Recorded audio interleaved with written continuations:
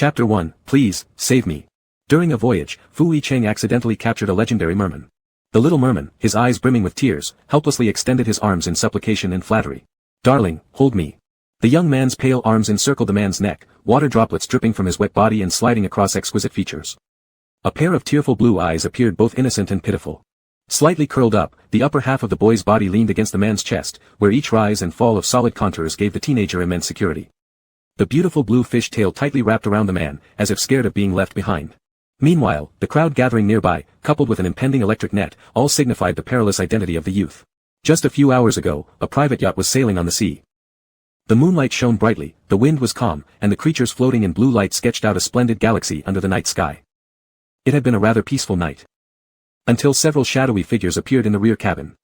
After checking every which way, confirming that no one was following them, they then hid in a corner storage room. The storage room wasn't large, about 10 square meters.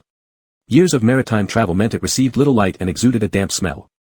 There wasn't anything particularly unusual about this storeroom compared to others, but among a pile of discarded tools lay someone, or rather, something that was not quite human. While the teenager indeed possessed a human-like torso, his lower half, illuminated by the moonlight streaming in, sparkled faintly, revealing an injured yet beautiful blue fish tail. Damn, why doesn't he wake up? Could he be really dead? With this sentence, snap, the whip in midair once again struck the already bruised tail. He's not dead, you can see he's still breathing. If we keep whipping him, he'll definitely cry. They say pearls dropped by mermen are very valuable. Even just one pearl would make our lives comfortable for the rest of our days.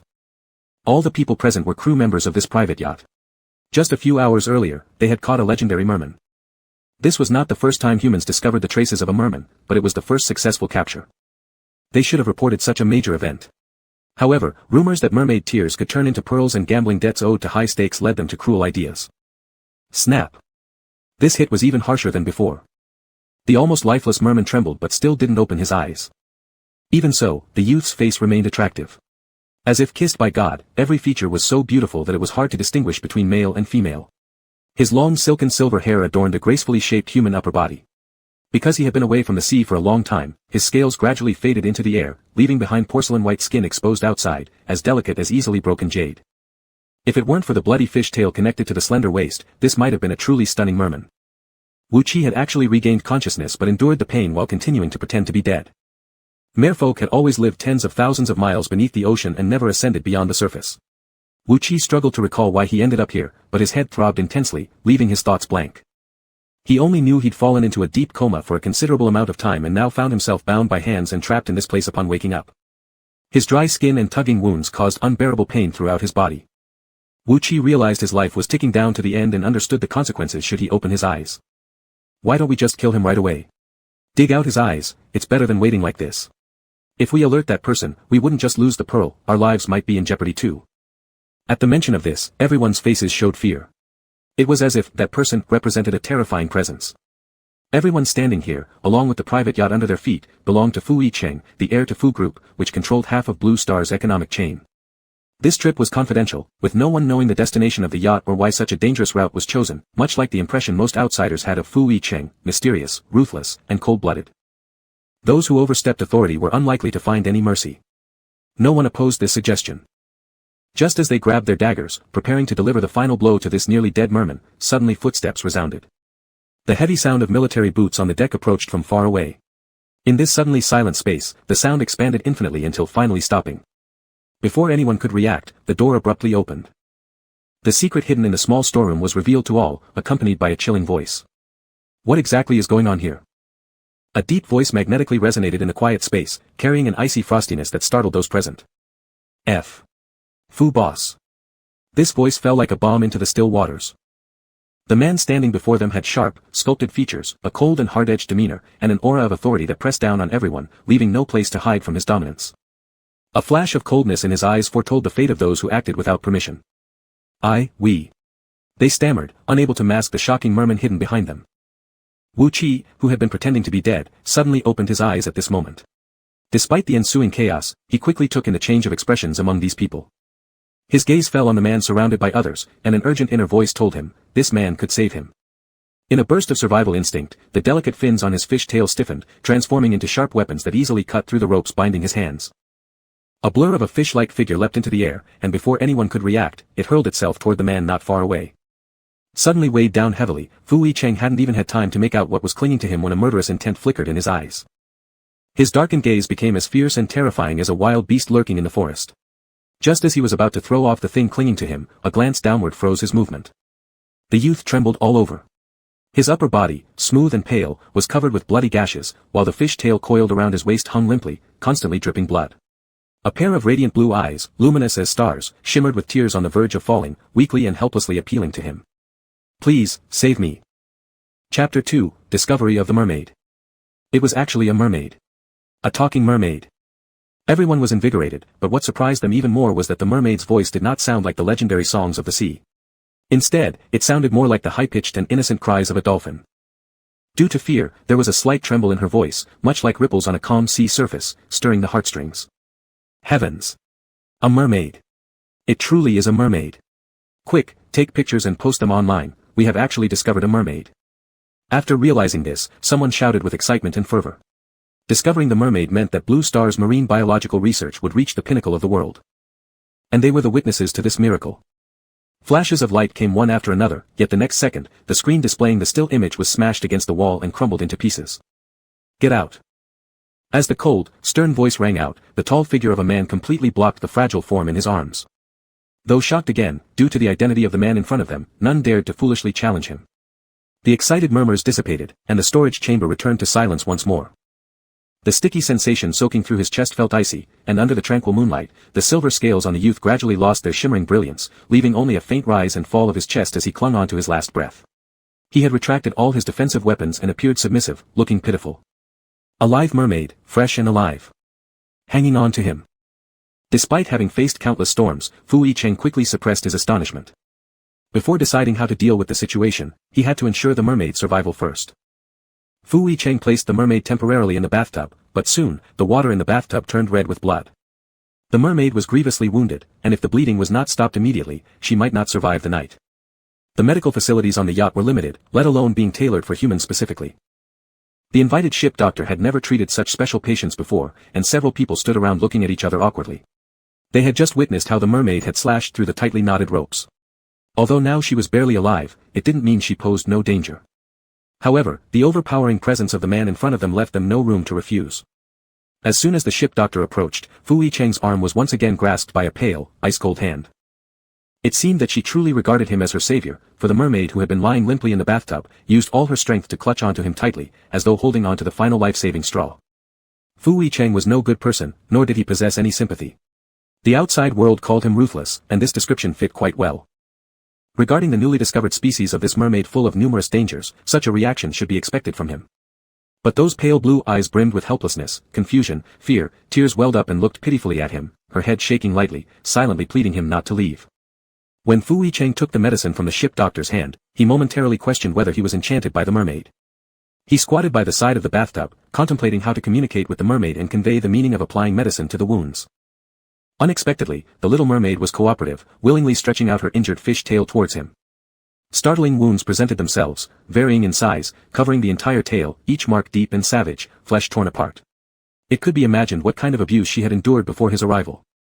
The salt remnants from the seawater stimulated the wounds, causing the young boy to shiver uncontrollably in pain. He bit his lower lip tightly, as if afraid that moving would make him give up on applying the medicine, and he gritted his teeth without shedding a tear. Although Fu Yicheng's expression remained unchanged, his subsequent actions were lighter. The wound that had previously bled profusely magically stopped when touched by the medicine. Compared to the upper body where injuries were relatively minor, mostly consisting of whip marks, no part of the tail remained unharmed. Just as Fu Yicheng bent over to continue, the fish tail wrapped around his waist, lifting the upper half of the youth's body out of the water and leaning it on him. This proximity was too close. Close enough that the upper half of the youth's body was within arm's reach, skin unprotected by scales exposed externally, blood-streaked marks contrasting strikingly against the white complexion, bright like a red rose quietly blooming in the rain, adding an extra layer of fragility. The refusal that reached his lips finally transformed into an action to steady the youth firmly. Throughout the medication process, the youth stayed silent, enduring the pain, his lower lip bitten until it became white but still not letting out a cry. It took a full half an hour to treat all the visible wounds. Suddenly, Fu Yicheng noticed that the fish tail wrapped around his waist, at the junction between human skin and fish tail, exhibited a faint blush beneath the scales. Given the long tail of the mermaid and the uneven distribution of wounds, Fu Yicheng, who had never studied the anatomy of mermaids before, found a place pressed closely against him, seemingly very hidden. He gently touched the suspected wound, but before he could apply the medicine, the entire fish suddenly trembled violently. Even while dealing with the most severe injuries on the fish tail earlier, the youth hadn't reacted this way. Fu Cheng immediately stopped his actions. Did I hurt you? The youth shook his head, but a blush tinged his cheeks. Just as Fu Cheng was about to place the fish back in the bathtub, suddenly, a wet sensation brushed against his chest, sending tingles throughout his body. When he looked down, all he could see were retreating pink outlines. It was the mermaid's tongue. Meeting Fu Cheng's slightly altered gaze, the youth's face flushed with embarrassment, yet his eyes were filled with sincerity. Was this how mermaids expressed gratitude? How did they capture you? Having heard the young mermaid speak, Fu Cheng knew that the youth could talk too. Wu Qi shook his head. I don't know. He strained to remember but couldn't recall anything. All he knew was that he seemed to have fallen into a painful coma, leaving him powerless to resist human fishing nets. Where did you live before? Wu Qi shook his head again, as if something had come to mind. He lowered his eyes. I don't know. He forgot where he came from and lost track of his own origins. With two consecutive I don't knows, it seemed like there might be some hesitation in sharing. But the sincerity in the mermaid's eyes made it hard to doubt the truth of those words. Fu Cheng didn't press further but instead changed the subject. What is your name? Wu Qi. Wu Qi, my wife. Though feeling disadvantaged by the name association, Fu Cheng didn't get angry. Instead, an interesting hint of a smile tugged at his lips. Not a bad name. Name. Wu Qi opened his mouth again, struggling to articulate clearly. Merfolk have their own language system, and Wu Qi still hadn't fully learned how to speak human language, causing his pronunciation to be unclear. But Fu Cheng understood nonetheless. Fu Cheng. Fu Cheng.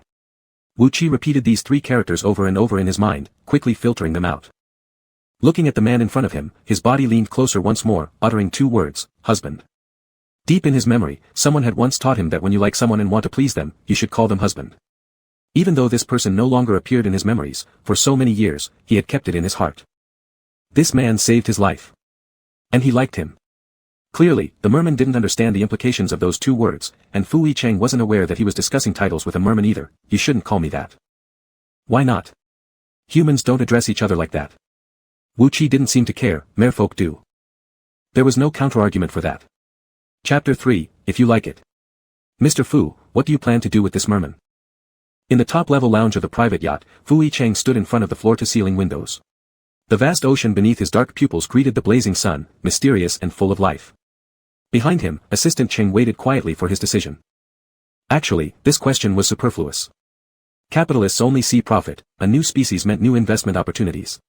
As for how the new species' ultimate fate would be decided, they were indifferent and uncaring. Fu Cheng turned around, and even after taking a bath, there was still a faint salty aroma on him. The fleeting image of a youthful face flashed across his mind but didn't affect his decision. One day before we dock, contact the mainland. An expected answer, although Cheng was slightly surprised that he didn't immediately reach out to make preparations. However, he didn't voice his question. An excellent assistant should not excessively speculate on their superior's intentions but simply execute orders. As he turned to leave, he heard his superior give another order. Before then, seal off all information. Cheng replied, yes. In fact, all witnesses had already had their communication devices confiscated so they couldn't contact the outside world and had been locked together in one room. Until they docked, this room would be their activity range. Wu Qi hadn't realized his fate had already been arranged. He had been temporarily placed in a bathtub in one of the guest rooms, and every day someone poured medicated baths for him. Mermen have a very strong self-healing ability. In just a few days, most of Wu Qi's injuries had healed significantly. The ship doctor responsible for caring for the merman never lingered after pouring the medicine into the tub. It was as if staying an extra second could result in that sharp tail slicing through their throats and bleeding them right there. Their primary responsibility before docking was to ensure this merman stayed healthy. At first, the merman mostly kept his eyes closed. Occasionally, when those blue eyes caught someone by surprise, they were filled with defensive danger, almost causing them to wet themselves from fright. But gradually, the merman opened his eyes less and less. They assumed it meant the merman had accepted his fate and stopped resisting. But soon the ship doctor discovered that none of the food placed in the tub over the past few days had been touched. Realizing the severity of the situation, they quickly reported it upward. When Fu Cheng arrived, the merman in the tub still had his eyes closed. The wounds that had once looked shocking a few days ago were nearly untraceable, but the young merman's complexion was paler than before. What's wrong? Fu Cheng asked the ship doctor. Hearing his voice, the youth lifted his eyelids, revealing blue irises. His unfocused pupils instantly focused on Fu Cheng, and his gaze seemed to regain some vitality. Though he said nothing, Fu Cheng felt like he understood something from that glance.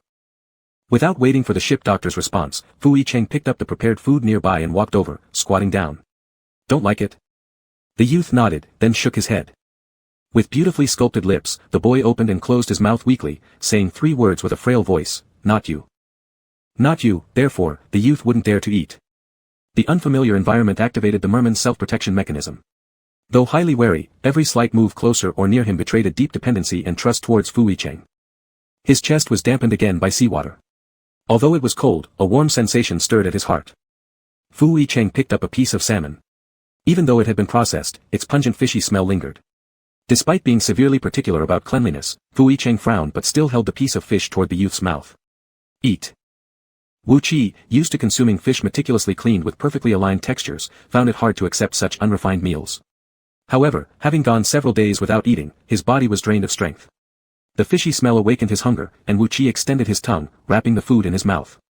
Unlike humans who taste with their tongues, a merman's tongue has many tiny suction cups invisible to the naked eye that function as both detectors and weapons for capturing prey. As the supple tongue grazed over Fu Yicheng's fingertips, the numerous suction cups created a tingling tightness that instantly enveloped his finger pads. It wasn't the imagined coolness of seawater, rather, it was scorching hot, momentarily startling Fu Yicheng, who is usually decisive.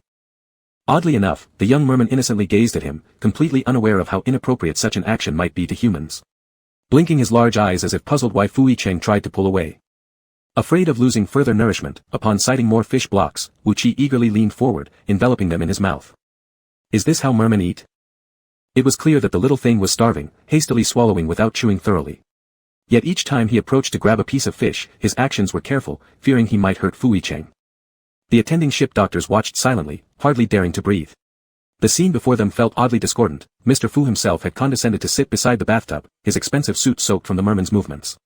Yet he didn't show a hint of impatience. Instead, he rolled up his sleeves past the wrist and carefully picked up food piece by piece to feed the creature. The same merman who had been dangerously aggressive toward them just moments earlier now meekly behaved like a tamed beast, willingly moving closer, even making small satisfied cooing sounds. After feeding the little thing until it was full, Mr. Fu ordered another clean bath be prepared for the merman. The ship doctors dared not object, but as they passed through the deck en route to setting up a new place for the merman, the compliant merman lying on the stretcher suddenly sat up. Before anyone could react, he leapt over the railing and dove into the water. The event happened so quickly that everyone's faces immediately changed upon realizing what had occurred. Mr. Fu, will send people down right away. Standing on the deck, Fu Yicheng looked down at the vast sea shrouded in night, which stretched endlessly like an enormous black abyss. Only the yacht's lights illuminated a small area where the ripples still shimmered with the splashes from the youth's disappearance. They had initially planned to chain the merman to prevent escape. Perhaps due to the evident injuries or his weakened state, Fu Yicheng rejected the idea. Staring at everything gradually calming down, Fu Yicheng's eyes remained inscrutable. Before he could say, no need, suddenly a string of bubbles appeared in his peripheral vision, followed by a silhouette breaking through the surface, soaring high into the air. Ripples stirred, the moonlight casting sparkling light onto the rising waves. His chest tightened as the figure accurately dived straight into his arms. Any surprise vanished instantly from his gaze. Looking down, he met the smiling face of the youth. The boy's silvery long hair was wet, draped over his shoulders, and his body carried the salty smell of the sea. Extending his hand eagerly, he presented a captured sea turtle, saying, "For you, husband." Perhaps it hadn't noticed the sudden departure from underwater yet, as the sea turtle continued to paddle its flippers in confusion. Not until turning its head and seeing two faces filled with different emotions did it panic and hurriedly pull its tiny legs back inside its shell. As if nothing had happened, the only difference now being the boy's innocent smile. So this little thing had run off just to give him this. Watching the sincerity in the youth's smile, Fu Yicheng couldn't quite describe his current feelings. To call it a case of reclaiming something lost would be inaccurate. This merman didn't belong to him. Yet this strange emotion bloomed like a balloon in his heart, filling the void left by watching the youth jump into the sea earlier, bit by bit. Before waiting for his response, the youth asked again, "Do you like it?" A faint curve appeared at the corner of Fu Yicheng's lips. "It seems it doesn't like you very much." "Wu Qi, if you like it, that's all that matters." "Sea turtle. Are you thanking me?" Fu Yicheng took up a new piece of fish in response. Wu Qi understood. It was a reward. There is a difference between receiving a reward and obtaining it actively. Wu Qi's eyes lit up with excitement, and without hesitation, he opened his mouth to devour the delicious offering. However, in doing so, he forgot that a merman's canines were 10 times sharper than a human's. Blood instantly stained Fu Yicheng's fingertips. "I'm sorry." Wu Qi panicked, awkwardly attempting to cover the wound, but the blood continued to gush forth. Without allowing Fu Yicheng to utter the word, "It's fine," he followed his instincts and drew the injured finger into his mouth, licking it repeatedly with his tongue. This minor injury was nothing to Fu Yicheng, but the boy's raw, unmasked emotions, his panic and concern, were unmistakably visible and endearing. Tomorrow, the yacht would dock, and the next sunrise would decide the merman's future. Gazing at the guilty youth tightly clutching his hand and tending to his wound, Fu Yicheng suddenly wondered, why had he returned? It's fine. Fu Yicheng pulled his hand back. Though there was no trace of reproach in his tone, Fu Yicheng didn't realize how much more sensitive mermen were to emotions compared to humans. The man's casual turn to leave made Wu Qi believe that his mistake with the canines had caused harm, and for the following hours, he stayed quiet like a misbehaving child, quietly resting in the tub. Nightfall blanketed the entire ocean once again. Leaning against the edge of the bathtub, Wu Qi perked up every time footsteps approached, but those steps never lingered near him. Gradually, the sounds grew fewer and eventually faded completely, leaving everything peaceful once more. Wu Qi lowered his head dejectedly. Suddenly, hurried footsteps approached from afar, causing Wu Qi to open his eyes sharply. But quickly, the anticipation in his eyes transformed into vigilance. The footsteps halted outside the door. Click. The key turned in the lock, and several shadows were cast under the moonlight. Once inside, their purpose was clear, the merman in the bathtub. Chapter 4. This fish is messing with us. Hurry, while no one notices, carry him out. Why should I be the one to carry him? You're the bulkiest one who can manage to lift him. Didn't you see how he cut the rope in a flash just now? What if my throat gets slit next? Fuck. I've heard that he's nearly starved to death. He's so weak he can't even open his eyes. What are you scared of? Stop making excuses. The boat is ready. If we hesitate any longer and get caught by someone surnamed Fu, none of us will get out alive. Wu Qi recognized the voices. It was those people who had tied him up, whipped him, and forced him to cry. It seemed they got some information somewhere about him, nearly starving. One among them, a plump man, stepped forward and lifted him out from the water to run away. The jostling made Wu Qi almost fall several times, but their group was strong, and the room space was small. Wu Qi decided to play along, keeping his eyes closed like last time and pretending to be dead again. They assumed Wu Qi would die this time and were instantly filled with excitement and anxiety. Since being locked up that day, they knew they wouldn't have good outcomes. They gambled on an escape plan, skillfully slipping out when guards weren't paying attention after picking the locks and expertly lowering the lifeboat. Stealing this fish meant boundless wealth for the rest of their lives. Their plans were foolproof, they timed it perfectly even with the shifts of the watchman. With the lifeboat just within sight, the fat man was prepared to toss the merman into it. However, before he could let go, the previously dying merman suddenly started struggling violently. The heavy merman tail lashed repeatedly against the fat man's body like a whip, hitting him so suddenly that he reflexively held on tighter. This fell right into Wu Qi's plan. Wu Qi increased his force, every blow was to pay back for the flogging from earlier. In no time, the fat man was writhing on the ground crying out in pain. Fucking hell. This fish is messing with us. No matter how dumb the other guys nearby usually were, at this moment they all saw through Wu Qi's pretense of death. Afraid that the noise would draw others over, the middle-aged man nearest to Wu Qi immediately lunged at him. However, Wu Qi nimbly struck with his tail, leaping into the air, and evaded the man's attack flawlessly. As the middle-aged man stumbled trying to get up after landing on his face, Wu Qi descended from above, smashing heavily onto his back. Pain shot from his spine with a distinct sound of broken bones, causing the middle-aged man to crumple on the floor, wailing in agony. Seeing this, another companion hesitated to retreat out of fear. Yet greed quickly numbed his fear as he advanced holding a fishing net. However, not even the toughest fishing net stood a chance against sharp fins. Moreover, Wu Qi's wounds had already healed, and with a flick of his powerful tail, he used the fatty bulk under him to slide smoothly towards the man. Without mercy, Wu Qi slapped the man across the face with his fish tail hard. Slap. The coppery taste of blood instantly filled the man's mouth. Blown away by the immense force, the man lost consciousness, stumbling backwards several steps. Before regaining balance, another dark shadow fell on his cheek. Within seconds, 3 grown men were laid flat. The remaining 2 knew there was no time left to escape and thus, in a desperate move, took the electric grid and swung it at Wu Qi. This is something all marine creatures feared. Out of muscle memory, Wu Qi shivered but dared not approach further. Just below the railing was the sea, a place where he could escape. But, escape to where? He had no memories before arriving on shore, only his name remained. He didn't remember where home was or how he came to be in this sea area. A lone merman was akin to a bird without wings. What awaited him would only be the cruelness of the sea. Besides, the person who saved his life was here. As Wu Qi hesitated, the electric grid loomed overhead. An alarm sounded inside Wu Qi, leaving him enough time only to avoid being directly hit, but the edge of his fishtail brushed against the edge of the grid. Instantly, a piercing dull pain radiated throughout his entire body. The 2 people were elated seeing they finally found something that could subdue the merman, regaining their confidence. Wu Qi was driven into a corner, his eyes flashing with murderous intent, yet he failed to deter these humans consumed by greed. Thousands of volts provided no escape for prey, engulfing Wu Qi.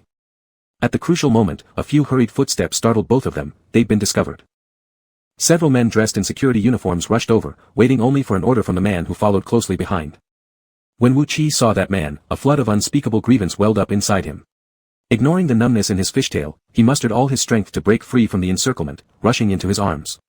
Pain surged through Wu Qi's body as the electricity coursed through him, but he still worried about having bitten Fu Yicheng's finger. Thinking he might be discarded, he tightly wrapped his arms around the man and pleaded softly, "Husband, hold me." Chapter 5, No One Rejects You. The injured fish tail curled up, and a numbing pain was transmitted from the touching skin between the two. Fu Yicheng frowned deeply, steadily holding the young man in his arms. Lifting his gaze, his black eyes were as cold as ice blades. "Remove it." They were instantly kicked down to their knees. The humiliating posture made them struggle violently. Aware of their fate, someone simply gave up. "Even after we reach the shore, isn't it just about sending this merman to the research institute?" "Fu Yicheng, what kind of act are you putting on?" Some still held on to their last hope. He who had personally witnessed how this merman was saved pleaded bitterly, "Being sent to the institute means death anyway. Mr. Fu, I just want a few pearls, just a few. Please have some mercy and help me fulfill my wish." Research Institute. Wu Qi didn't know what that place was, but instinctively, he knew it wasn't where he wanted to go. Research Institute. Amidst all the chaos, Wu Qi looked up at Fu Yicheng with confusion. "Is Wu Qi going?" Fu Yicheng's expression turned grim, even though it wasn't aimed at him. But merfolk were too sensitive to emotions. He felt Fu Yicheng's silence. That implied consent. Thinking that his injurious behavior had led to Fu Yicheng's decision, Wu Qi was filled with guilt as he lowered his head like a child sincerely apologizing for a mistake. "I'm sorry." Fu Yicheng frowned even deeper. "You haven't done anything wrong." Even though he himself was injured, his first reaction was to apologize to him. Wasn't this right? This answer didn't let Wu Qi breathe a sigh of relief. Instead, it felt as if he were standing on clouds, his feet about to slip at any moment due to an overwhelming sense of unease. He thought of something and, red-eyed, gripped Fu Yicheng's hand. "For this. I'm sorry." His choked voice hit Fu Yicheng's chest. Fu Yicheng averted his gaze because the little thing in his arms was close to tears. "This is not your fault." Why do you no longer want me?" Tears welled up faintly in Wu Qi's eyes as he looked at Fu Yicheng. Their gazes failing to meet immediately presented a cruel fact before him. He hadn't done anything wrong, his rescuer merely wanted to abandon him. The ocean could not contain him, and even his husband did not want him anymore. Feeling suffocated by an icy chill, Wu Qi's body swelled with moisture at the edges of his eyes, coalescing into teary flowers. Pada. A pearl fell onto the deck. Under the moonlight, it emitted a dazzling and captivating luster, blue tinged with pinkish-white, pure and uniform. A concentrated and bright sheen reflected the tear-streaked face of the young man. 1, 2. An increasing number of tears gathered in the depths of his eyes, transforming into one pearl after another rolling across Fu Yicheng's wrist. He didn't cry when his whole body was lashed with injuries. Nor did he shed a tear while enduring excruciating pain during treatment. However, now knowing his impending abandonment, he sobbed uncontrollably in his arms. Fu Yicheng recalled half an hour ago when receiving the news that the merman had escaped again. The dawn on the sea was beginning to rise gradually. Preparations for reaching shore were complete. Soon, this merman would be sent to the Marine Biological Research Center. Mass media coverage would follow. This feat would maximize profits for the Fu Corporation, achieving a win-win result. But then, he only calmly said to Special Assistant Cheng, "Understood." There was no regret, rather flashes of the young man's innocent and helpless face came to mind. He suddenly laughed lightly, ran, "So, let it be." However, the merman wanting a way out returned, crying and asking him why he no longer wanted him. Fu Yicheng never considered himself a great benefactor. To achieve his current high status, how could he possibly remain unblemished? Yet at this moment, every tearful word from the youth weighed heavily on his heart like a boulder, shaking long-established principles. These people sought the merman's tears purely out of greed, yet this was just the tip of the iceberg of human malice. Those marine biologists convinced of the existence of merfolk would dissect and study new species alive. They'd produce unmatched reports for the next several decades or even centuries, showcasing humanity's wisdom and achievements to the world. And the merfolk contributing everything would end up as exhibits for public viewing. Such has been the fate of all newly discovered species for thousands of years. But when the protagonist became the young man in his arms, Fu Yicheng suddenly didn't want to think about it anymore. No. Tears kept streaming down from his lashes, the lack of sufficient vocabulary left Wu Qi unable to express more, he could only awkwardly repeat, "Please don't reject me." The face before his eyes was full of innocence, untainted by worldly knowledge. Though helping him was purpose-driven, the little creature took it so earnestly to heart that his sole escape attempt was merely to thank him with a turtle. Even at this moment when he learned of his fate, Wu Qi still clung to him with both hands, treating him as the last hope. His body couldn't stop trembling, and through their closely pressed chests, an uneasy heartbeat could be felt. No. Fu Yicheng heard himself say, I haven't stopped wanting you. Wu Qi bit down on his lower lip, every tear a protest. Not going to the research institute, not going there. All right. Fu Yicheng reached out and gently wiped the corner of Wu Qi's eyes, which had been rubbed raw by the pearls. They were tender like roses on the verge of wilting. We won't go there. Perhaps from the very moment this decision was made, some things had already started to deviate from the plan. But compared to the little one's tears, all else seemed insignificant. Special Assistant Cheng stood beside them, hesitating to speak. In half an hour, if this scene hadn't happened, everything would have been prepared and proceeded according to the original plan. He couldn't fathom why the man known for being decisive and resolute would suddenly change his mind. Mr. Fu. He attempted to remind. A warning glance silenced him. When he glanced back, the coldness in Fu Yicheng's eyes had dissipated. The small creature fully believed his words, realizing that he wouldn't be sent away, so stopped crying. Like a well-behaved kitten, he rubbed against Fu Yicheng's chest affectionately. After being tormented all day, perhaps he was tired now. Soon, he found a comfortable position and slowly closed his eyes. His silk-like silver hair draped over his shoulders, with several strands falling across his delicate collarbone, partially hiding his serene sleeping face. His thick, curled lashes cast a shadow beneath his eyes, and they fluttered slightly as he entered a light slumber. Fu Yicheng couldn't resist reaching out. His fingertips traced along Wu Qi's tail root, the smooth texture making his heart itch. As though sensing his touch, the young man subconsciously pressed his pink lips together in his sleep, curving into a faint smile, completely undefended around him. Fu Yicheng remembered the reason behind his sudden change of mind. It was because in this human world filled with thousands of different faces, the extreme innocence and kindness of this small thing were enough to make him shatter all principles and interests. The dawn light softly illuminated the deck, and the chaos from an hour ago had returned to calm. Leaning against the railing, Fu Yicheng held a cigarette in his right hand, nearly burnt to the end, his gaze fixed on the location of the top-floor master bedroom where Wu Qi now lay. After wrapping up all matters, Special Assistant Cheng came forward to report, Mr. Fu, most of the eyewitnesses will be sent out of the country after disembarking. A hefty gag order will ensure they keep this secret forever. But what about those few people? Human greed knows no limits, especially among gamblers. Given their audacity in attempting to steal the merman, even if paid generously, there was no guarantee it wouldn't happen again. The sea breeze ruffled Fu Yicheng's collar. Amidst the flickering embers, memories flashed of how the young man had been brutally tortured until his body bore no intact skin. He exhaled a puff of smoke, his face cloaked in a cloud of white mist, revealing a cold and ruthless expression, dead men don't talk. Chapter 6, I've arranged the house, when will my husband come in? Wu Qi did not know that when he woke up from this nap, everything around him would undergo earth-shaking changes. He was leaning on the comfortable chest of the man all along, deeply asleep.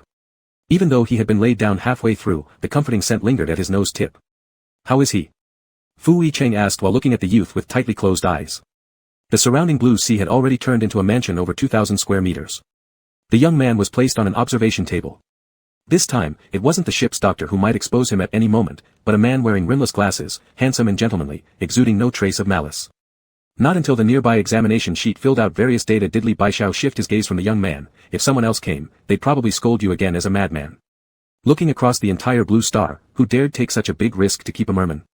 Fu Yicheng accepted this evaluation quite readily. Because there was simply no option for someone else coming. Not only were they old friends, but as a highly respected professor of biology both domestically and internationally, he had also dabbled in marine life research in the past.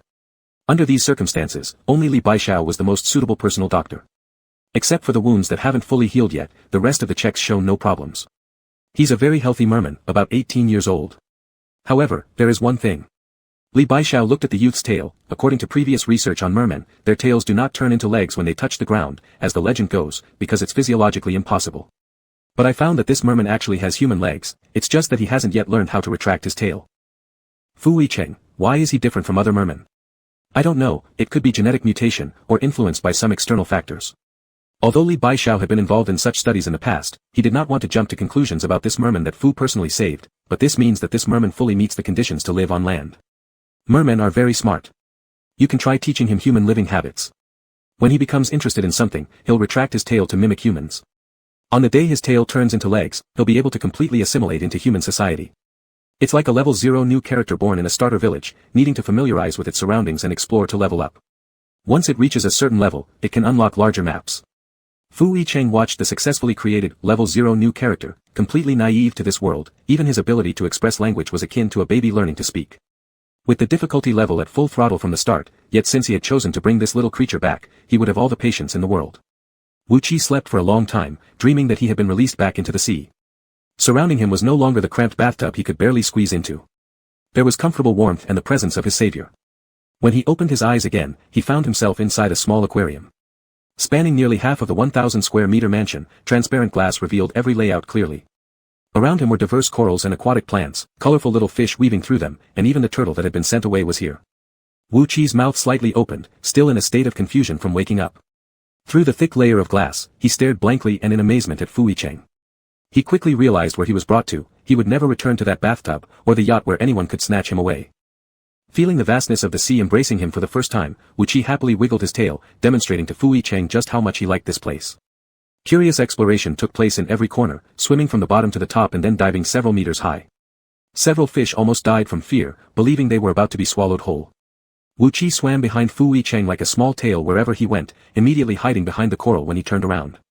Showing strong adaptability and boundless energy. This space, which Fu Yicheng initially intended to set up as an indoor aviary, unexpectedly became the best habitat for the little merman. Lacking pet-raising experience did not stop Fu Yicheng from treating the little merman as if he were an ancestor to be worshipped. "Do you like it?" Fu Yicheng questioned through the glass, uncertain if Wu Qi could understand lip reading. Yet the intelligence of the little merman exceeded imagination. Not only did he understand, but he also knew how to respond. Desperately nodding on the glass, a few times his head bumped too hard due to the force. Fearing that the fish would get bumped into stupidity, Fu Yicheng took a few steps to guide him to continue following. "If you like it, this will be your home from now on." Home? Wu Qi's and her husband's? The little merman showed a cute expression of doubt, pointing at himself, then at Fu Yicheng. Since most creatures' habitats are described as nests, in order to help the little merman adapt faster to human terminology, Fu Yicheng nodded, "Yeah." The little merman seemed lost in thought for a moment, then suddenly turned and swam away. Fu Yicheng assumed this was a sign of rejecting human culture. However, during the next hour, he watched as the little merman darted back and forth between each coral cluster. Soon enough, a wall made out of corals came into view. Inside, a captured sea turtle was used as a pillow, 2 large shells pieced together served as a bed, while small fish trapped within the coral maze became an all-you-can-eat buffet. The nest wasn't just divided into separate areas, each space had been reasonably assigned a purpose. When that face reappeared pressed against the glass, a pair of bright blue eyes shimmered with light, his tail swishing eagerly in anticipation. "I've arranged the house. When will my husband come in?" Chapter 7. Fortunately, it wasn't his problem. Fu Yicheng was momentarily at a loss as to whether he should first compliment the underwater architect or explain that humans didn't live in such homes. Li Bisha mentioned that merfolk sleep vertically. So Fu had no choice but to go to the next level and the bedroom, using gestures to tell the confused little tail following him that humans and merfolk have different sleeping positions. Looking at the wide-eyed merman, full of curiosity about the horizontal bed, Fu Yicheng smiled and said, "When you have 2 legs, you can sleep in this kind of bed." It wasn't easy to help the young merman accept an entirely new world, they could only take it step by step. However, what Fu Yicheng didn't anticipate was that while the merman could see every word Fu was saying, after filtering through his fish brain, it all became, "When you learn how to lie down sideways, you can sleep with me." Thus, the next morning when Fu woke up, he immediately saw a merman floating suspended in the water at the nearest spot to the bed. His hands were flat on one side, the fishtail straight and stiff, even covered with some pieces of seaweed, if not for the chest rising and falling. At first glance, it seemed like he had passed away peacefully, covering himself. Learning how to lie down sideways overnight, it was a good sign. As for the posture and such, well, let this little creature enjoy what he liked. Worried about waking Wu Qi, Fu Yicheng quietly walked towards the bathroom. The man in the mirror was bare from the waist up, with a healthy wheat-colored complexion. His muscles were clearly defined, tight yet not exaggerated, with his chest rising and falling with each breath, releasing potent bursts of testosterone. When Fu Yicheng prepared to undress completely, he suddenly felt something scorching his back, alerting him. Turning around, there, behind the transparent glass, was a merman. The young merman had obviously just woken up, with lingering redness under his eyes from drowsiness, but his blue eyes were excitedly gleaming, their burning gaze piercing through the glass as they stared intently at his upper body without blinking. Fu Yicheng had never encountered such a situation before. Compared to the possibility that the merman was sneaking a peek at his bath, he believed more likely it was just a case of sleepwalking. He pulled down the blinds on one side. But the merman's head appeared from the other side. Deciding that this position offered a better view, the entire merman body immediately shifted over. Happily flapping its tail towards him, its glowing blue eyes radiated anticipation. How could he explain to a merman that this behavior was considered harassment? Standing firmly in front of the glass, Fu Yicheng extended his index finger and swayed it left and right at the young merman, signaling that it was not allowed. But those blue eyes became fixated, ignoring everything except his upper body. The thin glass, merely tens of centimeters thick, proved to be the greatest barrier to communication. Fu looked at his own reflection in the mirror and then the drooling merman outside the glass. Considering the necessity to teach the merman how humans use their limbs, he finally shed all his coverings, standing unreservedly under the shower head. Water cascaded down Fu Yicheng's body along with his hair. Reaching out casually to flick his hair, beads of water trickled down the grooves of his abs endlessly. Outside the glass, Wu Qi watched with blood surging in excitement. The tail twisted vigorously, akin to a propeller. His whole face pressed against the glass, longing for a closer look. Without blinking, staring from top to bottom, curiously observing that pair of long legs. Suddenly, his gaze froze on the area below the abdomen. Why was there another leg here? Wu Qi first froze, his face showing a confused expression. He looked down at his own body, realizing something, then numbly lifted his head, trembling pupils filled with shock and disbelief. He quickly swam back to his nest, grabbing the turtle who had tried to sneak off and dangling it in his hand, pinching the turtle's tail repeatedly until it revealed a small, thumb-sized red dot, which brought him relief. Fortunately, it wasn't his problem.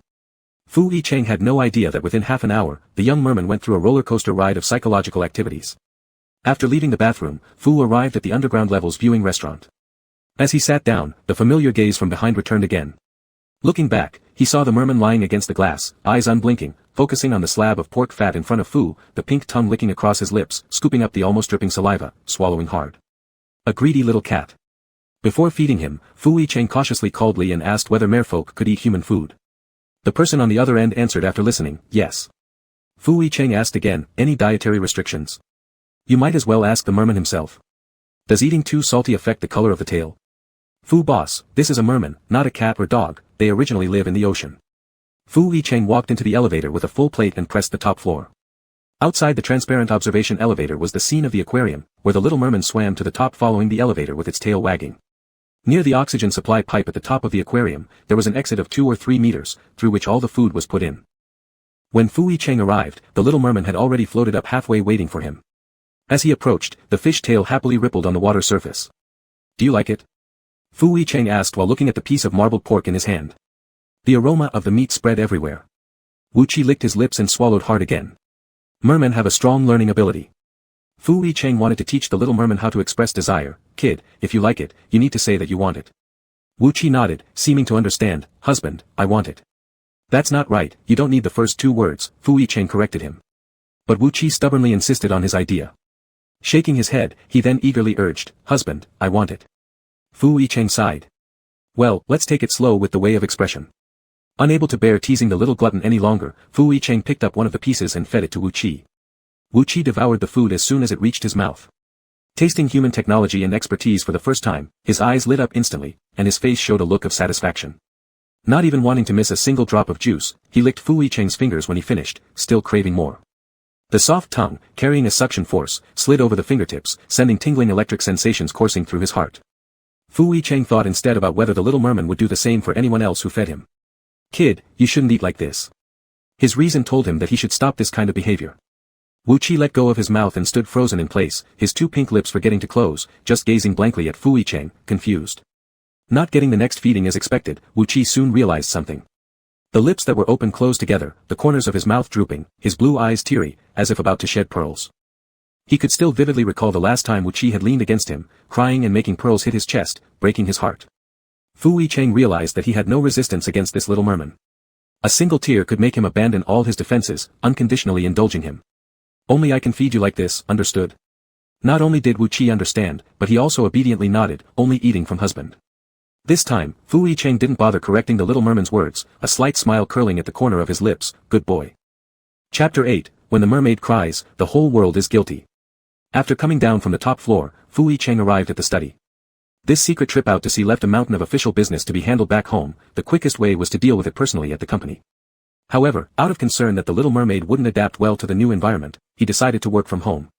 The little fish tail, now full from eating and drinking, followed again, curiously watching through the glass pane as Fu Yicheng dealt with documents in his hands.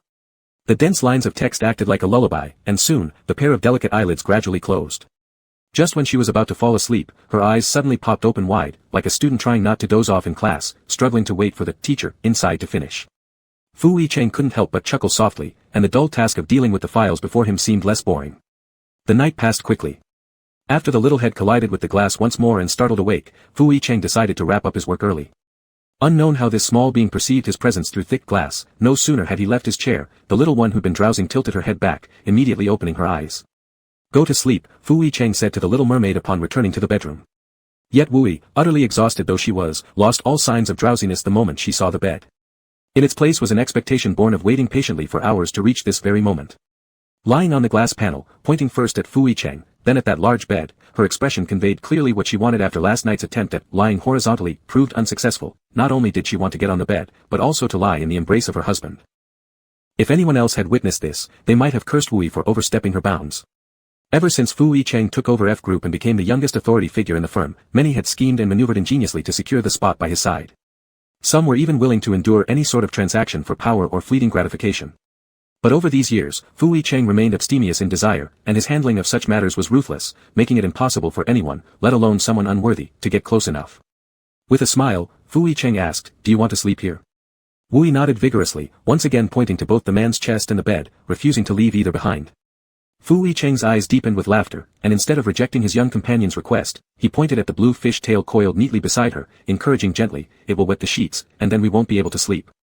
Wu quickly curled her tail and hid it behind her, flashing a grin revealing 8 teeth in an intelligent look. "Gone, gone. No more tail." Looking at the little mermaid perfectly enacting the proverb, covering one's ears while stealing a bell, Fu Yicheng could only laugh helplessly. Twice having succeeded with those pitiful eyes, Wu learned how to press on her man's weakness. Drooping her head slightly, she looked beseechingly at Fu Yicheng. Like a large dog softening its fur, whimpering and pleading to be petted, she pierced straight into his heart. When Fu Yicheng first saw this mermaid, he was instantly captivated by her clear blue eyes, luminous and sparkling like stars. When she smiled, her upward tilting eye ends appeared obedient and adorable, but when they drooped, they gave off the impression of countless stars falling to earth. A mermaid's tears are the guilt of the entire world.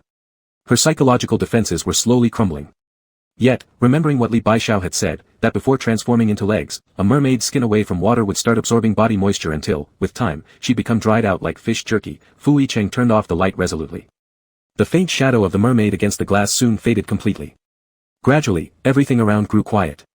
With his eyes closed, Fu Yicheng had no trace of sleepiness, his mind filled with the little mermaid's face crying in sadness, asking why he had abandoned her.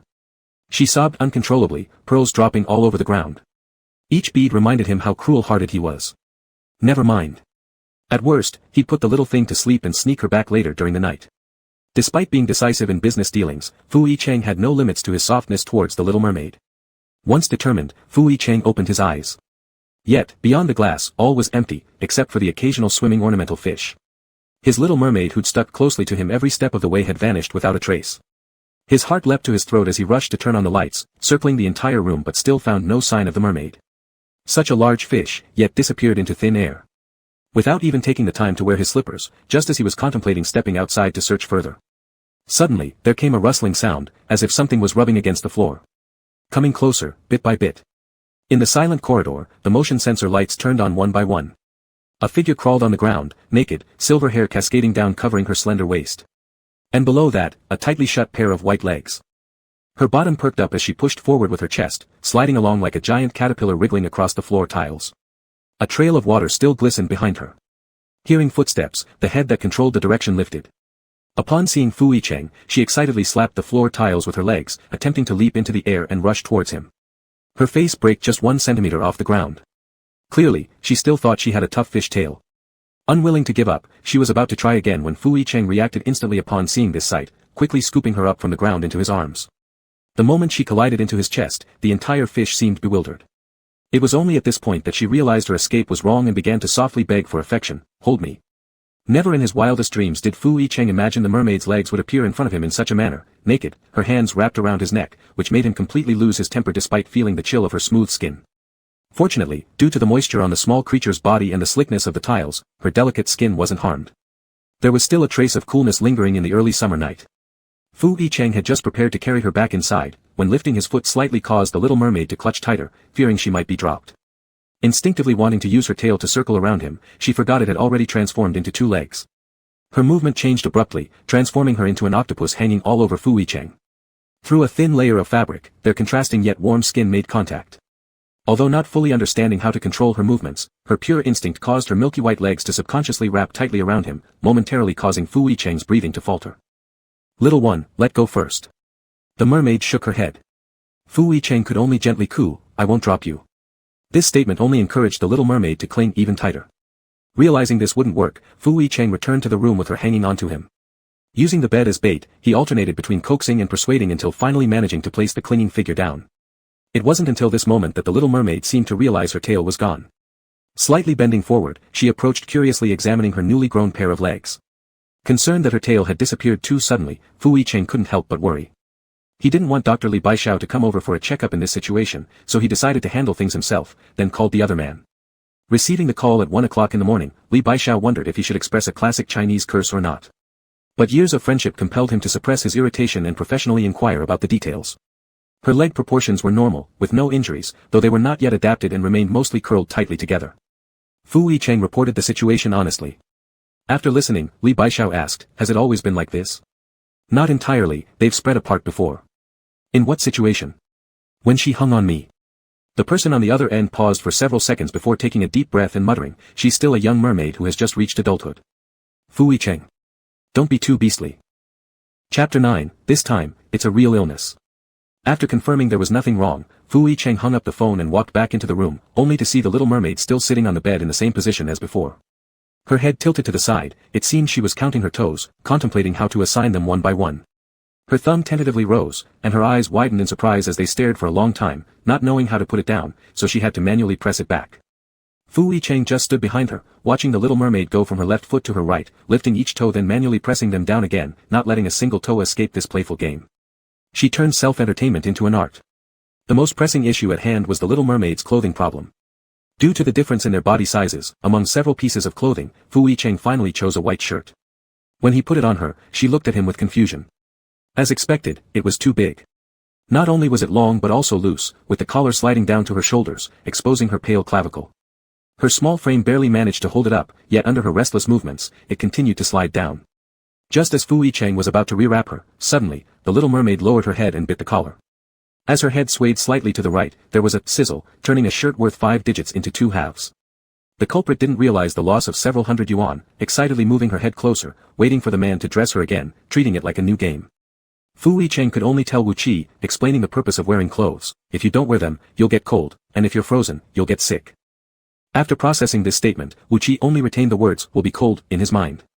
He jumped into Fu Yicheng's embrace, rubbing continuously in the 37 degrees Celsius warmth. "Warm. You're very smart," Fu Yicheng said. Fu Yicheng lifted Wu Qi's chin. Without the obstruction of glass, the boy's skin appeared even more delicate and smooth, akin to fragile jade that made one reluctant to damage it.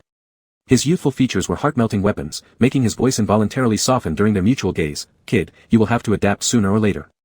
Initially, Fu Yicheng brought the little mermaid home merely to offer better protection.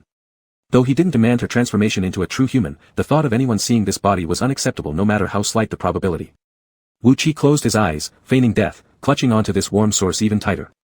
He not only monopolized the bed but wanted to dominate this person entirely. When Fu Yicheng circled Wu Qi in his arms, he sighed lightly. It seemed he had been overly permissive. But a stern attitude would make the child shed tears, which he couldn't bear or afford to let happen. Years ago, after a certain accident, Fu Yicheng had suffered from insomnia, needing medication every night to sleep. Yet, surprisingly, he slept well that night. Something always warmed his chest, bringing a kind of indescribable peace. The next day, Fu Yicheng was woken up by some commotion. Something brushed over his arm, smooth but fleeting. Before he could process it, this sensation came again, increasingly frequent and falling off his arm.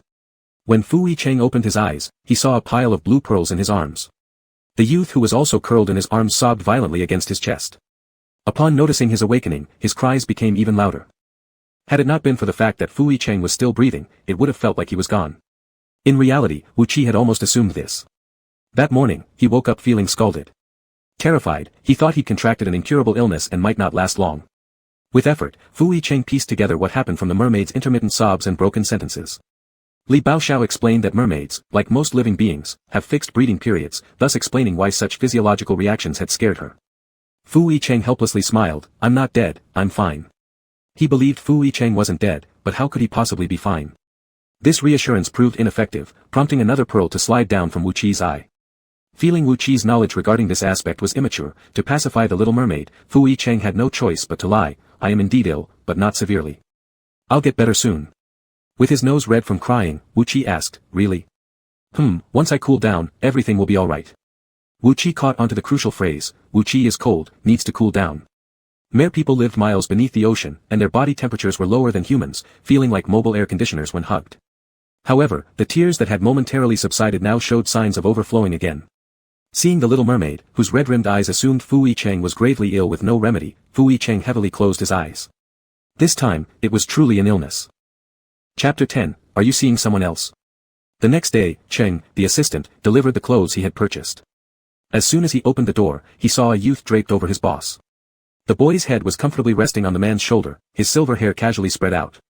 Upon hearing the sound of the door opening, the boy raised his head lazily, seemingly recognizing him, glanced at him briefly, and then found a more comfortable position to continue sleeping. And his always cold and distant boss not only indulged in allowing the youth to hang on to him but also held him firmly with both hands to prevent falling. Even his serious case of obsessive cleanliness disappeared as he allowed the boy to wear his white shirt. If he wasn't mistaken, it was originally about bringing back a merman to keep as a pet. How did it turn into this situation where he's hiding his lover? Cheng, still stunned from witnessing the fish tail transforming into legs, received a sharp warning glance. Not even an extra second of staring was allowed. Cheng placed down the items and hurriedly left. After a day of psychological work, Fu Yicheng finally managed to convince Wu Qi to wear clothes. However, the issue of having the youth clinging to him remained. At first, when trying to put him down, the young merman's toes just barely touched the ground before he collapsed, looking pitifully at the cruel self who pushed him away. It seemed that walking would be impossible for now. Fortunately, the merman had a strong learning ability. Fu Yicheng turned on the TV, letting him watch documentaries about modern human life, which could help him learn language faster and understand human living habits. The curious merman, encountering technology for the first time, watched attentively all day long. By bedtime, he even wanted to dismantle the wall-mounted TV to bring it into the bed, only to be stopped in time by Fu Yicheng. Hubby, good night. In just one day, Wu Qi learned many words and understood the culture behind good night. He licked Fu Yicheng's cheek. Fu Yicheng, after watching with him all day, was very sure the TV didn't teach this. With a smirk, Fu Yicheng replied, good night. After observing for a few days to confirm the merman had adapted to the environment, Fu Yicheng resumed his schedule. At 8 o'clock in the morning, after the whole Fu building had relaxed for several days, it once again fell into a tense atmosphere. Cheng stood in front of the president's desk, reporting on recent important projects, trying hard to dissociate the domesticated image he had seen the other day from the cold and detached president standing right in front of him. After summarizing, Cheng recalled another almost overlooked important matter. Also, young Master Fu visited a few times during this period. The young Master Fu Cheng mentioned was Fu Yicheng's younger brother, Fu Minyu. Over the years, no one in the entire company could define the relationship between these two brothers. Logically speaking, being born into such a prestigious household meant either battling each other to the death or supporting each other for mutual benefit. But if it were the former, young Master Fu would rather manage a small entertainment subsidiary under Fu Corporation than bother with fighting for the president's seat. And if it were the latter, young Master Fu appeared respectful on the surface, but his mouth was sharp, occasionally making unpleasant comments, causing the atmosphere to become strained whenever he showed up. Every employee feared the worst consequences when there was conflict between these powerful figures. Mentioning this individual, only Fu Yicheng remained unfazed. What did he say? Nothing, but he privately investigated your whereabouts during this time. There was something else Cheng didn't dare to say, but after following the president for so many years, he knew clearly that the estrangement between the brothers stemmed from a secret trip to sea a few years ago. Understood. Fu Yicheng responded indifferently. His gaze swept over the scenery outside the floor-to-ceiling windows. The surrounding skyscrapers seemed to turn into the horizon of the ocean. In his wandering thoughts, they were filled with the little merman waiting alone at home. This was the first time the two had been separated since bringing him back. Although during this period the merman needed to understand humans' working jobs, and Fu Yicheng prepared his favorite food before leaving, he couldn't help feeling uneasy. He should have installed surveillance cameras in every corner of the house. That day, the Fu president, who never left work early, walked out of the presidential office amid everyone's astonished stares. Upon returning home, Fu Yicheng pressed the electronic lock password, only to be met with an unsettling silence. The TV that had been left on before departing was silent, and the snacks and roasted pork belly on the coffee table remained untouched. And the little merman who should have been sitting on the couch was nowhere to be seen. Little one. Echoing through the vast living room was only Fu Yicheng's voice. Fu Yicheng, without even taking off his suit jacket, searched every room, not even missing a corner. The locks hadn't been tampered with, and there were no signs of movement on the tiles. Fu Yicheng remembered the previous disappearance of the merman. Returning once again to the bedroom, he finally found his little friend within the coral walls built in the aquarium. Curling up in a ball and hiding most of his body behind the coral, despite having bought a pile of well-fitting clothes, he still preferred to wear Fu Yicheng's white shirt. But beneath the shirt this time, there was a long blue fish tail. The little merman cowered in the corner, next to a pile of pearls that shimmered underwater. When he looked up, tears were still hanging at the corners of his eyes, yet to turn into pearls. Although Fu Yicheng had no idea what happened during the half-day, this sight made his heart clench instantly. With a combination of persuasion and deception, he coaxed the fish back to the top level. The first question the little merman asked upon seeing him was, "Do you have another fish outside your relationship?" Over these few days, the young merman's language ability skyrocketed, allowing him to speak long sentences now, but Fu Yicheng didn't understand this one for the first time. His stunned silence for several seconds was taken as an implicit confirmation. Another cascade of crystal-clear pearls fell. Confused, Fu Yicheng clarified for himself, no, how could there be another fish? Really? Wu Qi didn't believe it. I never lie to children. Only then did Wu Qi stop crying and agree to come ashore. The upper body lying on the non-slip tiles, his tail used like a propeller in the water, working hard to pull himself out. The dive into the water was as grand as the climb out was clumsy. In the end, Fu Yicheng had to scoop him out of the water and hold him in his arms for comfort. The heap of pearls on the sand must have come from crying for hours. Just as he touched Fu Yicheng's embrace, he sniffled himself to sleep. Fu Yicheng gently brushed the slightly red corners of his eyes and smiled helplessly. What a crybaby. But then again, he remembered that recently while his young charge spoke more fluently, he wouldn't behave so abnormally like today. After putting him to bed, Fu Yicheng returned to the living room. All recent cultural exposure came from the TV. He turned it on only to find that the documentary had somehow changed into the 8 o'clock evening slot. A woman cried her eyes out over some matter in the TV drama, until the moment a man appeared on screen. She rushed toward him suddenly, raising her hand and slapping the man's face fiercely, the sound reverberating loudly through the high-end speakers. Are you seeing someone else? Fu Yicheng. Chapter 11, What could a mermaid possibly be up to? She just wants. After this incident, Fu Yicheng decided to teach Wu Qi how to walk, expand her activity range, and let her experience more new things. But he found that despite absorbing as much culture as possible in this period, the mermaid who already understood human life simply couldn't learn how to walk. Every time she was set down from his arms, her feet would touch the ground and immediately collapse like cotton candy. Wu Qi is so stupid, I can't learn, the little mermaid sitting on the ground again whimpered, her mouth pouting in apparent frustration over her clumsiness. She looked up pitifully at Fu Yicheng with an adorable tilt of her head and extended her hand to him for a hug. Fu Yicheng couldn't help but open his arms, and the little mermaid on the ground instantly jumped into his embrace. Her legs wrapped around his waist forcefully enough, which made him wonder if it was because the transformation of the mermaid's tail into legs violated natural laws, making them uncontrollable. Fu Yicheng called Li Buqiao to consult about this issue. No, Li Buqiao answered firmly. After the mermaid's tail turns into legs, even though they can't move as freely as in the sea, they still can walk. Fu Yicheng remembered Wu Qi collapsing onto the ground every time in an apparently powerless state. Are you sure?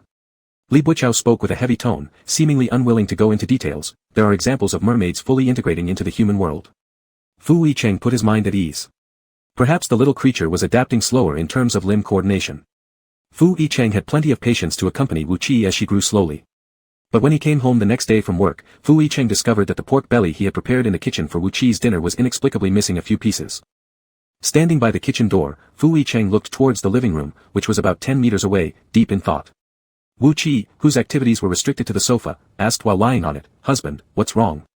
Her face filled with innocence and harmlessness, she even hugged her legs that she could not control well, moving slightly in another direction when Fu Yicheng turned to look at her. Fu Yicheng thought maybe he'd miscounted. However, the next day, there was less pork belly again. Although traces had been left to create the appearance that none were missing, the mountain-sized pile had unmistakably turned into a hill.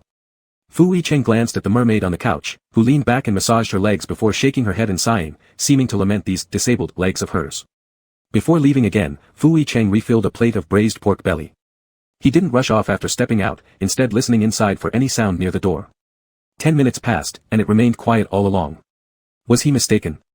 Unsatisfied, Fu Yicheng decided to take a peek. Pushing the door open, he met face to face with the little girl who had just left the sofa and was trying to make progress forward. Caught off guard by his sudden return, the little mermaid froze as if paused, maintaining the pose of one foot lifted and ready to step down. Not only were her legs strong, but her balance was perfectly managed. After a few seconds of silence, the air was broken. Oh. A bit slow on the uptake, Wu Qi fell backward to the ground, switching instantly back to the weak, leg-disabled act. Fu Yicheng took a step closer. As he approached, the mermaid's head hung lower and lower, like a guilty child, and she did not claim this time that she couldn't learn anymore. Her expression betrayed some haste and unease. Just as Fu Yicheng squatted down, intending to educate the kid that lying was wrong, just as words reached his lips, the youth suddenly pulled on his shirt corner. "Husband, I'm sorry, I was wrong." She then extended her palm to accept punishment voluntarily, her lowered eyes looking innocent and sincere. One preemptive move silenced everything Fu Yicheng had wanted to say. What bad intentions could a little mermaid have? She merely wanted to cling to him to get carried around. Fine. Unable to utter a single reprimanding word, Fu Yicheng reached out and gently rubbed the top of her head, comforting her. "You'll still be carried, even after learning to walk, as long as you like." Like. The apprehensive Wu Qi suddenly looked up, but then remembered she was supposed to be reflecting, and subdued her excitement. "Really, is it allowed?" But only when no one else is around." Wu Qi asked in confusion, other people. Will Wu Qi meet more people? Merfolk who lived in the ocean loved freedom, and Fu Yicheng didn't want to cage her like a goldfinch. Do you want to? As expected, Wu Qi nodded joyfully, yes. During this time, he saw many interesting things outside and wanted to try them for himself. Once you've learned to walk, I'll take you out. Having seen only static images before, Fu Yicheng wasn't sure how far Wu Qi had progressed with walking. After lifting her from the ground, Fu Yicheng encouraged her, good girl, take a few steps for me to see. Encouraged, the little mermaid stood still after getting up. Her blue eyes squinted as she stared ahead, planning her route before slowly lifting her left foot and setting it down. Her body tilted slightly, and her head stiffly turned to control the direction, then she slowly lifted her right foot and paused. She thought about which foot to move next after stepping forward. A minute passed. That right foot was still suspended in midair. Now it was clear why it took 10 minutes to walk just a few steps. Fu Yicheng held Wu Qi's hand and patiently taught her step by step how to use her hands to help maintain the rhythm. Right foot, left hand. Right foot, right hand. Left foot, right hand. Left foot, left hand.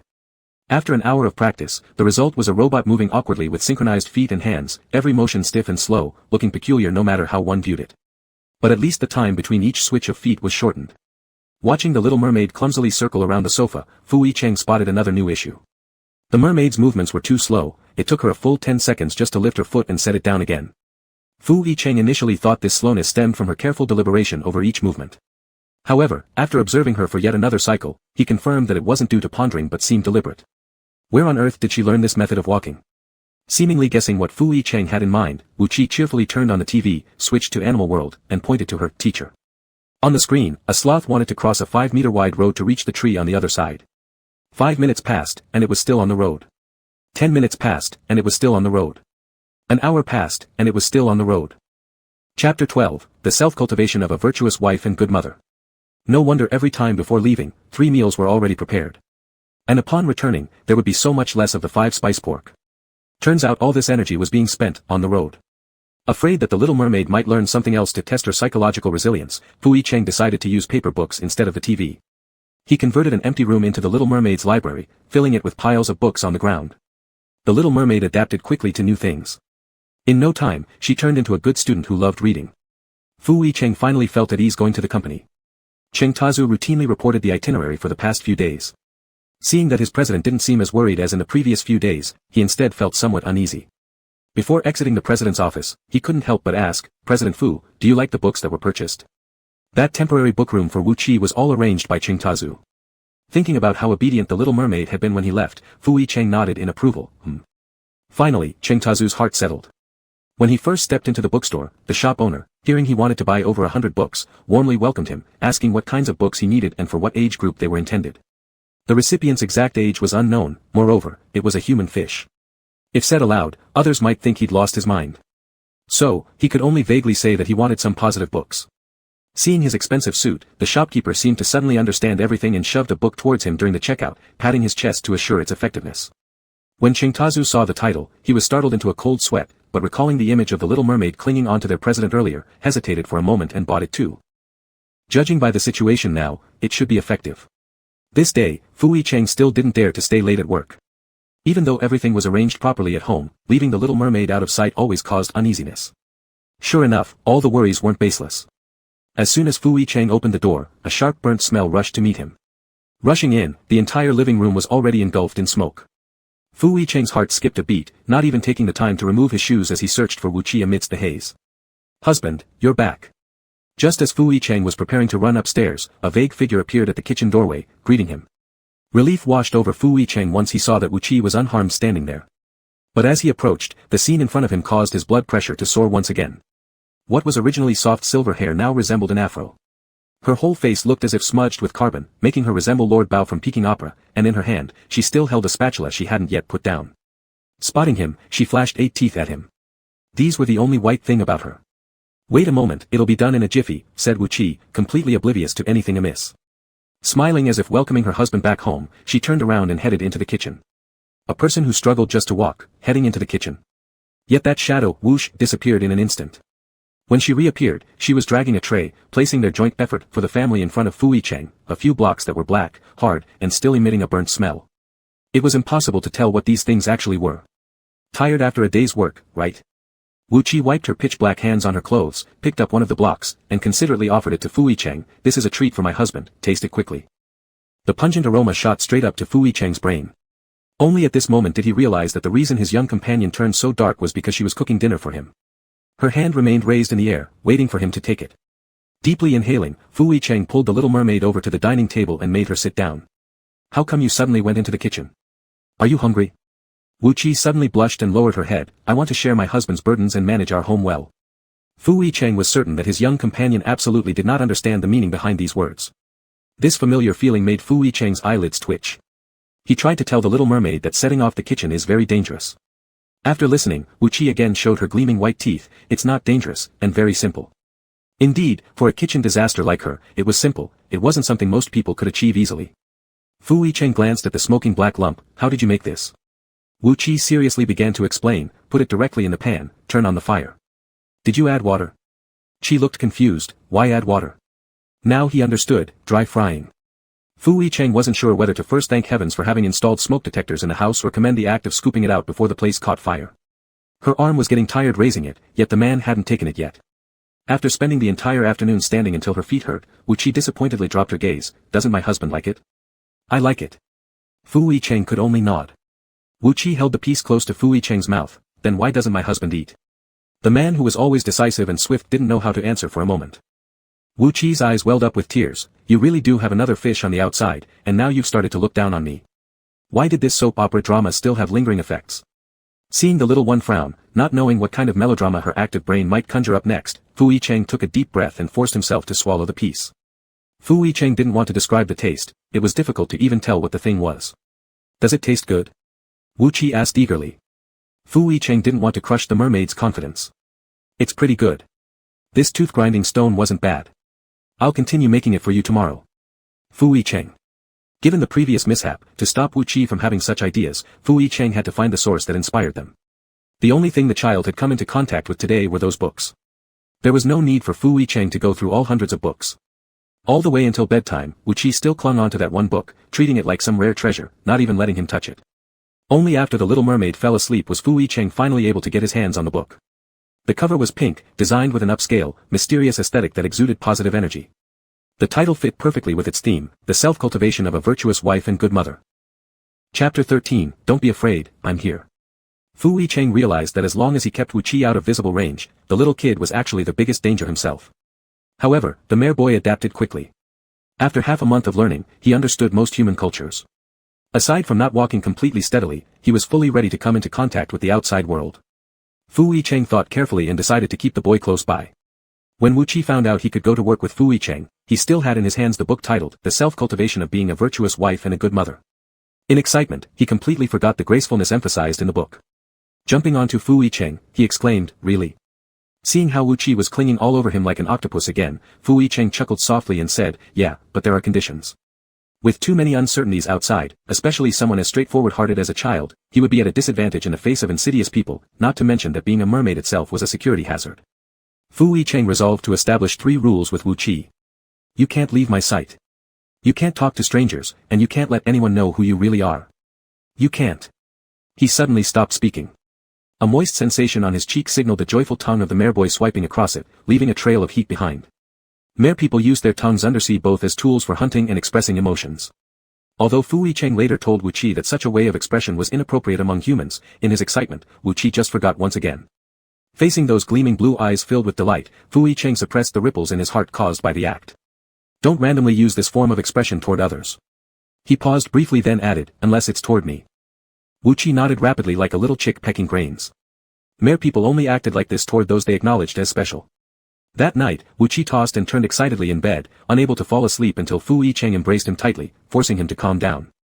But when Fu Yicheng opened his eyes the next morning, he discovered the little mere boy had already slipped away. He eventually found Wu Qi at the entrance of the first floor. The boy's body was damp, exuding a salty sea smell. In his hand was a bag woven from seaweed, water dripping from it extending down to where his feet stood. Upon seeing Fu Yicheng, the child gleefully held up the fruits of his overnight labor. Wu Qi is going to work. Previously, Fu Yicheng had explained to Wu Qi that the way humans obtained currency was mainly through work like this. But he forgot to tell his young companion that simply bringing a bag along to collect money doesn't count as working. So Fu Yicheng had no choice but to guide Wu Qi into the bathroom to wash off the sea scent, while simultaneously explaining what real employment meant. Then he coaxed Wu Qi to return the seaweed bag back to its proper place. By the time all this was done, Cheng Tezu had already been waiting in the garage. Cheng Tezu, whose career was nearly ruined, owed his life to being the only one knowing about Wu Qi's true identity, otherwise, he might be farming in some corner of the world right now. At that moment, Wu Qi's standing in Cheng Tezu's heart immediately escalated to savior status. Cheng thought that since it was the merboy's first encounter with the external world, it would be easy to expose any signs of being a merman, so he determined to do everything in his power to help conceal Wu Qi's identity. But upon seeing the youth, Cheng realized his concerns were unnecessary. The original silver hair of the merboy was neatly cut into short hair, dressed casually, radiating a youthful vibe. If not for his awkwardness in walking, who would have believed that this person came from the depths of the ocean? Even after assisting in opening the door, the boy politely responded to him with a "thank you." It was the first time Wu Qi sat in a car. Feeling a seat cushion unlike any sofa beneath his bottom made him bounce several times, using his head bang against the roof to maintain his rhythm. Meeting Fu Yicheng's smiling eyes, he seemed to remember something and straightened his posture instantly. Placing his hands on his knees, keeping his back stiff, and refusing to look sideways, he sat obediently. Pretty well behaved indeed. Fu Yicheng's smile grew broader at the corner of his mouth, but he knew that the child was merely temporarily behaving. Sure enough, when the car slowly drove out of the garage and presented a different view outside the window, Wu Qi's restless but couldn't sit still anymore. A few seconds later, his little face squished against the glass window. If it weren't for the window separating them, Wu Qi would probably have already leapt out. Fu Yicheng reached over with one hand and circled the thin waist, bringing him back to his seat and fastening the safety belt. Sit properly. Once restrained, Wu Qi froze his limbs, even breathing lightly, though only his eyes were still roaming restlessly. Fu Yicheng opened his laptop to handle official business. The line of sight from the side quickly followed, watching patiently for a while before starting to shift subtly. Understanding the boy's curiosity towards new things, Fu Yicheng feigned ignorance and didn't stop him. The seatbelt limited Wu Qi's movement range, and he stretched it to the maximum, leaning on the center console box. His gaze moved from the steering wheel held by Cheng Tezu to his right foot that occasionally moved. After watching for a while, a look of confusion gradually appeared on his little face. He turned his head and asked Fu Yicheng, "Husband, isn't his leg cramping?" "Darling, that's called stepping on the brake." The term of endearment spoken by the boy nearly made Cheng Tezu stomp the brake all the way down, his heart almost following in spasms. If the first time they met, the merboy didn't understand the meaning of this term, then after so long, he should have been corrected by now, right?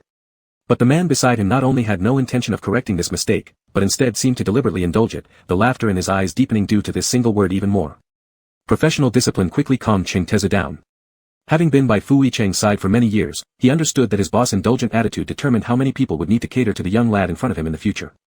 After escorting the boy into the president's elevator, Cheng Tezu instantly became invisible and slipped into another elevator to withdraw.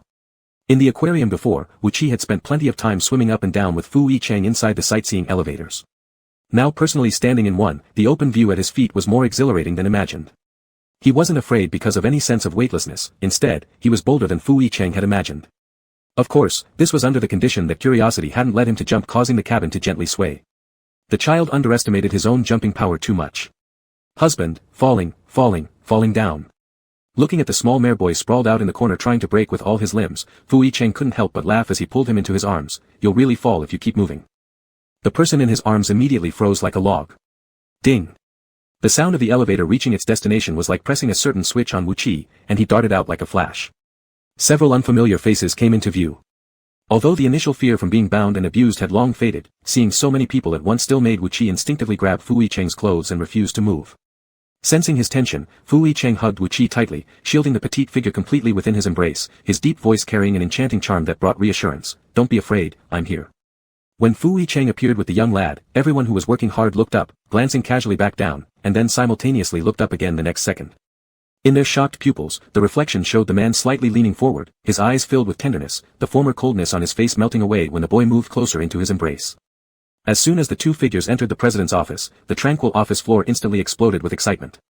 Chapter 14, President Fu brings the little mermaid along, causing a stir throughout the company. Ever since Fu Yicheng inherited the Fu family business, media outlets aiming to get rich by digging up gossip have been out of luck. However, an unexpected twist suddenly appeared. Among all the speculations, everyone was most curious about who this young boy really was. Is he a distant relative? Who doesn't know that President Fu is cold-hearted? He treats even his own younger brother indifferently, so how could he be so gentle with any relative? Could he be a new favorite? Don't talk nonsense. When has President Fu ever had anyone else around him? Even Miss Chen tried multiple times but never got the chance to meet him. The mention of Miss Chen silenced everyone. After all, her recent antics demanding to see the president and causing chaos at Fu Corporation were still fresh in everyone's minds and made it onto the news. If she were to see this scene, who knows what kind of commotion it might cause again. Suddenly, a harsh rebuke broke the atmosphere. What are all of you gathered here for? Does the company pay you to gossip behind people's backs? A middle-aged woman dressed in a professional suit walked over. Upon seeing her, everyone respectfully called her Director Xia before returning to their positions. When Xia Xian exited the staff elevator, all she saw was the boys departing back walking awkwardly, appearing frail and unable to withstand the wind, with dyed silver hair that was far too conspicuous. Without even seeing his face, one could already guess that he wasn't someone of quality, certainly no match to be mentioned in the same breath as Miss Chen. Wu Qi had no idea how much of a stir his appearance caused. At that moment, things weren't calm in the president's office either. Scratch, scratch, scratch. Scratch, scratch, scratch. An out-of-place sound permeated the entire office. In the corner, Wu Qi faced the wall, his busy hands not stopping for a moment. In no time, a hole was dug into the carpet worth several $100,000. Merfolk had a habit of nest building, always constructing temporary homes wherever they went. In just half an hour, all the flowers and plants in the office were moved to the corner, creating a small space. Varied heights, even vases used purely for decoration, combined in a way that felt like a dopamine disaster in terms of colors. But through the Little Merman's skillful arrangement, the colors merged into a visual impact. The originally mundane partitioning plants now seemed even more lush and vibrant. It had inadvertently become another view within the president's office. Cheng, the special assistant, entered and was startled by the scene, instinctively wanting to run over and stop the destruction. A sharp and warning gaze came from behind, sending chills down his spine. Seeing that the man didn't mind the heap of plants worth enough to buy a house in the capital, and instead watched with interest, allowing the young child to freely express himself. Cheng could only silently light a candle for Chairman Mao. President Fu, it's almost time for the meeting. Fu Yicheng looked away. I know. As if sensing that he was about to leave, the boy, who had been diligently building the nest, stopped and turned to look. That blank stare seemed to ask whether he would be left behind here. Fu Yicheng extended his hand toward Wu Qi. Little kid, come here. The meaning was clear enough. Cheng tensed slightly and whispered a reminder. President Fu, this. It wasn't that others couldn't follow along, but the meeting room was a serious place. If anything disruptive happened, it would invite criticism. Understanding his concern, Fu Yicheng said, he's well-behaved. Well-behaved? With the carpet ruined, Cheng thought this hardly counted as well-behaved. Though skeptical, Cheng still took on the responsibility of keeping an eye on the boy tightly. However, once inside the meeting room, Wu Qi, who usually destroyed property, remembered President Fu's warning and did not speak to strangers. Quietly sitting in a corner of the meeting room, he existed like a transparent person. If earlier there was uncertainty about the boy's identity, bringing him openly into the meeting certainly proved his unusual status. Xia Xian, glancing at the boy exactly across from her diagonally, noticed that after entering, the boy sat with his head propped up on his hands, daydreaming. Sensing something, the boy suddenly turned and glanced at her direction. For a brief moment when their eyes met, a face carved as though by God revealed itself, an exquisite face that was neither effeminate nor weak. Especially those blue eyes, under the lighting, they resembled starlit seas, clear and radiant. Even the silver hair, which she had previously judged as tasteless, now seemed tamed because of the innocent charm radiating from the boy, making its ostentatious color subdued. Stunned, Xia Xian found herself lost in thought. Had it not been for the preconceived notion she held earlier, there was nothing unlikable about this face. Unperturbed by her scrutinizing gaze, the boy simply glanced back before continuing to look forward. His fixed gaze blatantly fell on the man in the main seat, carrying an unabashed admiration and affection. The latter, through the eyes of dozens of onlookers, occasionally glanced in the direction of the youth, noticing that he sat up straight and listened attentively, which brought a faint smile to his face, one barely noticeable. It was the first time Xia Xian had lost focus during a meeting, until her phone vibrated in her pocket. Did you find out yet? The note marked with the name, Miss Chen, made her feel obligated to reply. A few years back, without Miss Chen Yitong's help, she wouldn't have ascended so smoothly to her position as director. In return, over the years, she had been helping by keeping an eye on Fu Yicheng's movements. That very morning, she'd even gone around specifically inquiring about this boy. Yet everyone said they hadn't heard of him before, and there were no records of him attending any prestigious events. It was as if he had appeared out of thin air. Xia Xian replied, just someone who isn't worthy of attention. This contrast, one cold and the other warm, one gentle and the other firm, were two extremes in every aspect, leading Xia Xian to believe that it was only because of the boy's looks that their Mr. Fu indulged him for a fleeting novelty. And people like this, generally living in disreputable places, would stop at nothing to climb high, usually ending in great misfortune. When the meeting concluded, Wu Qi had long since begun playing chess with Lord Zhou in dreamland. Fu Yicheng merely needed to glance once, and everyone instinctively moved more softly, fearing to wake him. Once everyone dispersed, Fu Yicheng approached the sleeping figure. The young boy supported his head, evidently, before falling asleep, he'd gone through some internal struggle judging by the white paper filled with dense scribbles, showing just how boring the meeting must have been. On part of that white paper covered by another hand, there was a twisted outline, but for the gold-rimmed glasses drawn on top, Fu Cheng would have struggled to recognize the distorted sketch as himself. As if sensing his proximity, the boy extended a hand toward him while still half asleep, not fully opening his eyes. Fu Cheng was already familiar with this gesture, pinching the boy's smooth cheek affectionately. He then bent down to carry him horizontally out of the room. Wu Qi thought human work was too tedious, far less enjoyable than sleeping. He slept until noon, waking only when disturbed by loud noises outside. Miss Shen, Mr. Fu is busy and cannot receive guests. Miss Shen, please calm down, Mr. Fu is not in his office now. Before Cheng, the special assistant, could finish his sentence, the office door burst open. A fashionably dressed woman barged in, shattering the peaceful atmosphere. Even after all these years of unrequited pursuit, never having heard of anyone close to Fu Cheng, Janitong grew increasingly uneasy and decided to come over herself to see what was going on. However, upon seeing the youth, her originally fiery determination suddenly turned into careful inspection. The boy sat on the bed, hair tousled, radiating a lazy air of just having woken up, with sleepy eyes half closed. He yawned lazily, and the slightly reddened corners of his eyes gleamed with moisture, evoking guilt in anyone who had disturbed his sleep. This single glance stirred strong feelings of threat within Janitong.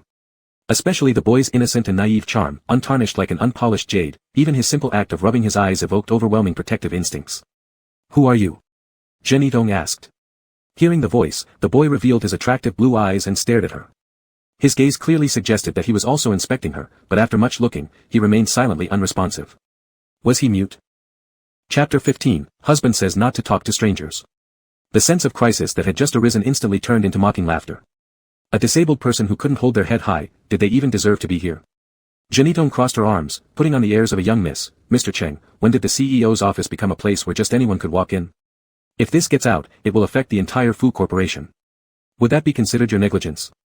Mr. Cheng was trembling with apprehension. Not stopping this person was indeed his fault. But the identity of the woman before him was someone he dared not offend. Decades ago, in the capital city, there were two major commercial giants. Besides the Fu family who made their fortune through real estate, there was the Zhen family who leveraged geographical advantages and thrived in the seafood industry by investing in the sea. Despite being affected by various factors in recent years, the Zhen family still held a significant position in the financial circle. The patriarch of the Zhen family had few descendants, having lost his son early on, leaving behind only his sole granddaughter, Janitong. Naturally, she was doted on as a pearl in his hand. Despite many disliking the young Mrs.'s arrogant behavior, they still had to give some respect to grandfather Zhen. Mr. Cheng could only tactfully say, Miss Shen, this guest was personally invited by our Mr. Fu. He deliberately emphasized the word, personally. Janitong paid no heed. This is the CEO's office, not a reception room. Guests should stay where they belong. If Mr. Cheng didn't understand the implication of her words, he wouldn't have been an assistant to the president for so long. But even if he had hundreds more courage, he wouldn't dare to easily ask this young mistress to move. It wasn't just moving. Even stepping outside this lounge and getting injured would force his retirement plan to be advanced again. Seeing the youth sitting motionlessly on the bed without any reaction, looking somewhat dull, Janitong suddenly changed her mind. She couldn't believe that she couldn't handle a mute. Looking at Mr. Cheng standing by the door, Janitong spoke, if so, Assistant Cheng, go out first. I'll talk to this guest personally. She deliberately emphasized the three words, talk to, with undisguised mockery. Talk. What was there to discuss with a mute? They were simply waiting to be humiliated by her.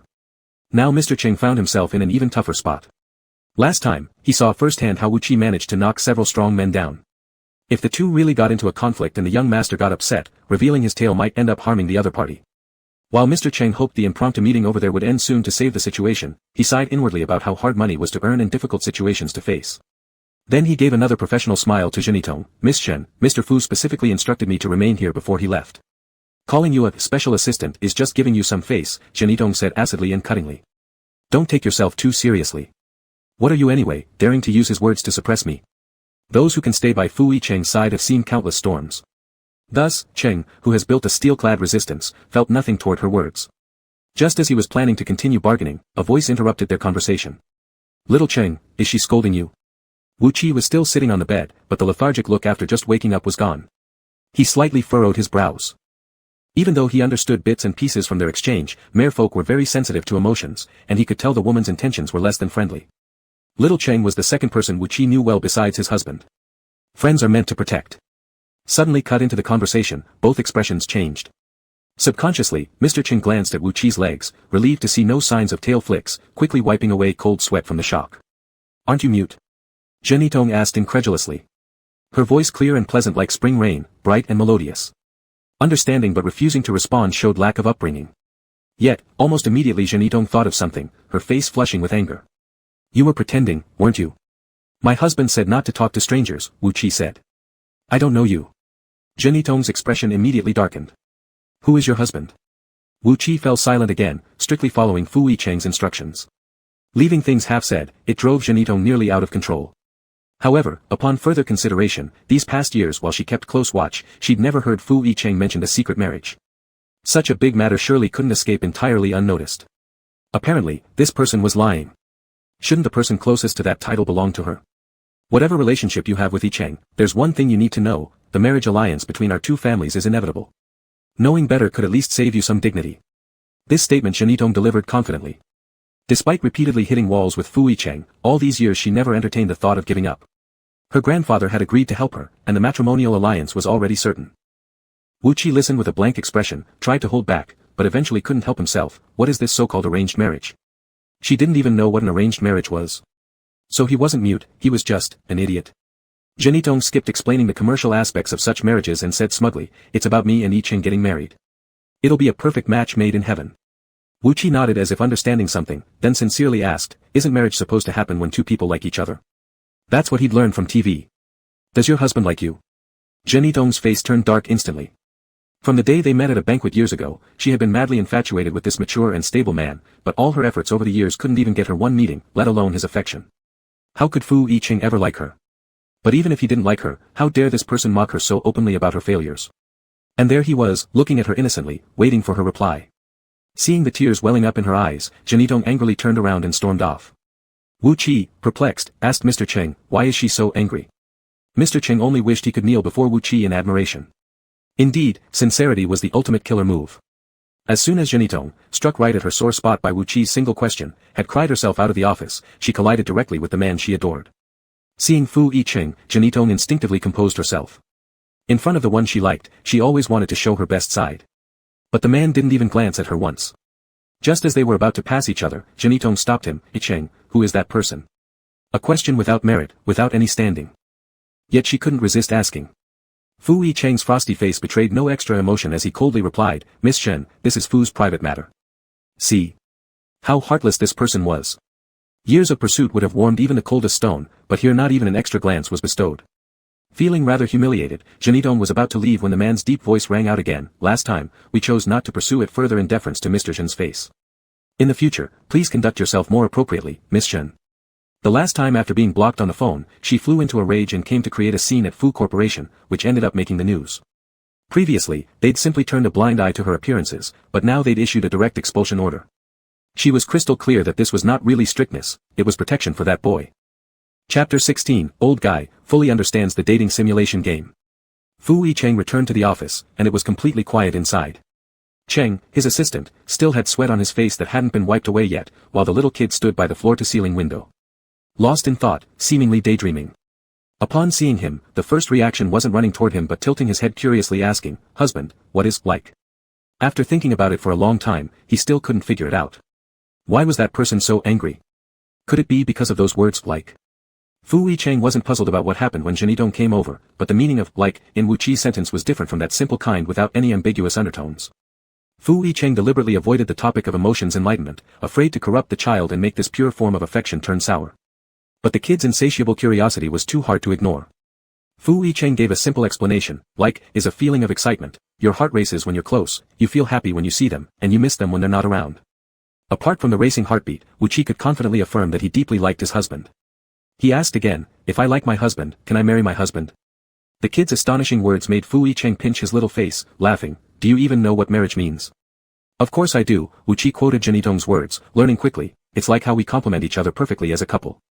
There's something missing though, Fu Yicheng leaned down, suddenly coming closer and lowering his voice, marriage allows you to do many things. What can we do? With no sense of danger in those words, Wu Qi innocently opened his pink lips and sincerely asked. Even leaning forward eagerly, eager to get an answer. Mingling with the man's breath sent an irresistible tease through the air.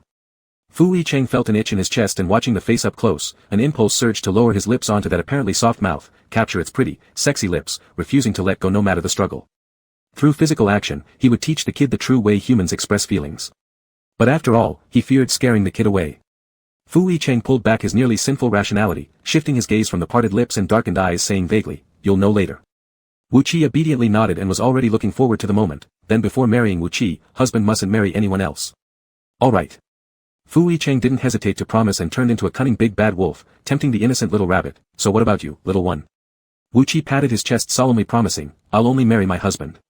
After saying this, fearing that Fu Yicheng might not believe him, he stealthily hid himself in his arms, using the broad chest as a shield, tiptoeing to reenact the mermaid-style expression of love.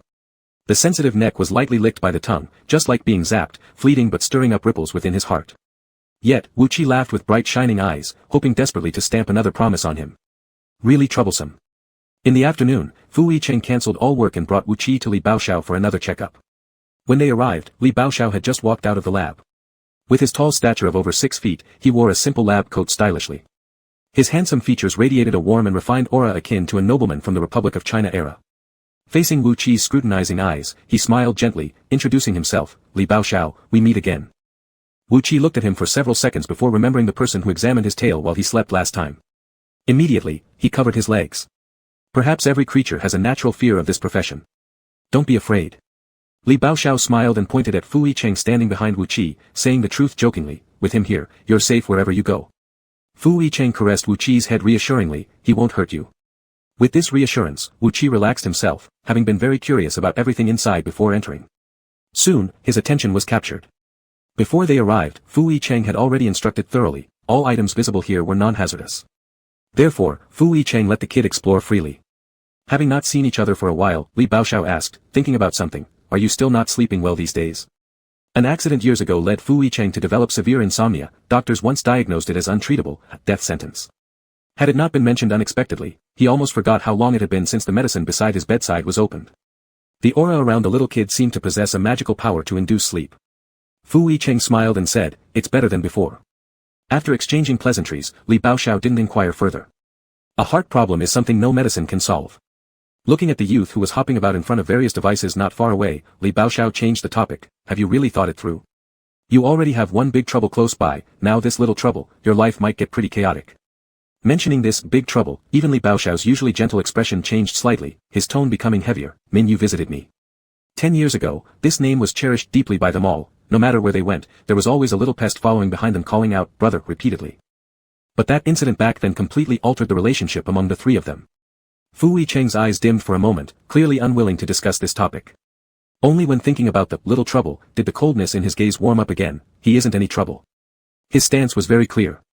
He would protect this one until the end. Li Baoxiao could only say, "Mere people yearn for freedom, the human world has too many restrictions, he might not be able to adapt. With me, he can express his natural instincts fully, without being confined by those rules." Li Baoxiao cut straight to the point, "What if he decides to leave on his own in the future?" Fu Yicheng fell silent for a few seconds, looking at Wu Qi and saying, "I will respect his choice." When Wu Qi was called back and lay down on the examination table, his face was full of confusion. "Why do I need a checkup?" Nowadays, the young merman wasn't as easily deceived as before. Wu Qi suddenly thought of something, drooping his eyebrows, his eyes reddening as if he were an abandoned puppy. "Is the husband sending me away? Didn't we agree to marry in the future?" Li Baoxiao. Had it reached this point?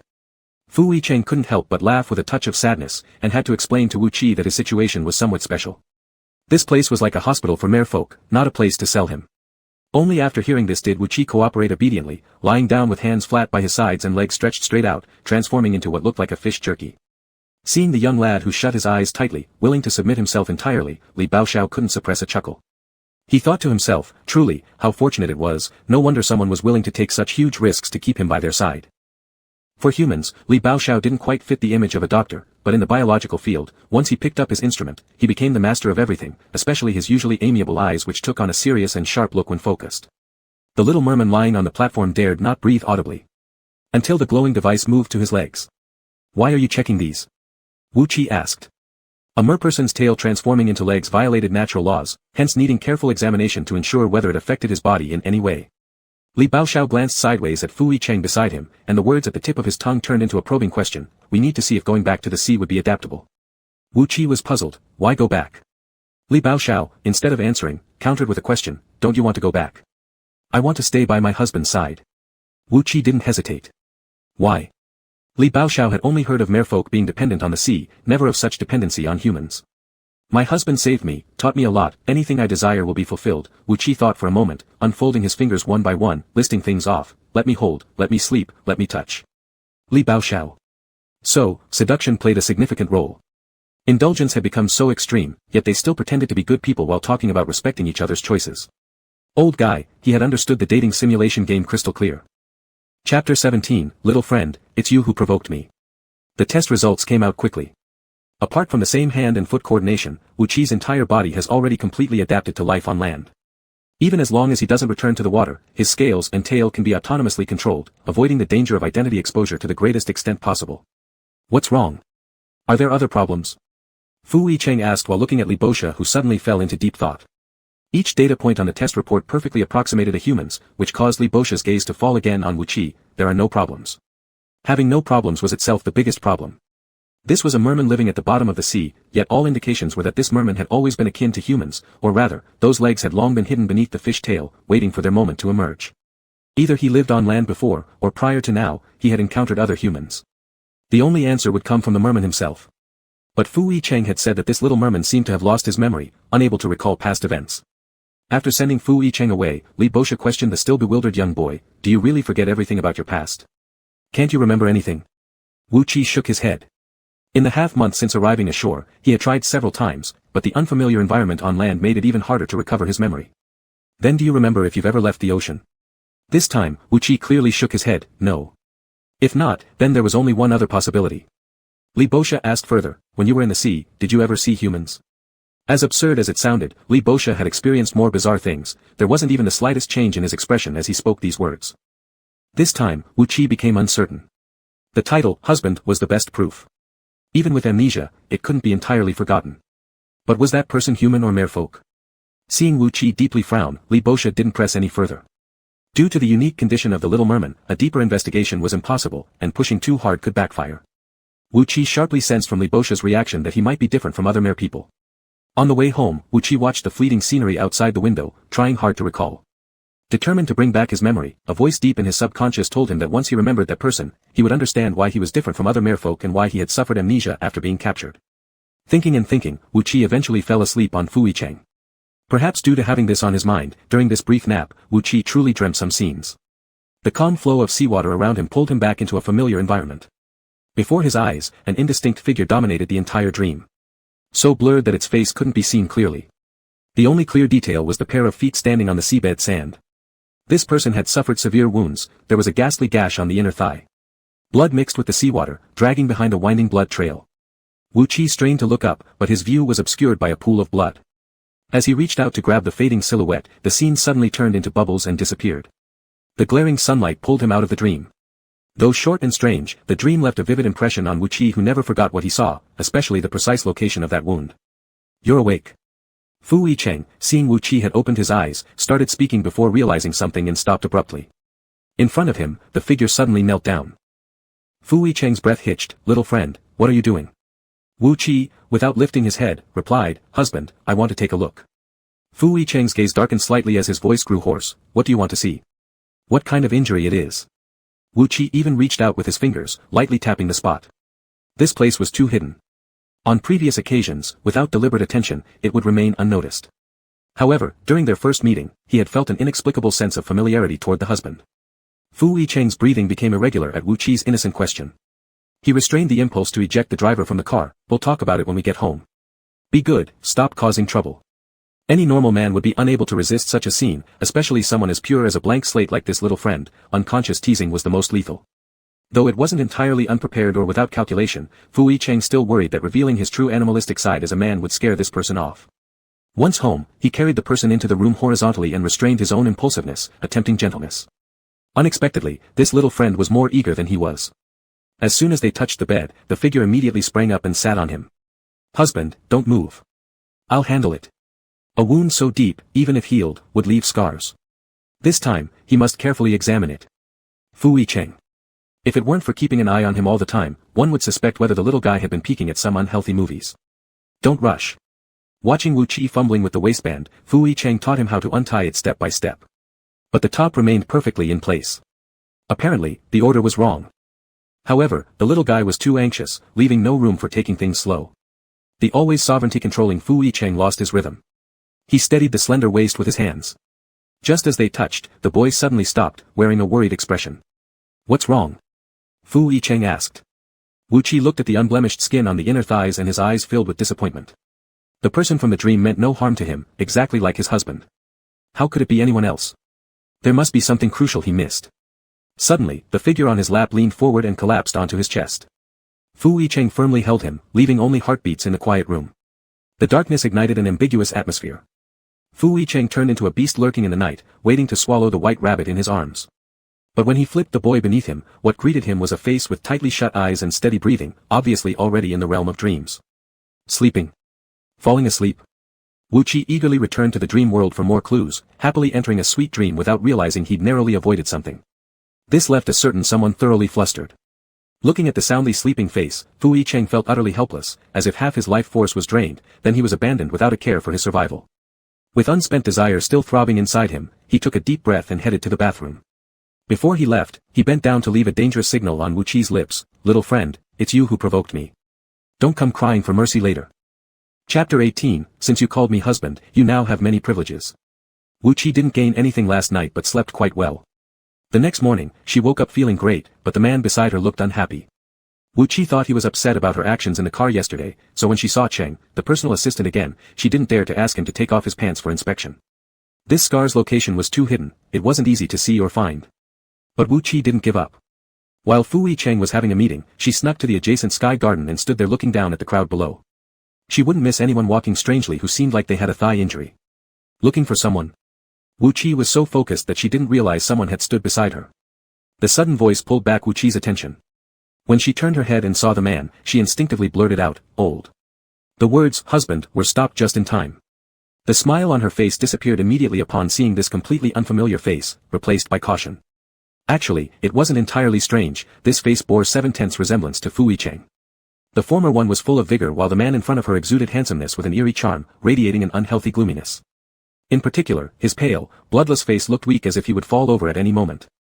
Fu Minyu captured every expression on Wu Qi's face and slightly arched an eyebrow. "What? Don't you recognize me?" Wu Qi didn't fall for it. "You're not him." Fu Minyu suddenly felt uninterested. "Why are you so sure I'm not him?" As long as he wanted, he could perfectly impersonate that person. "You smell bad," Wu Qi said honestly. Within a few minutes of standing here, coughing sounds occasionally carried in the breeze. It was the smell of medicine and illness.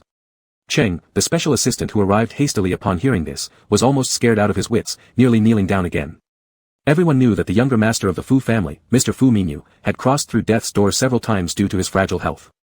No one dared to mention anything related to his illness in front of him. Even less so, saying something like "you're a sickly person" directly to his face. He quickly walked over to mediate. "Young Master Fu, please don't be angry. That's not what he meant." Fu Minyu paid no heed. This ill-looking face did not lose its intensity, each step full of pressure. "Do you know what happened to the last person who said that?" Wu Qi shook her head. "No." Apart from caution, there wasn't a trace of fear. On the contrary, she even widened her eyes and wanted to sincerely ask him. Yesterday's news about Ms. Zhen being driven away by Mr. Fu Yicheng's favorite spread rapidly within the circle. Ms. Zhen's temper was known by all, yet what intrigued him more was Fu Yicheng's favorite. Such a novel matter, how could someone as cold-blooded to the extreme indulge and favor anyone? Until today, Fu Minyu couldn't have imagined it would be the youth in front of him, exuding youthful vitality. Like a mischievous child who sneaked out from somewhere, naive yet bold. A soft laugh broke the tense atmosphere. Fu Minyu watched the boy who wasn't afraid of him at all and asked curiously, "Looking for someone?" Wu Qi was surprised. "How did you know?" Because all her thoughts were written on her face. Fu Minyu said, "Because those who ask me for help to find people always have the same reaction on their faces." "Then can you help me find them too?" Fu Minyu's lips curled slightly. "Of course. But you definitely won't find them here. It's much more interesting outside. Let's go play outside." Fu Minyu paused, "and look for people. Both finding people and playing. Who doesn't want to slack off at work?" Wu Qi, who had already experienced the boredom of working, lit up at these words. They deeply resonated with her heart. But she still cautiously asked, "Can you really help me find them?" Fu Minyu's lips curled upwards, without a hint of joy in his eyes. "Do you think so?" Cheng, special assistant. Suddenly being mentioned, Cheng's special assistant's heart quivered. This was truly a hard question. Although this man in front of him was not the highest executive of the Fu family, he had been carefree for years, leading a quiet life as a small president of an entertainment company. However, his frail body was the best disguise. Who knew the kind of power he developed behind the scenes? Finding a mere person was not difficult. However, the true intention of these words was not only to challenge Fu Yicheng indirectly but also to test Wu Qi's bottom line. This cunning, moody man could tell how important Little Mermaid was to Mr. Fu just from a slight flaw. Even if he were to take the person away right in front of him, he had absolutely no choice but to accept it. Young Master Fu has great powers, so of course he can. It wasn't until she sat in Fu Mingyu's car that Wu Qi felt something was off. Why was Xiao Cheng so scared of you? He had just noticed. Fu Mingyu coughed again. Haven't you heard? The sick carry contagious sickness, it's unlucky to be too close. Anyone with a shred of insight, or someone trying to ingratiate themselves, would have said something flattering at this point. Wu Qi examined him for a few seconds before nodding in agreement. That's true. Then she shifted her bottom further to the right, putting more distance between them. Fu Mingyu. For the rest of the time, Fu Mingyu realized Wu Qi became quiet and reluctant to speak, wearing a slightly troubled expression. For people like them, keeping a little pet around was nothing unusual. But now, the boy's face did not look like that of a cheerful canary. What's wrong? Did he treat you badly? So he's worried about getting punished for running away. Wu Qi immediately turned her head to deny it. Not at all, my husband treats me very well. My husband? That made things interesting. Then why are you unhappy? Wu Qi thought for a moment and said, I'm just afraid he'll get mad. At the time, she had wanted to go out and find someone, plus this face looked somewhat similar to her husband and didn't seem malicious, so she temporarily forgot the warning her husband gave. She knew he would definitely worry if she disappeared. Fu Mingyu had thought it was some major issue, but who would have thought this little canary was actually quite obedient. Do you know, once you call someone husband, there are many privileges. Wu Qi was puzzled. What kind of privileges? Fu Mingyu lectured earnestly. Men, they're all driven by lust. If you let him taste a bit of sweetness, how could he possibly still be upset with you? Wu Qi asked again, what kind of sweetness? Even a kept kid doesn't know how to please his patron. How has this canary not been replaced yet? Stop the car. Fu Mingyu suddenly ordered. The car came to a stop mid-drive. See that? Fu Mingyu beckoned Wu Qi over with his finger and nodded towards something outside the window. Look at how happy that man is. The driver suddenly slammed on the brakes out of curiosity to see what the fuss was about. In the distance, a couple was hugging each other passionately, completely disregarding their surroundings. After separating, the man had an unmistakably lustful expression on his face. Wait, you pulled over by the roadside and risked getting fined just to watch a young couple make out on the sidewalk. Chapter 19, The mermaid made a mistake and must be punished uniquely. Seeing Wu Qi's mouth slightly agape with an expression full of astonishment, Fu Mingyu clicked his tongue, showing dissatisfaction. Learn from this, you must have people under your control. Otherwise, sooner or later they would be completely consumed by those flirtatious women. Such an interesting kid should remain by that person's side for longer. Is this all it takes? Wu Qi swallowed. Seeing Wu Qi's slightly flushed face, this time it was Fu Mingyu who was shocked. Could it be they haven't reached this step yet? Leaving such an appealing little cake untouched, are they playing pure love? Is the other person incapable? No wonder they've sneaked out to look for someone. Try it, and you'll know. If this doesn't work, then reflect if there might be something wrong with yourself. But you don't need to feel too down, Fu Mingyu offered a solution. If not, just say goodbye, and there will be someone better next time. Wu Qi didn't fully understand, but hearing the word goodbye, he readjusted himself and muttered, I won't leave my husband. Then why go look for others? Thinking about that person's head covered in lush greenery, Fu Mingyu smiled at the thought. Tell me, what's the name of the person you're looking for, and what do they look like? I don't know. Wu Qi truthfully answered. Fu Mingyu. The hunting ground seems quite vast. Changing positions, Fu Mingyu asked again, so, does that person have any distinguishing features? That person. Wu Qi said halfway through, suddenly realizing something, I'll tell you after I find them. My husband said I shouldn't let others know his identity. It's dangerous to speak this dream aloud. This little brat is quite cautious. Fu Mingyu said nothing more, only warning him, but let me remind you one thing, don't let him know you're looking for someone else. Why not? A man cannot tolerate green on his head. Once he finds out, he will be merciless, and perhaps in the end, you will be abandoned in some remote corner, unwanted by anyone. After all, this circle places interests above everything else. No one would offend the Fu family for the sake of a discarded little pet. These words filtered through Wu Qi's simple world left just one meaning, angering the husband meant being thrown away. Recalling the somewhat unhappy face of Fu Yicheng in the morning, Wu Qi decided not to disclose this matter for now. The car kept circling within the 4th ring road. Fu Mingyu hadn't stated their destination, so the driver dared not stop. Occasionally in the quiet cabin, faint coughs were heard, along with occasional exclamations of surprise from the young boy as they passed certain roads. His expression was like a little white rabbit who had mistakenly wandered into the forest, curious about everything. Even more so when passing a bubble tea store near a bus stop, both eyes lit up. Unable to bear it, Fu Mingyu shouted at the driver to stop and buy a cup of bubble tea to bring back. What is this? Wu Qi curiously examined the light brown liquid in front of him. There were various shaped things settled at the bottom. Fu Minyu succinctly replied, "A happiness elixir." Wu Qi asked, "Then if you drink it, can you survive? Do you want to drink it?" Afraid the other party might change their mind, Wu Qi quickly took it into his hand, imitating the people outside the signpost by putting the straw in his mouth. Crack. The straw cracked against his sharp canine teeth. Not an issue. Wu Qi threw the straw away and directly sealed the cap with his mouth, tilting his head to pour it inside. A milk aroma spread throughout his mouth, carrying a light tea flavor, wrapped in a refreshing coolness, complemented by small ingredients. Having never drunk bubble tea before, Wu Qi felt incredibly refreshed and almost enlightened after one sip. No wonder it's called happiness elixir.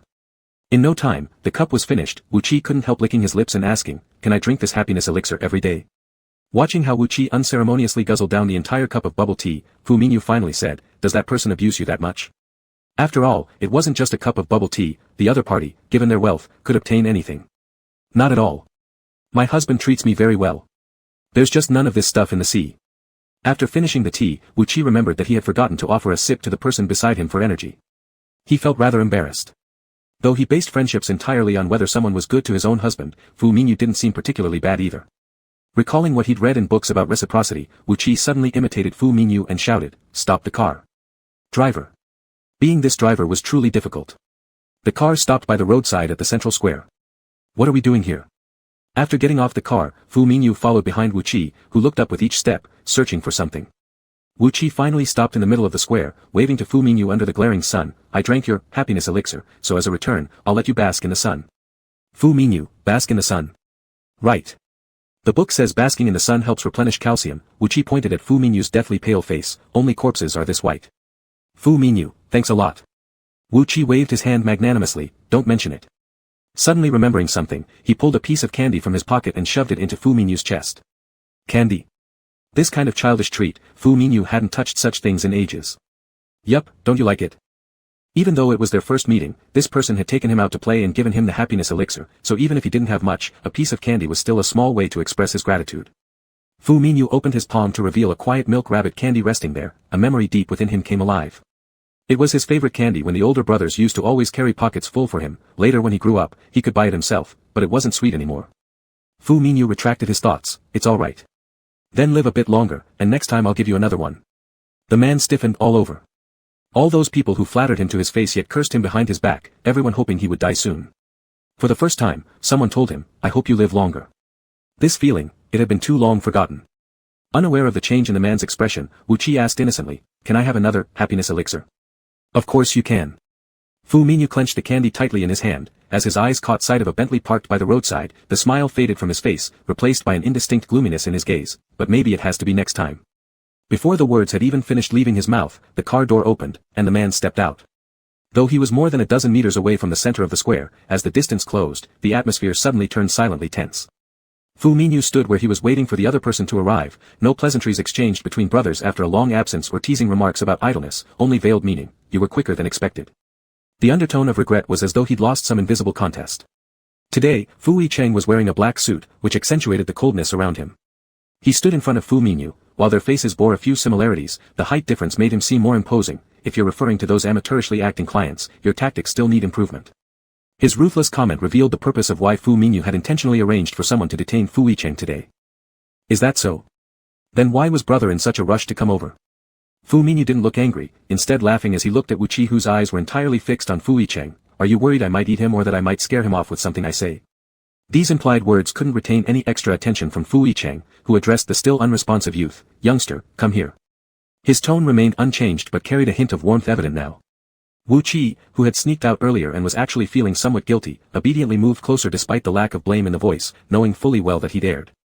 "Brother, safe travels." Fu Minyu showed no resentment towards this distinctly different attitude, despite them sharing the same bloodline.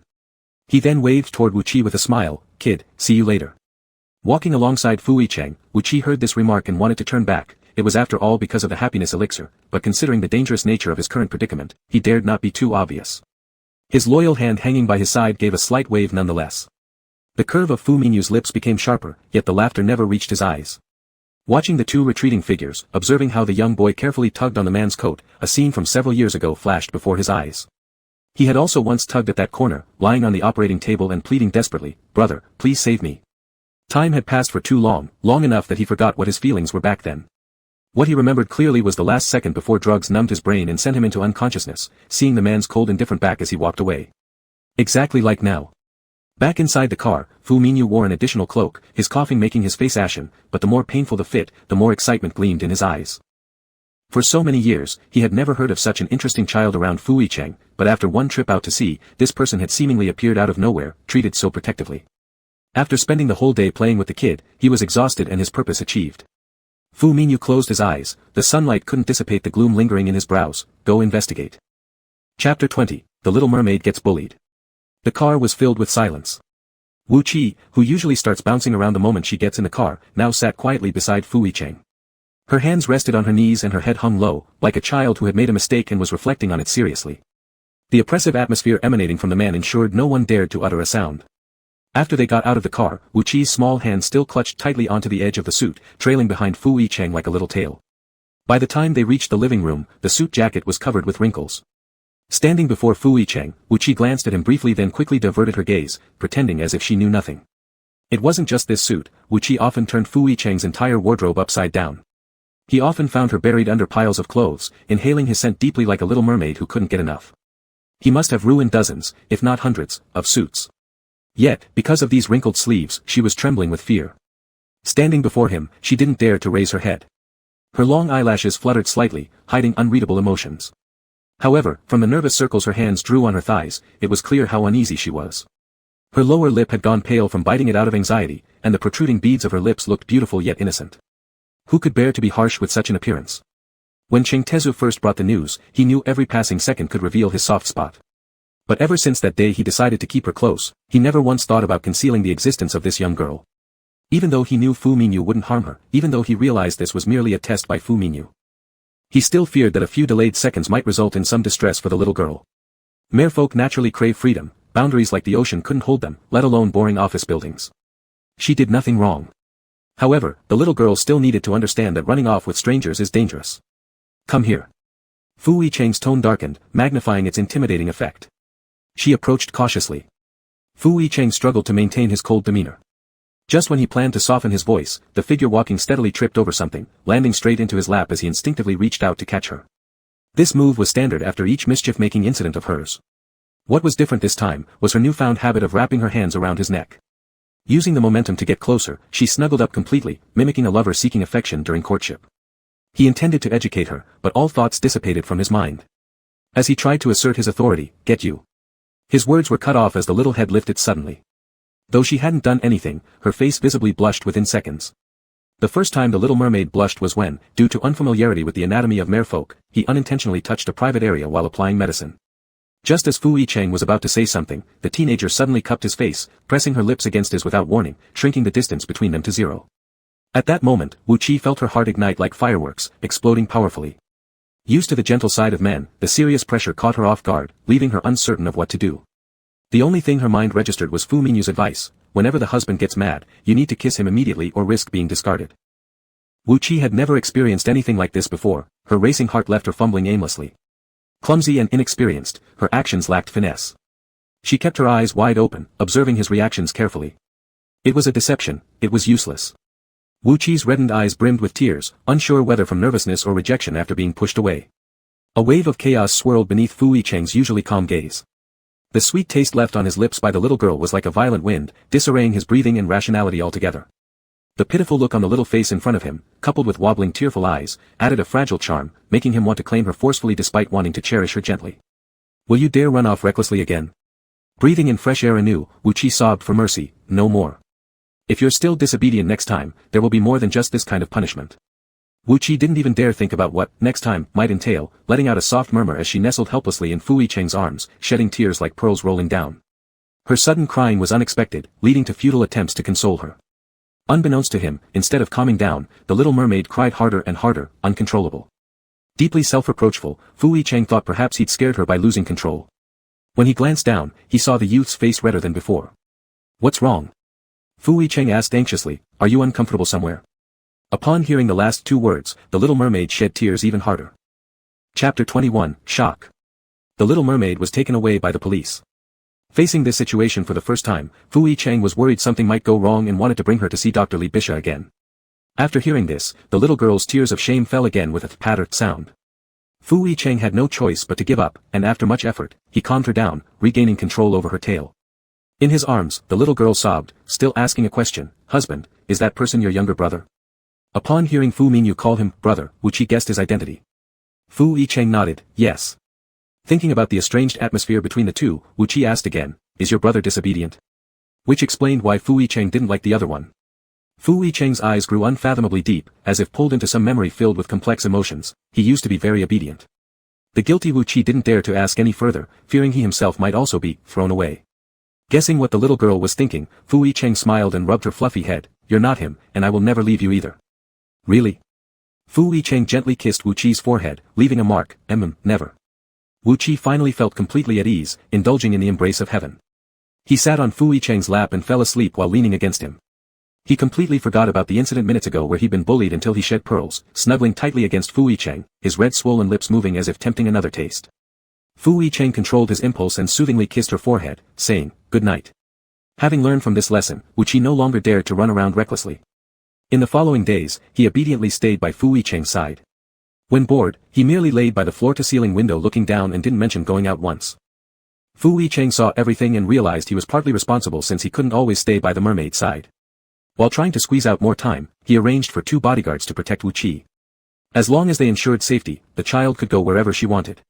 At first, Wu Qi endured it, stating he wouldn't go anywhere, he only wanted to stay by Fu Yicheng's side. However, gradually, his curiosity about the outside world stirred again. People needed to keep searching, but the day's happy fairy water was what Wu Qi kept reminiscing about most. The scorching sun made people's mouths dry and thirsty, making a cup of happy fairy water the perfect life-saving drink. Unable to resist any longer, Wu Qi slipped out of the Fu Corporation building and found a milk tea shop he remembered from before. The store wasn't large, yet when he stepped inside, a faint milky fragrance enveloped him in the air. Wu Qi swallowed his saliva, overwhelmed by the dazzling array of menu options. What kind did he buy last time? They all looked so delicious, how could he possibly choose? An employee who had been idling on their phone looked up and instantly brightened upon seeing Wu Qi's face. "What would you like?" Wu Qi thought for a moment and told the clerk, "I want happy fairy water." Had anyone else said these words, they might have been regarded as someone causing trouble intentionally. But Wu Qi looked too well behaved, utterly non-threatening. His naive charm radiated like a newly born kitten, evoking immense protective feelings. This was the first time the clerk had encountered such a good-looking youth. In an era obsessed with appearances, her tone automatically softened. "Classmate, each cup here can make you happy." "So many kinds." Wu Qi swept his finger from left to right on the menu and licked his lips. "Then I'll take one of each kind." Children may need to make choices, but he wanted them all. He'd take them back, pour them into the aquarium, and breathe in the scent of happiness. It sounded immensely satisfying. Pointing to the bottom row of additional ingredients, he said, "Fill them all."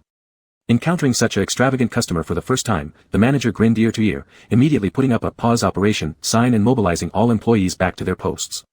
20 minutes later, the counter and several nearby tables were filled with milk tea. Wu Qi eagerly picked up a cup, taking a hearty sip, and immediately, the stars in his blue eyes sparkled. Drinking milk tea looked so beautiful. The employee marveled at nature's gift, smiling even more tenderly. "Would you prefer WeChat or Alipay?" Wu Qi was wrestling with a round, slippery pearl in his mouth, biting down hard with his canine teeth to chew it and swallowing it before lifting his head and giving a puzzled look at the clerk. The clerk thought he hadn't pronounced clearly enough, so she laughed and repeated, "That is, which payment method do you plan to use, WeChat or Alipay?" Wu Qi, "What kind of WeChat, what kind of Alipay?" Clerk. The clerk placed the long receipt in front of Wu Qi and explained patiently, "Here's the thing, everything you just bought is listed here. The total comes to 2,500 yuan, and you need to make the payment." Worried that Wu Qi might not understand again, the clerk added another sentence, her smile slightly showing impatience, "Cash payment is also fine." Could such a handsome customer really be someone scamming for food and drinks? Fu Yicheng had only introduced human currency but never taught the mermaid how to use it correctly. Wu Qi didn't fully grasp the concept yet, but from the clerk's reaction, it wasn't hard to guess that without offering something in exchange, he wouldn't be able to take away all these happy fairy waters. Wu Qi suddenly seemed to have an idea and said, "I know, just wait a moment." He remembered when he was captured by those humans on the shore, they mentioned that mermaid pearls were valuable. Though unsure exactly how valuable they were, he certainly had plenty of them. Wu Qi sneaked into a corner and pinched his thigh, letting out a sharp hiss of pain. Tears formed at the corner of his eyes, turning into pearls as they fell. Returning to the counter, he handed one to the clerk. "Is this okay?" The pearl lying in the teenager's palm was flawless, glowing with a bright azure hue, smooth to the touch. The freshly created pearl even sparkled faintly.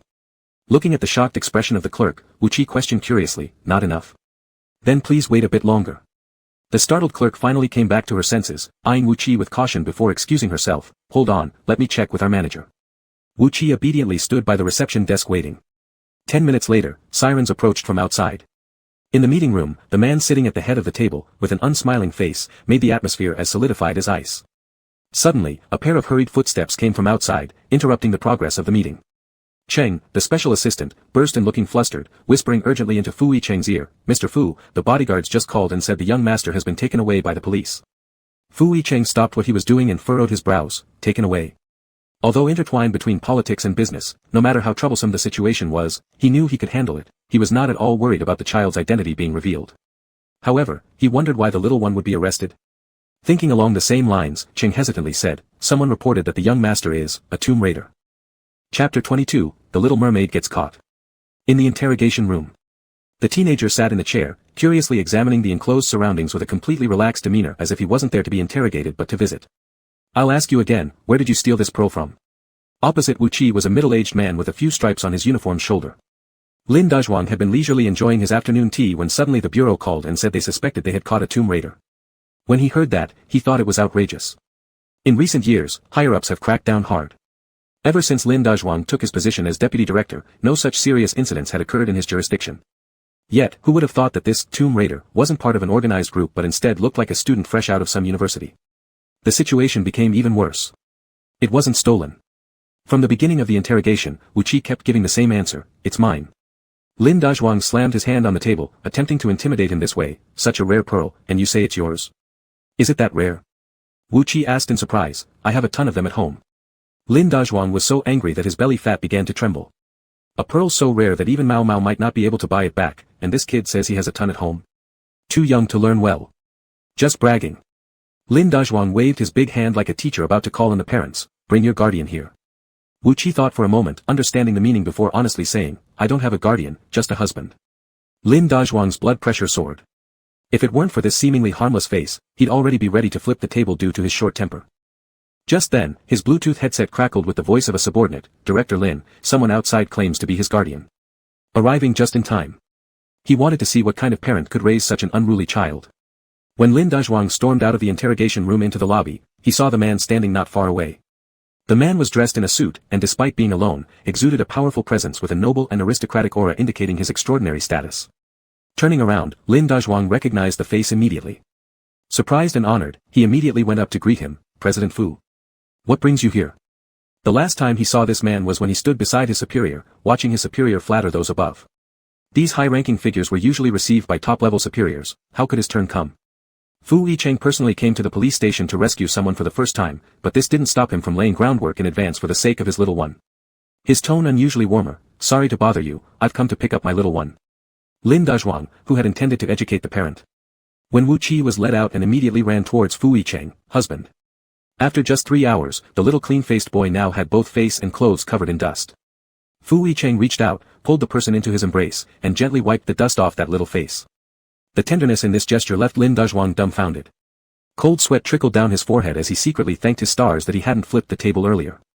If the young teenager truly had such identity, then having a heap of pearls at home was nothing. But this couldn't blame him for being short-sighted. How could anyone connect a baby-faced child with a steady-handed chairman of a major conglomerate?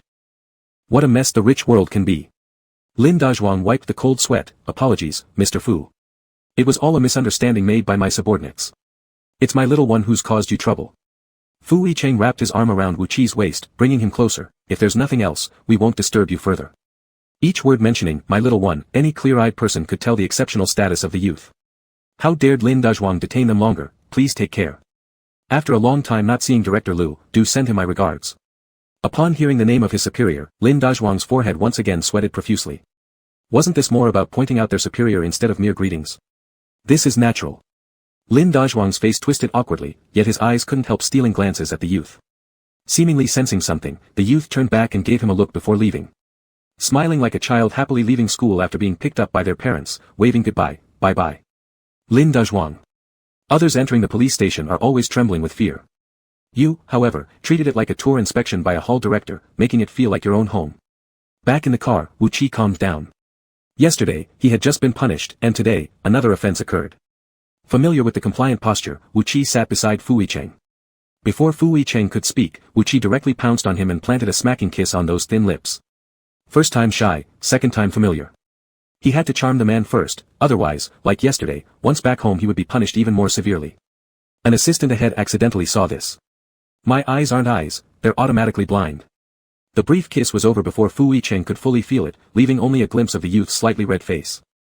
Fu Yicheng leaned down and pinned Wu Qi in a narrow corner, tilting his chin to make that evasive gaze meet his own, commanding an escape-proof dominance. Was this how I punished you yesterday?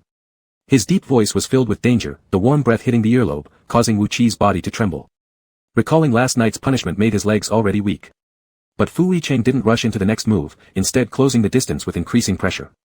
Fu teacher had personally demonstrated once, and now it was up to student Wu Qi to learn the rest by himself. If the results of the inspection were unsatisfactory, what awaited would be a more ruthless punishment. This time Wu Qi lingered a few seconds longer, awkward and clumsy as the moment froze in place.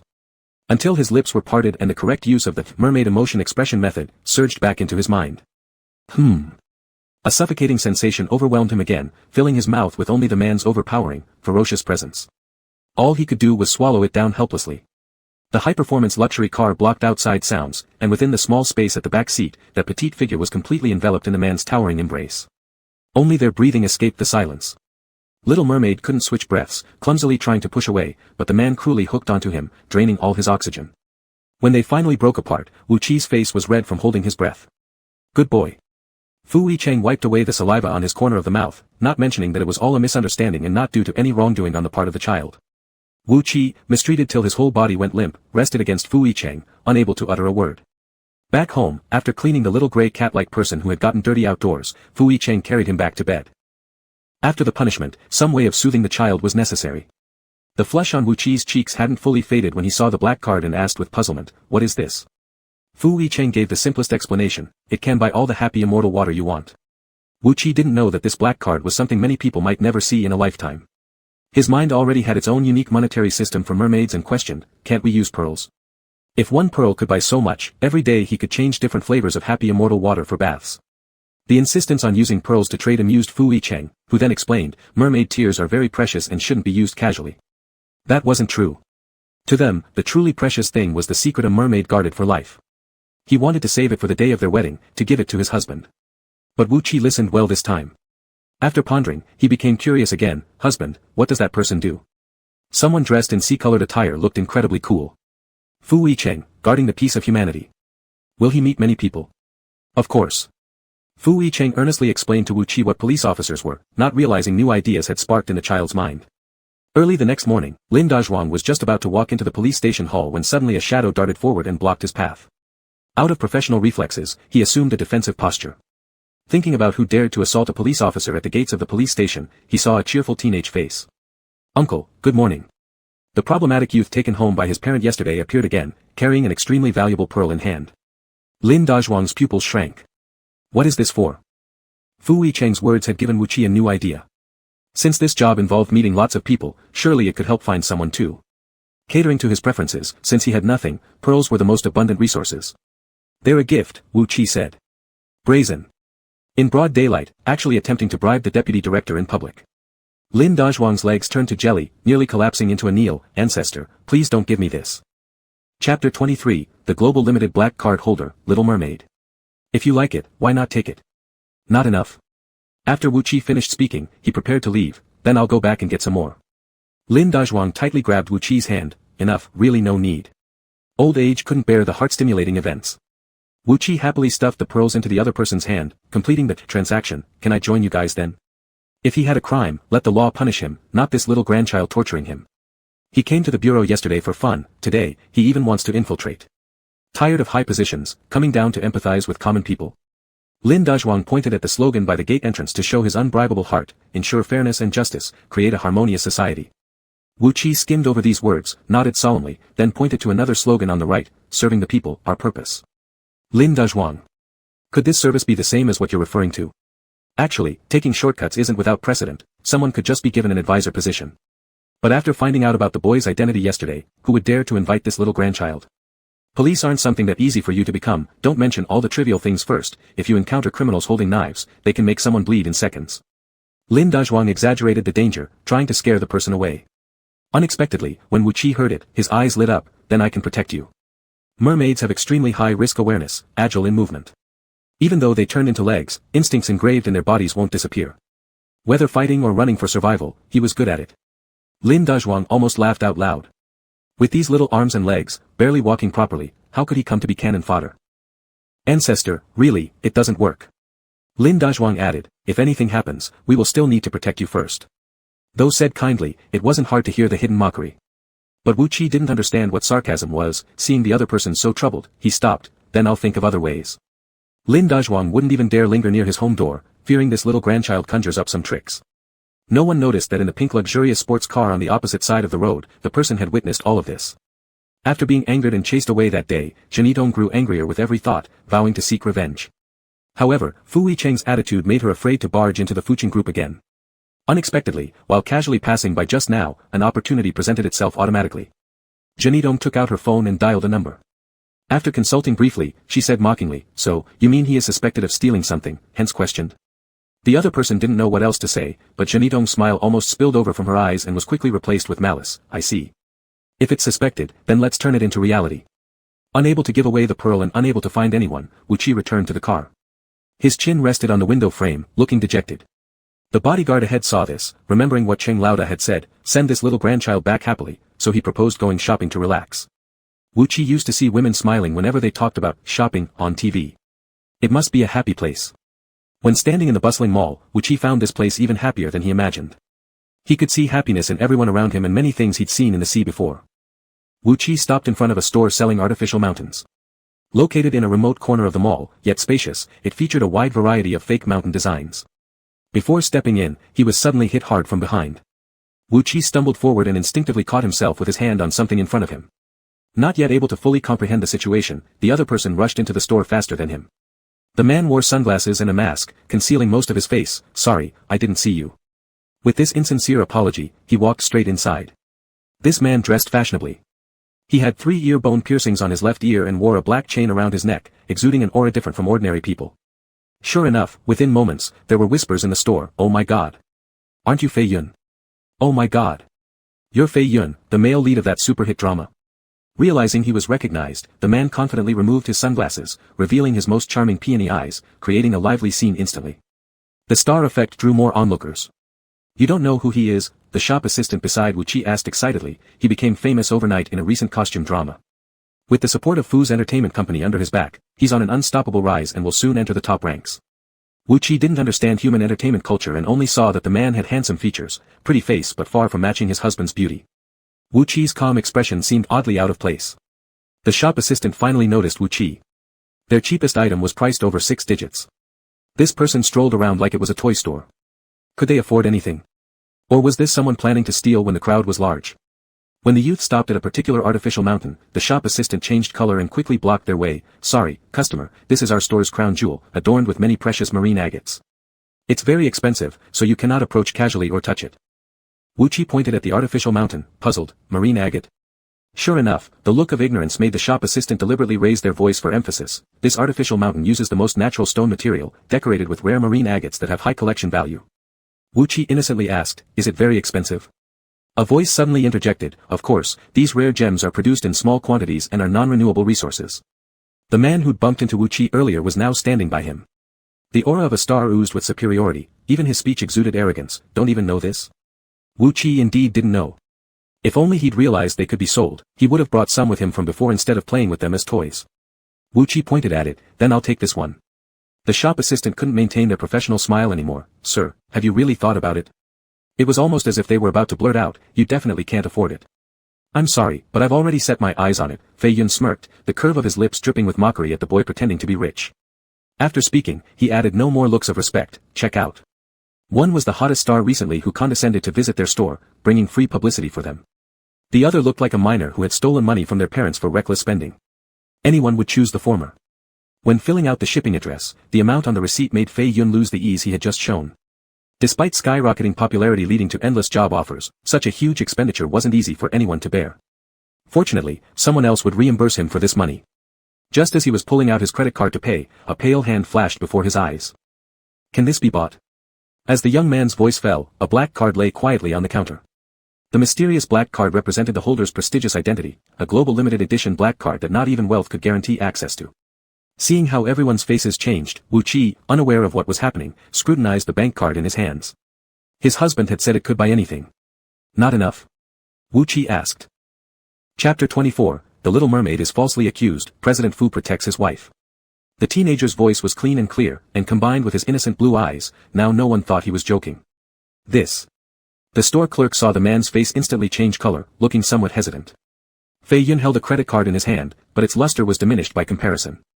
He clenched his teeth and said again, "Check out." His assistant wanted to stop him but hesitated. The store clerk didn't want to offend either party, carefully weighing his options before choosing the card holder as the representative of status. "Sorry Mr. Fei, our shop has similar items. How about you browse through them first to see if there's anything you like?" No matter how polite and indirect it sounded, it still amounted to a rejection. A look of displeasure appeared on Fei Yun's face. "I don't need anything else." Although he didn't have a collecting hobby, this expensive rockery would bring him honor wherever it was placed. The clerk was caught in a dilemma, but this gentleman found it first. This inconsistency made Fei Yun, who had just enjoyed being surrounded by admiration, feel inferior even to a little boy nearby. Furrowing his brows, he turned his gaze toward the quiet teenager beside him. The latter slightly parted his lips, seemingly bewildered why the atmosphere had become so tense. When their eyes met, the teenager generously yielded, "If you like it, I'll let you have it. I'll buy something else for the little fish in my aquarium to play in." Fei Yun's face immediately darkened. Such an expensive rockery being put underwater for fish? Isn't this comparing him to a group of insignificant fish? Once again, Fei Yun presented the credit card to the cashier, deliberately ignoring the extremely prominent black card on the counter, gritting his teeth and saying, "Swipe it." The cashier took it, but after a few seconds, her smile froze on her face. She tried the operation again, until finally she returned the bank card to Fei Yun. "I'm sorry, sir, your card has exceeded its limit." Her tone was low, but it hit Fei Yun like thunder in his ears. This card was originally used for reimbursement, and given his current financial situation, there was no way he could afford such a heavy purchase at once. More and more eyes landed on him. Hardening his resolve, Fei Yun said, "Impossible, try again." He tried several more times, but the same awkward yet courteous smile remained on the cashier's face, delivering the same result. "Mr. Fei, would you like to try with another card?" Or. Other customers were waiting. Fei Yun understood the hidden meaning. The insistent stare from the teenager beside him hadn't wavered since earlier, and the number of prying eyes around grew ever more noticeable. Upon their next exchange of glances, the teenager asked, "What's wrong? Don't you like it?" His sincere question carried no trace of mockery, but those probing eyes felt like a slap in the face. Fei Yun's knuckles gripping the credit card whitened. He'd never endured such humiliation. With a flushed face, despite not being able to afford it, he retrieved his hand without losing pride. "Forget it, I won't compete with a kid like you. It would be embarrassing if the story gets out." Wu Qi looked at the angry departing figure with growing curiosity.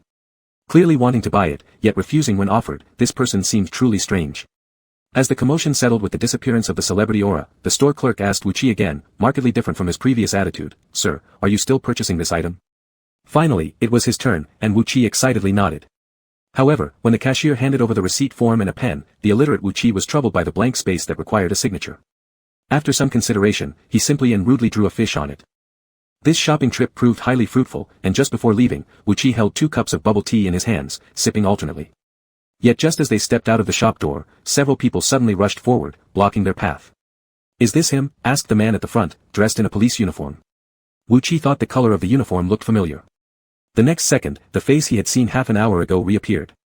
Fei Yun put back on his mask and sunglasses, walking up grandly accompanied by several policemen and bodyguards, attracting as much attention as possible. "It's him. Only he and I had physical contact, and then the item disappeared." The nearest man walked forward, explaining to the oblivious Wu Qi, "It goes like this. We just received an emergency call. Mr. Fei's private property has gone missing, and the only person who came into contact with him was you. Would you mind cooperating?" Many passers-by stopped to watch, attracted by the commotion. Isn't this the very popular young star lately? No wonder the mall has been abuzz today. What did he lose? I don't know. Nowadays, students don't focus on studying properly. To do such unsavory things at such a young age is shameful. Look at him, still looking cocky despite everything. How can he be so brazen after stealing? The murmurs from the crowd kept coming without end, and the onlookers multiplied. The star's fame had led everyone to jump to conclusions first, and now they began accusing the teenager encircled in the center. Fei Yun's face beneath the mask revealed a hint of satisfaction. The constant clicking of cameras was exactly the effect he desired. No wonder you could afford such expensive things, turns out it's by these dirty methods. However, the accused party looked as calm as a spectator, merely glancing at the police officer who requested his cooperation with a search on himself before casually sipping on his bubble tea as if nothing happened. But suddenly, a commotion rose from the crowd when the policeman pulled a pearl out from Wu Chi's pocket, flashing his credentials. "Please come with us for further inquiry." Wu Chi. Lin Dazhuang had just finished his afternoon tea, sighing at how peaceful each day was, all thanks to his devout vegetarian diet. He then heard about a new case that had arrived at the station. The sweetness of the tea had not yet faded when Lin Dazhuang entered the interrogation room and saw a face that was not unfamiliar to him. The boy still had traces of undried bubble tea around his lips. After swallowing down the pearls in his mouth through a brief struggle, seeing Lin Dazhuang felt like encountering an old friend, warmly waving to greet him. "Lin Dazhuang. Ancestor, are you back already?" After listening to his subordinate's detailed report of the situation, Lin Dazhuang's expression grew somewhat serious. Wasn't the pearl deemed stolen goods the very same one handed over to him that morning? Meanwhile, outside agitated voices continued to erupt. "What do you mean? You suspect our artist acted deliberately?" Inside the mediation room, the agent who rushed over expressed strong emotions, emphasizing that their artist would never frame anyone. "Ma'am, please calm down. We've already dispatched someone to retrieve the surveillance, and the truth will soon be restored." Given the high-profile nature on both sides, Lin Dazhuang decided to handle the matter personally. He firmly believed this was a misunderstanding, but the middle-aged woman did not think so. She pointed rudely at the quiet youth sitting nearby. "I've heard this person is a habitual thief. What else is there to say? I think you're covering up for him. Ma'am, please show respect to the people's police." Defaming the police carries legal responsibility, Lin Dazhuang asserted with the authority of a deputy bureau chief. "Everything requires evidence. Setting aside your baseless claims, should the surveillance prove otherwise, the parties involved may sue you for defamation. Think carefully about this. How is it baseless when we've provided proof from the auction?" The agent threw the question back at the youth. His own belongings didn't need any proof. Wu Chi pressed his lips together and said nothing. His husband had told him not to expose his identity. And the other party, seated quietly beside him, seemed more like an outsider. The warning words made Fei Yun's eyes glint with confidence of victory. Upon emerging from the interrogation room, he noticed that the quiet boy had remained wordlessly seated on the chair since. With no lawyer defending him, he appeared like a helpless puppy abandoned to the wolves. Thought he was capable of something, huh? Not really.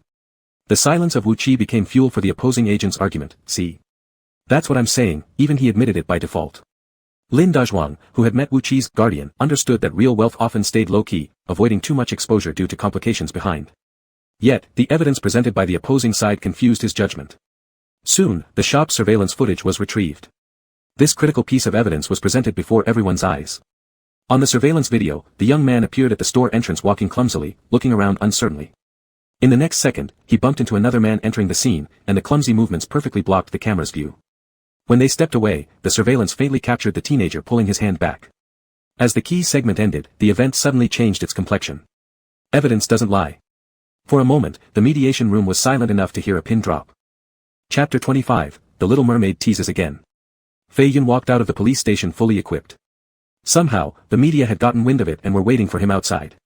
Surrounded by a crowd, he silently got into the nanny car, not saying a word the whole time, but his despondent mood was enough to give others room for speculation. Before long, the trending topic related to this incident hit the top headline. Backed by an explosive drama, the celebrity victim who was called the next top flow star caused an instant one-sided reaction from public opinion. They dared to steal anything, even from a celebrity. They're asking for death. People like them are all ugly bastards. When life doesn't go their way, they resort to breaking the law to get some excitement. Are there any sisters who've dug up more specific information? I want to see which poor trash is so shameless. The floor above, have you heard what was stolen? It said that it's the mermaid tears, once auctioned off for an astronomical price in a highly publicized event. Rumor has it that this person is a habitual offender, caught once before for thievery and other underhanded acts, yet remained defiant when arrested. Another rumor says that recently they were seen spending lavishly at a mall with suspicious sources of income and are now under police control. Sitting in the car, Fei Yun watched as his team successfully guided public opinion, a victorious smile curling on the corner of his lips. Though a massively successful drama had finally torn off the unknown tag after 10 years in the entertainment industry, it wasn't nearly enough. The popularity of the drama would eventually wane. Now, he was just a step away from being the top stream. He hadn't expected that a mere pawn would become the crucial favorable wind toward success. Not only did it make Mademoiselle Jeanne owe him a favor, but also paved a smooth path forward for his career. Thinking about the teenager's inability to answer back before leaving, Fei Yun felt a sense of vengeful satisfaction. As the car slowly started moving, Fei Yun noticed someone walking into the police station out of the corner of his eye. "Xia sister, why does that person look somewhat familiar?" Xia sister, the agent who knew everything due to her years navigating through the entertainment circle, immediately recognized the person's identity. "You must be mistaken. It was impossible for that weak little kid from earlier to be associated with Fu Corporation's top legal team." Under the starlit sky, a car glided along slowly. Amidst the continuous brewing public opinion, the youth rumored to be under police control was currently sound asleep in the arms of a man. The light from the windows illuminated the man's face, flickering between brightness and shadow. The heavy air pressure inside the car condensed, oxygen barely flowing amidst the dark gaze in the man's cold eyes. His broad chest served as a shield, protecting the white rabbit curled up in his embrace. Mr. Fu, the PR side has cleaned everything up. It had been merely an hour since the situation exploded in public discourse. The man sitting in the back seat neither confirmed nor denied this, his gaze falling on the sleeping face of the young boy. The child seemed undisturbed, perhaps even blissfully unaware, having fallen asleep in the police station. But when Fu Yiqing arrived and held him tightly in his arms, the breathing against his neck made him hum faintly twice, as if searching for comfort after facing adversity outside. At that moment, Fu Yiqing regretted letting the youth out of his sight. A thought surged into his mind, keeping the youth bound forever to his side, never letting go, and ensuring that his world revolved solely around him. Reflecting on today's events, the warmth that originally filled Fu Yiqing's eyes transformed into icy coldness, issuing an order sternly, investigate thoroughly. His young one should not endure such humiliation. After returning home, Fu Yiqing carried Wu Qi upstairs. The young one, snuggling in his arms, breathed evenly, fast asleep, betraying himself only through slightly trembling eyelashes. If not for those fluttering lashes, Fu Yiqing might have believed he truly was unconscious. Instead of proceeding straight to the master bedroom, he turned toward the guest room upstairs. But the moment his foot stepped onto the stairs, the drowsy little one made sounds in protest. Afraid to act overtly, but subtly trying to hint that this wasn't the direction of the master bedroom. A faint smile graced Fu Yiqing's lips. After being punished for previous mistakes, this time, the young one was sharper mentally. He understood now how to pretend to be asleep in order to escape consequences. Fu Yiqing deliberately intensified his steps. This time, the person could no longer resist. Small hands clutched at his clothes, as if afraid of really being sent to the guest room. Still maintaining tightly closed eyes, performing a clumsy act despite long lashes fluttering like butterfly wings. Awake? Fu Yiqing knowingly questioned. This query acted like a pressure point struck, the young one stopped twitching both eyelids and lashes, and even softened his breaths. Only one narrow crack remained beneath thick lashes to observe the situation. Realizing the man didn't intend to turn back, his head began to rub gently against Fu Yiqing's chest, seeking comfort. The rubbing sensation caused Fu Yiqing's heart to itch softly. Already enduring too much sorrow today, Fu Yiqing couldn't bring himself to tease further. Gently placing the young one on the bed in the master bedroom, just as he was preparing to withdraw, the small figure sensing the departure frowned lightly. Clutching onto the clothes tightly, upon noticing his lack of response for a while, the fingers anxiously tugged. So adorable it made one want to tease them some more. Just lying down, and with the turning over motion, there was an eagerness to burrow into his embrace. Like a successful little cat rubbing against him, the soft hair constantly swept over his chin, carrying the unique fresh scent of a mermaid. Seeing he didn't stop, hands began rubbing and reached towards his chest.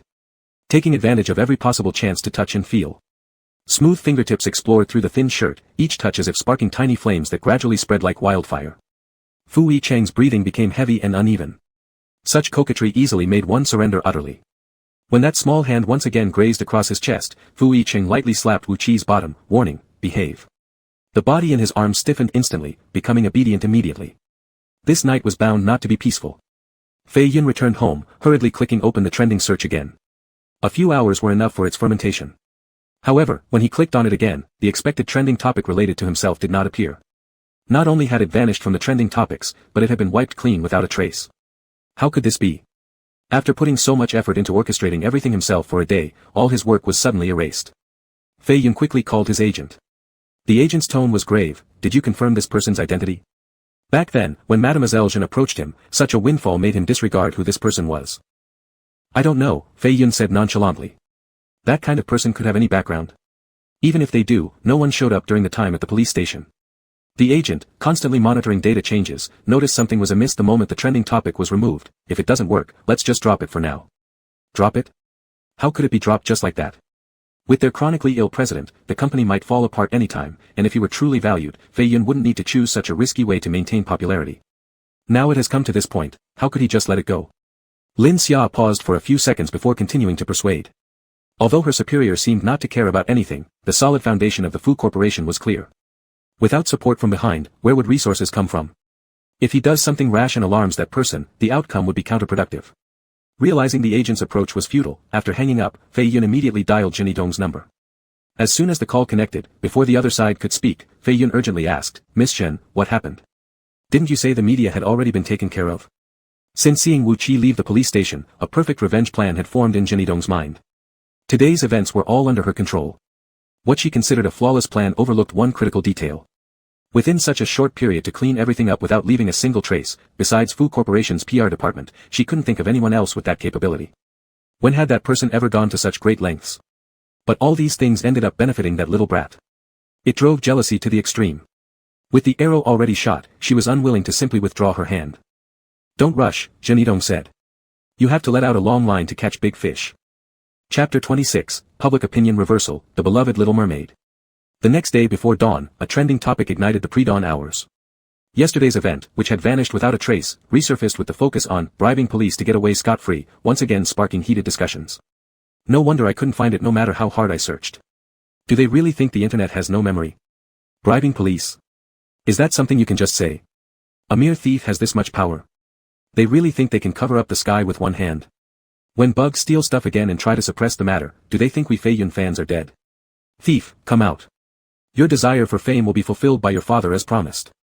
Under the guidance of some marketing accounts, the quickly reached its peak, with many passers-by joining the Fei Yun fan base, even claiming that whether through doxing or digging under 3 layers of earth, they would uncover the truth.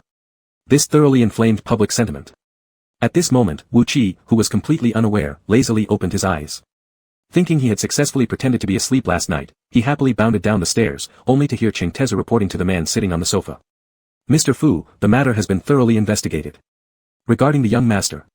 Hearing it involved him, the previously lively fish instantly became a dead one. Wu Qi bent over, lightened his steps, and turned around, preparing to slip back into his room. Come over. The moment Fu Yicheng caught sight of Wu Qi's awkward silhouette in his peripheral vision, he knew Wu Qi was there. Believing he had caused trouble again, Wu Qi hung his head dejectedly, approaching and extending his palm to await punishment. Initially keeping his eyes lowered, too afraid to look up, after waiting for what seemed like forever, all he saw was the corner of the man's lips curl upward slightly, giving him an idea. Since realizing that coquetry and flattery were akin to a golden immunity card, Wu Qi had become adept at it without any guidance. Taking small, cautious steps, he once again cleverly tripped right into Fu Yicheng's arms. His head rubbed incessantly, accompanied occasionally by soft whimpers. He resembled a child who had lost a fight outside and came home to file a complaint. The high-pitched yet tender hum reverberated through Fu Yicheng's chest, making his heart melt into a pool of tenderness. Picking up Wu Qi's chin, he teased, unhappy. Wu Qi shook his head. Rather than unhappiness, it was more about confusion. Why, when it was clearly his thing, did the other party insist it was theirs? With drowsiness still lingering in his eyes and an innocent face free of malice, Cheng Tezu observed his boss setting aside piles of official duties to entertain their little grandchild, suddenly understanding what it meant to lose one's wits due to lust. Mr. Fu, how do you plan to handle this? Fu Yicheng handed the question over to Wu Qi. Little friend, what do you think? A merman living in the sea, aware only of the natural law of survival of the fittest, but unfamiliar with human intrigue, Wu Qi thought for a moment, just make them understand that the item isn't theirs. Among the several contingency plans prepared by the PR team, none were as lenient as this approach. The little friend was truly too kind-hearted. Fu Yicheng went along with Wu Qi's suggestion, as you wish. Mr. Fu, there's. Cheng Tezu attempted to explain the extensive implications, worried it might affect vested interests. However, a cold warning glance cut him off abruptly. Someone so cherished and guarded by Fu Yicheng wasn't to be touched by anyone. He shouldn't have interfered. In the few hours after the trending topic started to brew, the comments section was inundated with curses from Fei Yun's fans, demanding the involved party to step out publicly and apologize. An hour later, a hashtag labeled #PoliceClarification climbed onto the hot search list. Capital City Police v Frownyface. Upon investigation, regarding the matter of Mr. Wu's alleged bribery yesterday, it has been confirmed that no relevant police personnel received bribes. #video#. But according to the legal system of Blue Star, where human rights reign supreme and freedom of speech is protected, merely showing a video was hardly enough to silence the gossiping masses. The accusations of bribery didn't decrease but instead increased. Wow, able to bribe the police now. Then how about explaining the theft of Fei Yun's jewels? Probably too scared to speak up, resorting to covering their tracks. Investigated and clarified? If you found the truth, why not release the photos? No evidence, no talk. Adhering to the principle that if you ask for trouble, you shall receive it, the police then delivered another heavyweight revelation just as the netizens wished. In the picture, 2 pearls were placed side by side. On the left, the pearl called mermaid's tear appeared dull under the light, its rough craftsmanship making it look like plastic with no sense of quality. In contrast, the stolen goods, despite poor lighting, could barely conceal its fine texture, emitting a faint luster that made the other look inferior. The latter was undoubtedly the genuine mermaid's tear. For a moment, public opinion shifted drastically. Fei Yun's fans, where are you? Come wash off the dirt. This plastic feel is going to slap me in the face soon. Polite question, aren't you making 508 WA day? Can't even afford a decent pearl? What's the difference between pretending to wear a famous brand when actually dressed in flea market goods and inflating one's wealth? Sorry, I admit I cursed too loudly the other day. Although this poor guy hasn't seen the auctioned mermaid tier, with such a gorgeous pearl, it must be near the top of jewelry. Who is parasitically riding on whom? How can someone show off pearls with such a cheap wholesale feel without shame? Is Miss Faye's team now begging the police to censor the name on the plastic pearl? Slap. Inside the lounge, Tezufe glared furiously at his assistant, who had just received a slap. You useless idiot. Who told you to expose this stuff? The assistant responsible for hiding the items was crying uncontrollably, clutching his swollen red face. I really didn't mean to. Yesterday, several policemen suddenly showed up. As an accomplice, he was already feeling guilty, especially seeing even the deputy director personally came to investigate. No matter how many lives they gave him, he wouldn't dare not cooperate. Fei Yun's angry few slaps still couldn't vent his frustration, yet he knew that even if today he beat the man to death right here, all his popularity and likability would crash completely. Fei Yun refused to answer the relentless calls from his agent. At this moment, only Zhenidong could save him. But Zhenidong wasn't faring any better either. Though this incident seemed unrelated to her, since Fu Yicheng had investigated so deeply, she should know the invoice was borrowed under her name. Yet there was no saving face as she directly exposed it. In the future, everyone in the circle would think, Zhenidong couldn't afford the mermaid tier, so borrowed an invoice to inflate her wealth for a little star's favor. She had lost both her dignity and reputation completely. And she didn't spare even one person who had done errands for her. Still, Zhenidong understood how to steady people's nerves. After answering the call, she didn't display any emotions but instead gave the other party a reassuring promise. Why are you afraid? I have good relations with your president. He'll protect you. This statement successfully silenced Fei Yun's incessant complaints. Even if their president was sickly, he was undeniably a cash cow after gaining some popularity. It was out of the question to leave him unsupervised. After hanging up, Zhenidong did as she promised, calling a long uncontacted phone number. Just as the phone was answered, the sound of a cough echoed through the earpiece before the man's raspy voice opened. Miss Shen, what is it? Everyone knew the Fu brothers were estranged and had a rocky relationship. At this moment, only the other could help her. As long as she acted pitiful and appealed to the man's compassion, offering a bit of benefit later, no smart person would refuse. Did Second Master Fu hear about the incident before? Her being humiliated by that rude boy had made waves within the circle, making countless people laugh at her. The man coughed more violently, his voice growing hoarser, his tone emotionless. What happened? He hadn't known. That was even better. Stories passed through others' mouths could never match personal narratives in terms of stirring pity. Zhenidong recounted everything happening online with a sweet, aggrieved voice. Some uncouth wild young man showed up out of nowhere. He's utterly unruly and uneducated. People simply can't argue against him. Without teaching him a lesson, I don't know how others will view me in the future. There was another fit of coughs from the other end. The man then replied again, his voice tinged with a faint chuckle. Anyone daring to upset Miss Shen indeed possesses quite some courage. Lost in her anger, Zhenidong failed to pick up on this subtle change in tone, fixated on roping him over. I intended to give him a lesson, but Yicheng shielded him not only but also let things spiral out of control, dragging your own artist into this mess. Now, I'm truly helpless. She left her grievances implied, her purpose accomplished. The man remained silent for several seconds, understood. Zhenidong felt like she had grasped a new ace card, becoming more confident. Even if Fu Yicheng protected him, what could a nobody possibly stand against her? Zhenidong returned the call to Fei Yun. Relax, the issue on this side has been resolved. Only then dared Fei Yun take his agent's call. No matter how harshly netizens criticized, with loyal fans safeguarding him and the company standing behind him, once the storm passed, he would still effortlessly turn public opinion around with his face. Ignoring the continuous blame from his agent's end, he confidently reassured them to wait for the company to make its voice heard. Very soon, Fei Yun's affiliated company swiftly released a declaration. Starting today, our agency terminates all collaborations with Mr. Fei Yun. We wish him well in his future endeavors. Farewell. The sudden termination letter caught everyone off guard. At the peak of his popularity, Fei Yun was abruptly let go, implicitly confirming that his despicable tactics had crossed a line with the company. In no time, fans across the web were clamoring for an explanation on behalf of their idol. Reporters rushed to call for clarification, but the company only left one curt response: we're busy. Chapter 27, shouldn't there be some little fish by now? The next day, everyone at the Fu family estate was walking on eggshells. Those who occasionally passed by the floor of the president's office couldn't help but steal a few glances despite wanting to hurry by. There was no other reason. Early in the morning, Miss Shen had burst into tears here, and it was destined that this day would not be peaceful. What drew even more attention from everyone was that during this period, their president often brought along the ever-attentive young boy. The entire scene looked like a battlefield. Have you all been following those theft scandals online recently? One of the parties involved is said to be that kid, and Zhen Miss is the mastermind behind the scenes. Look at how strained the relationship between the two executives has become. Junior President Fu directly terminated an extremely lucrative deal because of this incident. All collaborations between Fu Group and Jin Group are being gradually dissolved. Who says the kid's origin is unclear? Clearly, he comes from a very powerful background. It's no wonder she rushed in again so hastily. She lost all her face today without getting anything. Why did she do this? Isn't it obvious?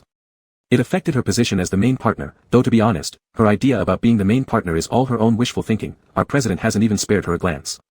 So why does she continue liking him? How could anyone let go of someone like our president, a handsome and wealthy man, almost impossible to find another like him? If I say so, if that kid had any tricks up his sleeve and could firmly secure his place, Jin Miss wouldn't matter anymore. That makes sense. So how should we secure your president? This isn't simple. All voices abruptly ceased. An enthusiastic girl turned her head only to see a beautiful and obedient face right there, none other than the person at the center of their gossip who had joined their circle unknowingly and with great interest, listening intently while participating in the conversation. In an instant, the crowd scattered like frightened sheep. I shouldn't have gotten so close just now. Wu Qi still carried that lingering regret over not knowing better earlier, heading toward the president's office while pondering deeply, trying to figure out how to firmly secure the person's affection. Suddenly, a sound came from somewhere nearby. Before he could look up, he directly collided with someone rushing out of the president's office. Her face red with crying, all the elegance from before vanished due to her self-inflicted consequences. She couldn't wait to leave this place where she had utterly lost her dignity. However, the one responsible for her current state appeared right in front of her eyes.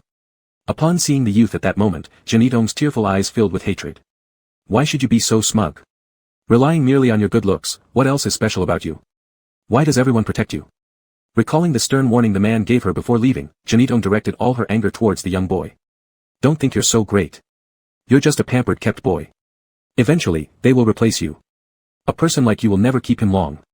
She doubted that someone cold-blooded and ruthless like Fu Yicheng would keep a person around forever. Now, the more favor you gain, the more likely it is that in the future, you'll end up as a pitiful discarded bug. Seeing the youth's silence and his clear blue eyes full of astonishment as if stunned by her words, Jin Yidong felt the satisfaction of finally reclaiming the upper hand. Picking up the lost shreds of her pride, she was about to leave when she suddenly heard the youth ask. So, how can you keep someone then? This sincere question rebounded like cotton tossed back, hitting her softly but piercingly through her heart. Enraged, her tears nearly flowed backward. If only she knew now. Would she still let this brat swagger around her like this? Strangely, this time, their conversation seemed to be on the same wavelength, yet Wu Qi didn't understand why this person seemed about to explode. Watching the woman angrily walk away, big eyes full of confusion were left behind. Having listened all morning without receiving any answers, Wu Qi became dispirited and returned to his usual spot in the open-air garden. After all, he had been thoroughly educated by late-night soap operas. He knew well about the literature of keeping lovers under one's care. But will there be others by my husband's side in the future? Just imagining the possibility, a strange feeling welled up inside Wu Qi, like a rock blocking his chest while sour bubbles surged from within. Being so emotionally pure, Wu Qi hadn't realized this was a result of jealousy, part of the 7 human emotions and 6 desires, and ended up slouching listlessly against the railing. Suddenly, 2 figures caught his attention from afar near the building. It seemed they were arguing. The woman, heavily pregnant, looked furious while the middle-aged man meekly held her arm, trying to stop her from leaving. When Wu Qi curiously ran down to get a closer look, the woman was still fuming at the man. Let go. Not a chance. You're carrying my child, where do you think you're going? The woman, flushed by the man's assertive statement, didn't seem as angry as before but still threw a shy parting shot, you shameless jerk. Having had his son in old age, the man treated his wife like royalty. Only after cheering her up did he let out a sigh of relief. Noticing someone watching, he chuckled good-naturedly, sorry about that, young fellow. You must think it's funny how my wife likes to play the domineering CEO game despite being otherwise incapable of much else. Wu Qi nodded half-knowingly, but his focus was stuck on the man's previous words, so if she's pregnant, she won't run away. Of course not, the middle-aged man replied, his face lighting up with happiness at some thought. No matter how mad she gets now, she clings to me, can't do without me. This moment seemed to answer Wu Qi's puzzling question. His eyes lit up, then how do I make my belly swell? The newly adult merman asked curiously. Even for the seasoned middle-aged man, such a lewd topic discussed in public made him feel a little uncomfortable. After scratching his head for quite a while, he finally came up with a more tactful response, just cuddle and hug a lot, and it'll happen naturally. A mountain of official work lay in front of Fu Yicheng, yet his attention rested on the child who had quietly stood beside him since entering. Normally restless and full of energy, unable to be idle even with clumsy coordination, the sudden calmness puzzled Fu Yicheng, making his eyelid twitch. Thinking the child might be tired, Fu Yicheng paused his work and ordered the driver to prepare the car for their return home. As soon as they stepped out of the president's office, the previously quiet child suddenly sprinted forward, pressing the elevator button just before Fu Yicheng reached it. Fu Yicheng. When had this kid become so considerate? Inside the elevator, the ostensibly calm youth could barely suppress his rising smile, forcing himself to hold it back each time. His gaze stole another glance at the man's abdomen hidden beneath his suit. His eyes shone with barely contained excitement. Kissing and hugging had been done. With so much time passed, there should be something by now, right? Chapter 28, Unusual Matters Are Bound to Be Strange. Ever since Wu Qi stepped into human society to experience life, Mr. Cheng's position as a special assistant gained even more responsibilities, especially after the false accusation incident. Every day he was treading on thin ice, always worrying that this young master might get hurt or feel wronged.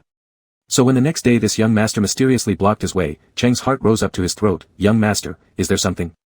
Wu Qi deliberately picked a time when Fu Yicheng wasn't around, and when asked, carefully looked around left and right, making sure no one would discover them, then hesitatingly said, I have a matter I'd like to consult with you. Cheng assumed something major had happened again and instantly felt relieved. Young master can just say it, I will speak frankly without reservation. Wu Qi suddenly became somewhat embarrassed, moving closer step by little step, her face already turning red when she spoke. It's just, what should be paid attention to after having a little fish? Cheng, ? Cheng. Cheng. Just as that relieved breath of air began to disperse, it surged all the way to the top of Cheng's head, thinking he had heard an illusion. Little fish? His stunned eyes shifted to Wu Qi's belly. Male merman has such functions. Since entering the field, always going along well with capitalists, engaging in several hundred rounds of battle with clients, becoming a personal assistant through sheer strength alone, yet being stumped for the first time by such a challenging question. After a long pause, Cheng found his voice again. Does Mr. Fu know? Wu Qi, recalling how the man showed absolutely no abnormal reactions during this period, shook his head. He probably doesn't know. Understood, wanting to give the other party a surprise. Professionalism kicked in within a second. Cheng sincerely promised, I'll keep it confidential for young master. Even if as a single dog for over 30 years, haven't eaten pork but surely seen pigs run before. Regarding such a serious matter concerning the continuation of the family line, this help must be given. When Fu Yicheng returned to the office after meeting with the cooperation partners, upon entering, he saw Wu Qi sitting in a small nest he built himself in the corner. With a book in hand, reading with great interest. Seeing him, looking like some secret had been discovered, quickly hid the book behind his back, flashing him an innocent smile as if nothing happened. How come the kid wants to read books again? But anyway, loving to study is a good thing, worthy of praise. As soon as they sat down, Cheng brought in a glass of milk and put it in front of Wu Qi, meaningfully saying, Young master, drink a bit more, need to supplement nutrition. Now is the crucial stage for little fishy to grow bigger, supplementing more nutrition will make him plump and chubby in the future. Wu Qi flashed Cheng a look of only you understand, Xiao Cheng, expression, and once he went out, placed the milk in front of the man. Husband, drink a bit more, need to supplement nutrition. On Fu Yicheng's desk, there's always coffee placed there, but since it was personally handed by the kid, he didn't refuse. After taking a symbolic sip, suddenly, a small head appeared in front of his eyes. Isn't it too smelly? Fu Yicheng, Like, after drinking, wouldn't you feel nauseous? Fu Yicheng, ? Seems not.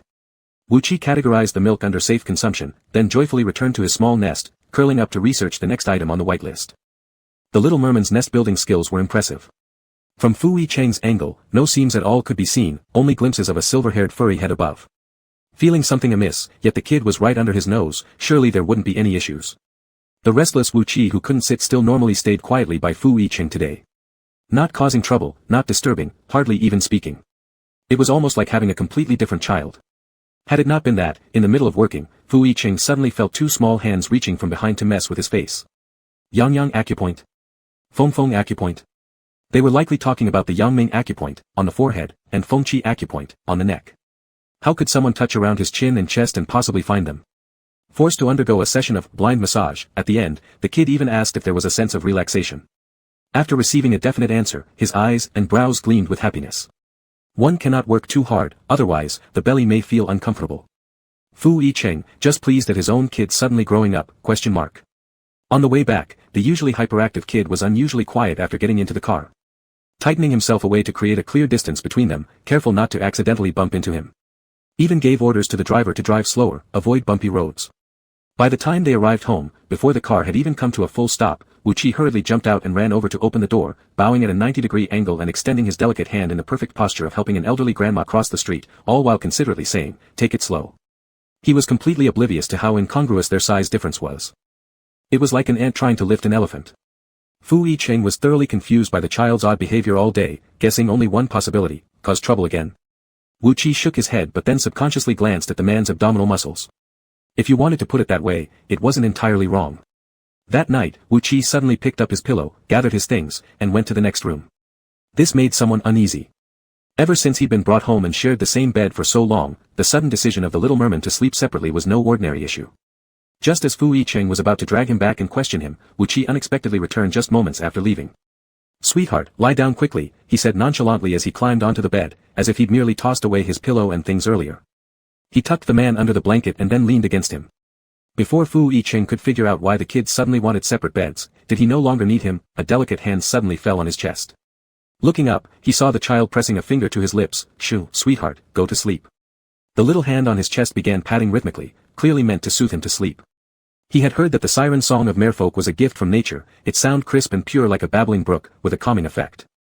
For Fu Yicheng, who suffered from severe insomnia, this young man was also a heavenly gift sent his way. He complied and closed his eyes as the boy's voice softly rose along with the rhythmic patting. "Baby sleeps. After sleep, PP. Cover baby, hands in place, baby sleep sound." The man instantly felt wide awake. Chapter 29, Baby, Lullaby. Baby, Lullaby. If it only felt a little abnormal all day, now it has gone way beyond normal. Seeing Fu Yicheng opening his eyes, Wu Qi stopped. "Does husband dislike it? Then I'll change to another song." "Good baby, nice baby," the baby drinks milk in large gulps until full. Every word with "baby" made Fu Yicheng's eyelids twitch. Based on past experiences, when something is out of the ordinary, there must be some mischief at play. Yet, he couldn't quite put his finger on what was amiss. Fu Yicheng obligingly closed his eyes, listening to Little Mermaid earnestly singing a lullaby by his ear. After singing repeatedly a few times, Wu Qi only stopped when noticing the man's steady breathing, as if he had fallen into slumber. In the darkness, her eyes shamelessly fixated on the man's abdomen under the pajamas. Unable to resist moving forward, she cautiously lifted the shirt slightly. The man's abdominal muscles revealed their perfect texture under the moonlight, firm and smooth. Wu Qi's small hands began to itch, uncontrollably wanting to touch and feel the sensation, but suddenly recollected herself due to something. Reason pulled her back. Staring for half a day, she muttered anxiously, "So flat, is it because of insufficient nutrition?" Fu Yicheng. Fu Yicheng thought that after last time's failed cooking attempt, the young one had already realized they had no talent in that area. Who would have expected that during his lifetime, the terrible cooking could re-emerge in this world again? When dawn broke, the sound of clattering utensils echoed from downstairs. After painstakingly fishing the fish out amidst the smoke, he saw her hurriedly turn around. "Wait a moment, dear, it will be ready soon." With quick reflexes, Fu Yicheng blocked her path. "Let's eat at the company." "Wu Qi, that can't happen, the food they serve doesn't have as much nutrition as mine."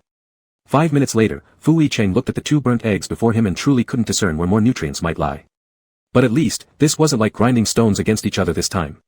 Seeing him hesitate with the chopsticks not moving, she prompted, "Don't starve yourself, hurry up and eat." Her nervous gaze worried that every second delayed might result in his starvation. Recalling the phrase he overheard last night before sleep, Fu Yicheng became aware that the little one's unusual actions were deliberately intended to take care of him. Just after taking a small bite, Wu Qi anxiously leaned over. "Will your stomach hurt after eating?" Fu Yicheng deliberately asked, "Hurting? Will I throw up?" "Yes." Fu Yicheng caught another critical clue. The young one was extremely concerned about whether he would vomit. Fu Yicheng put down his chopsticks, slightly knitting his eyebrows, a bit. Wu Qi listened, nodding understandingly. "I'll pay attention next time." Whether there would be a next time Fu Yicheng didn't know, but after saying this, the little one took advantage of the gap while he was looking down and quietly fished something from behind her back, diligently jotting notes down. Having managed the Fu Corporation for many years, Fu Yicheng always arrived at the office ahead of time, never late after the employees punched their cards. But today was an exception. On the road, the little one instructed the driver to drive as slowly as possible. Seated right in the middle of the rear seat, through the windshield glass, she continuously watched the road ahead, insisting the car slow down whenever she noticed a bumpy section. It was the first time Fu Yicheng rode in such a steady vehicle. Cheng Tezu waited outside for half an hour before finally spotting 2 figures approaching leisurely. One walked clumsily as if they would trip over themselves any moment, yet this tiny figure was determined to support the tall man ahead. Several times unsuccessful in reaching, she stubbornly rose onto her toes trying to equalize the height difference. This scene left Cheng Tezu feeling it was strange, just like the president of the company being the one needing special care.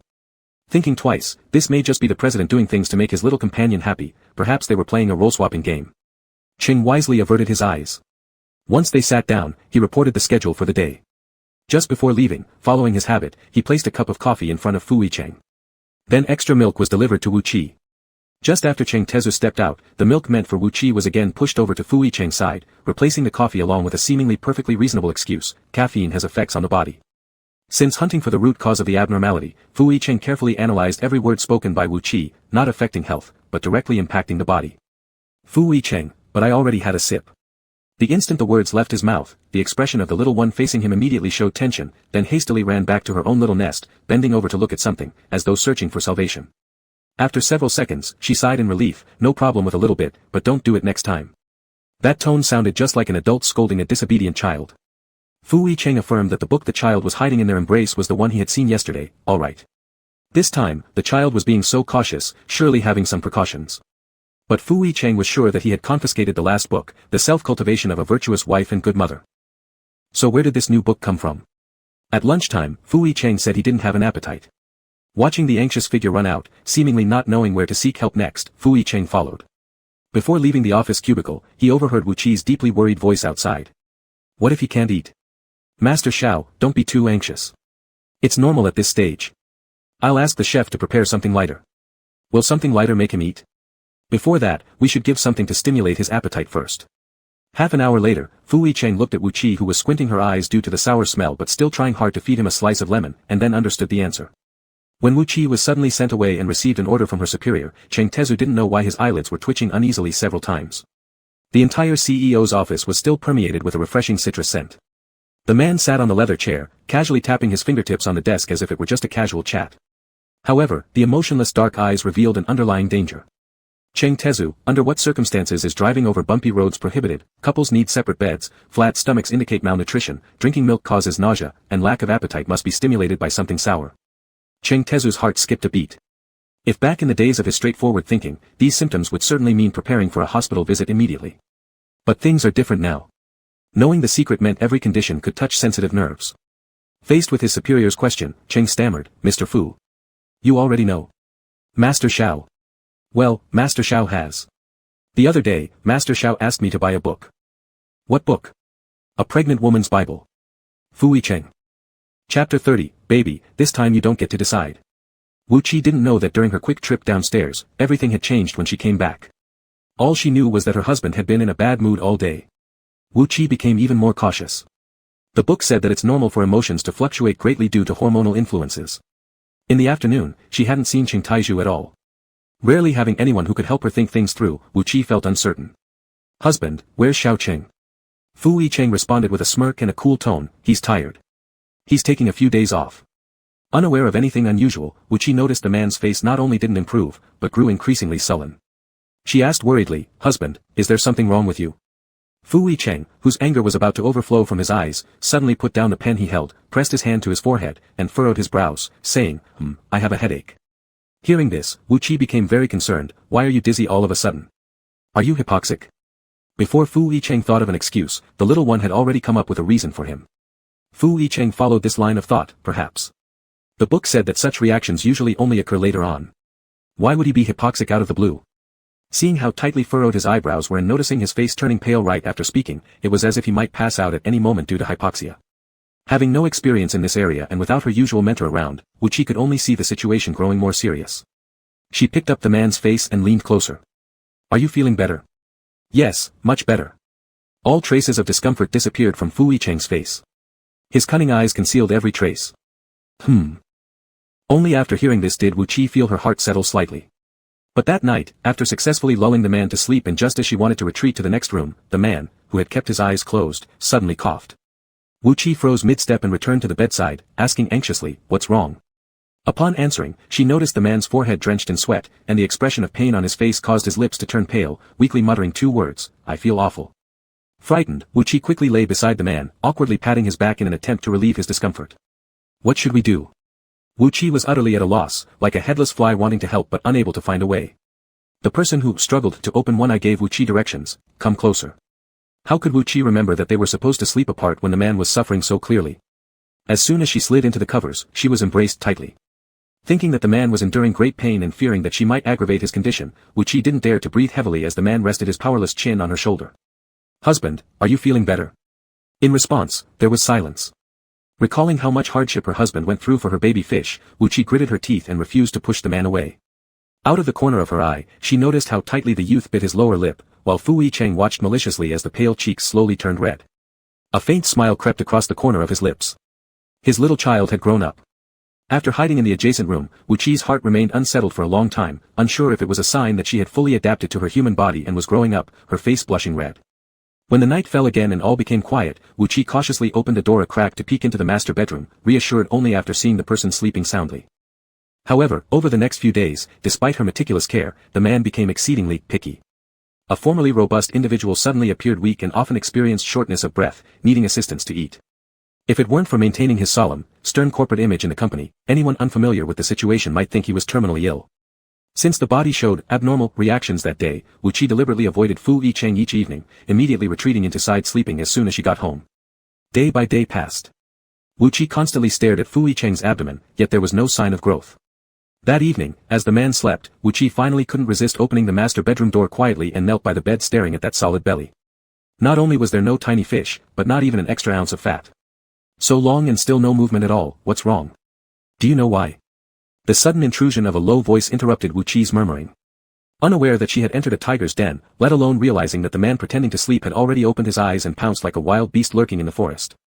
These past few days, with appropriate advances and retreats, the little rabbit finally lowered her guard, precisely awaiting this moment to seize the net. Chapter 31, The Little Mermaid Gets Angry and Runs Away. After coming out of the restroom, the little mermaid was still sobbing in the blanket. Let me take a look. At that time, he only wanted to see the little mermaid cry hard, then he would worry about how to comfort her. Fu Yicheng reached out his hand intending to pick her up, but the little mermaid immediately curled into a ball. No. A muffled voice came from under the quilt, you're a bad guy. Wu Qi sounded very wronged, not only because she had been deceived, but also because she had been bullied. Fu Yicheng helplessly smiled, youngster, you did the wrong thing first and turned around to accuse others. Wu did the wrong thing but was still bold. Qi, it's clearly you who deceived me. When talking about this, Wu Qi even mourned for a few seconds over the non-existent little fish. After all, it was indeed her own improper actions at that moment. In this situation, Fu Yicheng could only go along with her, alright, it's my fault. You, go out first. After all, Fu Yicheng confirmed that he had offended her. Seeing the little mermaid react so strongly since being on land, he dared not approach any further. That night, the master bedroom door was tightly closed, and Fu Yicheng, forced to sleep in the guest room, tried several times in vain in the middle of the night and decided to comfort her again tomorrow. However, the next morning, when Fu Yicheng pushed open the master bedroom door, there was no one inside. After searching high and low, even every corner of the aquarium, Fu Yicheng couldn't find Wu Qi's whereabouts. Finally, he only found a note left in the quilt. The little child didn't know how to write and just drew a fish on it in a simple and brutal manner, with an angry symbol on its head, and then drew a door. The little mermaid was angry and ran away. At this moment on the street, a conspicuous walking package attracted countless gazes from passers-by wherever it went. The teenager was wearing tiger pajamas, with two little ears drooping, and the worn-out slippers allowed a few toes to greet the wind. Added with heavy steps filled with emotion, it made her look both cute and fierce. Wu Qi didn't sleep all night. No matter how tightly wrapped she was, the manly scent crept into her body, and the enticing whispering sound of the man echoed repeatedly in her ears. Baby, relax. Try to release yourself, you'll like it. Just thinking about it, Wu Qi felt that she couldn't do it again.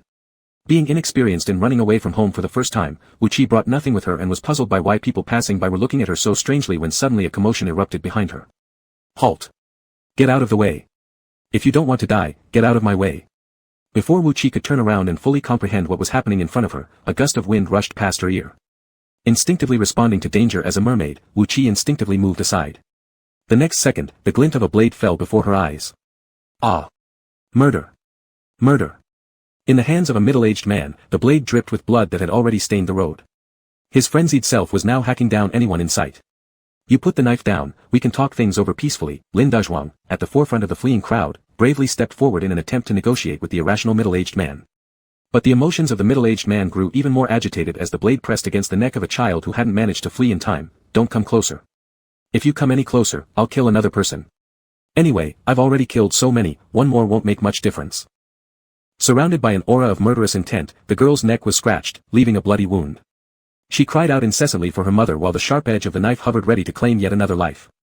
Beside the frightened girl, her mother was near fainting, her hands trembling as they grasped Lin Dazhuang's arm. Save my child, please save my child.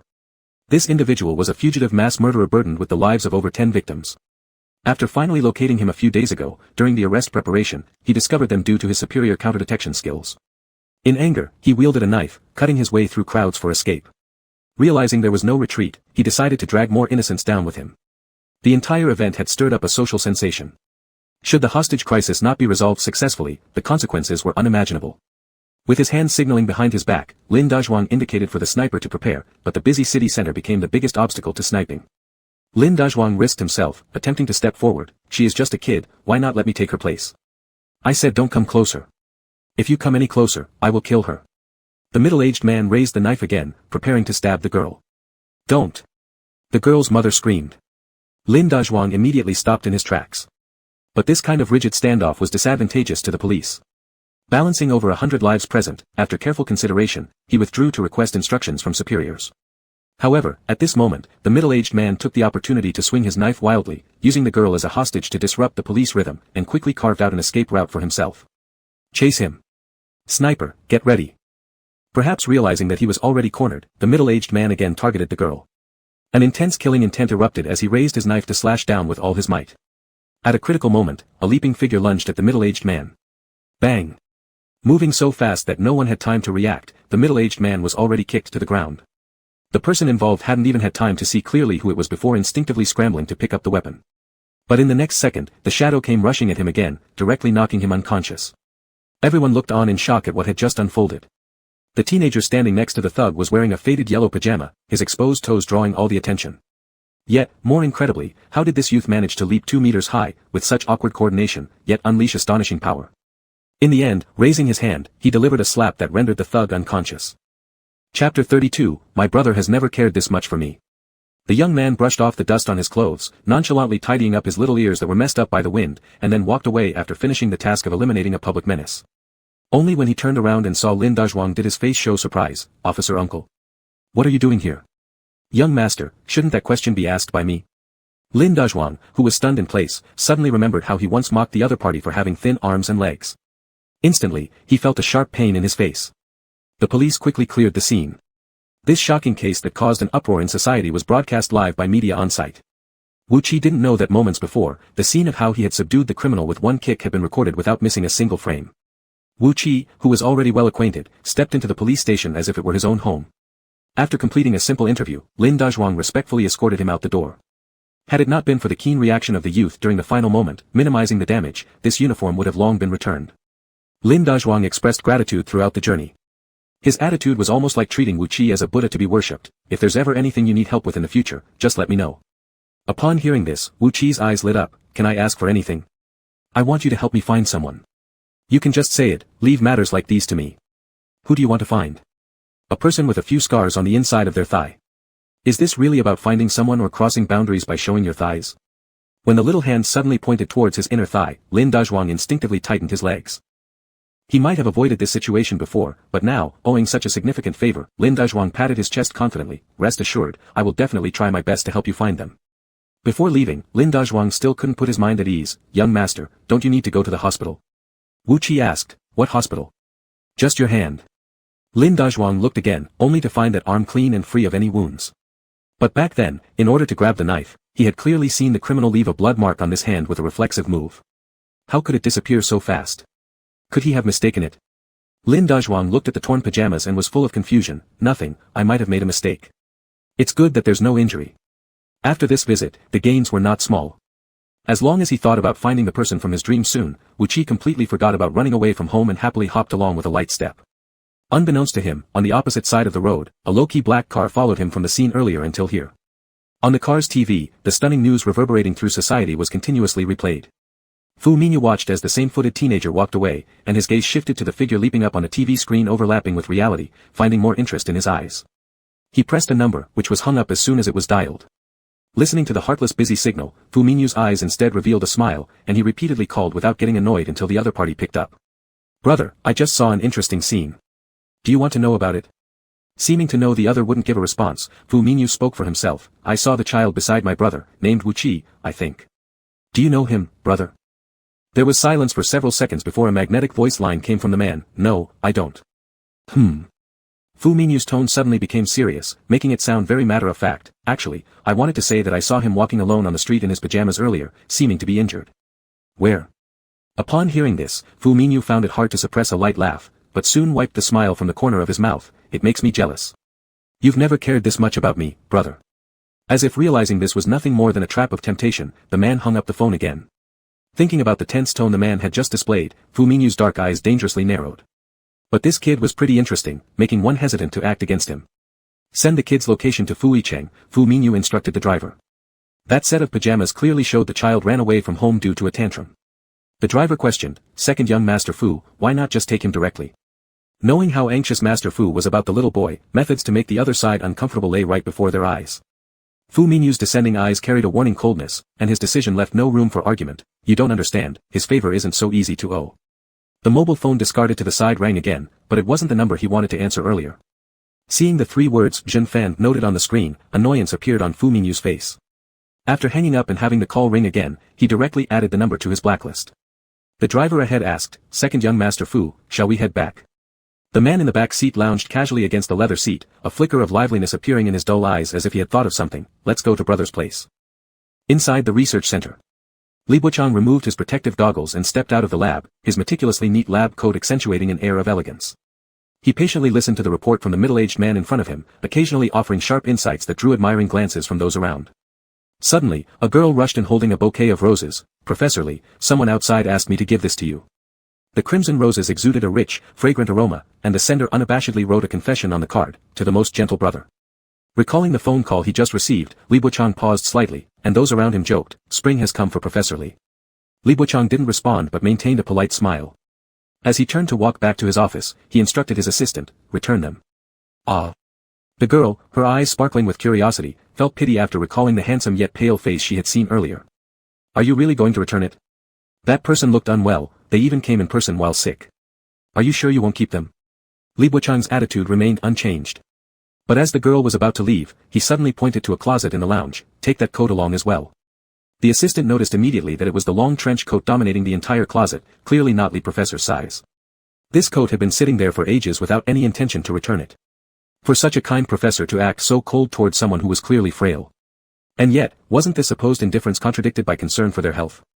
The assistant hesitated, remembering rumors about why Professor Li had suddenly left the Marine Biology Research Institute, because of one person, and decided not to pursue the matter further. After the girl hurriedly left, Li Buchang couldn't focus on the experimental report before him anymore. As if lost in reverie, the surroundings blurred into an endless blue sea. The teenager pressed him against the glass of the underwater observation room, a merman swimming overhead. The boy gripped his chin, forcing him to look up at how blood seeped from the merman's heart into the ocean. It was forceful, demanding, and unbending, but somehow still managed to look pitiful. "Brother, help me. What do you want?" The true secret of the merfolk. His wandering thoughts snapped back as the assistant reappeared. Li Buchang hid all his emotions deep within his eyes and asked, "Did you go?" "Yes, but before leaving, he left a message." Li Buchang stopped mid-motion. "What message?" The assistant formed a fist and placed it against her mouth, mimicking the sickly yet vivid expression of the man perfectly. She repeated his words with feeling. "Every part of these roses smells like you, brother. I love it. But next time, I hope it's your own clothes. I'll be happier then." Chapter 33, Honey, I'm Wrong. After leaving the police station, Wuqi wandered aimlessly on the road, occasionally spotting a stone and kicking it, completely unaware that a car had been following him for a while. Meanwhile, the person he'd been cursing at was sitting inside the car. The 2 little ears on his head drooped limply, his hair tousled by the wind. Passers-by who brushed past would often glance back at him. "Isn't he the little flying who made the news? It seems like it's him. He kicked so high that he sent someone flying. Is that true? But these thin arms and legs don't look capable. No mistake. With such a distinctive face, I could recognize him at first sight. He's already trending." Wuqi didn't know why more and more gazes were falling on him. Some even stopped to scrutinize him with uncertain eyes as if trying to identify something.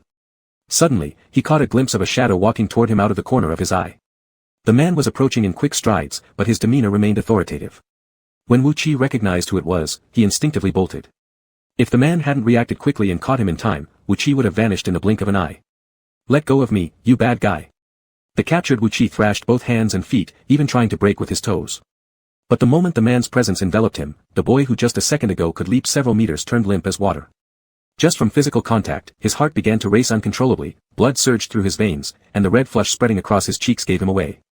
After receiving the exact location of Wuqi, Fu Yicheng wasted no time in getting there, only to find that the young one still resisted his touch.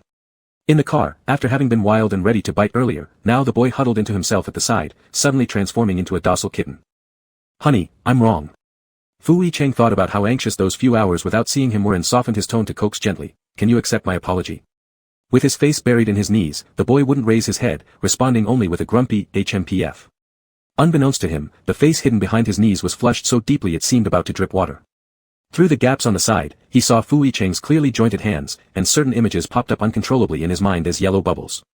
Though he had safely brought the boy home, the child insisted on ignoring him and wouldn't even allow him to get close.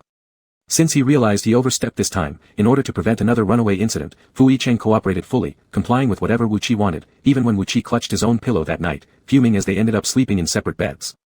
That night, Fu Yicheng predictably suffered from insomnia, unsure how to console him and make him happy again. Recalling Cheng Tezu's good relationship with him besides himself, Fu Yicheng gave an order for him to return to work. Mr. Fu, perhaps sending little master a gift could be a try. The re-employed Cheng Tezu immediately adopted a professional attitude.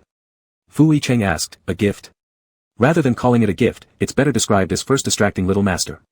When Fu Yicheng gave Wu Qi a new phone, the child who had ignored him for 2 days finally showed some sign of happiness and reluctantly accepted the apology in the form of the gift, but he still kept his distance, acting like a hedgehog with quills. Initially, Fu Yicheng merely thought that having a phone would make communication between them easier, but he underestimated the merman's intelligence. In just a few days, Wu Qi learned voice-to-text conversion and thus achieved internet surfing freedom.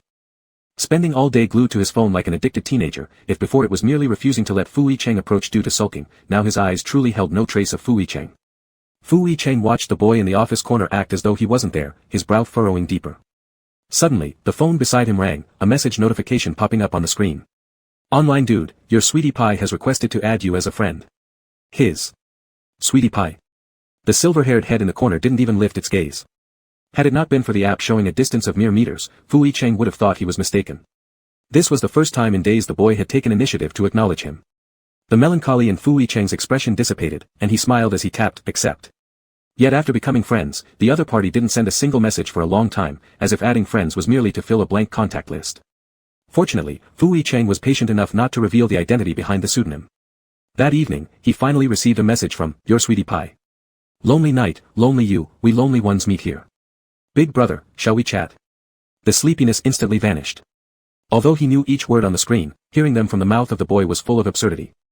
Fu Yicheng immediately put down his phone and walked towards the guest bedroom nearby. When he pushed the door open, it was completely quiet inside. The little boy in bed was sound asleep hugging the quilt. If it weren't for the distance and mobile model displayed on the software, Fu Yicheng would almost think that it was some kind of scammer. He closed the door again. As the room returned to silence, Wu Qi lying in bed with a pounding heart slowly opened his eyes and fished out the chat page he hadn't managed to close yet from under the pillow. The dim light from his phone illuminated his face, flushed red, not a trace of the coldness he had shown towards the man earlier in the day remained. With the phone in hand, seeing that the other side hadn't logged off, he clicked voice-to-text again. The words appeared on their chat window. Your sweetie pie, are you there? Check. After knowing about his illness, Wu Qi had deliberately kept his distance from the man, but under the same roof, the man's presence could always penetrate every corner, making him desire for the man to hold him from behind just like that night, the deep voice acting as a catalyst, softly luring him into experiencing overwhelming sensations right next to his ear. He feared becoming this version of himself, yet his body had already lost control and voluntarily handed over its authority to the man. Not only was he sick, but gravely so. Originally thinking he'd get rejected, unexpectedly within a few seconds, the other party actually initiated a video call. Wu Qi, unfamiliar with how to handle it, nearly dropped the phone onto his face, instinctively covering the camera to hide his face pretending to be an unknown online user. The magnified image of the man appeared on the screen. An attractive voice came from the other end, coated with the tenderness of moonlight seeping into Wu Qi's ears. What do you want to see? The other screen remained black without any response, yet it didn't affect the man's initiative. The suggestive atmosphere escalated as the man undid the first button of his pajamas, dim lighting sketching the alluring curves of his abs. With each breath, his chest rose and fell. His long hands continued downward. With every button undone, the breathing of the teen watching on the other side of the video became heavier. The man's potent allure seemed to invade through the screen. Wu Qi recalled the fleeting touch of the man's hands from just a second ago and spread the man's shirt he'd secretly hidden under the covers underneath his body, burying his head in the pillow. The beautiful moonlit night was the best aphrodisiac, causing every cell in his body to cry out, a suppressed moan escaping. How he wanted. Chapter 34, just one check away. The next day, Fu Yicheng woke up to find Wu Qi had vanished from the house again. Thinking he might have run away again, Fu was just about to check his phone's location tracking when the missing person appeared at the door the next second. Wearing slippers, it was clear he'd left in a rush, his exposed little feet were covered in mud, and despite trying to clean his face, dirt still clung to it stubbornly. It looked like he'd fallen into a mud pit. His hands remained behind his back the whole time, and whether due to the sun or not, his cheeks bore a faint blush. What's wrong? Let me see. Seeing the person unharmed, Fu Yicheng let out a sigh of relief, but as soon as he noticed the hands hidden behind his back, his expression turned serious. Did you fall? As he approached, the boy took a step back, looking startled for a moment. But then remembering something, he awkwardly shoved what he'd been hiding behind his back into Fu Yicheng's arms. I give this to you. This being the first time doing such a thing, his actions were stiff and strange. Seeing that Fu didn't react immediately, the sparkle of anticipation in his eyes faded. You don't like it? Not only were his movements strange, the entire person seemed off. Fu Yicheng looked down at the wildflower quietly resting in his arms. It seemed to explain well why the boy's face was dirty. The broken roots revealed how tense the flower holder must have been. Is this really for me? Fu Yicheng couldn't believe it. The child who'd ignored him for several days suddenly took the initiative to give him flowers. Fu Yicheng didn't know what happened during the time he wasn't looking, but the current flushed expression on the little one's face suggested purity mixed with pinkish embarrassment. What used to be a world pure like a blank sheet of paper now seemed tainted with blush, transforming into something full of innocence filled with pink bubbles. Why do you want to suddenly give this to me? Not asking would have been better. Once questioned, Wu Qi lowered his head, almost unable to lift it. I don't care. Just consider it received by you. It felt like he had unilaterally completed some kind of ritual. Hurriedly leaving but repeatedly glancing back, afraid of rejection, this scene reminded Fu Yicheng of a young man in first love chasing after a girl. And he was the girl being chased. Sometimes human intuition, once sparked, amplifies infinitely. A few days ago, the kid was mad at him, but after last night's video call, he completely changed. On the desk the next day, there were more flowers. No romantic decoration, the stems still caked with soil, picked from somewhere along the roadside, they looked casual and rough, but Fu Yicheng knew his kid had done his best. Nervously, the little mermaid asked, do you like it? Though these flowers were common and seen everywhere, Fu Yicheng still took out a vase worth tens of millions and said, I like it. Hard to mask the excitement in his eyes, the boy slowly crept closer, extending his pinky to hook the man's hand. His face flushed red while speaking, can I hold your hand now? Cheng Tetsu was utterly confused. The sight in front of him was bizarre, this blushing teenage boy, who last time in the car had kissed so fervently, now needed permission to hold hands, turning crimson with even slight contact. And the man beside him, whose gaze seemed piercingly aware yet compliant, stretched out his hand to let the other grasp. Like newly dating sweethearts, indulging in their naive romance. Sly. Before Cheng could withdraw, the boy leaned down lightning fast and stole a quick kiss on the man's cheek. Cheng Tetsu, forced to witness an inexplicable show of affection, feared lingering another second would make him nauseous. Gifting flowers, holding hands, stealing kisses. Looking at the boy whose rosy blush hadn't yet faded, Fu Yicheng was certain, the kid was chasing after him. Moreover, all day long, the boy would secretly hook fingers with him in crowded places and steal kisses when no one was around. Playing forbidden office romance to perfection. Though unsure of the reason this time, no man could resist such charm. Gradually though, Fu Yicheng began to notice something amiss. If it were paranoia on his part, then the behavior that night when the little one suddenly jumped into the aquarium, showing off his tail through the glass, became stranger still. Blue scales shimmered with dazzling light underwater, ripples created by his undulating tail resembled stars falling onto it. The little merman dove swiftly from above to the front, twisting and wriggling among the corals to display his graceful figure, continuously blowing heart-shaped bubbles, trying every possible way to attract the other's affection like a peacock spreading its feathers. Watching the little merman inside the aquarium, Fu Yicheng felt a sense of familiarity in this scene, but before he could fully process it, the little merman disappeared from view. Just as he lay back on the bed, a sound came from the door. Before he could turn on the light, a strong smell of seawater invaded the room. As Fu Yicheng sat up, he was tackled by a shadow. Chapter 35, He seems to rely on you very much. After a cold shower, Fu Yicheng went to the open-air balcony and lit a cigarette that was not exactly a post-coital smoke. The smoke swirled around his brows, revealing melancholy and helplessness. Reflecting on the abnormal behavior of Little Mermaid since that night, Fu Yicheng decided to bring someone to find Li Bosho. Sure enough, the examination results were as Fu Yicheng had guessed.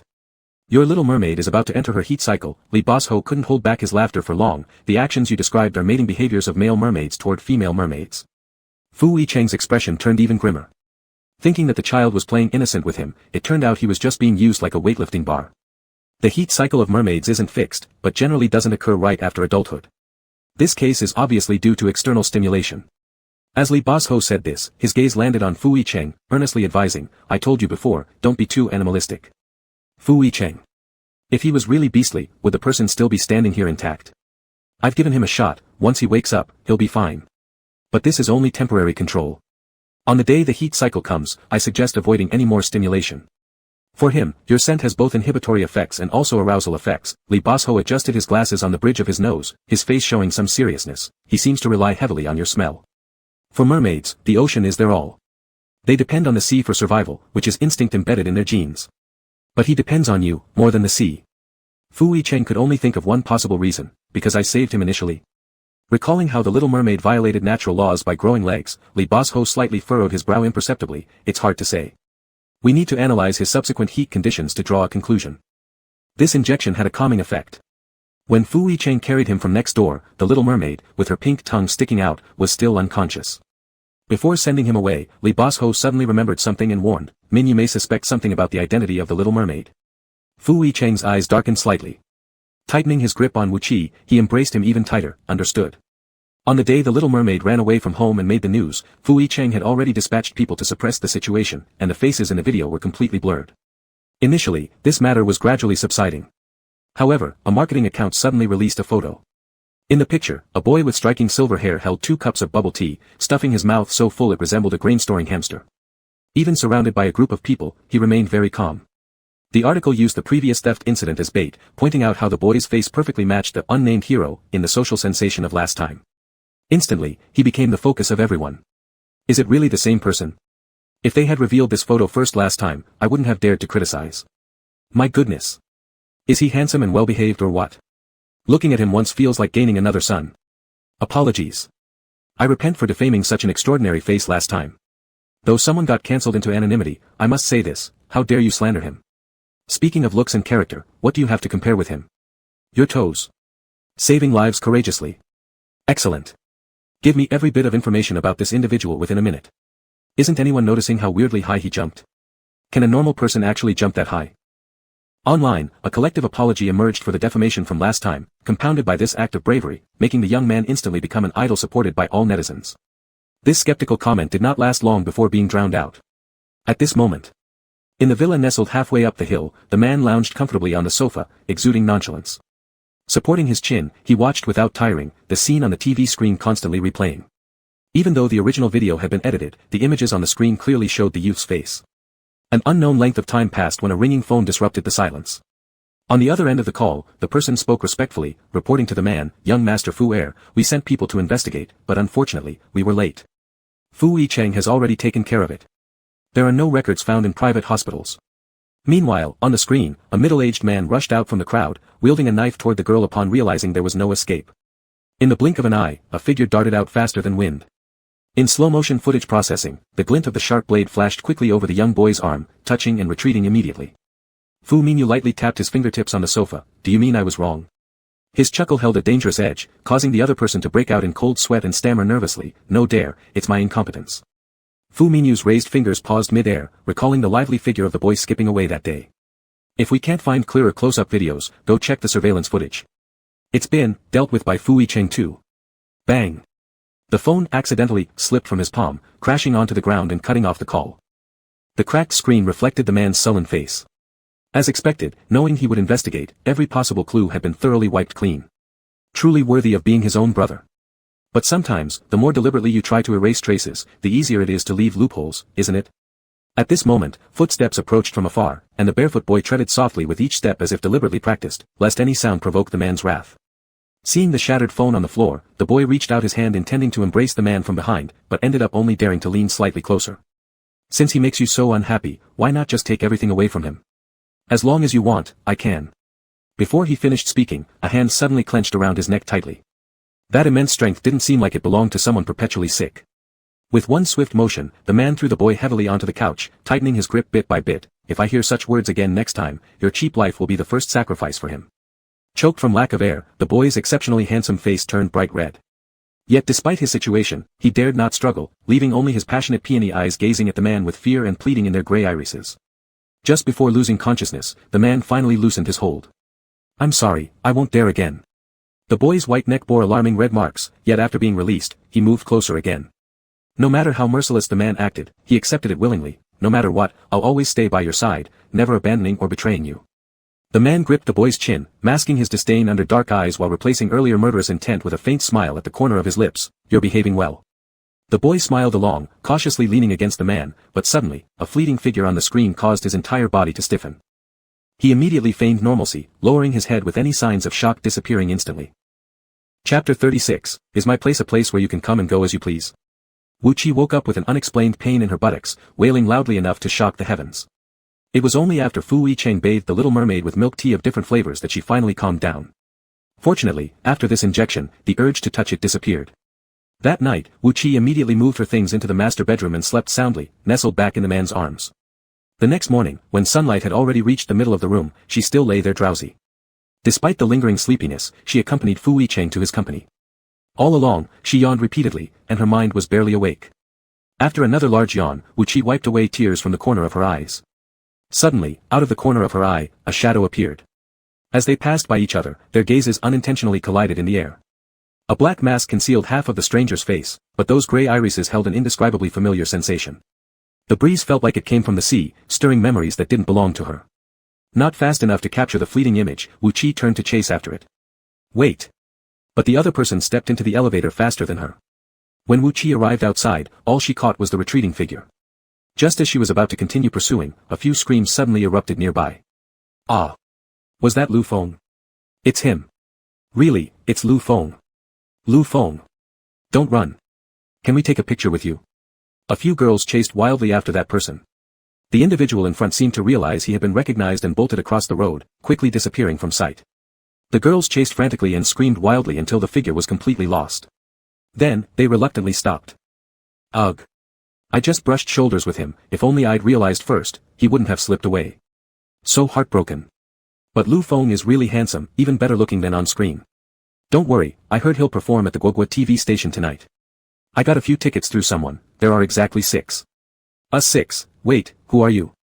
The group of girls, absorbed in the chase, noticed at this moment that there was an unfamiliar face among them. Realizing they were chasing the same person, Wu Qi had subconsciously joined the group. Facing their curious stares, she was still somewhat bewildered, blinking innocently and pointing toward the direction where the star disappeared. Is that person called Lu Feng? The girls stared. You don't even know who he is, and yet you followed us the whole way. However, Wu Qi looked so innocent.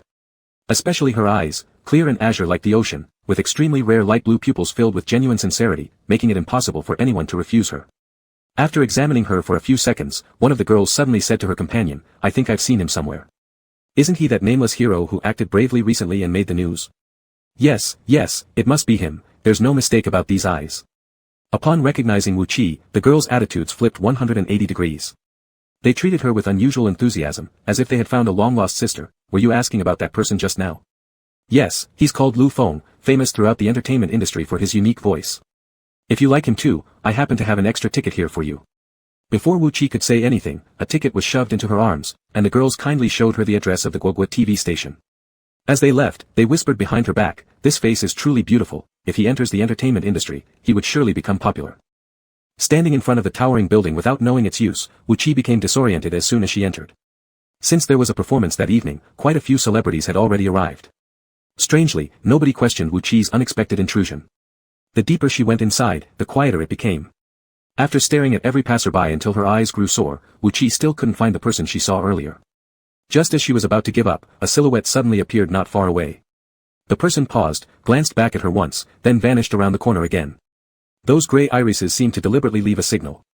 Wu Qi immediately dashed after them. Unbelievably, the other person was faster than her and disappeared completely after turning into the next passage. This floor appeared to be a rest lounge, with restroom written on the doors of each room. Just as Wu Qi approached, she caught sight of the shadow vanishing into one of the rooms. She hurried over. As she neared, a loud roar came from inside the slightly ajar door. What kind of people are you finding me here? Are you treating me like a junk collector? Sending over something this low quality? I don't care. If you can't find anyone satisfactory within an hour, you and your team pack up and get out. In the lounge, the young man angrily threw his phone onto the sofa. All the staff members beside him didn't dare to breathe loudly, quietly enduring the young man's venting. Although it was their mistake, this fellow relied on his looks and acted arrogantly, insisting on choosing only the flashiest options that drew maximum attention. Yet paradoxically, his obsession with maintaining his image was unbearably heavy. He scrutinized himself down to every detail. Not even a speck of dust could be tolerated. If there was a bit of dirt on the clothes, change them. If the makeup didn't enhance his handsome features, change it. If the styling didn't highlight his 180 centimeters long legs, change it again. He nitpicked everything to perfection. The entertainment industry knew well that this second-generation spoiled brat had an explosive temper, yet ironically, he always seemed to have the justification for it. What are you all standing around for? Are you waiting for me to solve your problems? With these words, everyone present feared being involved any longer and scrambled away immediately. Sitting in front of the mirror, the young man had sharp and handsome facial features. His outrageously red hair added a rebellious air to his face. His look still carried traces of impatience and made him seem someone not to be trifled with. Fixing his bangs before the mirror with his hands, no matter how meticulous, he couldn't quite get it right, fully immersed in his own good looks when suddenly, someone appeared behind him staring through the mirror. Shit! Yuan Xie jumped off the chair in surprise. This reaction startled the boy in front of him as well. He stared at the person for a few seconds before disappointment flashed in his eyes. Apparently, this wasn't the person he was looking for. Who are you? Who let you in here? Yuan Xie finally noticed the boy's face. Despite mingling in the entertainment circle for many years, such a striking face was one he had never seen. Moreover, this face frequently showed up in the news lately, even becoming a hot search term several times. After the scandal of false accusations exploded within the circle, opinions were divided. But having been in this industry for so long, he hadn't rarely seen people shamelessly seeking fame or riding trends. He wondered if that incident was also just a marketing stunt for fame. Recalling Fei Yun crying bitterly on the phone, a sudden sense of chivalry surged within him, determined to avenge his junior. Since they'd met now, there was no reason to let this person go easily. And besides, Yuan Xie looked at himself in the mirror, noticing his carefully styled bangs drooping slightly by 2 degrees, this greatly exceeded his acceptable range. His previously calmed emotions flared up once more. Is my place a place where you can come and go as you please? Wu Qi looked at the person who had suddenly blocked her path again, completely puzzled and confused. This person was strange, telling her to leave while also stopping her from going. Then should I leave or not? You certainly can leave. Yuan Xie looked at the boy's small arms and legs, obviously someone weak, and barely restrained his force. If you kneel down and call me bro, I'll let you leave. Call what? Bro. Ha. Yuan Xie. This heir of the illustrious Yuan family, who strutted around arrogantly in the entertainment world, had never encountered someone more overbearing than himself. Being deceived by the innocently harmless face before him was the ultimate disgrace, and Yuan Xie rolled up his sleeves and walked over. I thought about letting you go easily, but since you're looking for death yourself. The youth reacted sharply to the imminent danger and took a step back. This action provoked Yuan Xie, who intended merely to scare, into throwing a punch. He wanted to see if this wind-blown, frail body was really as amazing as the media boasted. Without warning, a gust of wind came from an unexpected punch, but Wu Qi quickly dodged it. Failing to hit anything, Yuan Xie tightened his fists again and swung another punch. Unexpectedly, this time not even a trace of the boy's presence could be found. Blink and gone, the youth had already slipped behind the mirror, moving effortlessly without affecting speed. The head peering out seemed to mock his slowness. The arrogance of the second-generation scion faced unprecedented challenge. Originally, he just planned to give a little lesson, but now anger burned in his eyes like a furious beast charging ahead. Unaware that the boy moved faster than the wind, giving no time for reaction, vanishing right in front of him again. Punch after punch missed, each missing by miles. After a few rounds, Yuan Xie realized the boy was deliberately slowing down. His wariness was replaced by excitement, seeing him squat behind the mirror and panting, his azure eyes gleamed provocatively. Come on, chase me. He was utterly hooked. What Yuan Xie didn't know was that this was a curious merman who had never played tag games before, brimming with curiosity and endless energy. Half an hour later, Yuan Xie hugged a pillar, gasping heavily, have some skill and stop running. Surprisingly, the boy obediently stopped, turning his head to point at the top of Yuan Xie's head in amazement. Your hair, it fell out. Celebrities often have to change their hairstyles, and over time, their hair quality deteriorates and needs to be shaved off for regrowth. Before that happens, they can only cover it up with wigs. In the earlier chaos, that extremely flashy red wig had unknowingly shifted position. Wu Qi, unaware that it was a human wig, thought this person was malnourished and losing hair, so she kindly patted the shiny little head under the spotlight. Don't be scared. The air was quiet for a few seconds, then an explosion of anger erupted. You are gonna die. Right through the wall, none of them noticed a pair of eyes observing the boy's every move through the surveillance. The blurred face on the screen now appeared clearly before the person standing in front of the monitoring video. Clenching their fists tightly, the nails almost dug into the palm, the gray eyes filled with swirling waves of rage, wrapped with intense murderous intent, wishing to swallow the boy whole. Chapter 37, Little Mermaid Grows Up Quickly. That evening, the hashtag bully of entertainment circle beaten hashtag trended on social media. The photo was somewhat blurry, but it wasn't hard to see that the cheekbone of the person known as the little tyrant of the entertainment circle had traces of red swelling. Naturally, the person who was closest to him at the time became the prime suspect for the beating. Yuan Shi started as a child star, and despite his arrogance, he still accumulated a fair number of fans. Upon seeing their idol beaten, the fans flocked to demand justice for Yuan Shi. At this point, Yuan Shi had just left the hospital, where doctors informed him that if he had come later, even his wounds would have healed by now. Although the red swelling had subsided, facing the inquiries from his agent, he absolutely refused to admit that he fell and hit his face. More infuriatingly, the perpetrator simply walked away after causing the trouble. Are the fans worried about me? After getting into the car, Yuan Shi grew more and more dissatisfied with himself. His assistant truthfully replied, Yuan Gu, your fans are all commenting. What did they say? Fortunately, though he lost face, there were still many fans sympathizing with him. They said.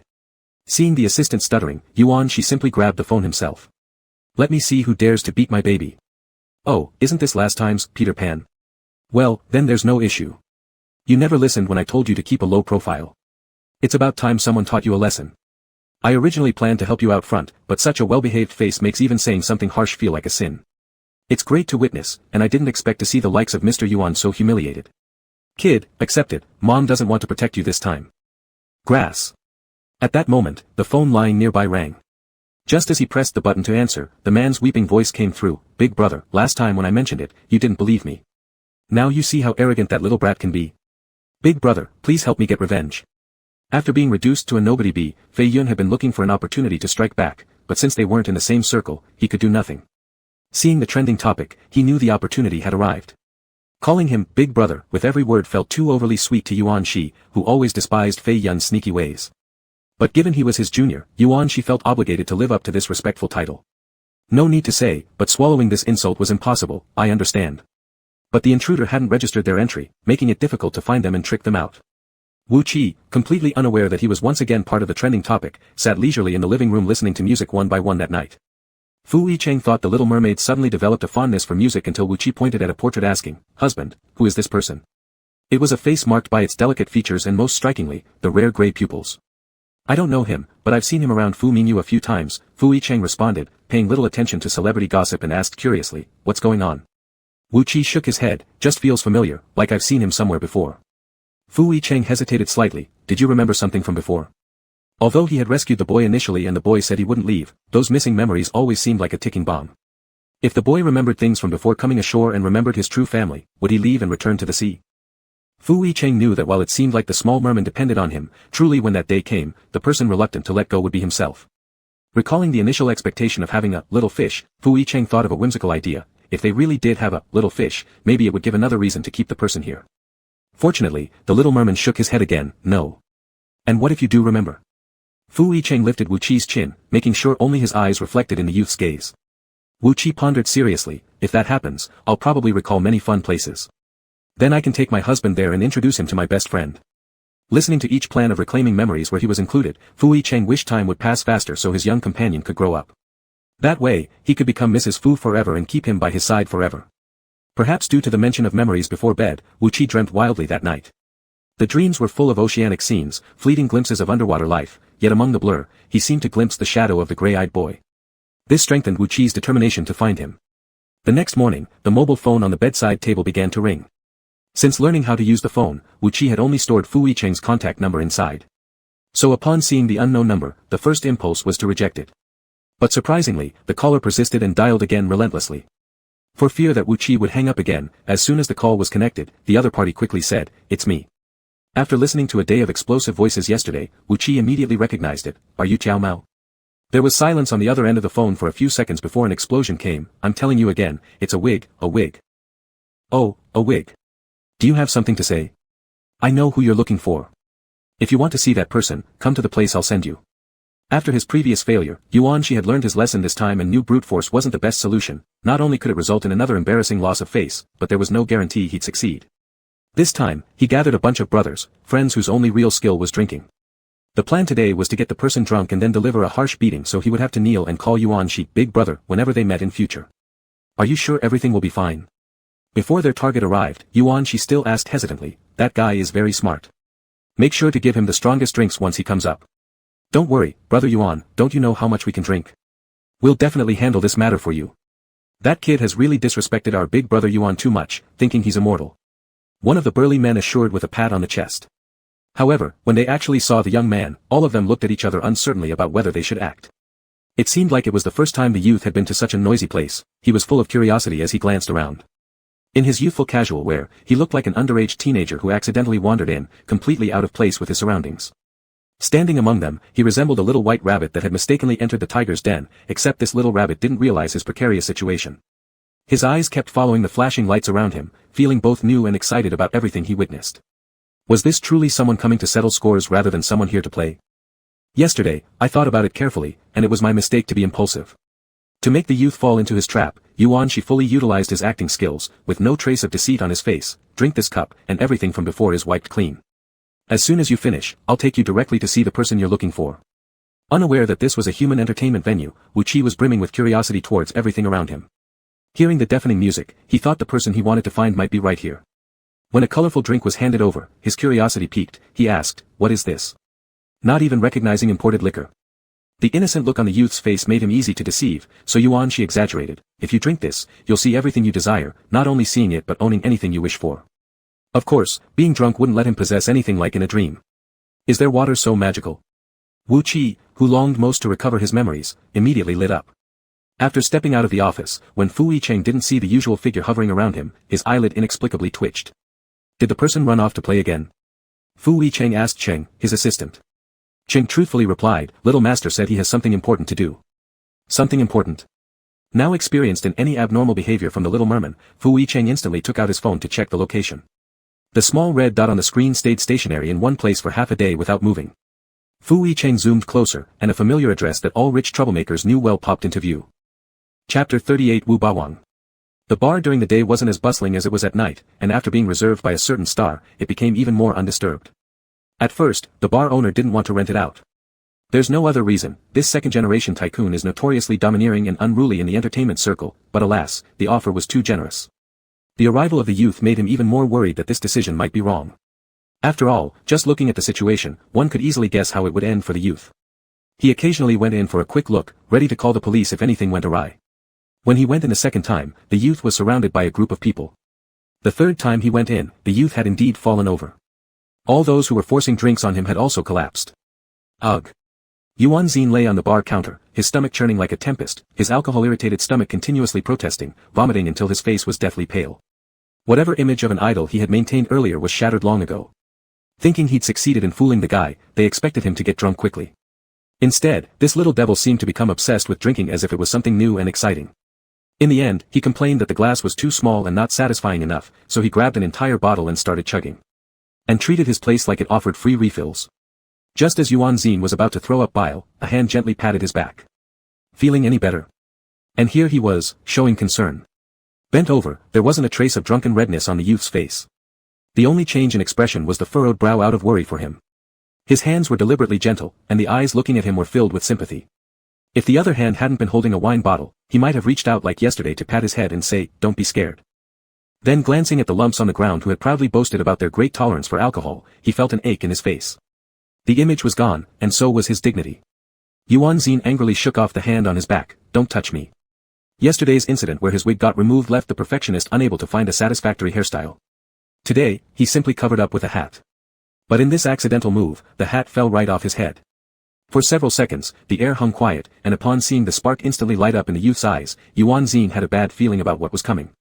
Sure enough, the next second that restless hand reached out. No one can resist the joy of running fingers through a bald head. If anyone could, it would definitely be because the scalp isn't smooth enough. Living 20 years, Yuan Xin experienced for the first time such a humiliating event, even unable to resist due to exhaustion from vomiting. In extreme embarrassment, he comforted himself with the idea, "Anyway, I look good. Bald or not, I still look handsome. At least in terms of looks, I can barely regain some of the lost face." Then came the voice above his head asking. "Can I knock? Polite? Are you polite?" "You don't need to feel sad," said the other, "I checked online yesterday, they say hair loss comes from malnutrition. Don't worry, it'll get better." As if he were about to croak soon. "Who told you I'm sad? You're crying. That's just from the vomit." "Oh. The internet says that emotional instability is one of the reasons for hair loss." The person lying down couldn't help but laugh. "Big brother, please shut up." When Fu Yicheng arrived at the bar, he found his little mermaid sitting on the couch with crossed legs, holding a wine bottle high, tilting his head to drink, and when finished, letting out a satisfied sigh. A crowd of disoriented individuals surrounded him, giving him a somewhat authoritative demeanor like a big boss. This scene caused Fu Yicheng's temple to throb. He immediately walked forward and without a word swept the person into his arms. Seeing him, the little mermaid showed no surprise, grinning broadly, "Husband, how did you come?" With a smell of alcohol overpowering the room, Fu Yicheng's face turned darker than ever. "Let's go home first." During a brief nap, Yuan Xin heard a familiar figure appear before his half-closed eyes. Big Master Fu. But then he thought he must have seen wrong. How could this little rascal know someone as prominent as Fu Yicheng? After cramming the person into the car, Fu Cheng immediately instructed Cheng, his assistant, to buy antidotes for hangovers. Looking at the slightly flushed face of the individual, Fu Cheng asked with controlled anger, "How much did you drink?" The little mermaid resolutely raised one finger to indicate 1. Which was vastly different from the number of empty bottles on the floor. Fu Cheng took a deep breath. "Well, the young man has learned to drink. Are you uncomfortable anywhere?" Fu Cheng was concerned about possible harm to the merman due to the alcohol. But the merman in question was in excellent spirits. "Not bad, feels pretty good. This magical water is even more interesting than fairy water." The little mermaid leaned over. "Shall we try it together next time, husband?" In the middle of speaking, a belch escaped, thinking the tightly clenched right hand was still holding the wine bottle, brought it to the mouth and sucked hard a few times. Yuan Xin then asked Fu Cheng, "Husband, why don't you laugh?" Fu Cheng was silent for a moment. "Darling, can you guess why I don't laugh?" At least the little merman was fine, and Fu Cheng's overprotective maternal heart calmed down. The chattering little merman suddenly went quiet beside him. Lowering his head to stare at his own stomach, his pupils gradually widened. The next second, he excitedly patted it. "Husband, look. It's growing bigger, there's a little fish inside." "Darling, that's all water." Fu Cheng massaged his temples, which were aching from the situation, before straightening the boy up properly. "Sit still. I'll deal with you when we get home." This finally had a deterring effect, as the little merman stiffened against the leather seat, sitting like an obedient student with both hands resting on his knees. However, this didn't last a second as the little merman began rubbing his head against Fu Cheng's chest. "Behave," Fu Cheng slapped lightly on his bottom in warning. But instead of scaring him, the slap seemed to embolden the little merman, who flipped around in one swift movement and plopped himself right onto Fu Cheng's lap. Hooking his neck with arms, his eyes curved into crescents as he smiled sweetly, saying softly, "My husband is so handsome." Each time the little merman did something wrong, he always knew how to win the man's affection again, even when faced with Fu Cheng's anger. One word or smile, and it was enough to disarm him completely. "Are you drunk?" Fu Cheng, looking at the intimate advances, thought it must be because of intoxication. "No." The little merman denied it confidently. His eyes squinted into crescent moons as he leaned in closer, flashing 8 white teeth and dragging out 2 silly laughs, hee. The sunset cast a rosy glow on his face, masking the drunkenness perfectly. If not for his increasingly hazy eyes, Fu Cheng might have believed him. Fu Cheng's headache worsened but reasoned there was no arguing with such a tipsy person. He softened his tone, coaxing gently, "Dear, sit back properly first." To his surprise, the little merman pressed even closer, closing every inch of distance between them as though afraid of being thrown off. Still, his mouth dared to challenge him, "I won't." Not only refusing to leave, he mimicked Fu Cheng's actions exactly, like a mischievous young thug as he tilted the man's chin upward.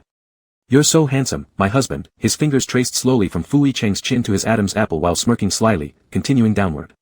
Helplessly, Fu Cheng smiled, realizing the kid turned into a small rogue after drinking yet still indulging his antics. Suddenly, the little merman looked up at him with an innocent expression. "That guy said, if I drink this water, I can see everything and get anything I want." His hand paused momentarily at a certain unspeakable place. "Here on my husband, it's bulging, I want it too." Chapter 39, Mine is Yours. In Zueyu's world, everything belonged to herself. "Stop fooling around." The tone sounded like a warning but held no deterrent power. Gently holding the hand that wanted to act recklessly, she didn't dare to use even a bit of strength. But the little mermaid wasn't pleased. It was as if some precious treasure had been snatched away, her eyes immediately filled with tears. "Mine." Although she was the one who behaved like a bandit first, the glittering tears looked pitifully innocent, and her glare carried acute fierceness as though she would bite anyone else who dared to touch her. But what an affliction. Fuching, whose self-control always turned to foam in front of the little mermaid, could do nothing but coax her along. All right, it's yours, all yours." The little mermaid begrudgingly stopped her tears for the sake of saving face. Just when Fuching thought that this time he'd finally be spared, the little mermaid suddenly burst into tears again after a few seconds of silence, pearls falling everywhere. "Then why are we still different?" "We're the same," the seasoned man said cryptically, misleading the innocent rabbit with his words, "Mine is yours." The naive little mermaid actually believed these words. Thinking that she had obtained an exclusive privilege, she foolishly smiled at the man and gave him a smacking kiss on the cheek. "Husband, you're so good." But just 2 seconds later, her smile collapsed, and the pearls seemed ready to fall again. Why not now, but later? The kid was getting harder to trick. Recalling Lebeosheo's admonition, Fuching didn't dare to push too far, "Because you wouldn't get used to it right now, my dear." The little mermaid trembled all over, then immediately moved closer, as if proving that she wasn't afraid. Fuching's breath hitched momentarily. "Stay still, don't move." Instead of calming down, this slap only made her act like a childish child arguing with an adult to achieve her goal. Suddenly, her whole body stiffened, her pupils contracted sharply, and aggrieved tears rolled down instantly. "You're lying, didn't you say it's all mine?" Fuching felt as if his life was almost worn out by this little demoness. He pressed her onto the back seat. If you behave well, I'll give it to you when we go home, alright? The little mermaid instantly transformed into a well-behaved fish, her luminous blue eyes brimming with anticipation as she stared at the man. However, the little mermaid who seduced the man into uncontrollable desire ended up sleeping soundly when they got home. Fuching went to take a cold shower that had become increasingly frequent recently, and upon coming out, he discovered that the little mermaid was gone. He searched high and low without success until a flash of movement in the aquarium caught his attention, otherwise, Fuching would have thought that the little mermaid had run away again. When he approached, he found that the figure in the water was moving extremely fast as though hunting something, and hadn't noticed his approach at all. The next moment, her head was buried entirely in the coral, determined after finding the target. After digging for a long while, she finally managed to retrieve the fleeing turtle. Swimming back to the glass wall, she swished her tail like a diligent worker and used the turtle as a cloth, wiping from top to bottom. Along the way, there were evident traces left by the struggling turtle breaking with its limbs. Even as she darted past Fuching, he glimpsed the desperate expression on the turtle's face, seemingly pleading for help. The drunken little tyrant allowed none in the house to escape her influence. Since the turtle was initially a symbolic gift given by the little mermaid, Fuching quickly went upstairs to fish her out of the water, restoring tranquility to the aquarium. Once on land, the little mermaid still flailed her tail as if she were still underwater. Fuching tried to restrain himself, but the drunk antics of the little mermaid were too much to bear. Completely unaware of the consequences of her actions, the completely tipsy little mermaid was already being embraced before realizing it, ending up in the double bathtub. Chapter 40, Big Liar. The next day, Wu Qi woke up and simply hid under the covers, pretending to be dead. Big liar. Thinking about it, the culprit for all this was miraculous water, but after drinking it, he still hadn't met that person. After Fu Yicheng left, Wu Qi stormed out of the house in a huff. But when he arrived at the bar from last night, the bartender informed him that they also didn't know Yuan Xian's whereabouts. The bartender looked at the boy who seemed upset and said, I really don't know. It wasn't that the bartender didn't know. It was that Yuan Xian had warned them not to disclose any information casually. As if on cue, with a snap, the stainless steel cocktail shaker was bent by brute force. This seemingly delicate boy held the now almost factory reset shaker and smiled faintly while asking, Are you sure you don't know? The bar owner. When the bar owner called, Yuan Xian had just finished a scene, with the hangover causing him to feel queasy at the mere mention of alcohol. That kid is heading over there, looking pissed off. Be careful. The bar owner reluctantly gave this reminder before hanging up, casting a glance at the nearly flattened cocktail shaker.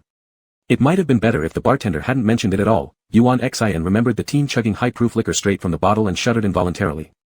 A lifetime reputation ruined entirely because of the other party. How could Yuan Xiaoshou, young master Yuan, tolerate such humiliation? Yet having lost twice already, knowing his most embarrassing side had been exposed, he felt like the 7-inch weakness of a snake had now become a soft spot. He didn't even know what kind of weirdo he'd run into. Whenever he thought of that face, Yuan Xian felt as though the other person would grab his hair at any moment and tap on it. But losing momentum was out of the question. Yuan Xian specially changed into an imposing outfit, crossing his legs confidently as he waited for the boy with the door wide open. However, upon seeing the boy appear holding a wooden mallet for meditation, Yuan Xian knew he'd completely lost. He nearly knelt down in front of the other party. The calm party merely asked, Where is the person? Yuan Xian had no clue about any people involved but somehow sensed that revealing his ignorance truthfully would only invite a blow from the boy's mallet in the next second. So he bluffed instead, saying, I got drunk last night and can't quite remember everything. Tell me something specific. There's no one in this entertainment circle that young Master Yuan doesn't know. Unsuspecting, Wu Qi revealed what little information he had. By sheer coincidence, the moment Yuan Xian heard the keyword, gray eyes, he immediately recognized who Wu Qi was searching for. That individual happened to be on the same set. What? Are you a Lu Feng fan? At the mention of this name, Yuan Xian's eyes filled with undisguised ridicule. As an actor who debuted as a child star, Yuan Xian had always despised those who didn't focus on their own fields but instead used popularity to tarnish the audience's vision with mere commercial fame. And as someone who himself relied on capital to rise, Yuan Xian detested anyone who ascended via capital backing even more. The media, perceiving this mutual antagonism between the two, always capitalized on it during interviews. In the entertainment world, there was nothing Yuan Xian wouldn't dare to say. Faced with a media question regarding how he evaluated Lu Feng, known as the human lark, he retorted, Oh, I think the rooster crowing sounds pretty decent too, which turned the fans of both into lifelong foes.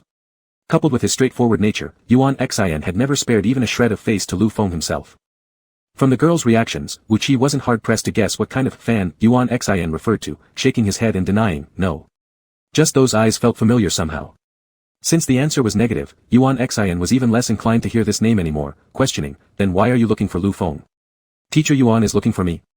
A youth suddenly appeared at the door, wearing ancient-style costumes, his neatly pinned-back hair accentuating delicate features, almond-shaped cat-like eyes slightly slanted upward. A pair of gray irises added a foreign charm. At the first meeting, the mysterious veil hiding the face of the stranger past Wu Qi in the corridor was finally unveiled. Seeing the person's face caused an immediate and severe headache for Wu Qi. It felt as if countless images were forcibly crammed into his mind, each so fleeting he couldn't grasp them but striving hard to leave traces before being ruthlessly shattered. Sensing Wu Qi's scrutiny, Lu Feng directed his gaze downward slightly, similarly sizing him up, then queried, "Is this friend of teacher Yuan? He doesn't look too well." Raising his hand to check, Lu Feng paused midway, remembering something, and pulled it back, giving Yuan Xian a gentle smile, perhaps feeling his previous action crossed boundaries. Although fans warred incessantly online, Lu Feng never extended a public olive branch to the press. Each knowing perfectly well the enmity between them, yet they continued to act friendly in front of one another. Yuan Xian couldn't stand the insincere pretense and didn't bother to say a word, dragging Wu Qi, who had suddenly turned pale, away. The person who had been given the cold shoulder stood there and saw them off with his eyes as they left. During this time, the young boy turned back for another look. He made no attempt to avoid eye contact with the other, maintaining a smile on his face while his gaze carried a hint of concern. However, when the figures completely vanished from sight, the smile froze at the corner of his lips. Chapter 41, The Older Man Gets Jealous. Being dragged into the break room, Wu Qi's head was a mess. He tried to recall the vanished scenes again but failed every time. This feeling of being just one step away from the truth, only to suddenly realize it is still far away, was tormenting. When the buzzing in his ears faded, Wu Qi suddenly remembered the details he had overlooked and abruptly stood up to chase after. Wu Qi didn't see which direction the person left, so he could only rely on his instincts to find. Suddenly, not far away, faint voices of conversation came. "Teacher Lu, do you need any more help?" "No thanks." The sound he heard just a few minutes ago was now right before him. Wu Qi passed by a middle-aged man who was leaving as he chased up. He saw the youth about his age standing alone at the original spot, leaning against the railing with a lit cigarette between his fingers. The hazy smoke resembled a mysterious mask, hiding the real face behind it. Wu Qi suddenly stopped mid-step. If this person really had something to do with his amnesia, what role did they play in his past memories? Friend or foe? The dangerous instincts of a merman told him not to act rashly until he figured out the identity of this person. What mattered most at present was confirming the identity of this individual. Just as he was pondering how to confirm, the person who could help him showed up. "Hey, are you fitted with a motor under your feet?" Yuan Shi panted as he caught up from behind, but within the blink of an eye, this person had disappeared, their speed leaving only a fading trail. "And yet, you say you're not his fan. Why then are you so concerned if not for him?" That person had already disappeared somehow. Wu Qi shifted his gaze back to Yuan Shi who had run up to him. "What the hell are you staring at me like that for?" Yuan Shi felt a sudden chill down his spine for no apparent reason. "We're not even friends anyway. Even if you are his fan, I'm not the petty type." Wu Qi suddenly broke into a friendly smile. "Then can you help me with something?" Though this guy seemed increasingly likable, he had mocked Yuan Shi twice before. Pride shattered into pieces or not, Yuan Shi had to save some face. Chin held high, Yuan Shi acted extremely arrogantly. "Alright, I Yuan Shi am a man of my word. Since we've shared drinks, let's call our quarrel quits. From now on, consider yourself my follower. For these little matters, I don't mind lending a hand." "Follower? Meaning when we meet next time, you'll call me Big Brother. The teenager nodded as if he understood and placed his hands on the railing. Suddenly, surprising strength erupted from his small arms, bending the rail hard as if it were merely his head resting upon it. With the same harmless smile plastered on his face, he asked, "Call what?" Yuan Shi's legs went weak, almost kneeling again. "Big Brother. Yuan Shi. What kind of bizarre person have I just tangled with?" On the day that Fu Yicheng returned home, he found Wu Qi alone in the room. At first, Fu Yicheng thought Wu Qi was still hungover. After all, considering the bullying from the previous night in the bathtub, Wu Qi was bound to fuss today. He had already planned out how to soothe Wu Qi's temper, but as the day went on, he realized that the person hiding in the room hadn't noticed his return, fully absorbed in the phone. During the period when Fu Yicheng had courted him as a female mermaid, Wu Qi had fallen in love with surfing the web for a while, but Fu Yicheng initially didn't sense any issue. But gradually, Fu Yicheng discovered that even though the young man knew he was nearby, his eyes never left the screen. Sometimes, he would even be lost in the glow of the monitor, as if waiting for something. Compared to his own efforts, Wu Qi's enthusiasm made his feelings seem especially lukewarm. In attempting to raise his presence in front of Wu Qi, Fu Yicheng unintentionally glanced at the screen and found a photo there. The face in the photo was unclear, but it wasn't difficult to tell it was the clear-featured youth from that day who questioned him. It was understandable that the young man was pursuing a star. But was a minor celebrity more important than himself? The older man, ignored by the side, swallowed several gulps of water, suppressing the sour taste rising in his throat. By bedtime, Wu Qi was still holding his phone. All messages popping up on the screen were from one person. Yuan Huishi sent a picture. Yuan Huishi, this is a picture taken when he finished the last scene of the day. Yuan Huishi, don't misunderstand. It's because I feel sorry for you that I helped. Not because I'm afraid of you. Got it? Not because I'm scared. Skipping over Yuan Huixi's final attempt to save face, Wu Qi touched through all the pictures received today. Without exception, every picture's subject was Lu Feng in various dynamic poses. Since those flashes of memory happened when he saw this person, viewing from different angles might allow him to recall a bit more. He spent the entire day analyzing the pictures sent by Yuan Shi. When he zoomed in on the photo, there were no clues to be found, so he switched to the next one. Not noticing the man who had been ignored for a long time beside him until an irritable order came from above, go to sleep. Usually, once it was time, the little kid would automatically crawl into his arms without needing an open invitation. But today, even with his arms outstretched until they ached, he had gone completely unnoticed. Fu Yicheng forcibly confiscated the phone. "I'm not sleepy," Wu Qi tried to grab it back. How could Fu Yicheng, who had been neglected all day, let Wu Qi get away with this easily? His eyes darkened, and his voice carried a hint of danger. "Seems like you're not tired enough." Suddenly, as their gazes met, fragments of what Wu Qi had deliberately forgotten flashed before his eyes. His hand, which had barely rested all day, began to ache again faintly. He quickly closed his eyes, feigning death. After the light was turned off, Wu Qi tossed and turned, unable to fall asleep. The missing images were haunting him, causing restlessness and anxiety. If only he could take another look at just a few more photos, perhaps they'd suddenly jog his memory. Wu Qi stealthily opened his eyes and noticed that the man's breathing was steady, obviously already asleep. He quietly got up, trying to go over the man to reach for the phone on the bedside table. Unbeknownst to him, Fu Yicheng had been aware since the moment Wu Qi opened his eyes. The frustration from being ignored all day had been festering in his chest, now erupting at the sight of the child sneaking around for photos. Still having the energy to use the phone, huh? Then he'll make sure these hands are too tired to do anything. The jealous older man acted fiercely, pinning him down and restraining the restless merman beneath him. "What do you want?" The emotions in the man's deep eyes in the darkness weren't unfamiliar, they were the same tyrannical dominance shown every time he pinned him down to dominate. Realizing he'd been caught red-handed, Wu Qi felt a sense of impending danger but knew it was too late to pretend to sleep now. "I don't want anything, just sleep, mmm." Chapter 42, Dare He Leave?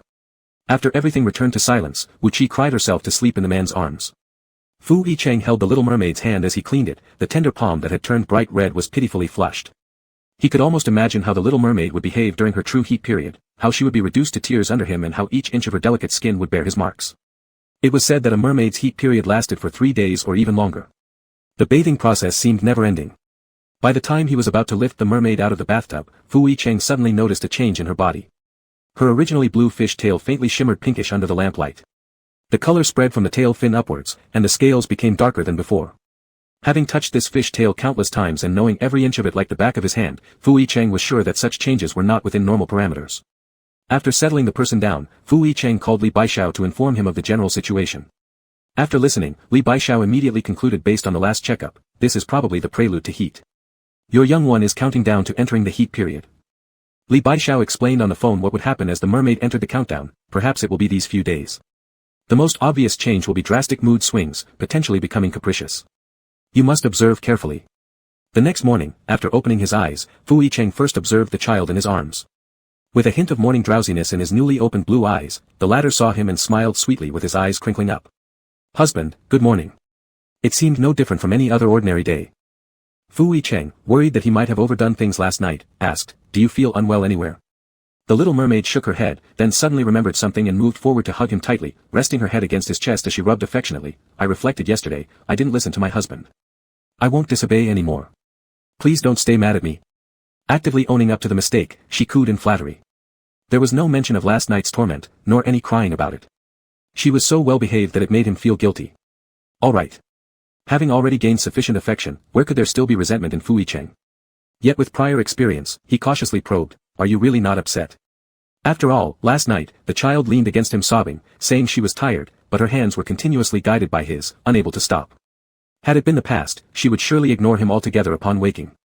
The little mermaid lifted her head and gave an innocent smile, not the slightest bit upset.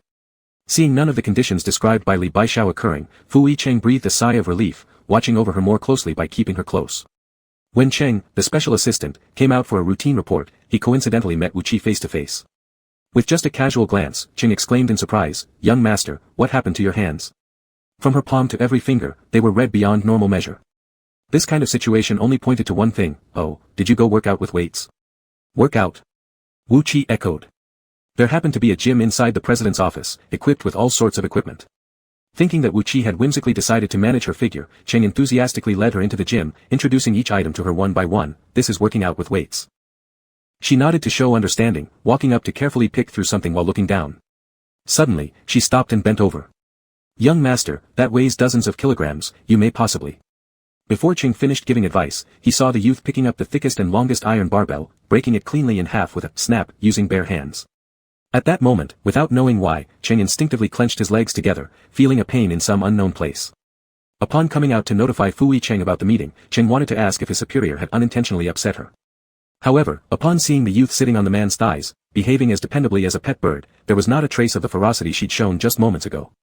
Fu Cheng, unwilling to leave her alone, intended to bring her along. However, after hearing Wu Qi assure him that she would obediently remain in the office, he let her stay. Knowing that Wu Qi found attending meetings dull and tedious, Fu Cheng did not insist. However, the moment he stepped out of the office, he suddenly heard a muffled cry from inside. Fu Cheng, who had a home filled with tear-filled surprises, hesitated in his step and turned around. But when the door opened, the child was still maintaining the same posture as before, with not a single trace of tear streaks on her face. Seeing him, she curiously asked, "Husband, why did you come back? Was it his illusion?" "Nothing." Before stepping out, Fu Cheng reminded her anxiously, "Be a good girl and wait for me." Wu Qi nodded, her clear gaze full of docility. "Okay." The door to the office closed again. As Fu Cheng's foot lifted but hadn't yet touched down again, this time the voice from inside was distinctly clear. "Dog of a man, leaving me behind to meet those concubines, treating me dirtily then abandoning me, you diehard scum."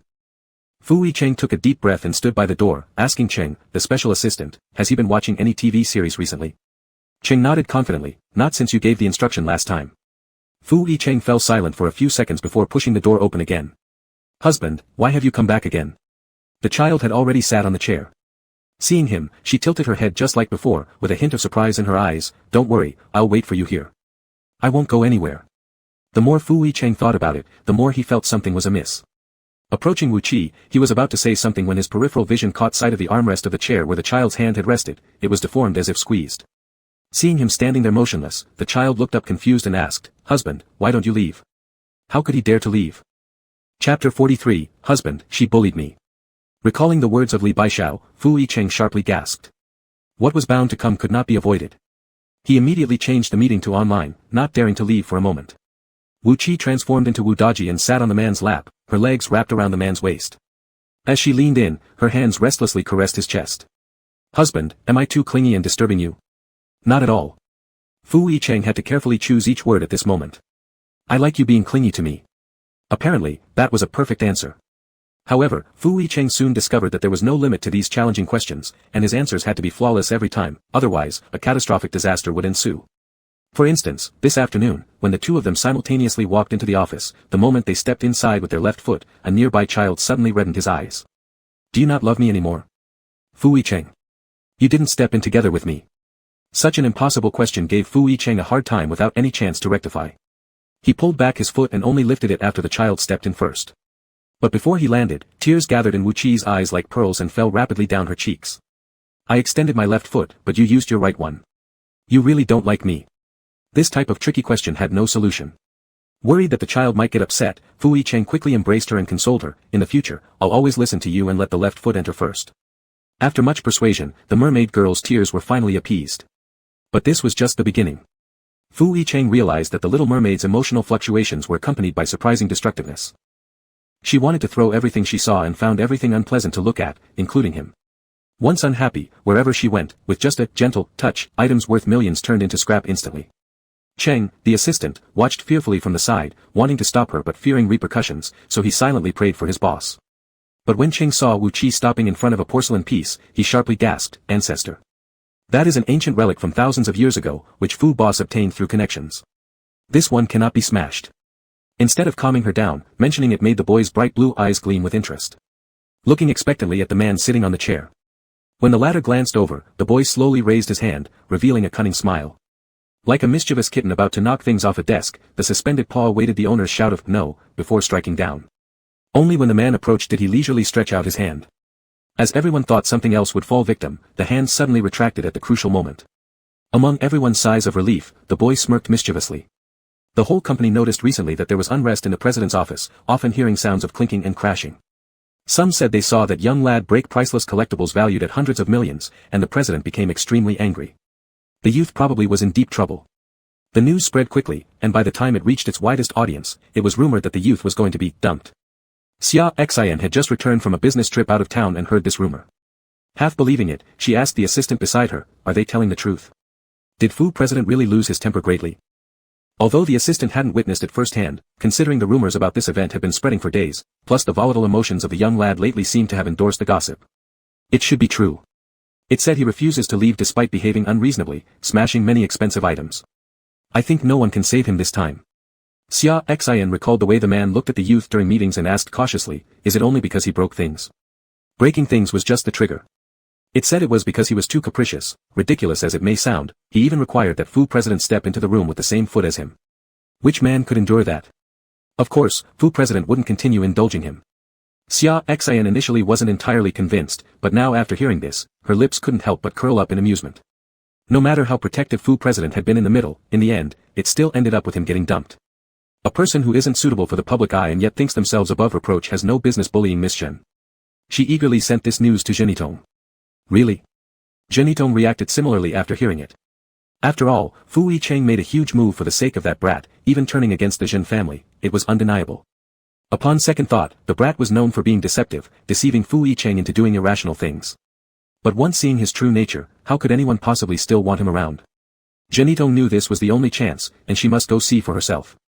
Afraid of being driven out like last time, this time she even brought her grandfather along for cover. Taking advantage of the moment when they were reminiscing about old times, she came to the president's office. Anything inside that could be priced was gone. The shattered vase on the ground seemed to confirm something. Zhenitong found a shadow of a youth in the corner. Upon hearing her voice, the youth turned around, giving her a smile, looking for your hubby? He's busy right now. Take a seat, he'll be back soon. Zhenitong had thought after last time knowing she was the mastermind behind the framing incident, their meeting would be tense. Unexpectedly, the youth not only showed no malice towards her but welcomed her like a guest. This didn't feel right at all. Especially when it was clear that he was about to be thrown out, yet he dared to put up this lord of the house attitude in front of her. The disheveled hair and clothes made the youth look more exhausted after his tantrums. Zhenitong recalled the rumors and felt an inexplicable sense of pleasure. What are you pretending here?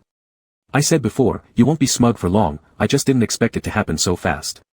Sister, I don't understand what you're talking about, the youth's eyes revealed confusion. A sweet sister along with this harmless face was highly misleading. Zhenitong, upon being called sister, felt her resolve waver slightly. Despite wishing the person in front of her would disappear, the term suddenly made it hard for her to say harsh words.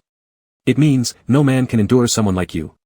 No matter how good things were before, they will turn sour eventually. Is that so?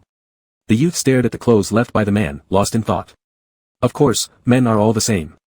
When they love you, they'll talk you into the sky with sweet words, but in fact, they're already tired of you.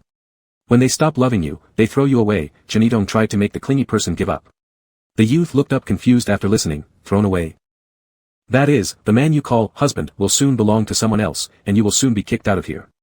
As she finished speaking, Zhenitong caught a glimpse of a change in the youth's eyes, no longer the innocent look but a ferocious glare as if ready to tear her mouth apart. But when she looked up again, the youth's face was calm, as if what happened just now was her illusion. A hint of panic appeared on the youth's face. What should we do? Before being driven out, leave gracefully. Zhenitong gestured at the vanished collectibles. You couldn't compensate for these even if you sold everything you have. Here's the deal, if you leave now, I can consider helping you. As for how exactly to help, this face could fetch a handsome price. The youth seemed deeply troubled. What sister says makes sense, but the husband won't let me leave, saying I'm irreplaceable. It's quite a bother. Shaking his head while sighing, he almost muttered, this clinging little enchantress. By now, Zhenitong realized, this wasn't misunderstanding. It was using a face full of charm to play her like a fool. Hearing this, the youth looked distressed. Sister is right, but the husband won't let me go, insisting that I'm irreplaceable. It's such a nuisance. Chapter 44, You really don't love me anymore. Brat, are you playing with me? Zhenitong stared at him wide-eyed. The young man smiled at her kindly again. What do you mean, Sister Wu? I don't understand. Zhenitong instantly felt anger rising in her heart. She remembered the humiliation she suffered before and every time someone had protected this brat. This was a rare opportunity for the two of them to be alone, so she decided to avenge both old grudges and new slights. She reached out and pulled him off the couch, intending to slap his harmless face as a lesson. But just as her hand touched his white shirt, the person originally sitting on the couch quickly sidestepped and astonishingly leapt up from the couch. Then, her wrist was seized, and a force took control of her. By the time she realized what happened, her hand which had swung out had changed direction in mid-air and landed heavily on her own face. Slap. A clear sound of a slap rang out in the quiet office. A visible handprint gradually appeared on Zhenitong's heavily made-up face. She turned her face after being struck by her own hand, her pupils shrinking suddenly as she froze completely in shock. The scorching pain instantly filled her with shame. The young man stood there and watched the 5-finger imprint appearing on her face, his eyes reddening with anxiety. What should I do, sister? I didn't mean to. Hit me. The one who hit her was now complaining first about the injustice. You. Jeanneton covered her face incredulously, her voice trembling with shock. She couldn't comprehend how the boy who looked soft and easy to bully last time seemed like a completely different person. How could a person's emotions change so fast? The first 2 times it was pure humiliation, but now it had escalated directly into manipulative behavior, a term referring to people pretending to be innocent.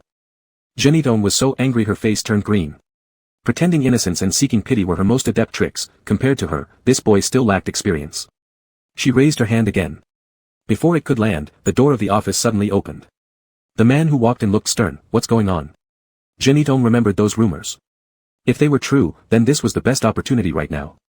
Her swollen red face was her tool for self-pity, and also evidence to expose the innocent facade. Deciding to place herself in the position of the weaker party, Jeanneton's tears hadn't even started flowing yet. The boy who had just toyed with her suddenly went limp and fell to the ground, his pitiful and sorrowful appearance fully displayed between his eyebrows, with his eyelashes slightly red. Within the blink of an eye, his tear-filled eyes glistened precariously. Husband, she bullied me. Walking down the path meant for, ensuring no place for them. You. Jeanneton choked momentarily on the words of accusation she originally planned. She had never seen such a shameless person. Seeing the stern look on the man's face, a premonition surged in Jeanneton's heart, much like the backlash she encountered when scheming behind the scenes the last time. Once again, she had fallen into the retaliation trap set up by the boy. Icheng. Jeanneton anxiously awaited the situation. It was difficult to pick up her dignity after losing face last time. Today, she even specially dressed up beautifully, not wanting to lose all respect before the person she liked. The man glanced at her for only a second. Originally expecting to hear similar dismissals as before, unexpectedly, the next moment he said to the boy on the ground, "Come over." His deep voice carried an authoritative order. His expression became increasingly sour. Having witnessed the gentle manner the man used towards the boy firsthand, Jeanneton's thoughts began to spiral, seemingly confirming those rumors. Icheng, this time I'm here following my grandfather, not intending to disturb you. Jeanneton regained some confidence and tried to restore the impression she left on the man, trying to portray herself as understanding and sensible. Then positioning herself as the victim once more, she held her slapped face and teared up. I just passed by and wanted to apologize to him for what happened last time, but he acted crazy and assaulted me. Assaulted? Fu Yicheng glanced at the young man still sitting on the ground, his brows slightly furrowed. His little buddy actually knew how to use violence now. Hearing the man's response for the first time, Jeanneton almost lost control due to her excitement. Yes, he slapped me. My face is still sore. Remembering how the boy refused to leave despite everything, fearing that the man might change his mind without enough persuasion yet, Jeanneton appropriately added fuel to the fire. Yicheng, it wasn't my intention to target him before. But the truth is, he's not as innocent and pure as he looks on the surface. You've been deceived by him.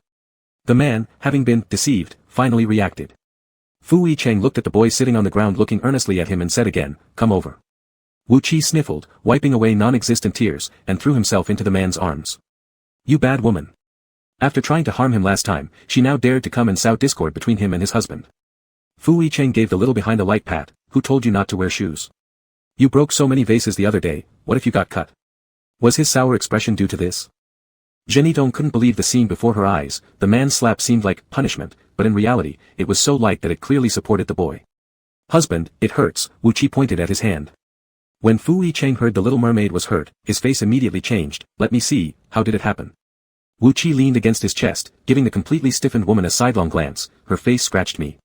You slapped my face, and now you're saying my face scratched your hand. Jeanneton clenched her teeth in anger. You. Then looking at the deceived man, who frowned and almost believed her fabricated words, she realized he had willingly fallen into her trap. Fu Yicheng glanced at it, recognizing the small cut the kid had made accidentally an hour ago when breaking things. His big hand enveloped the wound, with amusement flashing in his eyes mixed with indulgence, which turned icy in a moment. Miss Shen, I already said clearly last time. If you dare step into here again and disturb him, there won't be any more mercy. Jeanneton felt bitter, misled by rumors and losing all her dignity. At this moment, she saw a slow-moving figure finally arriving late. Seeing this person, all Thesh had accumulated finally found an outlet. Jeanneton cried as she rushed over, tears streaming down her face. Grandpa, help me. He beat me like this, yet Yicheng misunderstands me. Today, Grandpa Zhen specifically came for the trouble caused by his granddaughter last time, originally wanting to personally visit and see if this young man would give him a bit of face. Unexpectedly, after several rounds of negotiation, the old face was indeed retained, but he firmly refused to cooperate with the Zhen family. Even if he usually spoiled his granddaughter, he couldn't bear seeing someone lose all their dignity like this. Grandpa Jean hit the ground heavily with his cane. What nonsense. Grandpa. Jeanneton thought her grandpa, who always indulged her, was her last card, but unexpectedly received a rebuke. She felt like a clown on stage, crying even more pitifully. Your granddaughter was beaten by others, and you don't even believe me? Let's talk about this at home. You've lost all our face. Jeanneton didn't want to leave, but was eventually forcibly dragged away by Grandpa Jean's assistant.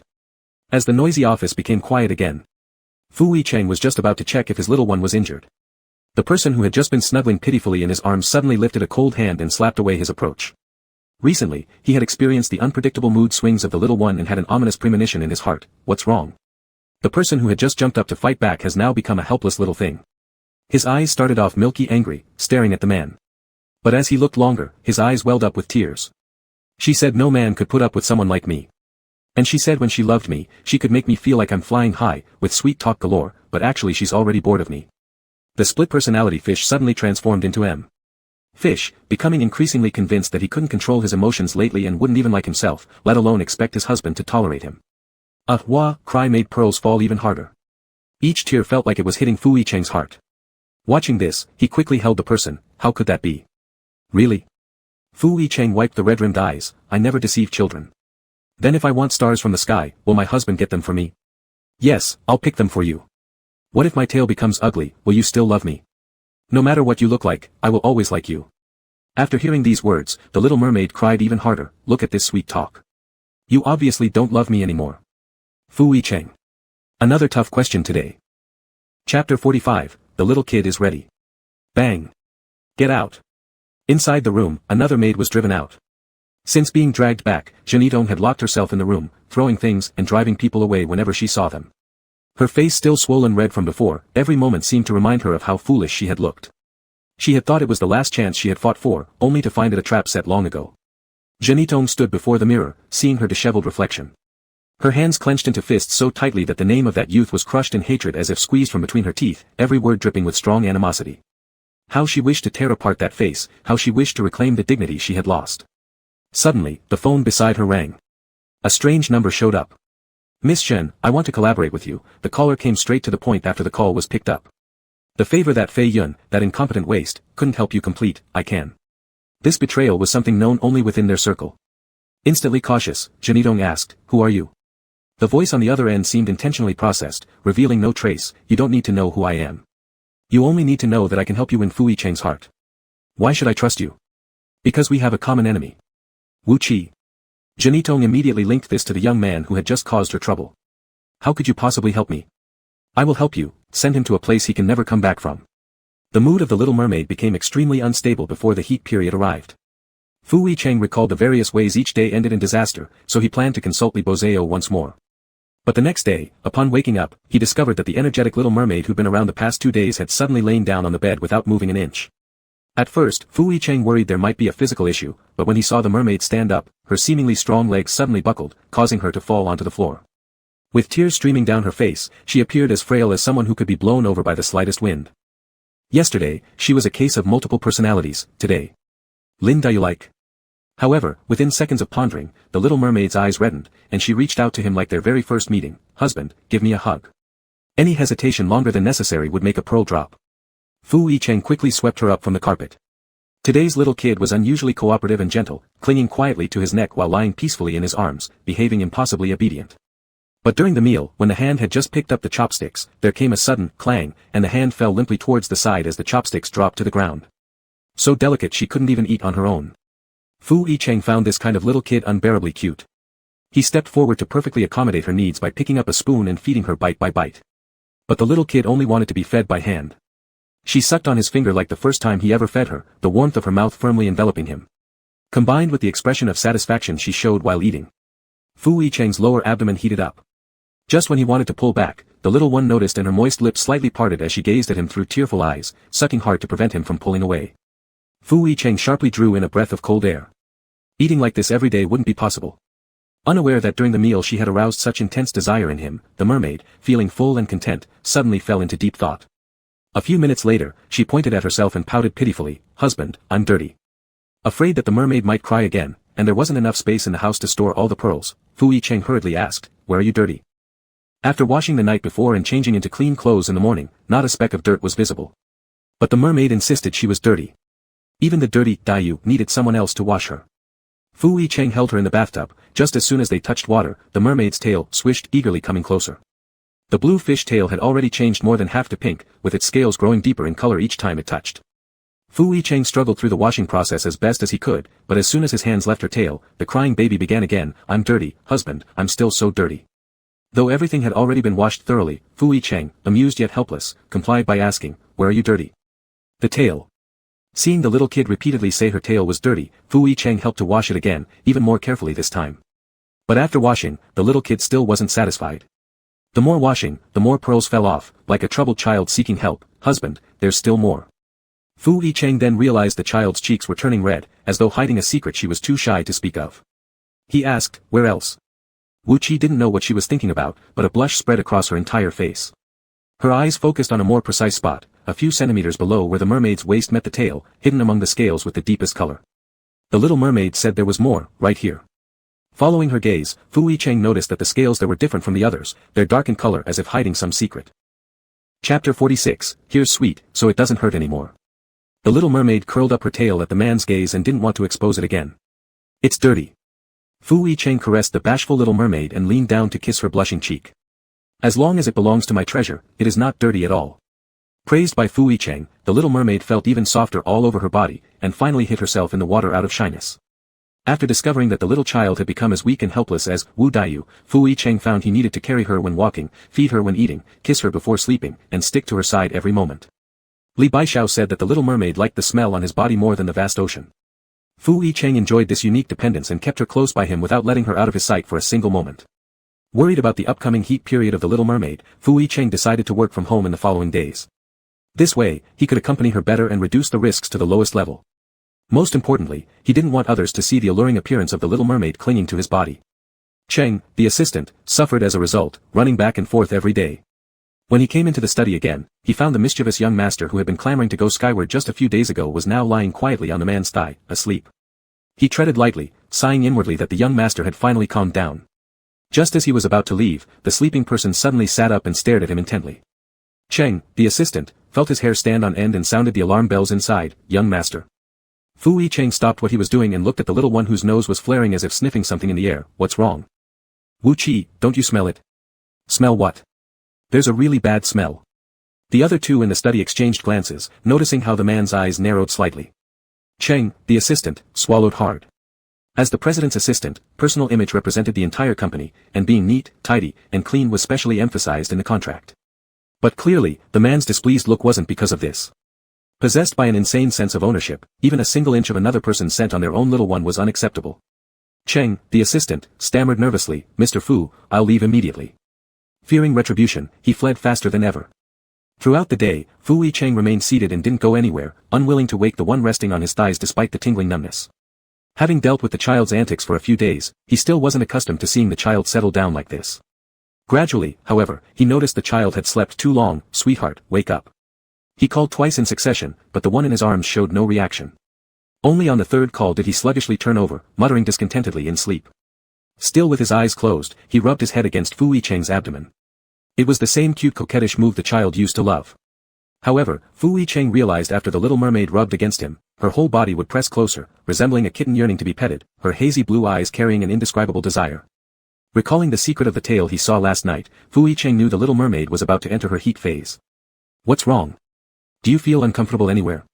Wu Qi wanted to say no, but her body betrayed her words, moving forward unconsciously seeking caresses. "Husband, it itches." Wu Qi didn't know why her whole body itched after waking up, and she also felt hot. Only touching her husband's warm body provided some relief, but soon the feeling returned stronger, as if trying to burst out of her body. The more she suppressed it, the more overwhelming it became. Just like during the previous break. The moment Fu Yicheng touched Wu Qi's thigh, he noticed red marks rising on her pale skin, spreading and heating up like a blooming rose. Even though the man kept stroking to soothe her, Wu Qi still felt unbearably itchy all over, and her tail emerged uncontrollably.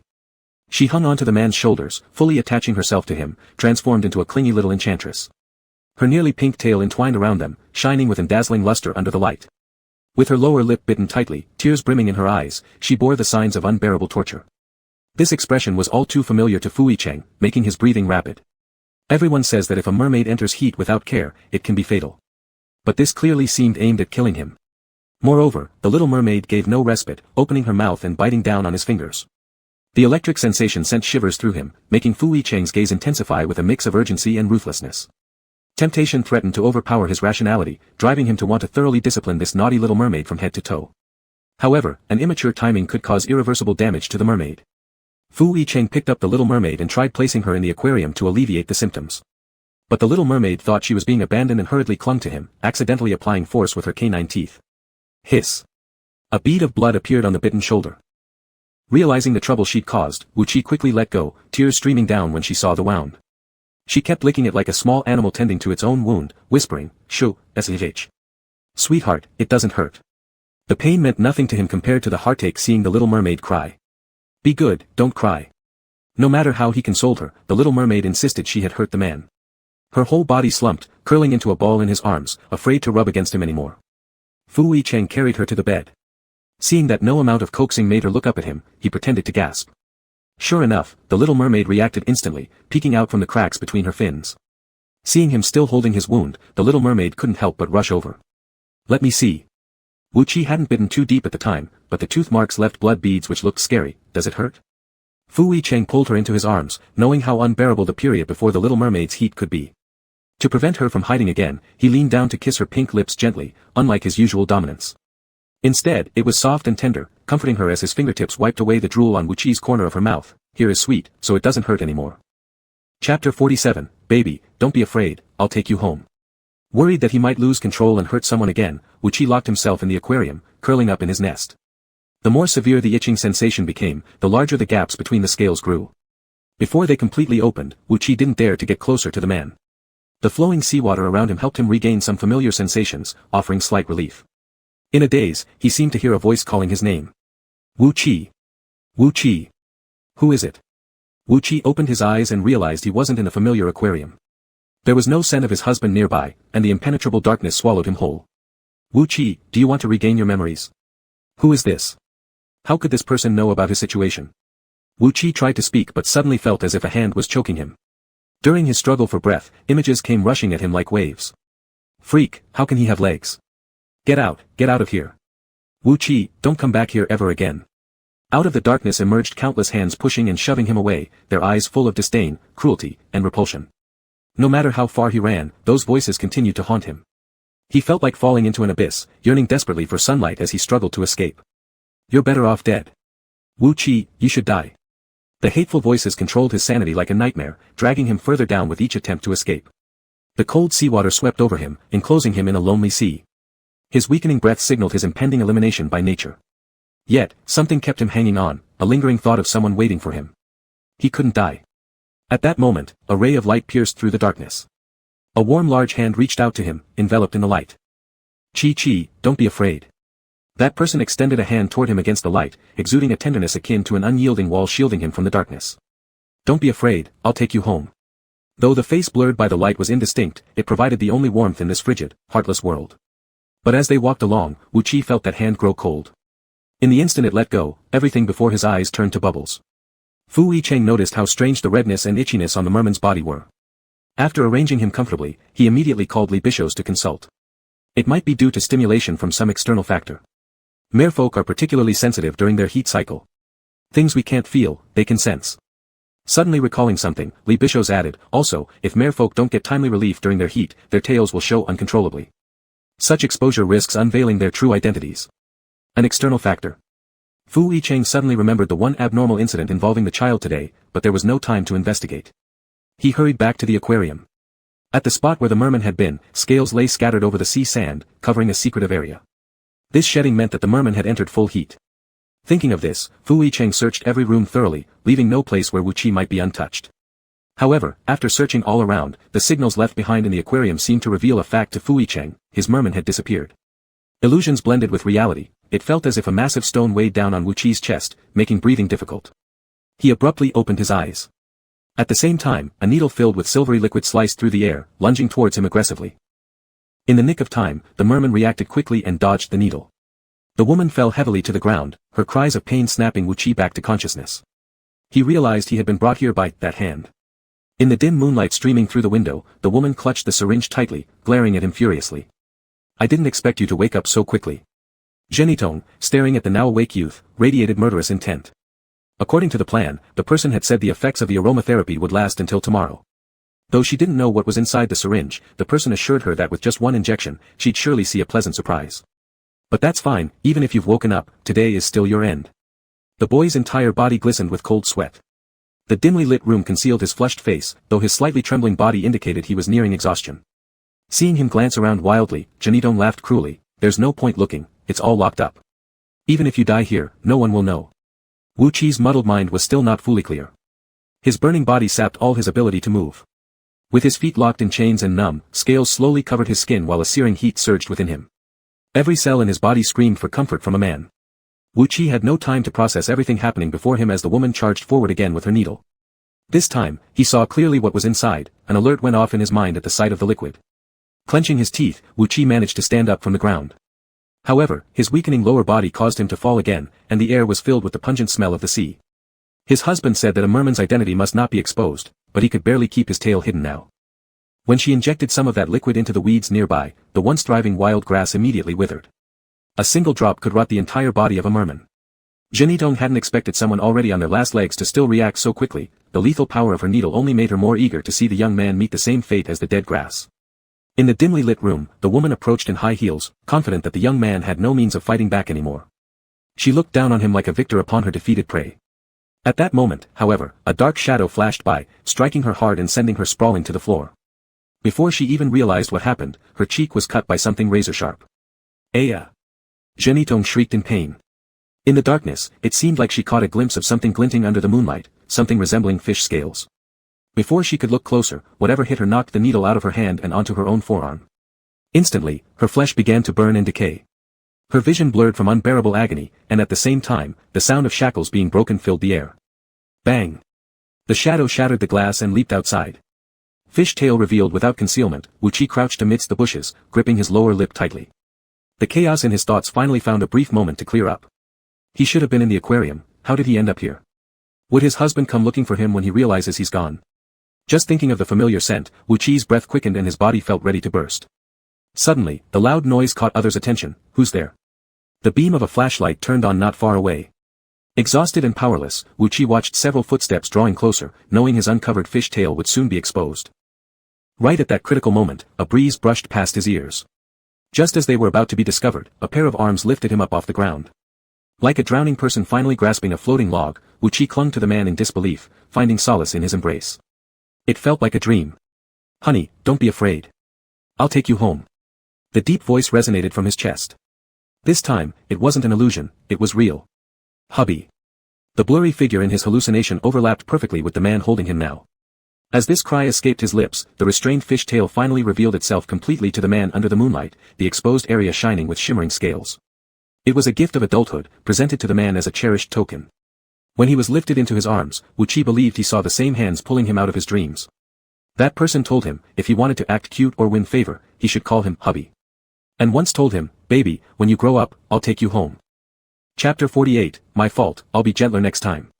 Wu Qi dreamed of himself returning to the sea, but instead of the cold and indifferent seawater, it became scorching hot.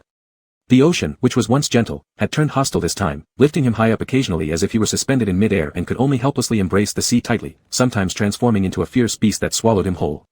Seeing his tears turn into pearls only made the ocean surge more violently. This dream haunted Wu Qi for 5 consecutive days. In the dream, he was tossed back and forth by the waves without any means of escape. When he opened his eyes again, he found himself back in a familiar place. The air in the room was filled with the scent of a man, just like how it strongly enveloped him in the dreams of the past 5 days. Click. At this moment, the door to the room opened. The owner of the scent entered with something in hand. The culprit who had caused his throat to become hoarse from shouting over the past 5 days now stood right in front of him. Wu Qi instinctively wanted to cover himself with the quilt, but the motion pulled at his sore spots, causing tears to well up in the corners of his eyes. What's wrong? Let me take a look. Fu Yicheng quickly put down what he was holding and walked over. But when he touched the quilt, the person inside reacted even more intensely. Where does it hurt? This question wasn't comforting at all. Upon being asked, Wu Qi felt pain everywhere. Glancing down unintentionally, he saw concentrated red marks on his waist and thighs, clearly not caused by being in heat. Bad guy. Wu Qi cried even harder inside the quilt, accusing, "You hit me." Upon hearing this, Fu Yicheng approached and, after uncovering the quilt, witnessed the consequences of his own actions. Understanding why the little merman had shed so many pearls, he readily accepted responsibility. "My fault.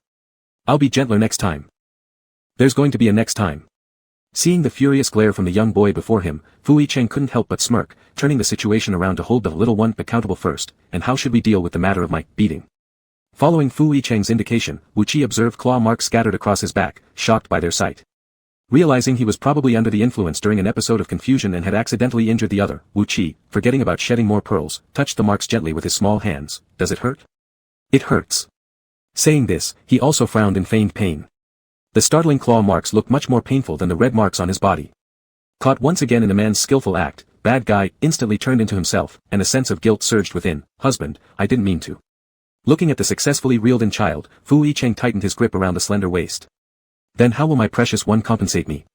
Wu Qi clenched his teeth and, determined, turned around, "Then let the husband reclaim what he deserves." The white back was covered with traces left by the man, merely catching a glance reminded him how the little merman had been pressed against the glass, tearfully begging through teary eyes.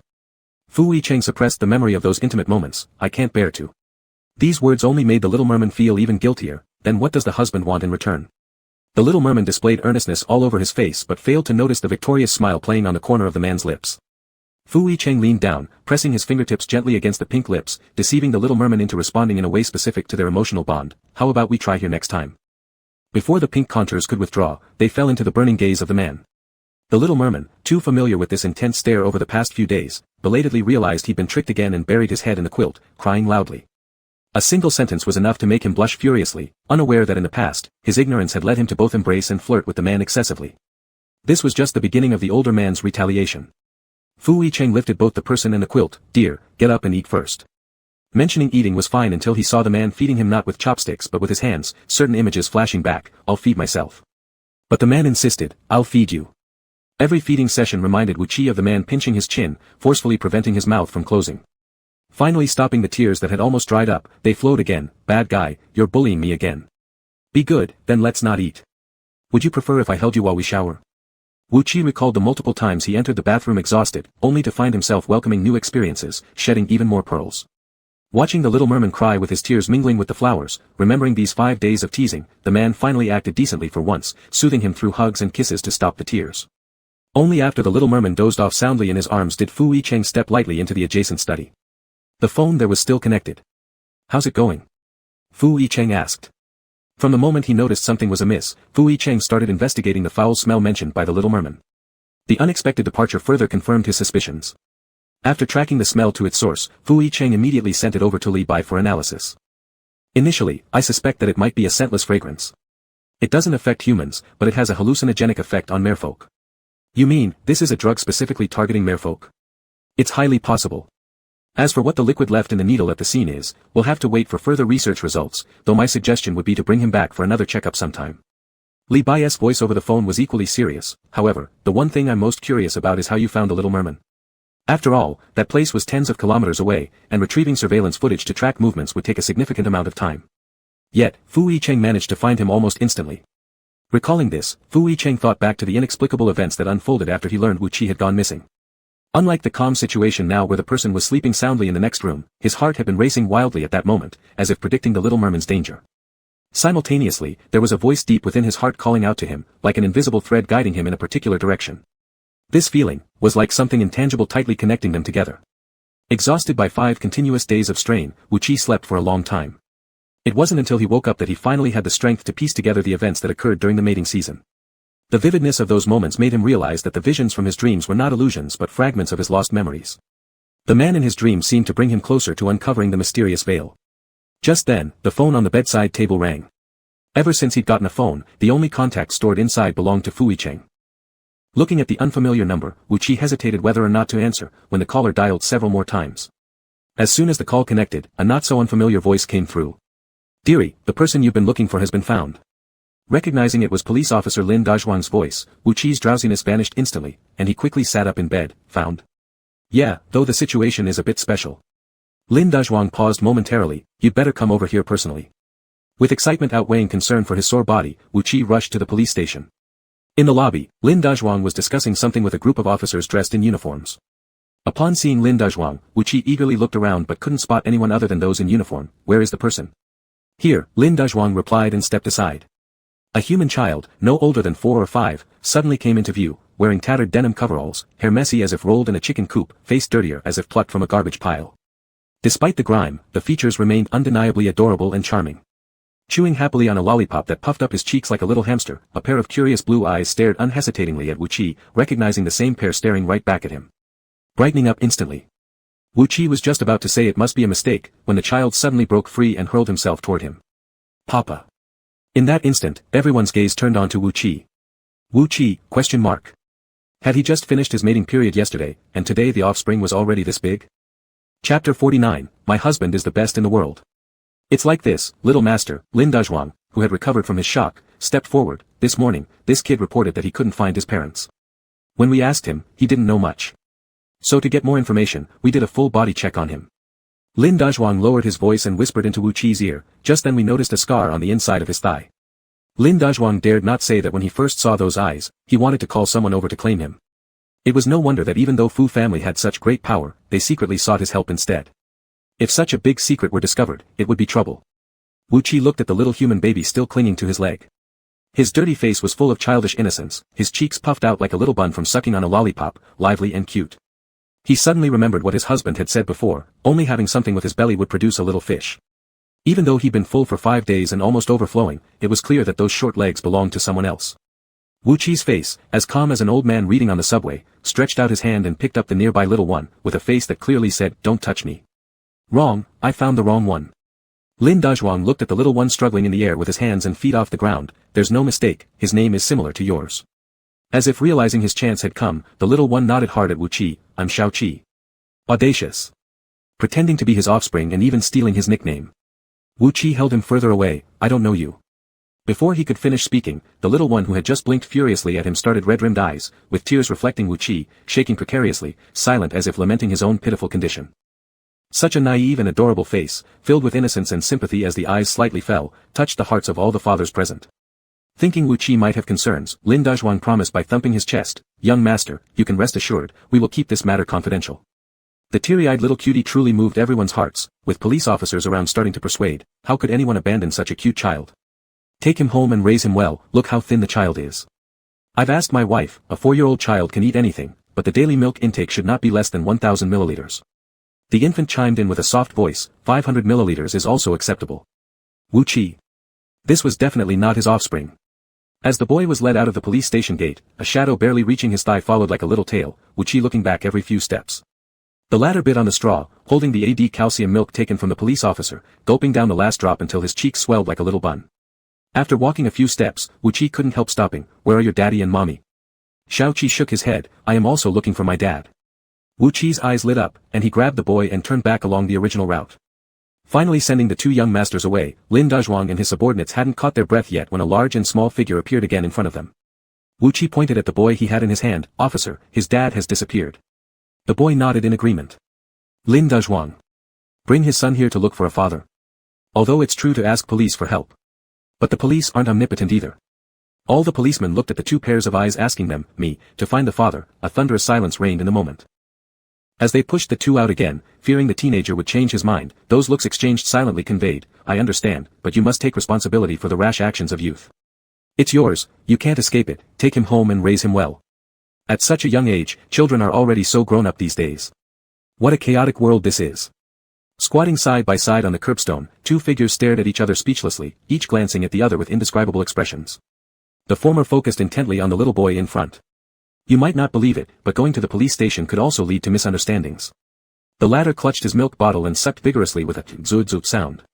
Under the scrutinizing gaze, he swallowed heavily and opened his mouth first. From now on, shall I call you Chi-Chi, okay?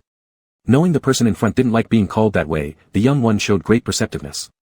Wuqi countered, how do you know my name? Didn't I say you're my papa? I wouldn't make a mistake. Xiaoqi sighed unhappily, knowing even at such a young age not to force others. All right, or maybe you can consider me a friend. In the future, you'll be my first friend in this world. This has moved Wuqi, who also has no friends. Then where did you live before? Xiaoqi supported his chin, and his brows drooped. I don't know either, I can't remember anything from before. So pitiful. Suddenly feeling empathetic, Wuqi joined him in supporting his chin. how poor you are, just like me. Thinking of something suddenly, he bared his teeth with a smile that looked like he was showing off some treasure, but I have a husband. Who's the envious one here? Xiaoqi doesn't say, even though I don't have a husband, I have a daddy. Unable to recall past events or whether he had family or not, Wu Qi replied, even though I don't have a daddy, my husband is great. I may not be able to find my daddy, but he's definitely better than your husband. Wu Qi retorted immediately, my husband is the best in the whole world. A peculiar and intense competitive spirit quietly arose as the air remained silent for a second. The scene, which started with mutual empathy, unexpectedly turned into a large-scale elementary school squabble. My daddy is strong everywhere. My husband is big everywhere.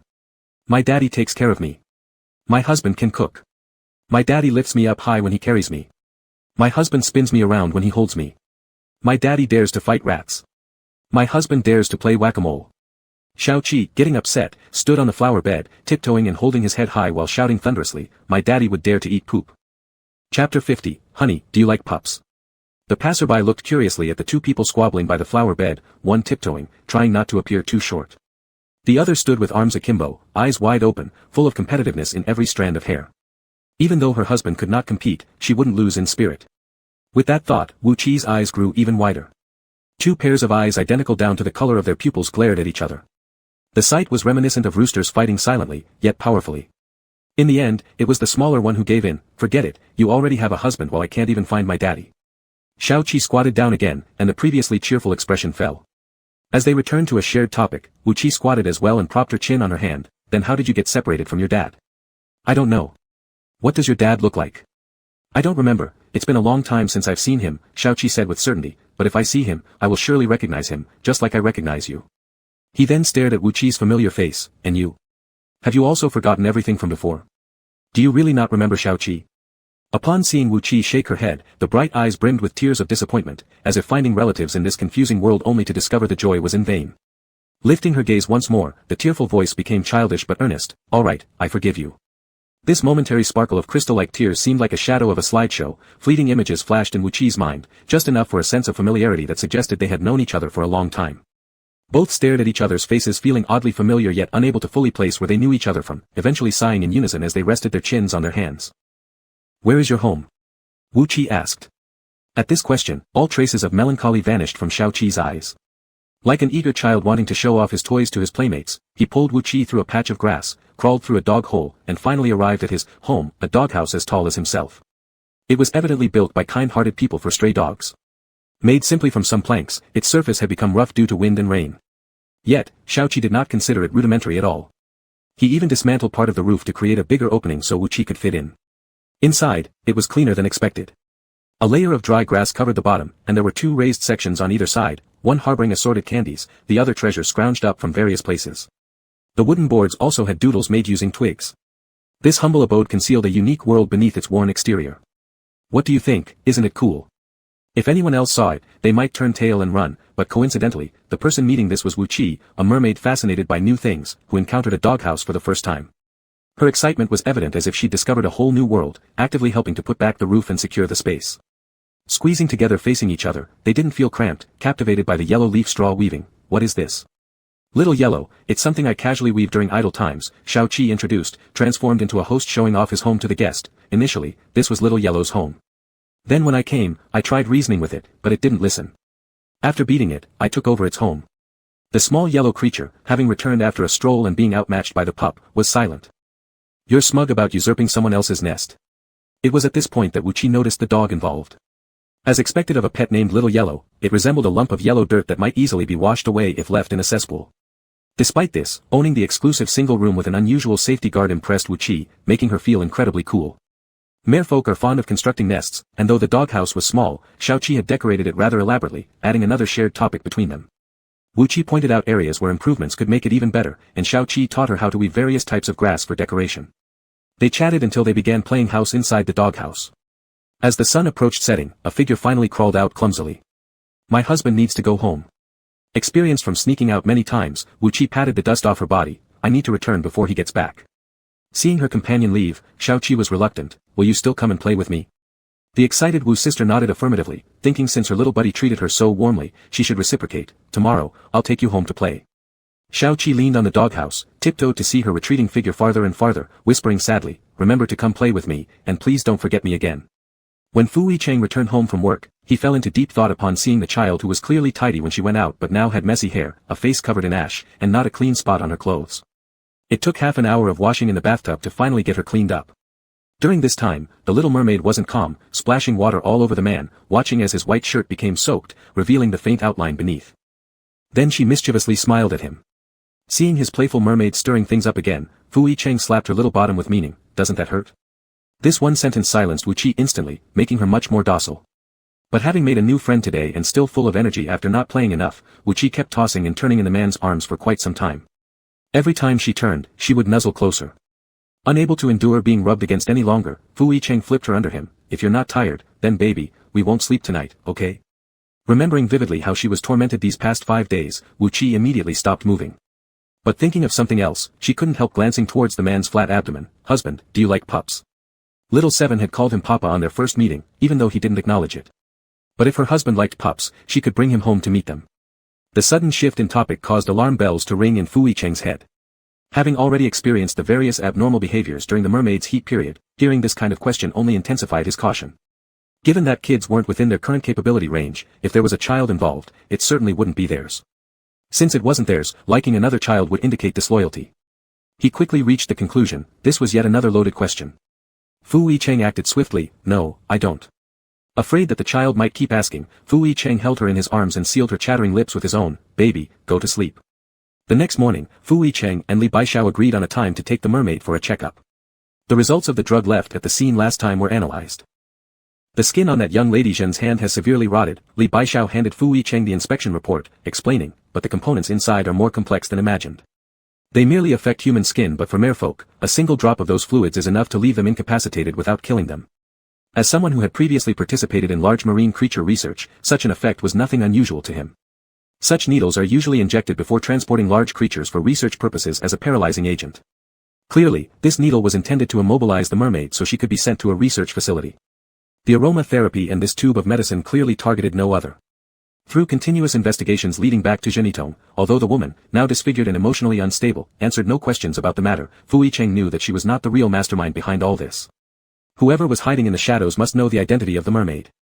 Chapter 51, Honey, let me explain. Li Bozeo performed another full-body checkup on Wu Qi, originally thinking that the aromatherapy might leave sequelae for the little mermaid. However, the test results turned out to be all normal. Fu Cheng was still uneasy. "Are you sure there's no impact?" Absolutely no effect. Other mermaids might suffer some side effects, but your little one probably has superior genes. She naturally has a strong self-healing ability and high resistance. To put it simply, blue mermaids occupy a higher position in the mermaid race. Even human genes have distinctions of quality, let alone the natural world where survival of the fittest prevails among mermaids. The comparison between the mermaid tears sold at auction and the blue pearl from Little Mermaid confirmed this point further. "Oh." A certain dame with an expression of calm pride exhaled the most satisfied and possessive sentence, "Mine." Just like bragging about his excellent kid to others. Li Bozeo. "Yours, yours. The whole world knows she's yours." After being sent home, Wu Qi remembered the promise made with Little Seven. As soon as Fu Cheng left, she secretly brought the guest home. She fully honored her words from yesterday. "You showed me around your place. As a gesture of reciprocity, I'll invite you to my house." Little Seven had never seen such a huge residence before, and his mouth hadn't closed since stepping in. "Chi, is this your house?" "Not exactly." Wu Qi pointed at the aquarium that occupied half of the mansion. "This is my home." Whose envy could it be now? Though Little Seven didn't say it, if only I could find Daddy. Daddy would buy me a house just as big. "How do you know Daddy will?" Little Seven was certain, because Daddy will. Wu Qi pointed at the nest built inside the aquarium with coral walls. "Can your daddy make this kind of structure?" Little Seven looked at the masterpiece crafted with uncanny skill and wouldn't back down. "Daddy might not, but I can." To prove he was capable, he eagerly followed Wu Qi to the top floor. But the moment his feet touched the water, it was as if he'd been shocked and immediately pulled back. "I won't laugh at you if you give up," Wu Qi said confidently, acting like the big brother she enjoyed seawater so much. "Nah." Little Seven hugged his strangely stiff legs. "I just feel all itchy when I touch this water." Wu Qi knew that humans sometimes are unable swimmers. Deciding not to play water games with the kid, she chose something else instead. Like marauding ghosts entering a village, they explored the entire house for fun things and played every single one they could find. When alone before, Wu Qi hadn't realized how many interesting things there were at home. For example, the colorful items in the bedside drawers. "What are these?" Little 7 pointed at the pink boxes labeled bondage joy, freedom to roam, and let you experience ups and downs asking. Wuchi shook her head, seeing more than 20 scattered on the ground last time after her heat period and wondering what they were. I don't know either, but I saw husband packing stuff into those. The two fell silent for a second. Their eyes seemed to connect through the air, glowing with excitement at discovering new toys.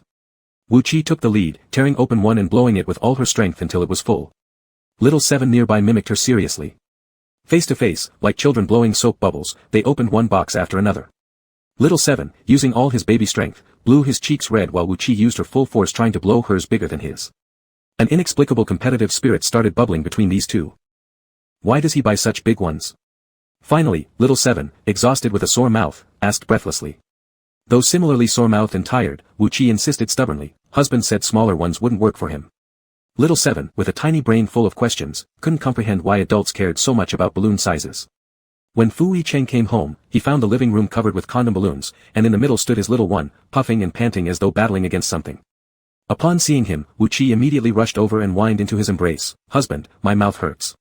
Fu Yicheng certainly didn't expect these words would come under such circumstances, forcing himself to suppress his blood pressure first while rubbing her cheeks. Let me see, does it still hurt? Wuchi nodded with teary eyes. Being sore was one thing, but losing was quite another. Thinking about Little 7 leaving, glowing with the aura of a victor everywhere, Wuchi decided to turn the tables the next day. In the following days, every time Fu Yicheng opened the door to return home, he would see an utterly disarrayed scene that could raise anyone's blood pressure. It didn't look like only one person was responsible for the mess, yet each time he returned, it was always his little one rushing toward him to cry and seek comfort. At first, Fu Yicheng simply thought that his little one had grown tired of playing outside and was amusing himself at home. However, he gradually noticed that the child hadn't been around much lately. Although he'd always sneak out to play before, this time, the little one wouldn't even come along to the company anymore. Before his heat period, he'd act like a clingy little fairy who wanted to be carried while walking, but now Fu Yicheng couldn't see him for an entire day. This sudden change made him feel as if he'd been sent to the cold palace. But then he thought about it. Recently, every time they went out, the child seemed in a hurry to leave, and came back excitedly afterward, just like how children act when they're brought home after playing with their friends. Still, something felt off. The next morning, Wuchi once again stayed in bed late like he did over the past few days. As he watched Fu Yicheng leave, he waved goodbye sweetly, like a doting young wife seeing her husband off to work. Husband, Wuchi will miss you. As soon as the door closed and the car left, he let his playmate in right away for another wild session. Yesterday I pushed all the way to the finish line first. No way, it was me. You're cheating. You're the one who's cheating. I don't care, you're the cheater. Nope, I'm not listening. Bounce it back. The two began arguing immediately upon entering, still trying to settle the unresolved score from yesterday. Neither noticed a pair of eyes staring at them from the second floor. Just as they reached the staircase, suddenly they collided with what felt like a solid wall of flesh. Wuchi looked up and nearly fell off his chair in shock. Husband. Today, Fu Yicheng couldn't shake the feeling that something was wrong. He decided to pretend to leave and circle back through the garden, hiding in a room to find out what mischief his little one had been up to. And what he saw shook him. Realizing they were caught red-handed, Wuchi nervously tried to hide the person behind him. Husband, let me explain. Suddenly, a small head popped out from behind, eyes welling up with tears upon seeing the man. The child leaped into his arms exuberantly. Daddy. Fu Yicheng. Seeing the thoroughly startled expression on his face, Fu Yicheng's heart sank. Honey, let me explain. Chapter 52, the paternity test results are out. Wuchi stood there, dumbfounded, watching the little one leap into the arms of the man. That fleeting cry of "Daddy" evoked a strange sense of familiarity, as if it mirrored a long-lost memory from her past. But before she could dwell on it, seeing the little one tightly hugging the man's leg triggered an overwhelming instinct in Wuchi. Her husband was being taken away. She immediately rushed over and clung to the man like a koala, shouting loudly from the side, "This is my husband." Her raised voice was a clear declaration of ownership. Little Chi 7, who had finally reunited with his father, now began tearing up even more unwillingly letting go. This is also my daddy. Wuchi clutched tighter. This is not your daddy, this is my husband. Your daddy eats poop. My husband doesn't. Fu Yicheng. With one child hugging him around the waist and another dangling from his thigh, waves upon waves of unexpected chaos crashed over Fu Yicheng. His usual calm facade finally cracked under the pressure. 5 minutes later. On the sofa sat the man in the middle, facing the young child who had just been pulled off his thigh, looking at him earnestly. The young boy still refused to move, sitting firmly on the man's lap. The teenage boy rested his head against the man's shoulder, teasing him with his index finger wrapped around his neck. His demeanor radiated complete dependence, like a seductive little fairy monopolizing all of the man's attention. Every movement he made exuded possession, a clear statement of, "This is my husband." The ship of friendship had capsized in an instant. The little boy across the room, struggling to suppress his tears for so long, now looked red-eyed. He wanted his dad to hold him too. After a few seconds of silence, the man finally spoke up first. What's your name? Startled by the mention, little Chi quickly stood up like a student called upon by the teacher. My name is Chi 7. Daddy gave me this name. Fui Cheng, I did. Chi 7 nodded vigorously. That's right. Back then, you said since Chi was the eldest, they used the bigger Chi, while I am the youngest in the family, hence I'm named Chi 7. It was logical, reasonable, and filled with genuine sincerity that seemed beyond the capability of children of his age to fabricate out of thin air. Fui Cheng. Glancing subconsciously at the kid in his arms, his survival instinct surged strong enough to nearly shatter his domineering executive image. Sweetheart, it's not what you think. To his surprise, the person cradled in his arms merely nodded solemnly in response. Wu Qi wasn't sure why she nodded along as well, but some instinct within her verified this wasn't false. President Fu, who dominated boardrooms, had never experienced such a complicated situation. Seeking answers to the truth became essential, only DNA tests didn't lie. As Fu handed the little one over to Cheng, his assistant was shocked once again by the strikingly familiar blue eyes, which bore absolutely no resemblance to their boss. Lifting his gaze, Cheng observed the teen cuddling affectionately in the man's embrace, behaving as though coaxing for favor. Meanwhile, their boss didn't seem irritated despite hints of possible infidelity, he even appeared content enjoying their presence. Could this really be true? Could it have reached such a depth already? Cheng, now burdened with responsibility, guided little Chi into the genetics lab with mixed feelings. All along, little Chi was quiet and cooperative, asking innocently, Uncle, where are we going? To take a test. A test? It was the first time little Chi heard this term, his face filled with confusion. Cheng tried explaining simply, you don't need to do anything, except give a little blood, which might hurt slightly. Is it like those regular tests where you get it wrong or right? Little Chi asked worriedly, do I have to score full marks? Cheng was at a loss for words. How similar this child's intelligence was to the mermaid's made his calmed heart tremble again, it was almost impossible to come to terms with such a stunning revelation. His professionalism helped steady him for the moment. We can't decide whether you'll get full marks, but if answered correctly, then he will be your daddy from now on. He has always been my daddy, came little Chi's proud and slightly haughty reply. Then I'm not afraid of the pain. Looking at little Chi's innocent expression, Cheng felt torn between emotions. What kind of test was this, really? A test without resolution regardless of the outcome. If wrong, according to President Fu's efficient and decisive nature, it would mean no chance for the child to ever see them again. If right, the situation would become inexplicably bizarre. Seeing this pure and adorable face, Cheng couldn't bring himself to disclose the brutal truth to the child. Little Chi complied excellently, not requiring any adult assistance during the blood draw process. Immediately after the procedure, he grabbed the adhesive bandage pressed against the wound and darted out searching left and right as if for something specific. Despite waiting for quite a while and finding no trace of familiar figures, little Chi froze, bottom lip quivering until he burst into tears with a wail. Did Daddy and Chi abandon me again? Watching the needle puncture his skin, and enduring the pain of a full tube of blood being drawn with furrowed brows without shedding a tear, he now stood in the hospital corridor like an abandoned child, sobbing uncontrollably. Large tears fell from his face, his eyes brimming with crystalline tears filled with helplessness. Cheng, the special assistant, felt his heart tighten. They are just unable to show up, they didn't abandon you. After much persuasion, he managed to calm the boy down. When the task was completed and he returned the boy, he was met at the door by the worried expression of that little ancestor. Some guesses within Cheng seemed to be confirmed once again. Before leaving, Cheng couldn't help but take another look at the top of the president's head. After Xiao Qi was taken away, Wu Qi, who had been vying for attention, suddenly became emotionally low, feeling empty inside. This feeling disappeared only when she saw him standing safely in front of her. Before the test results came out, Xiao Qi was temporarily arranged in another guest room. Looking at the separated rooms, he asked Wu Qi curiously, why do you share the same bed as Daddy? Wu Qi's mood now resembled the joy of inviting a friend over to spend the night, because the husband has to comfort me to sleep. Adults don't need to be comforted to sleep, said the little one. But the husband wants to comfort me. Wu Qi displayed her pride in being favored perfectly, wanting nothing more than to prove to everyone, my husband is the best in the world, he even feeds me meals personally, and wherever we go, he carries me. Uncle said, if I answer that question correctly, Daddy will recognize me. Xiao Qi hugged the small pillow tightly in his arms, suppressing the bubble of jealousy. Then I also want Daddy to feed me, carry me, and comfort me to sleep. Upon hearing these words, Wu Qi clung to her husband even tighter that evening. Fu Zong, strangled by her grip, stared at the ceiling all night thinking about life. Out of nowhere, there was an extra kid, and now they formed the Wulong Fengchu duo with his beloved. However, Fu Yicheng discovered that even more troublesome issues lay ahead. The next morning, as usual, he sent someone to prepare today's happy nectar water for the little mermaid, a habit of Fu Yicheng ever since he found out that Wu Qi loved bubble tea. This time, due to the request of the young one, an additional cup was prepared, for the youngest. Good things should be shared with friends. Xiao Qi, seeing bubble tea for the first time, looked at it with great curiosity. What is this? Knowing it the best, Wu Qi rushed to answer, happy nectar water. What's this then? Xiaoqi pointed to the black pearls inside. Wu Qi, who liked chewing on these most, tried to pick one out with the straw to introduce it, but sucked too hard and almost choked herself. She spit out the pearl forcefully through the straw with a "bju" sound, splashing it onto Xiaoqi's face. Both were startled. After a few seconds of silence, two identical pairs of eyes blinked simultaneously, discovering something new. Fu Yicheng's heart skipped a beat upon seeing the familiar gaze from children towards him. The next moment, the older one sucked a gulp of bubble tea, using the upright straw as a cannon and the pearls as bullets, targeting the goal, firing. The little hair decorated with pearls froze for a few seconds before both eyes lit up, similarly setting up his big gun. Bju. Black pearls continuously flew back and forth in front of them. Even the initially reserved little one, entering the battle state, let loose completely. This time Fu Yicheng watched firsthand how the two kids made a mess of the house. In the blink of an eye, both had strands of their hair hanging with pearls. Fu Yicheng's temple started pulsating violently.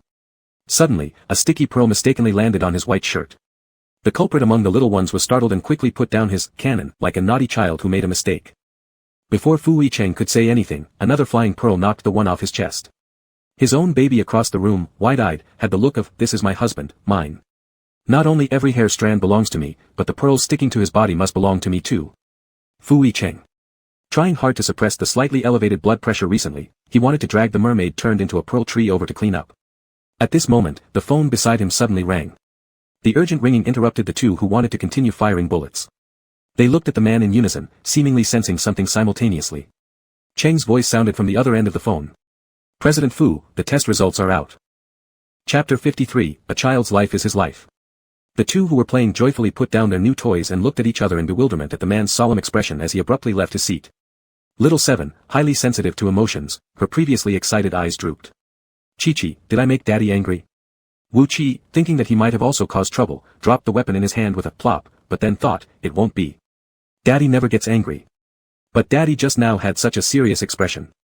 Little Seven hung his head. Am I not going to be hugged by Daddy anymore? No matter what, they've been good friends for quite a while. Wu Qi consoled him, if you want a hug so badly, I'll let you try one day. Only once, though. Little Seven, who almost forgot how it felt to be hugged by Daddy, immediately cleared his. Let's seal this deal. At this moment on the balcony, Fu Yicheng looked at the photo sent by Ching assistant, his expression becoming even more grave. Did you investigate his identity? Ching assistant said, I investigated, but couldn't find any identity information yet. Given the powerful influence behind the Fu family, it was very hard to not find anyone's identity. This added another layer of mystery to the person whose origin was already unknown. With a frown, Fu Yicheng didn't hesitate much despite facing this result, he had already made up his mind. Arrange it then. Although knowing a 5-year-old child wouldn't cause much threat, an unknown identity is still the biggest risk. As long as the people behind remain uncovered, it's like a bomb ready to explode at any time. If this little guy is merely a decoy, a child's life is his life. Even if there's only a 1% possibility, he dares not gamble. Mr. Fu, are we really going to do this? Despite spending less than an hour with the little guy, Ching assistant couldn't bear the sight of him crying pitifully. I see him getting along pretty well with the young master. If the young master finds out. This issue had once been within his contemplation range too. That night, when little Seven was about to be sent away, Wu Qi thought it was because of some trouble and fell limp in the man's arms. Husband, I'm sorry. After hearing Fu Yicheng's explanation, his worried heart eased. He's really not. Darling, trust in human medicine. Thinking about his initial excitement in finding Daddy, and then the excitement and thrill upon seeing the man, little Seven now has no idea that he is still waiting for Daddy's embrace. Wu Qi suddenly empathized, then husband, can we keep him? Understanding clearly the feeling of losing memory and being unable to find home. Fu Yicheng held his own little boy's face. Darling, human nature isn't as simple as you think. Sometimes kindness can become a knife that harms yourself. These words were too profound for Wu Qi to understand. Just thinking about someone leaving makes his mood sink, but I don't sense any danger from him. Mermaids have extremely keen perception towards danger. From little Seven, he only feels an inexplicable sense of familiarity. This kind of demeanor is too familiar to Wu Qi, reminding him of his past when he was almost sent to some research institute. Tears welled up in his eyes. Husband, can we let him stay? No. Fu Yicheng hardened his heart, hugging the pleading little one tightly. Go to sleep. It's bound to be a sleepless night. While the man was asleep, Wu Qi secretly got up and went to little Seven's room. Little Seven also seemed to sense something and hadn't slept either. Upon seeing Wu Qi arrive, he wasn't surprised, but his face lost the smile that was hanging on his lips during the day. Chi-Chi, does Daddy not like me? Is he going to kick me out? Wu Qi's eyes were full of sorrow over separating from his buddy. This feeling reminded him of something he experienced a long time ago. Knowing the truth, he suddenly couldn't find the answer. Do you really want to find your daddy? Little Seven crouched in the corner, holding his knees. That desolate figure seemed abandoned by the whole world. Tears trembled in his eyes, yes. Opening his eyes and finding the entire world unfamiliar, with no familiar faces, no past memories, only remembering two relatives.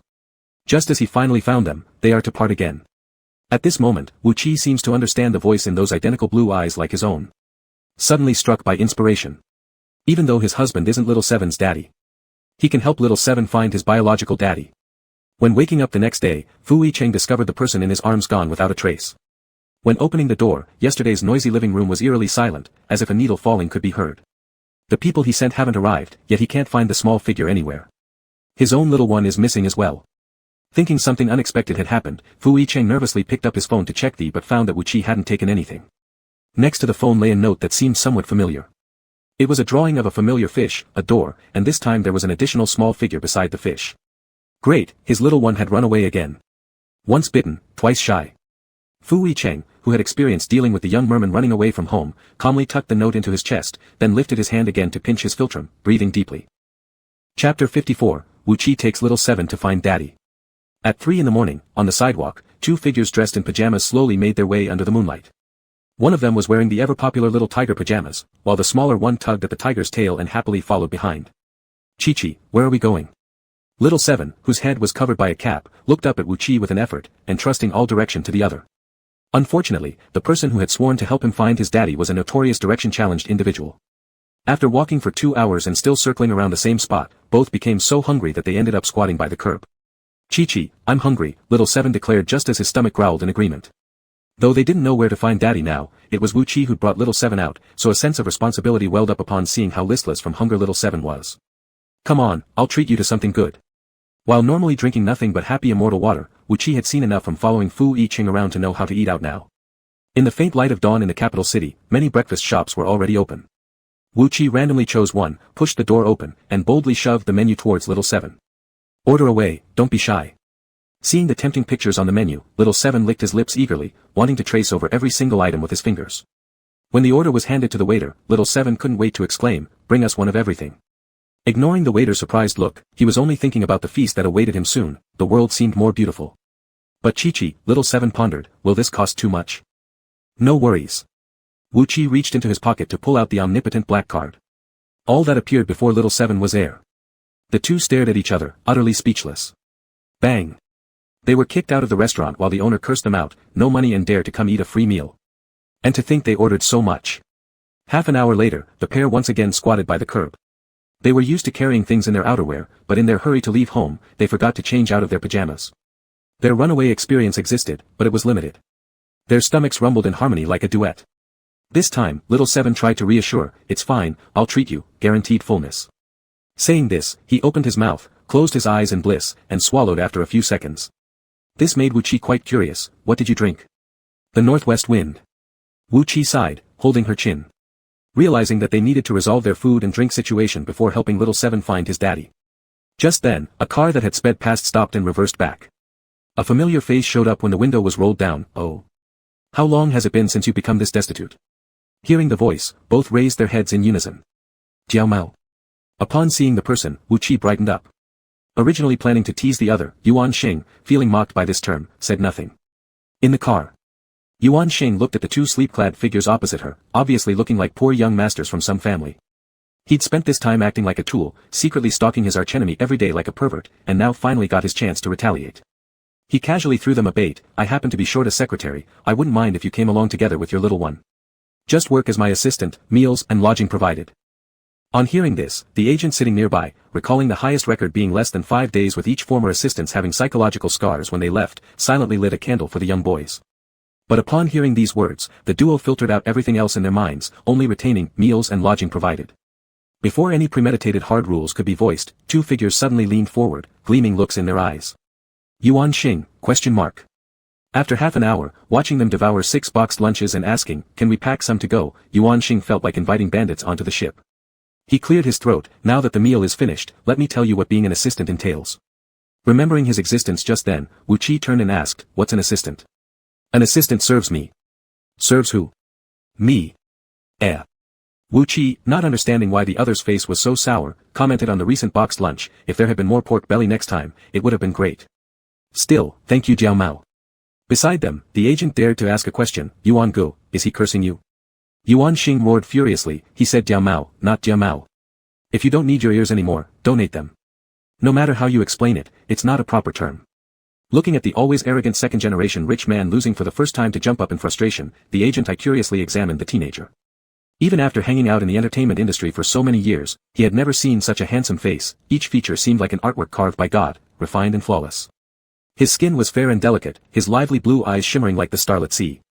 His professional disease of many years almost instantly confirmed that this face would definitely be famous if placed in the entertainment industry. That also explained why fans said they deserved it last time when someone got beaten.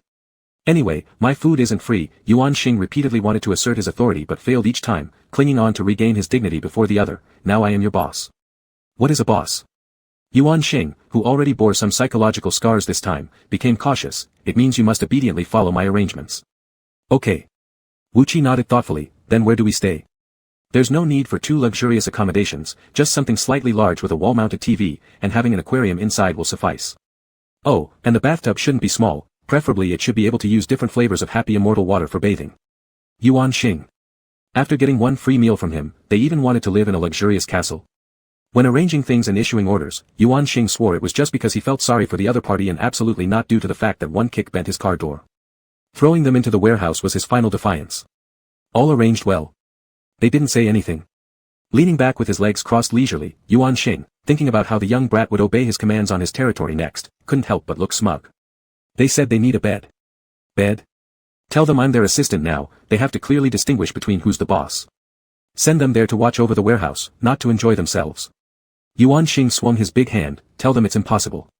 10 minutes later, Yuan Xing, who had just returned to his room from outside, looked on as his own bed was dismantled.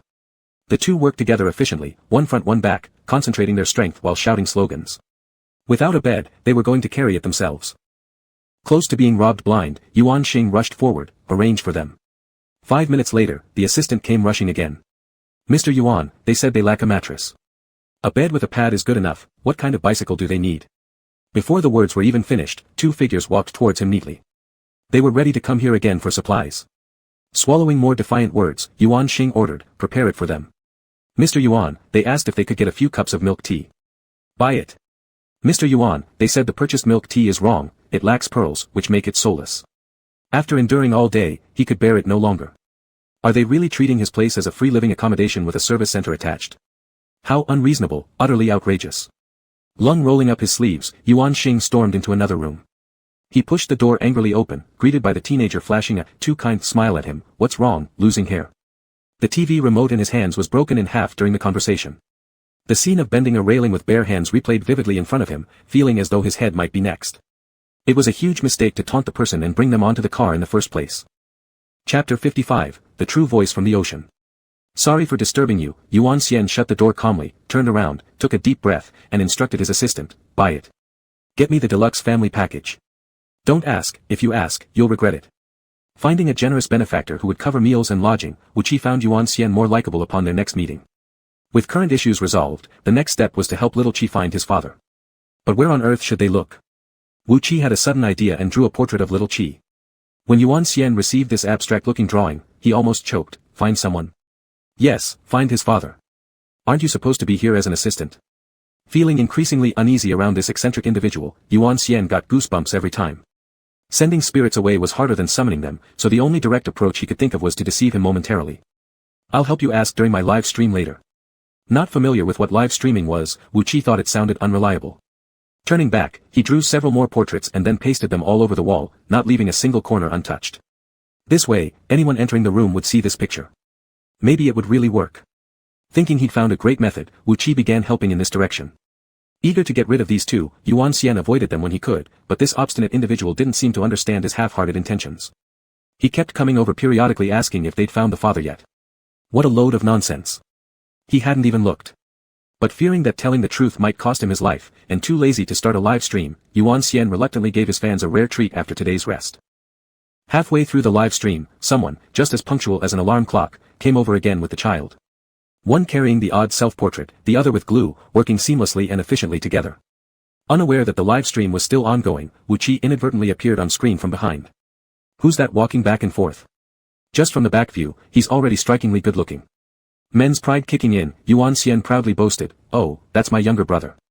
And didn't forget to add, "new recruit." Hearing the word younger brother, Wu Qi curiously turned around, dropped hair. "What do you mean by new recruit?" "My name is Yuan Xian, Yuan Xian." "Uh-oh, he's losing his cool. Ha ha ha, goddamn dog Yuan, today's your day." "Wait, this face seems familiar, isn't this the little flying from last time?" "I can confirm this is the person who beat up dog Yuan last time." The humiliation was vivid. Stop talking, or when he gets angry and opens his mouth live, everyone in the chat will keel over dead. Look, he's stamping his feet. So, who exactly is whose younger brother?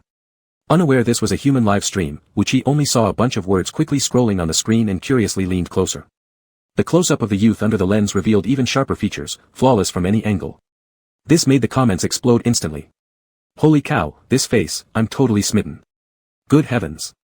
That video of heroic behavior has been watched to pieces by me. I never expected to see this face again.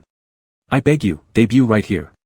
Your title has already been planned, Blue Star National Younger Brother. Why does my screen blur?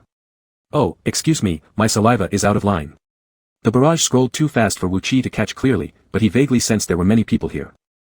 A lot of people meant more chances to find Little Qi's father.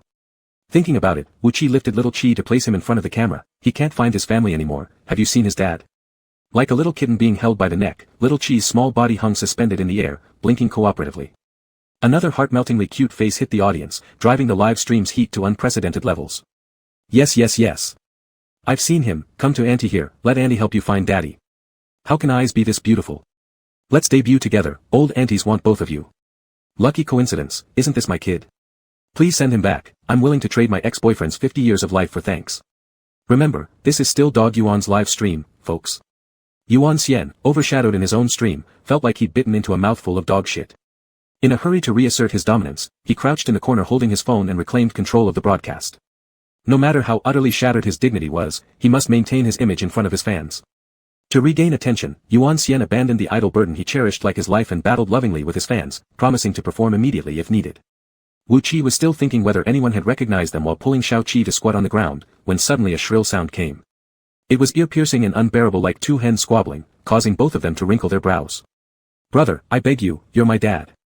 Let me live to keep licking you. Others sing for money, but you sing for life. Take my life, please shut up. I have no other request, except that you don't participate in all your drama's OST this year, please. Promise me, let the sound engineer live, will you? It seemed like they wanted to fight with someone known as the human skylark till the end. If you dare to offend me by showing up, I'll ruin your ears with my voice. Within hundreds of miles around, Yuan Xian's voice makes everyone suffer.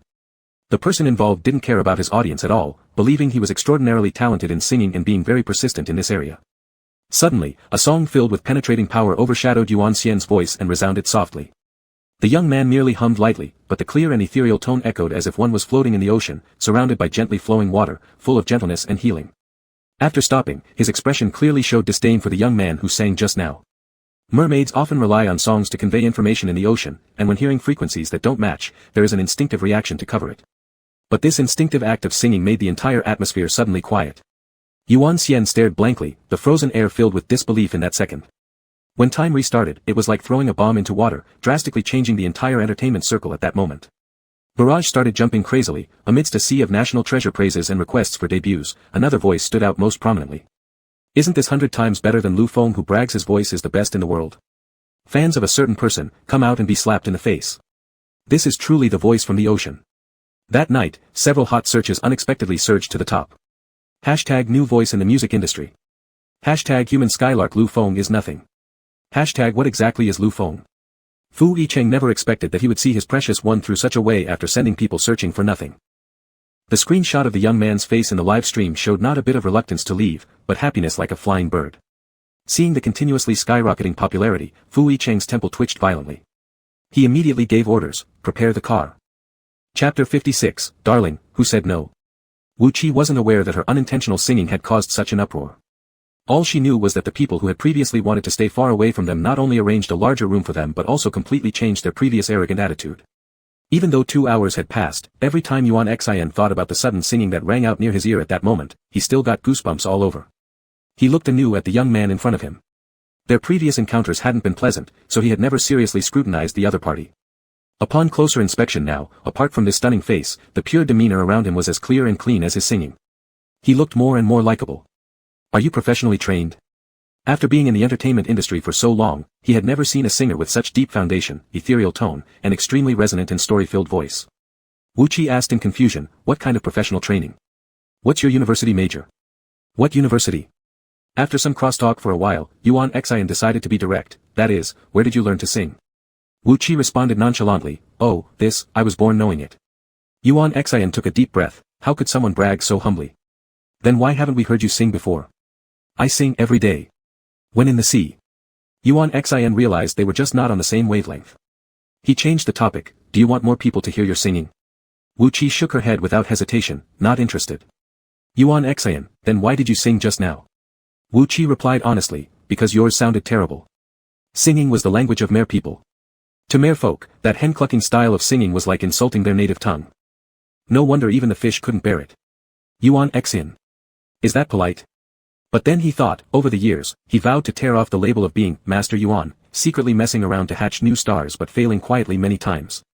Now, a naturally gifted player was right in front of him, and this opportunity was certainly one he didn't want to miss. I have a way to help the little kid find his dad. Wu Qi's eyes lit up worried by the progress, what method? Yuan Xian mysteriously said, I'll take you to meet someone, and you'll see once you get there. Yuan Xian brought Wu Qi to a place, a filming set. For the first time here, Xiao Qi curiously looked around, astonished to see people flying in the air with wires. Qi, are we coming here to find Daddy? Daddy? Before Wu Qi could answer, suddenly another voice interrupted. Everyone turned their heads. The owner of the voice was wearing a costume ready for the next scene, his face smiling warmly, yet it made others slightly change expression. Lu Feng seemed unaware of how his arrival subtly changed the atmosphere. He squatted in front of Xiao Qi, concerned like a gentle big brother, kid, have you lost your parents? Qi. Xiao Qi tightly grabbed Wu Qi's clothing corner. Even when sent into the police station and questioned by numerous adults, he wasn't afraid, but the fear revealed in his eyes at this moment was instinctive, carved into his very bones. This time as Lu Feng came closer, Wu Qi felt none of the fleeting images from before, but the warning sense raised by this person only grew stronger. Don't touch him. Wu Qi protected the child behind her, her gaze like flowing seawater turned to ice, filled with dangerous warnings. Looking at his hand suspended mid-air which he could not control, Lu Feng's smile froze for a moment before returning to normal.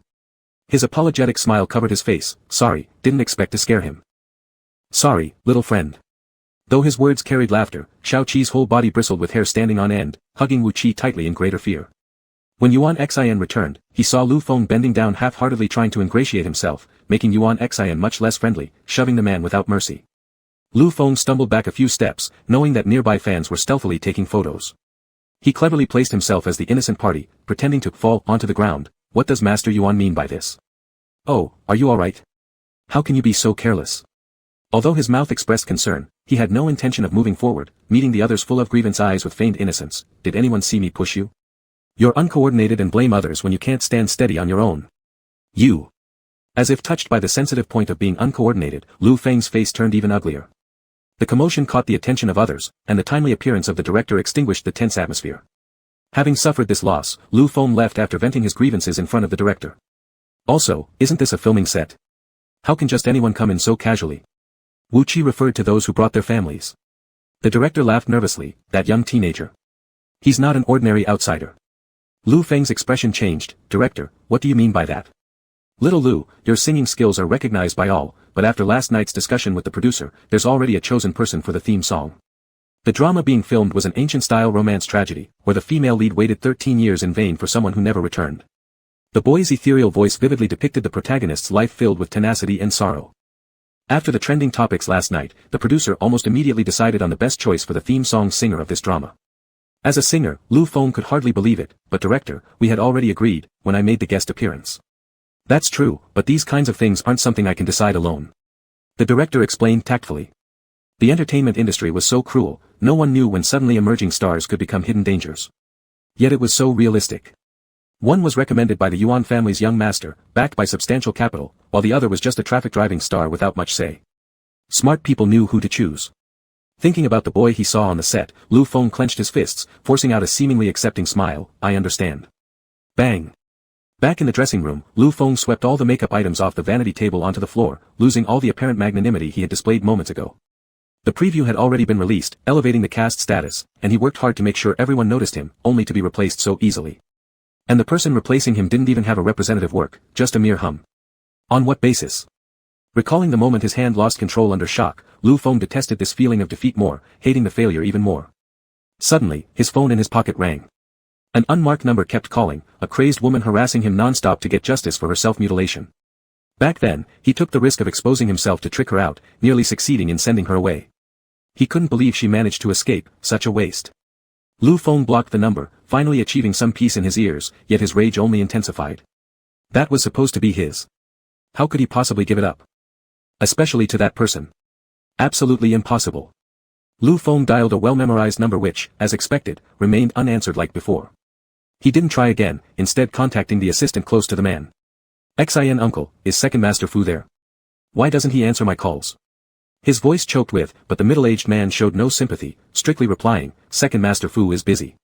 Was he really too busy to notice, or did he see it and simply choose to ignore?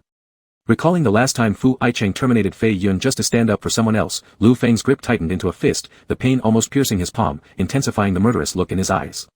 He ground out through gritted teeth, "Wu Qi." The person Yuan Xian wanted to introduce, Wu Qi met. Yet she wasn't sure why the stranger inexplicably addressed her as teacher, muttering confusing terms like long admired and pleasure to cooperate. Can he really help little Seven find his dad? Wu Qi asked uncertainly. Yuan Xian assured her confidently, "Don't worry, definitely." Once they gained popularity, wouldn't the power of fans make finding someone so easy? On their way back, informing little Seven of this news, the latter did not react with excitement. "If we find Daddy, does that mean I'll be separated from Chi-Chi?" "Of course not." Wu Qi promised. Speaking of this, little Seven thought of Fu Yicheng, feeling upset again, "Daddy's so bad, he doesn't want me." If Daddy acknowledged him, he wouldn't have to restart his journey of searching. Recalling the man's firm decision without any negotiation, Wu Qi widened her eyes imitating it perfectly, "Exactly. Jerk, then we don't want him either." The two reached a consensus, still smiling happily, but upon pushing the door open, the very man they declared they didn't want seconds ago appeared right before them. Sitting on the couch with his leg crossed, hands folded over his knees, dressed in black suit, exuding a cold and solemn presence, his downcast eyes harbored subtle anger, apparently hearing every word of their conversation clearly. "Darling, tell me who you don't want." Chapter 57, Bad Guy, You Just Know How to Bully Me. The two stood stiffly at the door like wooden statues. For some unknown reason, upon seeing the man's sullen face, the barely healed swelling began to throb again. A surge of impending danger caused Wu Qi to instinctively want to run. Before she even had a chance to take a step forward, she was already lifted up. "Where do you think you're going?" 2 days without seeing each other, and not only did she not miss him, but at the sight of him, she turned around wanting to run. Fu Yicheng, who had delved deep into studying the anatomy of little mermaids during quarantine, now knew exactly which spot would immediately calm down the child. Sure enough, when that place was slapped, the person on his shoulder instantly quieted down. But the silence lasted less than a few seconds before Wu Qi burst into tears, her face flushed with shame. "Bad guy, you hit me." As Fu Yicheng placed her in the car, those earth-shattering cries were still ringing out. He had never been away for so long, and when he saw her wanting to run upon his return, Fu Yicheng became enraged. But now, seeing the mermaid cry so much, his heart softened slightly. "Let me see." Little mermaid, very good at seizing opportunities, knowing she had made a mistake first, cried while moving her hand to the one resting on the man's knee, curling her little finger to mimic coquettishness. "Husband, Wu Qi knows I've done wrong, please don't be mad anymore." The master manipulator immediately activated the flirt mode and successfully touched the man's weakness. Though his expression initially remained serious, Fu Yicheng decided to give the child a chance. "Do you know what you've done wrong?" Wu Qi sobbed, "I know." Fu Yicheng asked again, "Will you run away from home next time?" With red-rimmed eyes, Wu Qi asked instead of answering, "Then will you promise to let Xiao Qi stay?" "No." "Oh well." Her expression didn't look disappointed. "No problem." After all, by the third time running away, she had plenty of experience. Little did she know that every bit of her small rebellion was seen through by the man who knew her best. Her loud crying seemed repentant, yet she had already planned her escape route for next time. In need of punishment. When Fu Yicheng struck her again, this time the little mermaid got angry. Kicking her legs and struggling, she said, "Let go of me, bad guy, I don't want to talk to you." After things got so far, he was still bullying her. This statement ignited the last fuse of the man's patience. Fu Yicheng's face turned darker, fearing she might escape again, and he left the car without even giving her a chance to touch the ground. He carried her inside horizontally towards the villa. Back in the master bedroom, he held down the still struggling child. "Say it again, who you don't want to talk to." The little mermaid stubbornly turned her head away. "Speak." Fu Yicheng pried open her pink lips, sweeping over every inch of breath as he settled accounts from autumn after the leaves have fallen. who else do you not want? The little mermaid remained silent with temperance, but this time the man was determined to make her speak. Initially defiant, once forced to open her mouth and meet his advances, and as he unprecedentedly claimed all her oxygen, Wu Qi eventually gave in. I want my husband. Want or not, of course he'll give it, but this answer was no longer important to Fu Yicheng. Sweetheart, it's too late. At that moment, Wu Qi felt a cold touch against her neck. Click. Something suddenly encircled her neck, and Wu Qi cried harder, aggrieved tears streaming down her face. Bad guy, you just know how to bully me. Don't rush. Fu Yicheng paid no heed, and ever since receiving her note, he had already thought through how to deliver the deepest punishment to the child. He lightly caressed Wu Qi's eye corners, the tender skin soon turned red from friction, resembling her earlier reddened, tear-streaked appearance. Sweetie, you'll still be crying more later. Chapter 58, If you're not anxious, then why are you in such a rush? The palm holding his wrist rubbed gently, as if simulating something, and Wu Qi felt like he was trapped in a world of the man's possessiveness with no escape. He couldn't figure out why someone who usually treated him so tenderly would always want to make him cry in this aspect. Wu Qi felt like he was about to drown in the man's torment. Remembering that the man could be softened by his coquettish behavior before, he begged for mercy. Wu Qi knows he was wrong. Will you listen obediently to your husband from now on? The man raised his eyes, reflecting the red-faced boy. Do you know you were wrong? I know I was wrong. Will you listen to your husband? I will. To prove that he would obey, he tilted his head and looked at him earnestly. I'll listen to whatever you say. These words greatly pleased the man. Then be a good boy and take the initiative. But Wu Qi didn't know how. Lying on the man's chest, his face was red and glistened with sweat. I don't know how. The night was still long. For inexperienced little friends, Fu Yicheng had all the patience to teach. As for how to teach, let the censors imagine it themselves. This lesson continued until dawn. The morning light filtered through the window, shining on their messy master bedroom where scattered pearls glimmered brightly. Wu Qi lazed around until mid-morning, his throat was hoarse from crying. He wouldn't have moved if it wasn't for the rumbling in his exhausted stomach. He smelled deliciousness as soon as he went downstairs. Afraid of upsetting the person after being too harsh and making them ignore him, Fu Yicheng would personally cook breakfast every day after bullying the little merman. Fu Yicheng approached and carried the wobbly walking, tree-sloth-like person onto the dining chair. Last night, the sensitive little child to touch eventually took the initiative to wrap his neck and let himself be hugged willingly. After being set down, he sat up straight, looking like a well-behaved child who acknowledged his mistakes and had reflected. Considering the initial fault lay with the little friend, Fu Yicheng asked as if an adult scolding a kid, are you going to run away again because of others? No. Wu Qi placed his hands on his knees and shook his head meekly. His obedient demeanor made Fu Yicheng feel soft-hearted. Yet thinking about how his little friend prioritized another baby over him, the acid that had been barely suppressed bubbled up again. Who is the most important? It was indeed unbecoming of a domineering tycoon to compete for affection with a 4-year-old baby. But Fu Yicheng, whose vinegar barrel had been overturned, wanted only himself in the little friend's eyes. Wu Qi stood up, sat on the man's lap, leaned against him just like before, and coaxed more seductively than ever. Of course, it's my husband. My husband is the best. Wu Qi likes her husband the most. Then he leaned in for a kiss. Kissing heartily on Fu Yicheng left him utterly enchanted, completely free of anger. Dipping lower, he kissed lightly on the slightly swollen lips as a reward. Good. The taught lesson seemed to leave the little friend extra obedient today, almost making Fu Yicheng unfamiliar with the situation. Previously, Fu Yicheng was always feeding him cut pieces, but today roles were reversed. Sitting on his lap, the little one mimicked past cutting methods and fed a piece into his mouth. Open wide, husband, Wu Qi feeds you. To his amazed gaze, he even offered himself along with the beefsteak. After just one evening of lessons, some essentials had been mastered thoroughly. Seeing the act of flattery, Fu Yicheng felt elated and believed that he was irreplaceable in the little one's heart. Still basking in this special treatment, after eating, the little one even proposed to give him a massage. The reason was, my husband worked hard last night. This sounded reasonable, but coming from the little merman who cried until his voice was hoarse last night, it felt rather odd. The irrationality threw off Fu Yicheng's clouded mind. Since mastering the art of pampering spoiled him rotten, the little one usually always made a fuss after these incidents. So calm was definitely not in line with his sweetheart's character. Something strange must be going on. Experienced Fu Yicheng didn't rush to leave after getting in the car. After waiting less than 5 minutes, sure enough, a shadow slipped quietly out the side door. The purpose was unclear, but clearly, the person knew what they were doing. The retreating back without looking back reminded Fu Yicheng of how the little one escaped home back then. Crying on the bed and begging for mercy while treating him as the center of the world, saying things like he'd behave better afterward, even creating a false image upon waking as if understanding everything. Seduction filled with honey on the dining table nearly sent him to the skies. Yet merely to deceive him into believing, then turn around and go find that little brat. Mr. Fu, shall we follow him?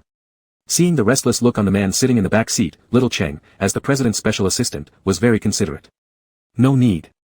In order to maintain his overlord image in front of his subordinates, Fu Yicheng pretended to be calm. He does deserve a lesson, so he knows I'm not always worried when he leaves me, otherwise he'll grow more and more audacious. Alright, but Mr. Fu, the trending search about young masters singing is still at number 1. Fu Yicheng tightened inside, but didn't show it on his face. Have the PR team suppress it immediately. It's rumored that many entertainment companies have come for collaboration with young master. Reject them in your name as the agent. The place where young master is heading now has quite a few famous actors, and recently he's been getting closer to a top-tier star called Yuan Shi. That should be his own decision about making friends. After a silence of a few seconds, the hand gripping the door handle tightened, and Fu Yicheng could no longer maintain his calm facade. Turn back. Follow him. But Mr. Fu, there's a meeting this afternoon. Cancel it. Assistant Cheng tried hard not to laugh. Alright, Mr. Fu. If you're not worried, then why don't you stop being so anxious? Chapter 59, A Naughty Kid Listens After a Lesson. After being inexplicably abandoned yesterday, Little Seven thought they would never see Wu Qi again. When they caught sight of each other, Little Seven's eyes brimmed with tears, and they were about to excitedly rush over. But just as they approached, their steps came to an abrupt stop. Chi-Chi, why are you walking so strangely today? Wu Qi usually moved awkwardly, but today it looked even more rigid, like his movements were deliberately slowed down as if he'd strained something. Mentioning this, Wu Qi winced and clenched his teeth, saying, I got beaten. What? Beaten by what? A big iron rod. Hearing this, Little Seven couldn't contain themselves. How could someone be hit by a big iron rod? It must hurt a lot. Who was cruel enough to do that? Tell Little Seven, and I'll help you get revenge. My daddy did it. Maybe you should just bear the pain then. Daddy was too strong and towering, there was no way Little Seven could fight back, let alone dare to. While Yuan Xian confidently assured the director that everything would go smoothly with Wu Qi on set, another matter arose. Wu Qi had been taken away by a few men in black clothes. Leaving behind a pesky troublemaker might not have seemed significant at first, but letting go of the potential money tree he'd planned to nurture felt catastrophic. Now, seeing Wu Qi return, Yuan Xian tearfully asked, Brother, have you made up your mind yet? Made up my mind for what? Just agree to sing the theme song for this drama. The S generation is watching. Not one word of this made any sense to Wu Qi, whose baffled expression led Yuan Xian to assume he was hesitating, fearing the next second Wu Qi would say no. If you agree, then from now on, I'll call you brother. Wu Qi frowned in disgust. I don't want such an off-key brother. Are you not interested in helping this little kid find his dad? Once you agree, we can help him. With ease, Wu Qi turned around the last sentence. So don't we need to find him first? Yuan Xian hadn't expected that someone who looked easily swayed before would suddenly show intelligence. Despite trailing behind him, regardless of how humble he tried to be and addressing Wu Qi as brother, it failed to prevent Wu Qi's cool departure. Just as Yuan Xian prepared to chase after him further, his phone ringing interrupted the moment. Answering the call marked Fei Yun, the person on the line eagerly asked, Big brother, did you get revenge for me? What happened? Seeing yesterday's fight trending online, based on his brother's fiery temper, that thin-legged brat must have gotten thoroughly battered, nose bruised and face swollen. Done, Yuan Xian responded while looking at the figure that had ruthlessly rejected him, speaking earnestly. He will soon become your big brother's big brother. At that very moment.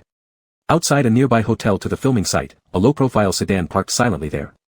Fu Yicheng watched two figures emerge from inside, a large one and a small one. The larger one bore a delighted smile, not at all resembling last night when he sobbed and promised to behave well. This morning, Fu Yicheng had been placated with sweet words and found immense satisfaction. The sudden difference made him want to drag the man back into the car right now and give him another lesson. A moment later, he regained composure and decided to trust that his beloved was only bidding farewell to the little rascal. The two silhouettes walked shoulder to shoulder toward him. Fu Yicheng relaxed. Indeed, among his beloved's heart, he remained the most important one. Fu Yicheng already pictured his little one's shocked and apologetic expression upon spotting him, followed by a typical childlike ploy to cajole for favor. Clearing his throat, he put on a stern demeanor in front of his subordinates to cover his own anxiousness. A naughty kid listens after a lesson. Upon getting in the car, the little one would definitely snuggle into his arms, sniffle, and say sorry. He straightened his suit coat, ready to welcome his precious little one home. Then, the two figures passed by the car door. And faint whispers echoed between them, is Daddy really that terrifying? Yes. Super terrifying. Daddy bullied Chi-Chi, hate him. That's right. Gripping the door handle and preparing to open it, Fu Yicheng paused. My darling, that wasn't what you said this morning. I shouldn't have softened last night. Fu Yicheng, smoke rising above his head, decided to neglect the little mermaid for a few days to make him realize his mistake. That night, Fu Yicheng, who always took the initiative to embrace his partner to comfort them to sleep, didn't make a move despite the time coming. Pretending to focus on paperwork on the screen, he kept a watchful eye on the little mermaid. The kid was looking at him, definitely sensing his cold shoulder. The kid turned over, probably reflecting on where they went wrong. The kid picked up the blanket, likely crying secretly under the covers. Have they realized their mistake? With this thought, Fu Yicheng removed his glasses, stretched out his arms invitingly, waiting for the little mermaid to come closer voluntarily. A minute passed, and the same posture remained. Fu Yicheng inched closer, but the back facing him showed no response. Upon waking, Fu Yicheng saw the child had his eyes tightly shut, breathing evenly, and was sound asleep hugging the blanket. Fu Yicheng took a deep breath. Good, very good. The next early morning, Wu Qi was still in dreamland when his phone started vibrating, waking him up. Previously forced to supervise Lu Feng's every move as a stealth photographer, Yuan Xian now became very enthusiastic voluntarily. The very first thing after noticing the trending topic on Weibo was for Yuan Xian to live stream updates about the situation to Wu Qi. The subject of these photos without fail featured Lu Feng falling off a wire harness and getting injured. Everyone is rejoicing, hearing he got a few scratches on his back. Initially, this was just an irrelevant piece of information. But when Wu Qi read that last sentence, something suddenly occurred to him, prompting a rush to check it out. Mere people have incredible regenerative healing capabilities. If those fleeting images flashing through his mind upon their first meeting were no illusion, then this was the perfect opportunity to confirm Lu Feng's identity. The hashtag Lu Feng got injured during filming successfully overshadowed the previous trending topic of hashtag what is Lu Feng anyways. Soon enough, another hashtag appeared, hashtag Lu Feng continues filming despite injury, spreading numerous comments praising his dedication. Hearing that Lu Feng didn't go to the hospital made Wu Qi's eyes shine with anticipation as he looked toward Yuan Xian. To examine the wound, they'd need Lu Feng to take off his clothes. Since there wasn't a legitimate reason to request that, some other plan had to be devised. Yuan Xian felt his scalp tingle under Wu Qi's intense gaze. A sense of foreboding filled his heart, showing reluctance all over his face. Boss, ancestor, I can't possibly stoop so low. Wu Qi didn't force Yuan Xian any further, instead turning his attention to little Seven beside him. The latter smiled at him with an air of solidarity, and they immediately formed a pact. On the third day of Fu Yicheng's decision to neglect the young boy, he intentionally left earlier that morning. Staying in his office all day long, glancing occasionally at his silent phone by his side, only increased the ominous tension around him. After waiting for who knows how long, he finally heard Qing Ta coming inside.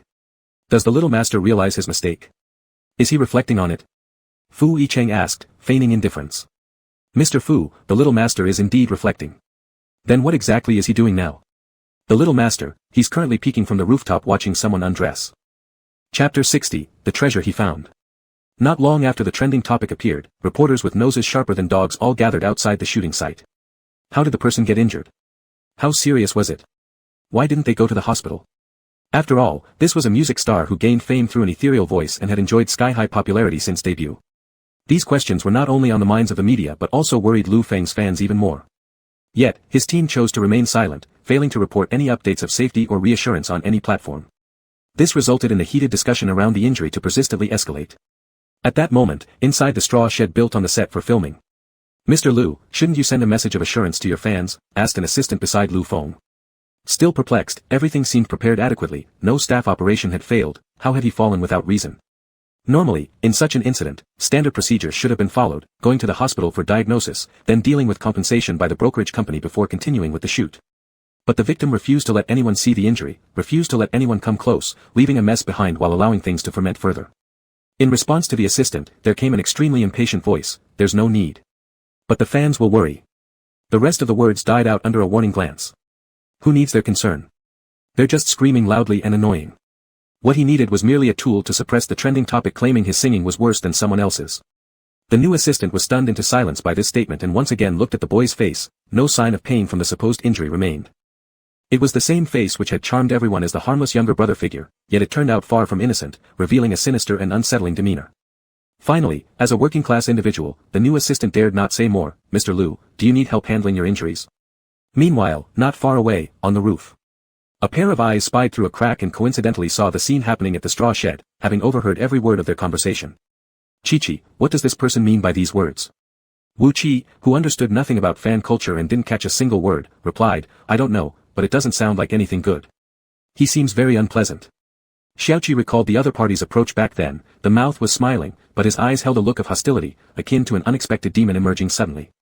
A kind of vague resentment grew within him at that moment, yet it was suppressed by greater fear.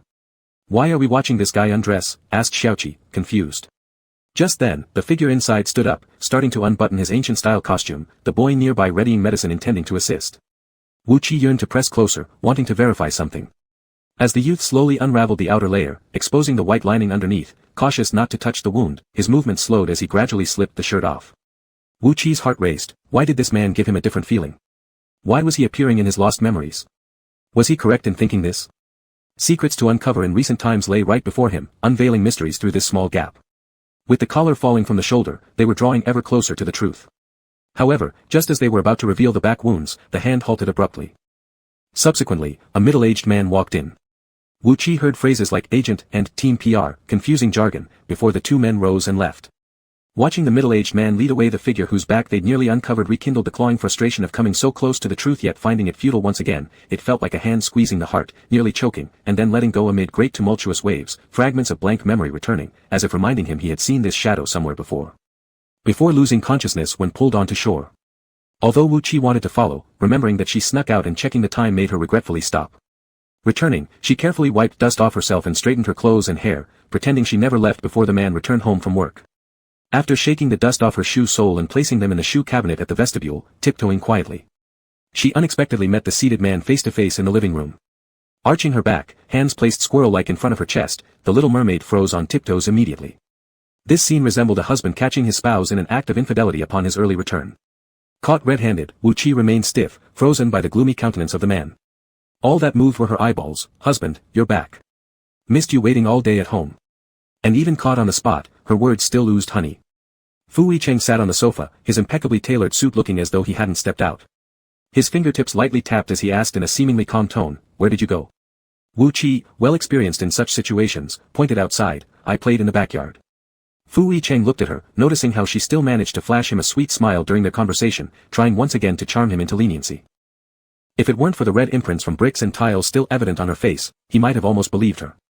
The not yet vanished marks seemed to tell him exactly how hard she had pressed herself against them to sneak a peek. Backyard? Wu Qi nodded vigorously like a chick pecking rice. Is this garden supposed to be hanging off the roof? Fu Yicheng recalled how he had told Bai Xiaogang back then about respecting the little mermaid's choice, and now regretted it more than ever. Since those words had already been spoken, his assurance to the little mermaid, he wouldn't interfere with her personal freedom. Even though he already knew the truth, all he could do was keep it in his stomach, unable to say anything. Husband, what's wrong? When the man remained silent for quite some time, his expressions changing several times within seconds, Wu Qi moved closer to ask. Ever since there had been a little mermaid in the house, Fu Yicheng had seen all sorts of ups and downs, yet he carried on as if nothing happened, pulling her into his arms nonchalantly. Nothing, darling. Just enjoy yourself. Wu Qi leaned affectionately into him and even kissed him once. Thinking she had successfully concealed her escapade, over the next few days, Wu Qi noticed something strange about her husband. Specifically, it was odd that he started disliking shirts. After returning home from work, the buttons of his casual clothes would always, accidentally, come undone, silk robes turned into bathrobes, slack waistbands causing open collars that revealed his athletic physique. It got stranger when most of his working hours became exercise sessions. On this day, Wu Qi found out the man had returned from work early, searching high and low without success, only finding him eventually in the gym. Inside the gym, every bit of air brimmed with the testosterone-fueled aura after the man's workout. He sat on a shoulder press machine, his biceps flexed in firm arcs, ceasing his movements upon seeing the teenager at the door. Seeing the youth frozen in surprise at the entrance, Fu Yicheng's lips curled slightly with an almost unnoticeable smile as he reached out to take off his bothersome top slowly, deliberately highlighting each muscle line before the youth's eyes. His sweat-soaked upper half glistened, tiny droplets running along his muscular frame. Age and experience were true attractions. Fu Yicheng was confident in this respect, at most recently needing more exercise due to being busy. Whatever had initially drawn her to him, he intended to use it again to win back the wandering heart of the little one. Seeing her wide-eyed gaze, pupils dilated by fascination at his torso, Fu Yicheng realized he had achieved his goal. Moving forward just as he opened his mouth to speak, she snatched the clothes from his hand in panic, hurriedly helping him rewear them. Husband, it's cold out. Not wearing a shirt will make you catch a cold. Fu Yicheng. She found it. She found it. His precious treasure, his beloved baby. After affirming this to himself multiple times, his mental fortifications crumbled again when the little one took off her own jacket to drape it around him, emitting an aura that screamed, Grandma thinks you're cold. Fu Yicheng was speechless. He loved her too much. Chapter 61, Wu Qi, why is it you again? As the president's special assistant, constantly monitoring one's superior's mood changes is also a necessary skill. Ching's assistant discovered that his superior's mood hasn't been too good recently. If the boss is unhappy, all the underlings dare not even breathe too loudly. Considering the somewhat oppressive atmosphere in Fu Enterprises lately, Ching's assistant took the risk to help relieve some of his president's troubles. Mr. Fu, the little master keeps running to the filming set because he has something on his mind. Perhaps we can consider cutting off the root of this problem. Fu Yicheng frowned slightly, do you mean bringing that little brat back? Just thinking about the pitiful kid made Ching's assistant take a side, he's now closest to the little master. Bring him in, and isn't it just like recruiting a little spy? Little Seven didn't expect to return to the villa under such circumstances. One didn't expect there would be a compromise, and the other didn't expect they'd meet again. The two sat face to face on the sofa, the atmosphere somewhat strange. Even though still unable to find any identity information, during this period, he secretly sent people to observe but found no abnormal behavior. This was also the key reason Little Seven could reappear here. Before bringing the person over, Cheng assistant had already clarified things, but Fu Yicheng reiterated, before finding your biological father, you'll temporarily stay here. Emphasizing, biological father, very deliberately gave a clear warning, that the brat wasn't actually his son. Little Seven cleverly picked up on the implication, placing a small hand on their knee, this demeanor resembling the fish sleeping soundly upstairs. Then before finding my biological father, can I call you daddy? No. The denial hadn't completely left his mouth when the previously hopeful head drooped, the downward glance shimmering with tears as if continuing to refuse would be extremely cruel and hurt a young heart. Fu Yicheng suddenly remembered the first time he saved his precious little one, who clung to him and looked at him so pitifully, eyes teary like falling stars, the same soulful gaze causing the same softness in heart. Catching the man's hesitation for a moment, the person who had just been upset immediately turned into overwhelming joy, and with tears streaming down, flashed the man a sweet smile, Daddy. Fu Yicheng. Wu Qi never expected the surprise to come so quickly. When she opened her eyes and saw Little Seven looking at her from the bed's edge, she thought she hadn't woken up yet. Not until she saw the man standing in the doorway, arms crossed, did she fully realize what was happening. Overwhelmed with excitement, she threw herself onto the man, clinging to him tightly. My darling husband is really great. Though recently hearing flattery often, this sentence put Fu Yicheng in an especially good mood, particularly since the child's initiative made him feel less regretful about adopting the little brat as a son. However, human joys and sorrows are not shared equally. Some were delighted, while others were troubled. When Little Seven was brought back, Yuan Xin, who relied on finding a father to deceive Wu Qi, heard the news and began pondering that the money-making tree might soon fly away, feeling quite heavy-hearted. Not willing to give up such a big cash cow, the director who believed Wu Qi's voice fit perfectly with the soundtrack of this drama series wouldn't let her go either. Looking across the entire entertainment industry, there were many talented singers. Yet, those whose voices could fill a space with emotion and thoroughly immerse listeners were few and far between. This required not only skill and talent but also natural, hardwired conditions one is born with. And this young man in front of him perfectly possessed all these qualities. A good song, a fitting singer, plus an enthralling plot, these were the fundamentals of a pre-explosive drama. Even if this drama doesn't reach its expectations later, a unique vocal rendition could create a wave of popularity. Between dramas and soundtracks, they inherently complement each other. When Wu Qi was detained, she looked strangely at the opposite party. Seeing the other party's hesitant intentions, the director became urgent. If you think the conditions aren't good enough, you can name them. Before encountering this young man, he thought Lu Feng's voice was distinct enough, but that day even a brief humming of a few seconds sounded like a long, drawn-out story. Only after listening then did he know what a heavenly voice truly was. Wu Qi had no idea that the person standing before her was a famous director many within the industry wished to collaborate with, nor had she ever experienced someone offering such exceptional terms. She only wanted to help Little Seven find his father, wanting to see the wounds hidden beneath his clothing. Nothing else interested her. Seeing her inclination to shake her head, the director, a veteran of the entertainment circle, threw out another olive branch before being rejected. You don't have to rush to give me an answer. You can consider it carefully. As long as you agree, in the future, all theme songs for my directed dramas will be sung by you. Not far away, a figure froze. The prepared step forward was pulled back, hiding in an undiscovered corner. On the mobile phone screen, there were still incessant notifications that couldn't be suppressed. Injured? Can you really be injured to the point it's something to hide? Probably because the search topic, voice worse than a passerby, can't be pressed down, right? Hilarious, what celestial bird of humanity? What powerhouse singer? Directly crushed by someone else's casual humming. Hashtag Lu Feng is nothing. Though both their tones sound somewhat similar, some powerhouse singer's efforts, after post-production processing, still lack the feeling conveyed from the other's simple humming. Indeed, no comparison means no harm. Lu Feng tightly gripped his phone as every word on the screen, comparing and critiquing, deeply stung the most sensitive chords within him. He had deliberately fallen from the wire harness setup, wanting to use his fans to suppress the public opinions while simultaneously pressuring the production crew into providing a statement. The so-called statement was nothing but his attempt to exploit this incident to regain the rights to sing the theme song. But when he came out after self-directing this little drama, confident that everything was under control and ready to reclaim the theme song rights, what he saw instead was this, a renowned director of the entertainment industry personally delivering offers of preferential treatment that countless people could only dream of obtaining. And here he was, still relying on despicable tricks to compete. The disparity in treatment and the ridicule online felt like a slap across the face. Wu Qi, why is it you again? He knew it, as long as this person existed, they would definitely become a future threat. Lu Feng moved his shoulder slightly, causing pain in his supposed injury at the back. Suddenly, an idea came to mind, casting a shadowy look reflecting the silhouette of the youth. Since you're so eager for attention, I'll make sure you become truly famous. Chapter 62, Don't worry, Chi-Chi will avenge you. Soon, another voice appeared online regarding Lu Feng's injury. It said that the reason for concealing the injury was because it was actually an act of sabotage. There were no issues with the preparation beforehand, yet suddenly this injury occurred, truly a case of being envied due to popularity. To find out who did the sabotage, just look at who the biggest competitor is recently. Looking at how public opinion had been successfully swayed by marketing accounts, Lu Feng smiled triumphantly. He then took out his phone and sent a text message to the number he could recite backwards. Fu Ershao, I'm injured. Can you come and see me? I have a surprise for you. Please come this one time, okay? Knowing that this message would not get a reply, Lu Feng continued sending messages persistently, the tone of submission in them sharply contrasting with his arrogance when facing his agent. Then he ordered his agent around like a master. When the agent heard his plan, he disagreed, though officially he was the agent, but considering the special circumstances, he often acted more like an assistant, only able to gently remind, we already have Fei Yun as a cautionary tale. Are you sure about doing this?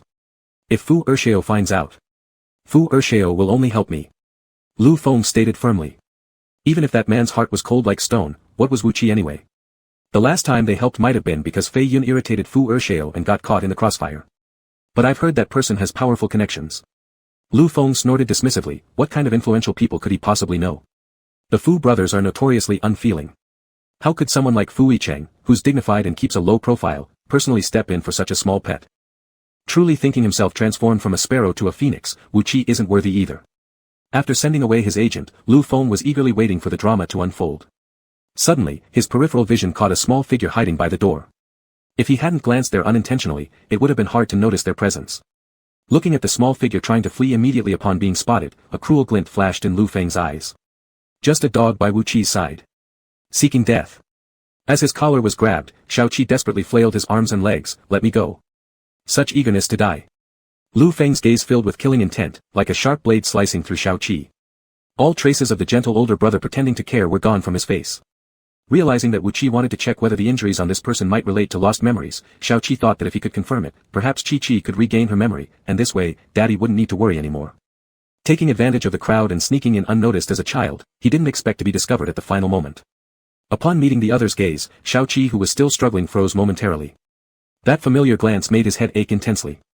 Some fleeting images crossed his mind, he seemed to have met this person somewhere before, and this person had done something very, very bad. But when he tried to remember exactly what that person had done, his heart started pounding violently, forcing him to stop due to unease and fear. Bang!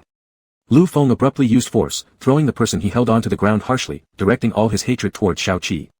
While he couldn't currently touch Wu Qi, subduing a powerless child was effortless. Unable to withstand an adult's strength, Xiao Qi was thrown 2 meters away, falling down with excruciating pain coming from every part of his body. Yet, he gritted his teeth against tears, determined to stand up again. This fearless spirit made Lu Feng see someone else's shadow.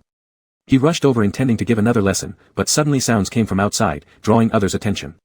When a few footsteps approached, the ferocity vanished from Lu Feng's face entirely, and in the next second, he collapsed onto the ground holding his shoulder, eyes turning red instantly. What happened? Among those who suddenly showed up, besides Lu Feng's agent, there were other staff members. SSSS, Lu Feng clutched his wound, looking agonized. Anyone who saw this scene could tell that it was the careless child sneaking in, bumping into the already injured person, making the condition worse. Who let this kid in? Seeing his artist in this state, the agent demanded sternly, do you think you can afford to compensate for causing harm? On one side, there was an unknown child, on the other side, a star from the music industry who recently forced the entire production crew to halt operations, creating unrest. The staff, realizing the situation, hurriedly notified security. During this period, no one even glanced at the child lying on the floor. 2 security guards soon arrived, ready to drive away the person on the ground. Suddenly, a frail and thin figure rushed out but surprisingly had enough strength to push 2 adults back. Wu Qi who had just arrived saw the injured Xiao Qi and immediately felt a protective instinct tug at his heart. What happened? Where are you hurt? Let me see. I'm fine, Xiao Qi doesn't hurt. Xiao Qi stood up strongly despite the injuries. His delicate legs were scraped in many places, with each wound bleeding continuously. However, this 4-year-old boy didn't act like other fragile children but instead showed touching resilience. If I'm not mistaken, this person was brought by Teacher Wu, wasn't he? Lu Feng, supported by his agent, spoke while beads of cold sweat appeared on his forehead due to the deepened wound from being pushed over. The title, teacher, sounded respectful, yet every word was laced with sarcasm. Why would I harm you when we have no enmity? A single sentence turned everyone's accusations towards the youth in the middle. Even though becoming the focal point, Wu Qi's face showed not a trace of panic, it was clearly you who pushed him first. Lu Feng smirked in disdain, does Teacher Wu have any evidence? Without proof, how can you accuse someone without justification? That increasingly weak tone was accusing the crime committed by the two people in the center. The few present who hadn't seen Wu Qi before joined in with accusations based on perceived cues. Where does this wild child come from, so unruly that he doesn't know how to apologize after hitting someone? Are you his parent? How do you teach your children? How can they be so brazen after causing harm? By your appearance alone, one can tell you aren't good. Top beam crooked makes bottom beam slanting. Why don't you quickly apologize instead of standing there dumbfounded? Seeing themselves become targets of everyone's criticism, tears welled up in Xiao Qi's eyes as he thought he had dragged Wu Qi into trouble. Qi, let me go and apologize so they stop saying these things about you. Wu Qi pulled the person behind him for protection and crouched down. Upon seeing several injuries under Xiao Qi's torn clothes, his expression darkened. Don't be afraid, Qi will avenge you. Looking at the person surrounded and unable to speak, a faintly undetectable smile flickered in Lu Feng's eyes. He had successfully played the role of a victim, yet knew it required an artful retreat when his agent ordered the security to expel them. He promptly stepped in. Never mind, I'm fine, I believe Teacher Wu didn't mean to, right? At that moment, their eyes met. The light in those blue irises turned into frost, seeming tangible with bone-chilling coldness rushing toward him, making Lu Feng involuntarily take a step back. Realizing again that he couldn't control his natural reaction, Lu Feng clenched his teeth tightly, and his complexion grew worse instantly. Step by step, the youth approached, the color of his pupils seemingly deepening, like a profound sea exerting immense pressure. Since you said he hurt you, why don't we check your wound first? He had been pondering how to lure someone into the trap but didn't expect them to voluntarily walk in. Lu Feng grinned once more, sure. Chapter 63, Green Tea Fish Logs Back In. Before leaving, Lu Feng gave a glance at his agent, who took the opportunity to make a phone call in an uninhabited area while no one was watching. Looking at the back figure walking ahead, Lu Feng clenched his fists. As long as he lured the person inside, then the media stormed in and the knife hidden in his pocket would confirm all those frame-up rumors for him. Not only could he take everything back, but also help the other side to become famous. When they were pushed into the spotlight, he would release some information, and the netizens who continued to dig deeper would send the person to the right place for him. After entering the dressing room, Lu Feng casually closed the door behind him. He wasn't dressed in a costume today. He just wore a simple white shirt and jacket on top. Since it was necessary to look at the wound, naturally, he had to take it off. The hotter that burning gaze on his back became, the more Lu Feng's lips curled up. Teacher Wu seems very curious about my wounds. Receiving no response, Lu Feng stopped unbuttoning halfway. The wound hurts too much to undress myself. Could you give me a hand? The dressing room, already quiet, became even more silent after this statement. The non-transparent white shirt once again covered the wound securely. Without seeing the face behind him, yet the familiar sensation came again, like guiding Wu Qi's mermaid instincts to uncover the secrets beneath. Seemingly unable to wait any longer, the white shirt fell down from the shoulder, exposing what was underneath. With the sharp intake of breath, the thin back displayed numerous wounds. Each wound varied in size, distributed unevenly without any signs of abnormal healing, and some even split apart due to the earlier pulling. 2 consecutive attempts had led him to search for traces of memory, but at this moment they suddenly snapped. Wu Qi's pupils contracted, disbelief still evident in his eyes when suddenly, there was a snap sound, and all the lights in the room went out. Total darkness enveloped them. A breeze passed by, and in the dark, Wu Qi caught a familiar gleam, the thing he'd seen when he woke up during his heat period. Lu Feng tightly gripped the knife handle, not intending to stab forward. However, a sharp silhouette flashing through the darkness triggered the hatred he'd accumulated for a long time. This move contradicted his original plan, yet raising the knife towards the most fatal spot, the heart, his wrist unexpectedly burst with pain. The knife in his hand had been unknowingly snatched away. By the time he reacted, there was already a sticky wetness on the back of his hand. The smell of blood spread throughout the air. Raising his eyes again, the silver edge of the knife was almost upon him. Damn! He lacked any resistance ability. At that moment, a dozen hurried footsteps echoed outside, growing closer and targeting their exact dressing room. Lu Feng endured the pain in his wrist, and decided to use this situation to his advantage. Even though at that time his mind was clouded with hatred, the outcome remained the same. In fact, the injury on his hand would serve as the most direct evidence. Snap! The light turned on again. At the same moment, the dressing room door opened. A few people carrying cameras rushed in. Seizing the opportunity, Lu Feng unleashed his acting skills to their fullest, red-rimmed eyes, disheveled clothing, and his expression portrayed panic as if he had just survived something life-threatening. His legs grew weak before even attempting to pounce at the journalists. There was a thud beside his ear. The keen young man who made him feel powerless in the darkness had suddenly collapsed on the floor, holding the wound on his hand with tearful eyes, staring at the knife by Lu Feng's feet in full terror and fear. That authentic reaction surpassed his own acting performance. The journalists didn't expect this scene when they rushed in. What is going on here? Just after the question was asked, the seated youth gasped coldly, appearing more tormented because of the injury on his hand. Teacher Lu, I have no grudge against you. Why did you do this? Lu Feng stared incredulously at the injured hand of Wu Qi. How was that possible? Earlier, he didn't even get the chance to get close to this person. On closer inspection, a small cut appeared at an unforeseen moment on the skin. Compared to his own wrist, it was nearly invisible, yet streams of blood were trickling from it, dragging winding streaks of red across his fingers. Under the contrast of these trails of blood, the wound seemed hauntingly terrifying. That was clearly the blood from his own wrist. And his true injury on the wrist, compared with the bloody 10 fingers, wouldn't draw anyone's attention at all. The media was left utterly confused when a person claiming to be Lu Feng's agent contacted them, stating that Lu Feng had agreed to an interview where he would publicly disclose the details of his injuries and the online frame-up rumors. They were promised not only a satisfactory explanation but also an assurance that they'd secure the front-page headline for tomorrow. But the unexpected twist turned the victim into the aggressor. Wasn't this more appealing to the audience than any frame-up rumor? Reacting quickly, the journalists swarmed forward. Lu teacher, what is your relationship with this individual? Why did you hurt him? The internet claims your injuries weren't accidental but were the result of being framed, even suggesting it was done by your competitors. Is this true or false? Is this young man one of your competitors? Was your act of violence due to jealousy towards him? Each word pierced right into Lu Feng's most sensitive and painful spots. I didn't. He hadn't expected that everything he meticulously planned would backfire so completely, as if he was being wrongfully accused instead. Pointing at the boy lying on the floor, seemingly a perfect victim, Lu Feng cried out, "You! It's you who injured me!" Wu Qi held his wound, gently squeezing it so that blood seemed to seep out again. The tears trembling in his eyes but never falling made him appear even more innocent. Do you have any evidence, Teacher Lu? If not, how can you defame others with such reckless accusations? You! Lu Feng's face reddened with rage. However, soon he realized something eerily familiar about this moment. Hadn't he just said these exact words while accusing that little scoundrel? Every single sentence was thrown right back at him, along with an almost mocking imitation of his sarcastic title, Teacher. The youth raised his hand to wipe away non-existent tears, trying to appear strong as he stood up. Never mind, I'm fine. I believe Teacher Lu didn't do this intentionally, right? Speechless, Lu Feng watched as the other lifted his gaze once more. In a perspective no one else could see, those azure eyes held no trace of pity. Damn! How dare he copy his last move, turning himself into a successful victim by using humility as a weapon. Chapter 64, How can this person be even better at pretending than me? Lu Feng forced himself to stay calm. After so many years in the entertainment circle, staying calm during unexpected situations has been his greatest advantage. Why would I hurt him? Knowing that the injuries on his hands wouldn't serve as strong evidence, Lu Feng revealed his final card. I don't know why he wants to frame me like this, but a person's actions are judged by heaven.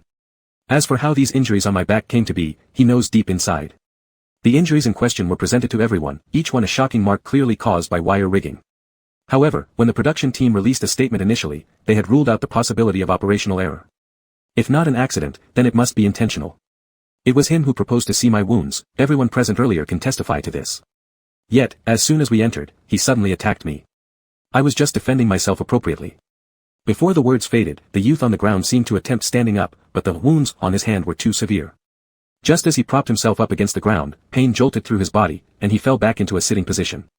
His exposed arm inadvertently appeared delicate and frail. With such skinny arms, how could he have the strength to harm anyone? If there was no harm, where was the self-defense? The media, almost deceived by those 4 words, witnessed this scene combined with the boy's seemingly pure and harmless face, and immediately redirected their accusations toward the man trying to justify himself. Are your actions intended to evade responsibility and deliberately accuse others after inflicting harm? So can we interpret your refusal to disclose the injury as a deliberate maneuver to lead people to believe you've been framed? So does this mean, because you didn't perform as well as he did online, you acted out of jealousy and staged all this yourself? Each sharp question from the media left Lu Feng speechless, unable to refute their allegations. I did not. His gaze then fiercely focused on the young man on the ground. With his back turned towards the media, his figure looked small and helpless, yet the boy wasn't showing any sign of anguish in his eyes. In fact, he was tilting his head, watching the situation like a bystander. How can this person be even better at pretending than me? Questions from the media kept coming relentlessly, eroding the confidence he once held so firmly. If things continued like this, everything he had built over the years would be ruined by this individual. Just as his emotions began to crack, a commotion outside suddenly arose, accompanied by respectful voices shouting, "Mr. Fu." The next moment, the man appeared before everyone. In a neatly pressed suit, with a white jacket draped elegantly over his shoulders, the man's posture exuded sophistication despite intermittent weak coughs hinting at long-term illness. His sudden arrival became the new center of attention. A curious voice rose, "What's going on here?" Never expecting his text to actually get a response, upon seeing the man, Lu Feng felt like he had found his biggest support. His tears flowed instantly, accusing, "Mr. Fu, this person is attempting to frame me and slander me." Slander? The man's gaze turned toward the youth still seated on the floor, pausing slightly at the wound on his hand. An increasing interest flickered in his eyes. Kid, is what he's saying true? As the president of Fu Entertainment, Mr. Fu Minyu's face was familiar to the media. It was known that there was investment by Fu Entertainment in this drama. Given the circumstances within the production, it made sense for the investor to show up personally, yet what intrigued the media more was the rumored subtle relationship between Lu Feng and the company president. In this industry, capital doesn't support someone without reason, unless it's for personal gain or favors. Speculations about their relationship were rampant. Now observing his supportive demeanor, certain rumors seemed verified. This young teenager might end up in trouble. Wu Qi's focus was entirely on the crystal-clear tears dripping down Lu Feng's cheeks until the last one fell on his clothes, showing no sign of turning into a pearl. With lingering questions in his eyes, he was unexpectedly called out, catching everyone's attention. No. Looking at the same composed youth from their first meeting, Fu Minyu arched an eyebrow. Do you realize that he's the artist I have chosen? Wu Qi shook his head. Then your judgment really is poor. Everyone present couldn't help but admire the man a little, but they hadn't expected the young man to speak so frankly, making the faces of many change abruptly. Lu Feng stood beside the man, aware of his taboos and not getting closer, but his eyes gleamed with delight at the misfortune. Offending him was bad enough, but now offending Mr. Fu was also part of the equation. Is that so? Fu Minyu fell silent for a few seconds, then suddenly chuckled softly, his gaze shifting back to Lu Feng. So it's a misunderstanding? Lu Feng's heart raced under the weight of this glance. For years, he had humbly yearned to get closer but never gained any acknowledgement, so it was unexpected that today this man would step in to help him. Overwhelmed by this surprising favor, Lu Feng momentarily forgot his place and tried to capitalize on the situation. He moved closer, adding fuel to the fire. Mr. Fu, don't be deceived by his face, this is fundamentally. Smack. His words were cut short.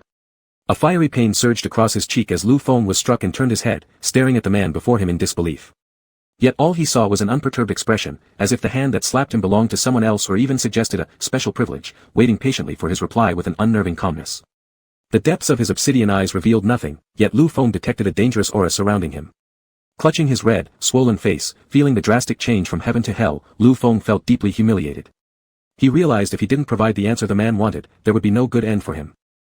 Gritting his teeth, each word painfully squeezed out between clenched lips, it's a misunderstanding. The man offered a faint smile, not the most gratified one. Lu Feng's body shivered. Despite following this man for so many years, he still couldn't fathom the true face hidden beneath the mask. Just like the last time, when he nearly strangled him almost to death and moments later praised him with a smile. I'm sorry. His fingers digging into his palm nearly broke through the skin, tears streaming down from the humiliation, but under the man's gaze, he could do nothing except mutter word by word to the youth on the ground. Framing you was my mistake. I'm sorry. Since it's a misunderstanding, let me take him away then. As he passed by the youth, that figure rose slowly, brushing off dust as if an experienced child who often sneaked out to play. Fu Minyu's lips curled slightly. Goodbye, kid. The same words as last time, delivered without detectable emotion. Before leaving, his gaze casually lingered over Wu Qi's wound, obscured by blood and impossible to make out clearly. Fu Minyu's eyes flickered briefly before moving on, but his smirk deepened. Chapter 65, Don't be afraid, your husband will back you up. Wu Qi, who had helped Xiao Qi vent his anger, skipped out cheerfully like a child who had just won a fight outside. Then, just after descending the stairs, he bumped into his husband. It wasn't because Wu Qi recognized the car this time. Rather, it was the strikingly cold features of the man in the back seat with the open window that stood out too much, commanding attention. After climbing into the car, she thought she would get scolded and obediently sat beside the man. After receiving Xiao Qi's report on the situation, Fu Yicheng hurriedly came over, having cancelled all subsequent appointments for fear that his little one would be wronged as before. But to his surprise, the young one was gradually integrating into human society and could already handle matters without his intervention, knowing how to repay insult for insult. Fu Yicheng felt a sense of pride at seeing his treasure growing up, realizing that no matter how much trouble they caused outside, as long as they weren't wronged, it was fine as long as they were happy. He'd take care of any consequences behind the scenes. But the prerequisite was not to get hurt. Even though those alarming traces of blood were washed away at the first opportunity and the tiny scratches on the back of her hand were almost healed, they didn't escape Fu Yicheng's notice. Let me see your hand. How did it happen? Wu Qi told the truth. That bad guy bullied Xiao Qi, so I went there to help Xiao Qi get revenge. Even if it meant getting her bottom beaten when we got home, she didn't fear. She knew friends were meant to be protected. Looking at the child's straightforward expression, Fu Yicheng couldn't help but laugh and asked, did you vent enough anger? There were many people around. It was the first time Little Mermaid encountered the media. She didn't know what they were doing but found their camera lenses quite intimidating. And each held a large cannon-like device. She gestured to Fu Yicheng to explain what a big cannon was. Fu Yicheng looked at the child describing everything vividly through body language and melted at her cuteness. He then asked again, did they harm you? No, Wu Qi pouted while thinking about those unfriendly eyes, but I seem to have offended someone. Fu Yicheng gently pinched the protruding cheeks of Wu Qi, softness in his eyes. He liked when the little one shared emotions with him, when she coaxed and relied on him. He wanted the little one to know that he was her support. As long as he was around, she could act however she pleased. Pulling her closer, he softly pressed a kiss onto her inviting lips, his tone full of indulgence and affection. "Don't be afraid, your husband will always stand by your side." Lu Feng, whose face was still swollen and sore, dared not say a word all the way, and as he walked outside, he accidentally caught sight of two figures hugging tightly in the open window of the understated luxury car's rear seat. The man remembered as cold and detached was now leaning down, carefully wiping dust off the youth's face, smiling gently with love shining in his eyes, every move revealing tenderness and doting. His red palm print seemed even more burning due to the startling scene before him. Why did even a man like Fu Yicheng willingly pamper that person? What qualifies you, Wu Qi? With his swelling still visible, when they reached the villa halfway up the hill, an icy chill instantly enveloped him. Previously eager to step inside here, yet being actively invited in for the first time made him feel a foreboding omen. "So this is the surprise you promised me?" The man who hadn't spoken a word thus far stopped in his tracks, his back turned, appearing cold and merciless. "Second Master Fu, I just wanted to help." When he originally invited the man, it was to make him see how everyone would gang up against the person by Fu Yicheng's side, taking revenge for the previous incident. Fu Minyu turned around, the smile fading as he suddenly lifted his hand to pinch Lu Feng's chin. "Help me." The familiar look of killing intent in his eyes made Lu Feng's heart sink further. No matter how hard he tried to ingratiate himself, the man showed neither gratitude nor mercy towards him. The grip was so strong as if it could crush him. Lu Feng feared this man might go crazy and really kill him. Suddenly, he remembered something and immediately his eyes filled with tears. It was the same tears that saved his life before. This man must soften at his tears. As Fu Minyu watched the tears fall from the corners of his eyes, some unknown thought crossed his mind, and the disgust in his icy gaze intensified. A cruel smile flickered across his lips, and he tightened his grip sharply. Before Lu Feng could react, his whole head was plunged into the fish tank in front of him. His breath was filled with the familiar smell of seawater. Instinct etched deep within him made him unable to resist, struggling as ripples appeared in the water, shimmering scales reflecting light. The clear drops of tears, when blended with the seawater and rolled down from the corners of his eyes, transformed into gray pearls. Under the lighting, these pearls emitting faint glows exactly matched the mermaid tears that were auctioned. The man released his grip and caught one of the gray pearls to examine it closely. "It's truly beautiful." As the constriction around his neck was relieved, Lu Feng was finally saved from the humiliating treatment. Despite the shame, upon hearing the man's words, an uncontrollable joy surged within him. However, as he raised his head, he noticed the screen displaying a widely circulated comparison photo of pearls from the internet. The blue pearl in the photo needed no embellishment to be breathtakingly beautiful. This was the kind of beauty the man had lavishly praised. The fleeting happiness immediately withered away as Lu Feng bit his lower lip tightly, yearning for more acknowledgement from the man, but instead received a cold command. "Put your hand in." Lu Feng obeyed like a submissive puppet, not daring to voice any objection. When his wounded wrist was submerged in a fish tank filled with seawater, the wounds began healing visibly at an astonishing speed. This spectacle finally pleased the man. The person had gone through great lengths to delete the surveillance footage last time, apparently to keep this secret hidden. Recalling the accidental glimpse during their previous encounter, the teenager's wound that had already healed beneath the blood was intentionally concealed. Fu Minyu's dark eyes gleamed with excitement at having uncovered the secret. That child's appearance always managed to bring him unexpected surprises.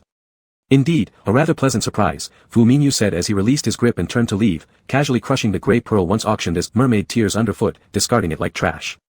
That crushing sound felt as though it echoed in Lu Feng's heart. He knew he had narrowly escaped punishment this time, but it wasn't out of kindness, it was sheer coincidence that the man had stumbled upon the secret. The pearl, already devoid of its luster, grew even more unremarkable after being rolled in dirt, looking cheap despite Lu Feng's attempts to preserve its shine. Like a lowly gray merman from the bottom rung of the merfolk hierarchy, no matter how hard he tried to emulate the powerful blue noble merfolk, superior genes were insurmountable. As Fu Minyu's retreating figure faded, Lu Feng's eyes brimmed with intense hatred, yet he dared not challenge the man further. For that dead fish's sake, the man publicly slapped him, knowing about the merfolk identity yet refusing to expose it. All actions taken against him, including the recent humiliation, were warnings, a warning not to mess with someone he shouldn't. Chapter 66, Can't shout these two words at random. As the internet buzzed over the incident of entrapment, someone noticed that Lu Feng had suddenly lost all his endorsements and his previously packed schedule was now empty. Fans were outraged and cursed the company for shelving him, but the latter issued a statement denying this. An unexpected turn of events happened overnight, and not even the company could protect him. There could only be one reason: he offended someone. A singer known as the once-in-a-century voice fell silent at the peak of their career, leaving everyone curious about who they had offended so much that not even Fu's family face was given. Who else? It must be that recent somebody. I heard that there was a conflict between them in the dressing room, and young Master Fu was also there. This reminds me of Mr. Fei's incident again. What kind of background does this person have? Even young Master Fu has to show respect. Apart from elder young Master Fu, I can't think of anyone else. Who? Don't get involved. Does anyone in the Beijing circle not know that elder young Master Fu is indifferent to worldly desires? How could he possibly like this type? And even less likely to do something like that.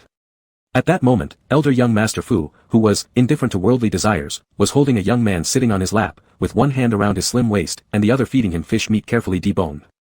As a merman, facing survival challenges in the sea, those sharp canine teeth wouldn't be fazed by even the most ferocious tiger sharks, let alone an insignificant fish bone. But the man still cleaned it perfectly, carefully feeding the boy, making little Wu Qi who sat opposite feel envious since he didn't receive the same treatment, even though he was the injured party. Thankfully, Daddy still remembered him despite lacking some conscience, whereas his partner hadn't forgotten. After eating well, Wu Qi took care of applying medicine to little Seven's wounds. It wasn't clear if it was the effect of the medication, but when little Seven rolled up his wound from earlier, it was already more than half healed. Under two pairs of eyes fixed upon him, little Seven proudly claimed, "When I got injured before, little Seven was very strong and never cried." The man beside muttered darkly, "Didn't you say you couldn't remember anything from before?" "Little Seven, Daddy, you lack a heart." Fortunately, Daddy's conscience was partially fed to Da Huang, his pet dog, and the other part still remained. He didn't leave him behind this time when he went to the company. When the man appeared at Fu Enterprises trailing two small tails behind him, initially no one noticed the last tail, assuming it was some employee bringing along their child. Since this sort of thing is allowed in large companies as long as notice is given ahead of time. However, the moment that small tail lifted its head to reveal the exact same gaze as the young man, the sound of crumbling worldviews echoed through their minds. It was known that President Fu doted excessively on the ever-present youth by his side, someone who could break countless collectibles without causing anger. But today, another little cutie with identical eyes, even matching pupil colors, had appeared. Wu Qi didn't understand why these gazes landing on him were complex, and the ones aimed at his husband even more complicated. Having not returned to his old stomping grounds for quite some time, as soon as he walked in, Wu Qi was eager to share his masterpiece with his buddy. After being mocked for not daring to dive underwater last time, to prove himself, little Seven chose a feng shui treasure site directly across from Wu Qi's hideout. Not too far away, just close enough to make social calls regularly. Fu Yicheng was busy signing documents when out of the corner of his eye, he spotted a small figure tugging nervously, big bright eyes blinking, seeking his opinion softly. "Daddy, can I build a little nest too?" The culprit responsible for starting this nesting craze, was lying in his own lair flashing an innocent smile, eagerly waiting for his nod to dig into the carpet. Lately, the little guy kept wanting to go outside, leaving the office unusually quiet and cold. It was rare to find something new that would pique the child's interest while stuck in the dullness of an office. Fu Yicheng's refusal turned into indulgent approval. It seemed that they also understood they shouldn't disturb him. After the duo started construction, they automatically muted themselves, communicating solely through physical gestures throughout the process. At first, tasks were clearly divided, but when deciding what materials to use for decoration, a dispute arose, almost resulting in a physical skirmish midair. After accidentally making noise, they stopped with great synchronization, cautiously peeking at him, seeing that he wasn't disturbed, resumed their debate silently. Watching this scene from the corner of his eye, Fu Yicheng couldn't help but slightly curve the corner of his lips. When Qingtai came in to deliver documents, the project in the corner was already completed. Seeing that the multi-million-dollar carpet had gained another pit made Qingtai sharply draw in his breath. The excessive quietness in the office a while ago made him feel that this scene was somewhat warm. The little guy seemed to recognize him and enthusiastically greeted him with familiarity. As a bachelor dog for 30 years, it's hard to resist such an adorable youngling, especially after crying teary-eyed in the hospital corridor last time. In the morning, his work efficiency skyrocketed, freeing up some time when Qingtai specially took little Seven to tour the building.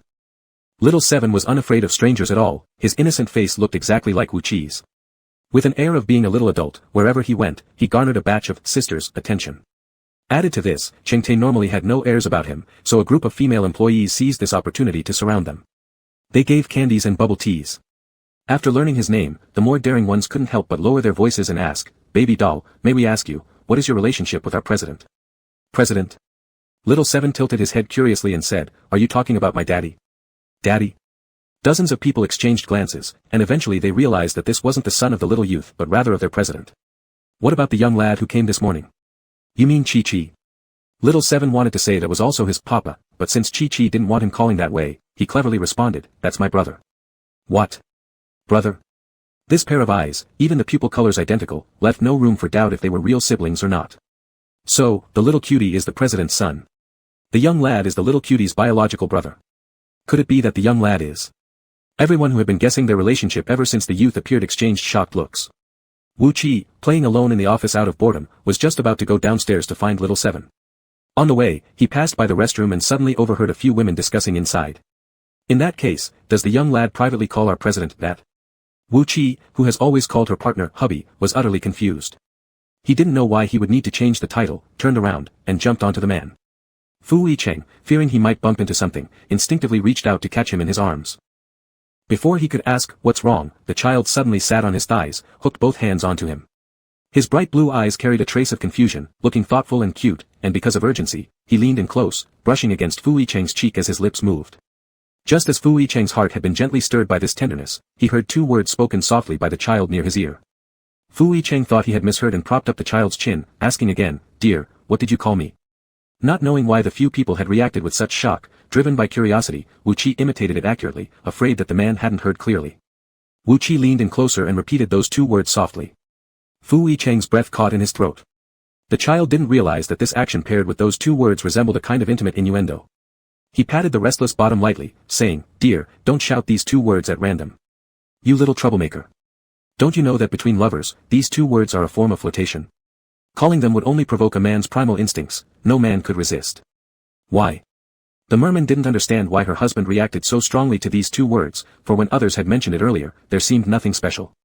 Fu Yicheng exerted maximum restraint to stop himself from carrying the little merman into the restroom, locking the door to physically demonstrate why one shouldn't do that. Leaning down, he kissed his slightly parted lips, his narrowed black eyes filled with danger, because when you call it, hubby wants to make you cry. Chapter 67, Do I Look Very Old?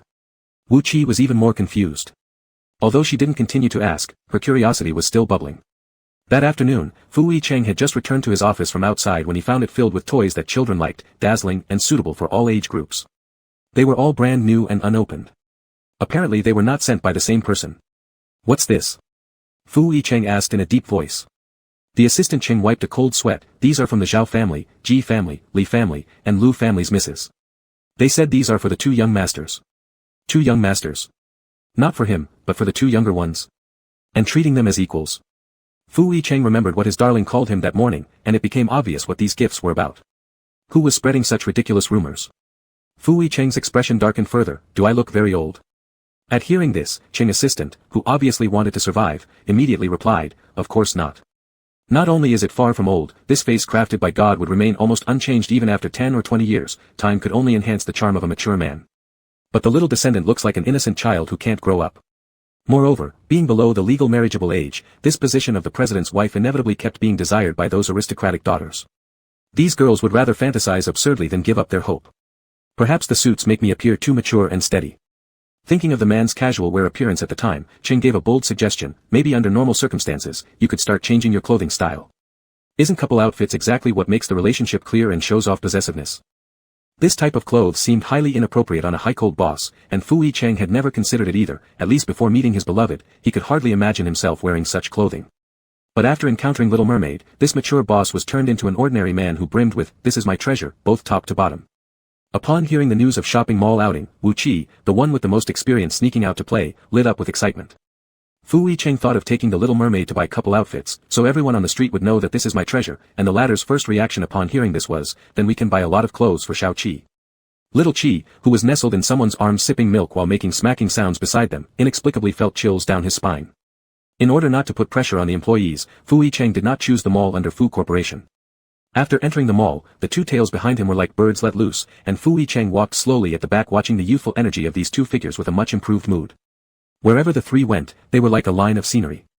The man standing behind dressed in an extremely expensive suit looked mature and stable, the youth ahead radiated boundless vigor and vitality with a familiar-looking face, and another small child happily jumping around wasn't even as tall as the adult male's thigh. When they stopped outside the children's clothing store, there were still many glances directed their way. Seeing the dressing styles and demeanor of the three, the shop assistant knew they were wealthy customers and welcomed them enthusiastically. As long as the clothes fit Little Qi properly, they would prepare accordingly, different colors and the same size. Every time they asked the man's opinion, he was extremely patient in giving responses. At first, seeing this unusual combination, the shop assistants guessed their relationship. After all, now the concept of same-sex partners has been widely accepted. A rich boyfriend who accompanies on shopping trips and remains patient is indeed rare. However, the youth's face was deceiving due to remaining immature, combined with their height difference and physical build discrepancy, the judgments were somewhat confused by the little one beside them. When checking out, in order not to create awkward silence between customers and to leave a deep impression, the shop assistant smiled, "Your dad is really great." One sentence cooled the atmosphere successfully. Four faces showed different expressions. Cheng, responsible for carrying things, couldn't help but laugh. The young President Fu, whose authority had just increased 2 sons, frowned deeply. Raising his head again, the curious kid who wasn't scared in the office earlier gave him a mischievous grin. The harder it was to shout, the more curious, the little mermaid came closer to whisper the 2 words in his ear teasingly and then ran away. The big and small started arguing over the title. After the small one, who hadn't yet been allowed to call the 2 words, lost the argument, they rushed to cry to him. Fu Yicheng, who had already become accustomed to the bickering between the 2 younger ones, remained calm. He was just about to go up and offer some comfort when, in the blink of an eye, the little one who had just been crying after losing the argument suddenly leaned close to his ear. Due to the urgency, those 2 words were shouted out again, this time with a mischievous glint in their eyes. It was like how kids always feel that if adults don't let them do something, it must be fun. Relying on the fact that he wouldn't discipline them in public, they acted even more brazenly. Taking a deep breath, Fu Yicheng didn't even have the chance to buy couple outfits before turning around and handing little Seven over to assistant Cheng. Then, he shut himself and the unruly little one into the room. Wu Qi had thought all day but couldn't figure anything out. She knew she hadn't done anything wrong. The little mermaid was ready to try again, only to be held by the man's firm grip on her wrist. "Is it fun, my dear?" Every word spoken in that deep voice hinted at what awaited the little mermaid tonight. Biting her lower lip hard, the little mermaid finally came back obediently, "Husband." Not calling anymore. Completely forgetting how she had teased him to the point of burning desire earlier in the day, the little mermaid was at her most compliant during these moments. Too obedient, making her irresistible to tease further. That night, the sky was clear, with the moon high and stars few. However, under the soft glow of the moonlight, unusual sounds could be heard from the villa. Chapter 68, Can You Stop Being Mad? The little mermaid was washed repeatedly in the bathtub all night, until she regained a bit of strength and slowly opened her eyes after being utterly exhausted. Her scattered pupils gradually focused. When she saw the marks on her body, they twitched again, and her eyebrows knitted tightly, making her look fierce. Unbeknownst to her, in the man's eyes, she only looked cutely ferocious, lacking any intimidation and instead adorable. "Honey, you're awake." Before he finished speaking, a small hand pushed him away. "Are you angry?" Fu Yicheng tried to pull her back but was pushed away again. The little mermaid glared at the man, biting her lower lip and staying silent. This time, she was really angry. And the consequences were serious. After bravely standing up, the first thing the little mermaid did was roll up her clothes to create a pouch. She picked up the pearls scattered on the bed one by one, filling it full, then turned around and walked to the room specifically designated for storing the pearls. At least she knew to pick up her own pearls. Then with a loud bang, she locked the door, stomping her feet on the floor, each step filled with emotion, before pinching her waist and returning to the master bedroom where the man sat on the sofa. Opening her mouth several times as if unsure what to call him, unwilling to say, "husband," and too afraid to call him, "dad," she finally blushed red, managing only a harmless sentence. "Man, don't expect me to ever talk to you again." How did this feel like some soap opera nonsense again? After the previous 2 incidents, Fu Yicheng actually sighed with relief. This was his baby's normal reaction. Early in the morning, Xiaoqi was already sitting at the dining table waiting for breakfast, but waited until his stomach flattened and still no one came down from upstairs. Having swallowed so much saliva he could barely hold on, when suddenly there was a huge bang upstairs. Then the person above, brimming with anger, descended with jerky movements. Seeing the familiar sight of her taking slow steps, pausing momentarily as if pulled somewhere that hurt, breathing sharply, Xiaoqi, who had no idea this was caused by a single word, "brother," immediately ran over and asked in concern. "Qi, did daddy bully you?" "He bullied me," Wu Qi angrily replied. Xiaoqi felt deeply pained and circled around Wu Qi. "Does it hurt a lot?" For some reason, after hearing this question, the face of the person who had been cursing turned red, but not from pain. Wu Qi clenched her teeth firmly, determined, "Anyway, starting today, I won't have anything to do with daddy anymore." The very loyal Xiaoqi supported his friend. "Daddy always beats Qi, daddy is bad, we won't deal with him." When Fu Yicheng came downstairs, he heard these 2 come to an agreement. He thought it was just kids throwing a tantrum and didn't expect them to really ignore him. While chatting happily with the young boy, as soon as Fu Yicheng came down, the younger boy immediately put on a poker face and turned his back in a fit of rage. Sitting next to him, his little but tried to move further away. The moment he made a move, his whole body froze stiff. Fu Yicheng couldn't help but smile at the sight. Seeing him laugh, the little mermaid became even angrier. To this day, whenever entering the house, Fu Yicheng dared only to step with his left foot first. He quickly hid his smile and reached out to pull the angry person into his arms. "What would you like to eat?" "Your husband will feed you." Fu Yicheng offered a piece of 5-spice pork which the little mermaid loved so much, lowering his tone softly. "It was my mistake. Stop being mad, alright?" Wu Qi wouldn't even glance at him, seriously telling Xiaoqi across the table, "Xiaoqi, tell him I don't love eating meat anymore." Xiaoqi immediately dropped his chopsticks and passed the message formally. "Daddy, Qi said he doesn't eat." Fu Yicheng glanced at the little kid who was clearly sitting right beside them. "What does my treasure want to eat?" "Xiaoqi, tell him I am now vegetarian." Thinking about how his friend had been bullied, and with their alliance formed, Xiao Qi automatically interpreted it as, Qi says he is very angry now. Even if daddy feeds him meat, he'll eat vegetables, or if daddy feeds him greens, he'd starve on northwestern wind yet be content. Fu Yicheng. Then feeding fruit should work. He peeled and cut the apple into moderate-sized pieces and handed it over, but the little mermaid who normally loved apples refused, biting her lower lip, instead taking a banana from Xiao Qi and took a big bite. That angry glare was like finding a punching bag. Looking at the little mermaid who seemed soft everywhere except her sharp fangs bared towards him for the first time, the culprit let out a sharp intake of breath. In order to pacify her, Fu Yicheng prepared her favorite bubble bath with milk tea that evening. He waited and waited until he finally heard footsteps approaching from outside. Pushing the door open, walking in, picking up her small pillow, and closing the door, she completed all of it in one fluid motion. In the blink of an eye, that precious bundle was gone again from Fu Yicheng's sight. Yesterday, there was the bed shaking, today, it was empty. Realizing he had just received the sleeping alone package, Fu Yicheng wasted no time getting up to coax her back. He followed along the quiet corridor to the closed door, ready to knock when suddenly a conversation between two voices came from inside. Little Xiao Qi, who had his bed taken over, asked curiously, Chi, are we not going to have daddy anymore? The little mermaid, having secretly learned a new phrase online, replied, your daddy is destined to be lonely. What does destined to be lonely mean? It means your daddy is very good. The young, innocent voice paused for a few seconds as if pondering deeply, then joined in praising their father. Oh, then daddy is indeed destined to be lonely. Fu Yicheng, standing outside the door eavesdropping, could only sigh. Chapter 69, That Jerk, Who Cares About Him?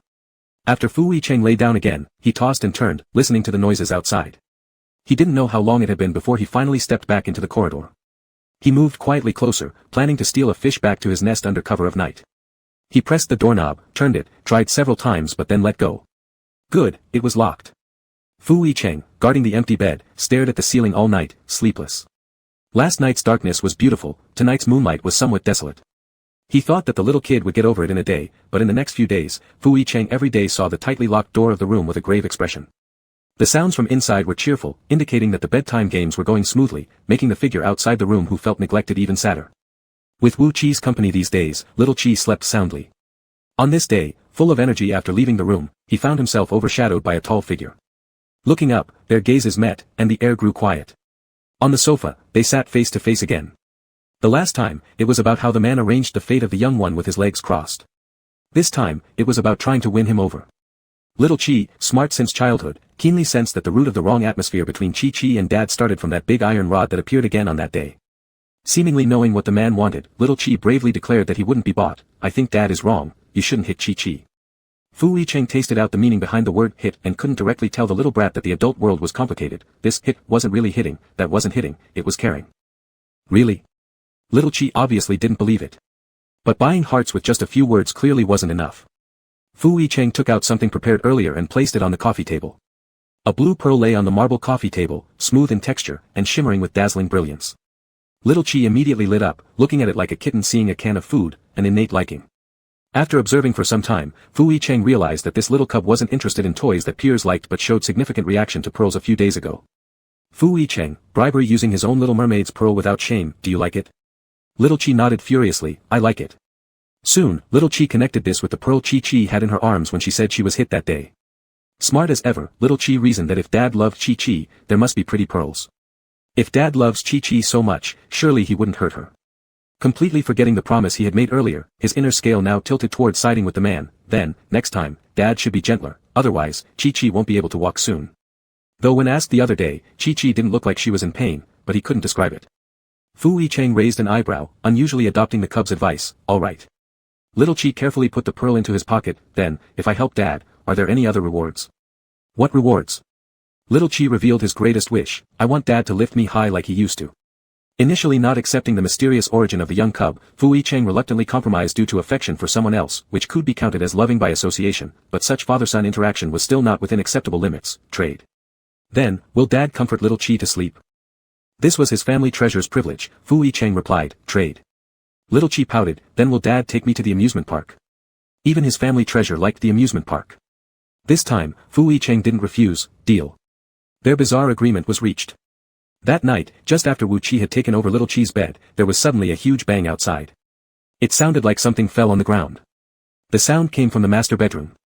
Wu Qi hadn't even managed to stand up when little Qi rushed in from outside, bumping into each other because of the hurry. Little Chi stumbled a few steps, too busy searching desperately for something in the room to speak. What are you looking for?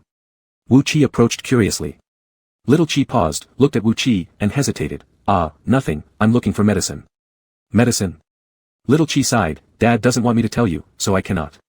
Still related to her husband? Why did he need medicine? Recalling that loud crash earlier, Wu Chi anxiously asked, what's wrong with him? Little Chi glanced around to ensure the door was closed, then whispered in Wu Chi's ear, Dad is injured, but he doesn't want Chi to worry and forbade Little Chi to tell you. Hearing this, Wu Chi's heart tightened. How did he get injured? It seems that Daddy was absent-minded and broke the bra ball lamp bought by Chi, and he's afraid that you will be even angrier with him and ignore him. So, he didn't let me tell you. After saying this, Little Chi gestured to Wu Chi about how big it was. There seemed to be traces of blood on his exposed index finger.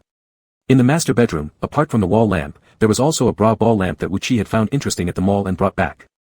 She liked to play with its refracted light in the dark the most. Anyway, Chi doesn't talk to Daddy now, so it doesn't matter if Xiaoqi tells you secretly. These words reminded Wu Chi, who thought it made sense. Thinking about the red marks that hadn't faded on her body yet, she pretended not to care. That jerk, who cares about him? Though she said that, after Xiaoqi left, her anxious heart couldn't stay calm. She remembered again how sweaty Xiaoqi's forehead was when he was in a hurry. It must have hurt where he got cut. But she had already decided not to care about that bad guy. But glass is so sharp, there must have been bleeding. She'll just take a look, just one peek. After wrestling with herself for a while, Wu Chi made up her mind and opened the door of her room, heading towards the master bedroom. When she arrived at the master bedroom which had not been returned to for several days, she just raised her hand to open the door and found it slightly ajar. Two silhouettes were facing away from her inside. It was hard to see clearly in the dim light, but under such poor visibility conditions, it was bound to be a serious injury.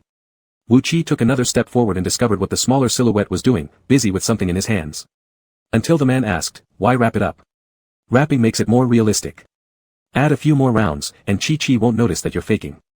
Chapter 70 Fu Dahui goes too far. The quiet figure standing by the door silently watched how the little one was carefully wrapping a bandage on the man.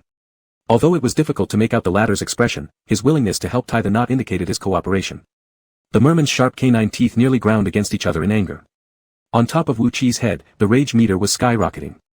Just as he was about to rush in and expose the big fraudster and the little traitor, at the crucial moment, he suddenly retreated from the room quietly. He wanted to see how these two would continue deceiving him. After accomplice Xiaoqi returned, seeing Wu Chi still lying in bed awake, she pretended that nothing had happened and jumped onto the bed cheerfully, glancing at the latter seemingly unintentionally and then pretending to sigh. Wu Chi looked over upon hearing this. What's wrong? Chi knew Daddy was injured and that he went to deliver medicine. Upon returning, pretending to sigh heavily like this, surely making Daddy think his injury was serious and then anxiously ask with care. Thinking this way, Xiaoqi repeated the feigned hesitation earlier. Nothing. A quilt was draped over her, and the bedside lamp beside him was turned off simultaneously. If there is nothing, then sleep early. Xiaoqi was dazed in the darkness. The next morning, just as the two walked out of the room, the master bedroom door opened nearby. Since he made his own treasure unhappy, these days Fu Yicheng decisively chose to work from home. He was still wearing casual clothes, and upon seeing the little merman, he immediately walked over, accidentally broke the lamp that baby bought yesterday, so don't be angry. Would you let me take you to buy a new one today? Big fraudster. Last night, he clearly saw the lamp still intact on the bedside table. The little merman stopped in her tracks, her gaze inadvertently falling on the man's right hand with its rolled-up sleeve. Seeing that their treasure finally noticed the focus, Fu Yicheng deliberately raised his right hand intending to hold the little merman's, revealing a wrist wrapped with several circles of bandage, which appeared red where it had been penetrated by blood underneath. Baby. The sorrowful words didn't even leave his mouth before that gaze was already withdrawn, and without ripples, the person strode downstairs. The two left behind looked at each other in confusion. It was all so realistic. Why was their treasure still so indifferent? Wu Chi sat at the dining table absently tearing the bread in her hands, unable not to think of the blood she just saw. Although she accidentally exposed the duo's plot, but where did that blood come from? Could her husband really have been injured? This possibility was amplified infinitely by the traces of blood beneath the bandages. Unable to fathom where the blood came from, after much consideration, it could only possibly come from the man's body. This made Wu Chi somewhat restless. At that moment, a loud bang suddenly sounded from the kitchen. Next, Xiaoqi hurriedly ran out looking for something all over the living room. Wu Chi approached immediately, looking for what? Xiaoqi's face filled with worry as he sighed, probably due to being rejected just now. Daddy's mood isn't good.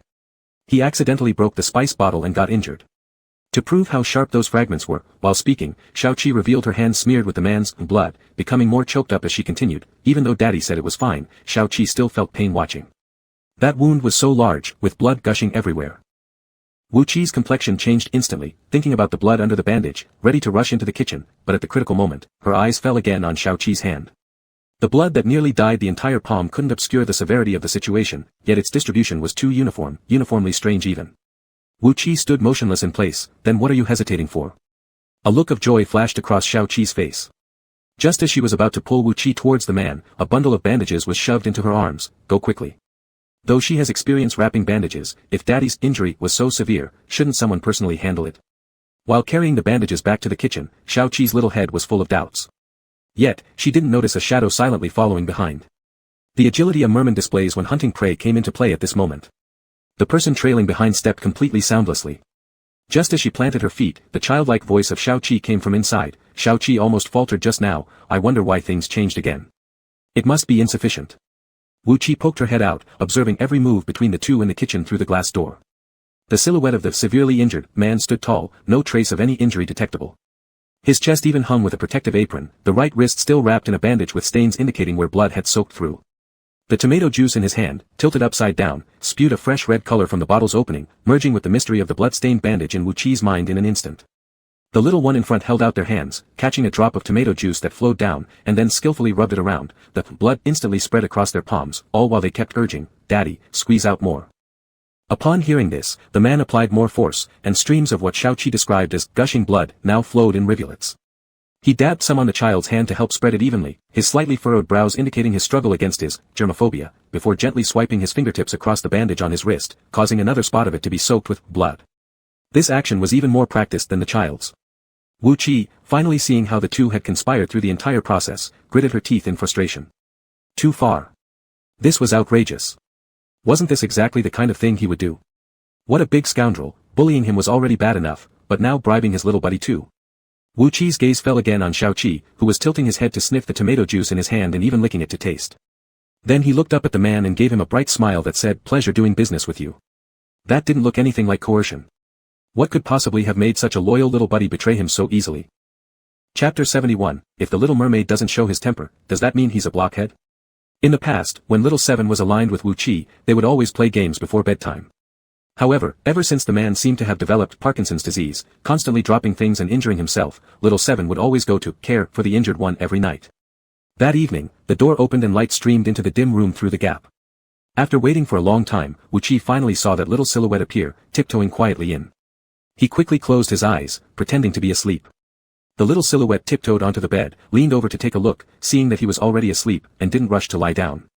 Instead, it turned around and pulled something out from under its shirt, happily examining it for a few moments before carefully wiping it on their clothes and then putting it back. It seemed like they had acquired some very precious treasure. Wu Qi's curiosity exploded, trying hard to open his eyes just a crack to see clearly, but the lighting was too dim and he couldn't see properly because of the angle. To avoid arousing suspicion, he decided against moving further. The early summer sky of the capital city had started getting hot.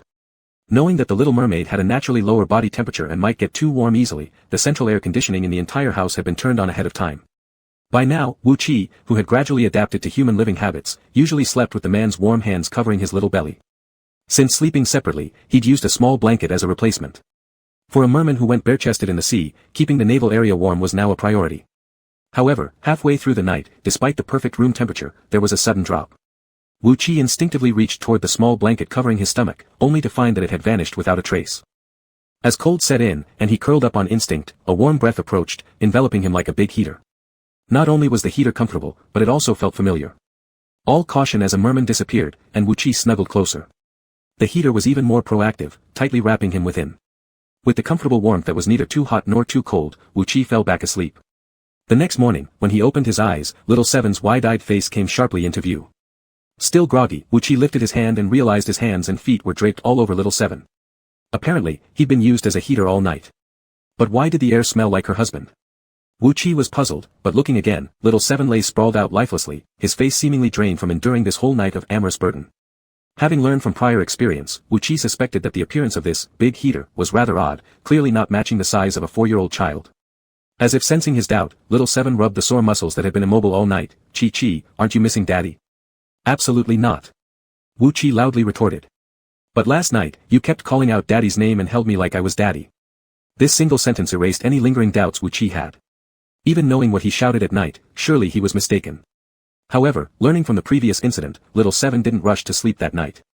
After pretending to fall asleep as he had done last time, he waited for little 7 to return. Before long, the room door opened. The outside light wrapped around the small figure. Just like the previous time, after climbing onto the bed and confirming if he was asleep, it turned around and pulled out the cherished treasure from under its shirt. Wu Qi still couldn't see what it was, but this time there appeared to be more items than last time. When hiding them back under the shirt, it even let out a happy, foolish laugh. Although Wu Qi didn't know exactly what it was, he could almost definitely confirm that little 7 had been bribed and betrayed by these items. To prevent yesterday's events from repeating, Wu Qi checked before bed if the small blanket was properly secured. However, during the middle of the night, the room temperature suddenly plummeted once more. The same chill swept over him again, and not much later, the big heater reappeared. In his daze, Wu Qi hugged it tightly again. When opening his eyes the next morning, it was still little 7's dispirited face. Filling with guilt, Wu Qi decided that tonight, he would wrap another small blanket around himself. Observing little 7's every move discreetly that night before falling asleep, Wu Qi noticed the treasures being pulled out again, more of them this time. It seemed like every time the big heater showed up, the treasures multiplied. It looked suspiciously like some kind of transaction.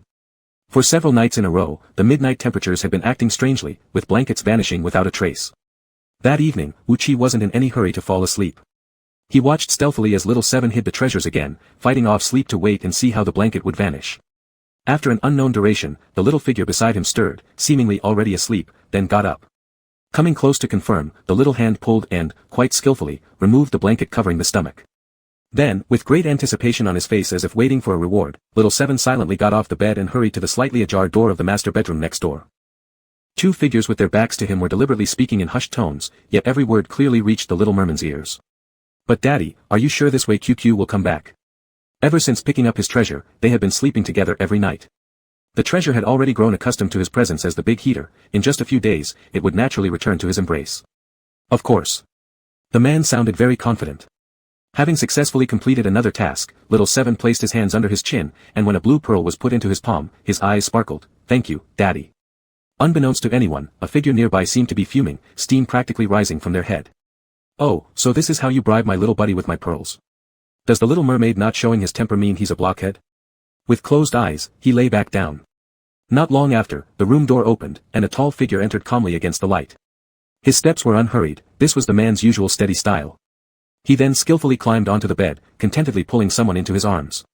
He bent his head, and their gazes met. In the dimness, those blue eyes were intently watching him, perfectly mimicking the man's composed demeanor without revealing a single hint of emotion. Fu Yicheng hadn't expected him to suddenly wake up, and instinctively tightened his grip. "Baby, let me explain." Before he could finish, the little hand came around his neck.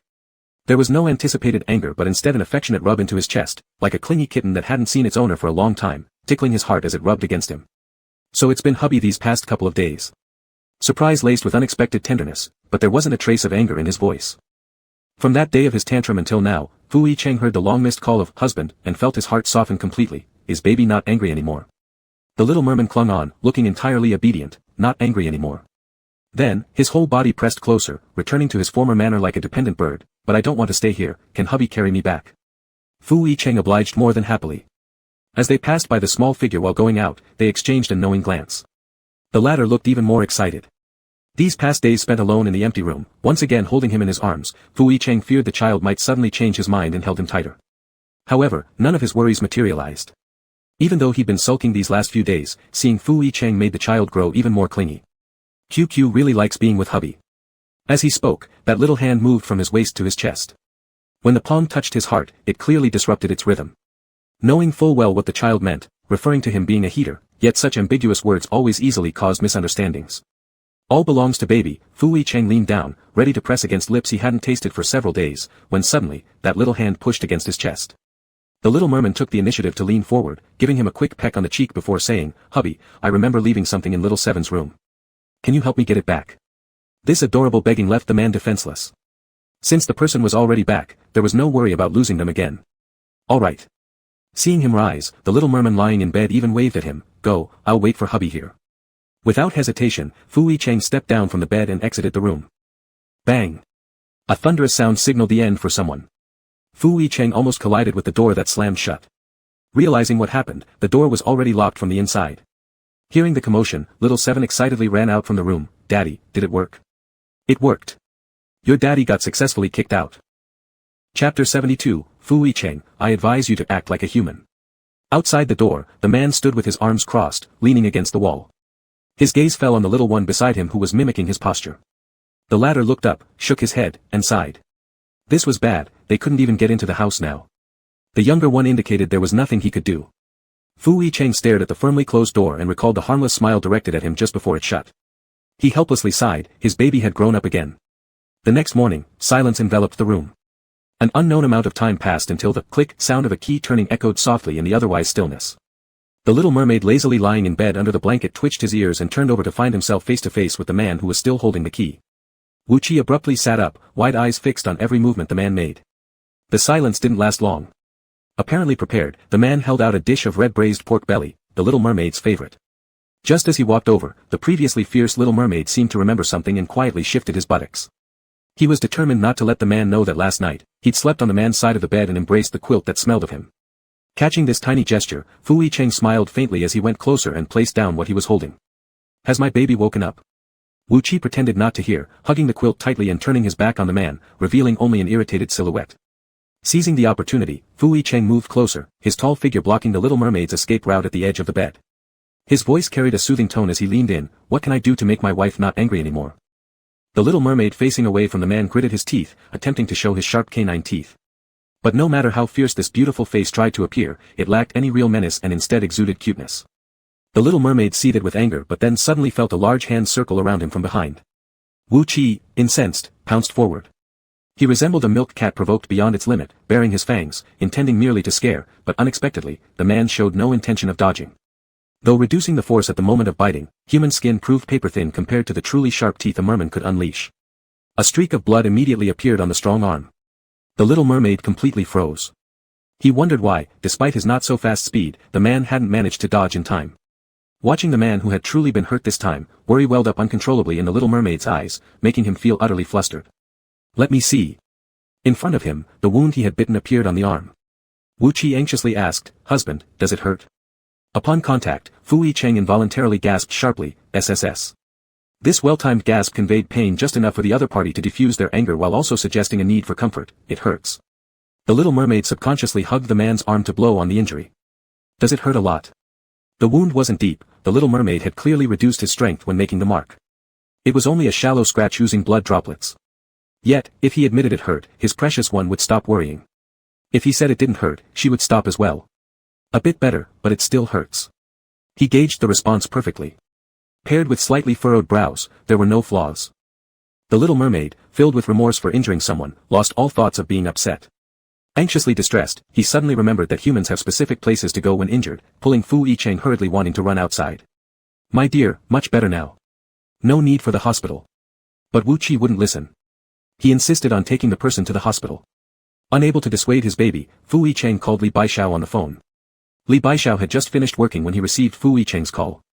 As he wasn't a doctor, over these years Fu Yicheng generally didn't ask him for medical help unless he was injured. Sure enough, when he rushed over, that arm looked almost wrapped to resemble a dumpling.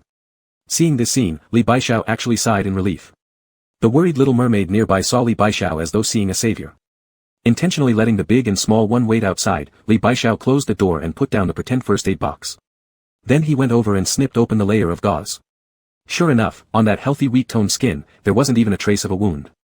There was an idiom Li Baishao wanted to say, but out of good temper kept his friendship intact, reminding as he left, you should be fully aware, your unique situation isn't suitable for getting injured. Fu Yicheng, I know. Though he said he knew, Fu Yicheng was lounging casually on the sofa with his legs crossed, his eyebrows arching provocatively at Li Baishao, as if to say, but you don't understand, this is a little fun between my treasure and me. I advise you to act like a human. The two people crouched outside the door anxiously waiting immediately rushed over when they saw Li Baishao come out. How is my husband? How's my daddy? Daddy? Li Baishao only now noticed the tiny one who didn't even reach the waist height, and not only was this title surprising, but those blue eyes were worth delving into further. His professional instincts made him look again at the child in front of him, what's your name?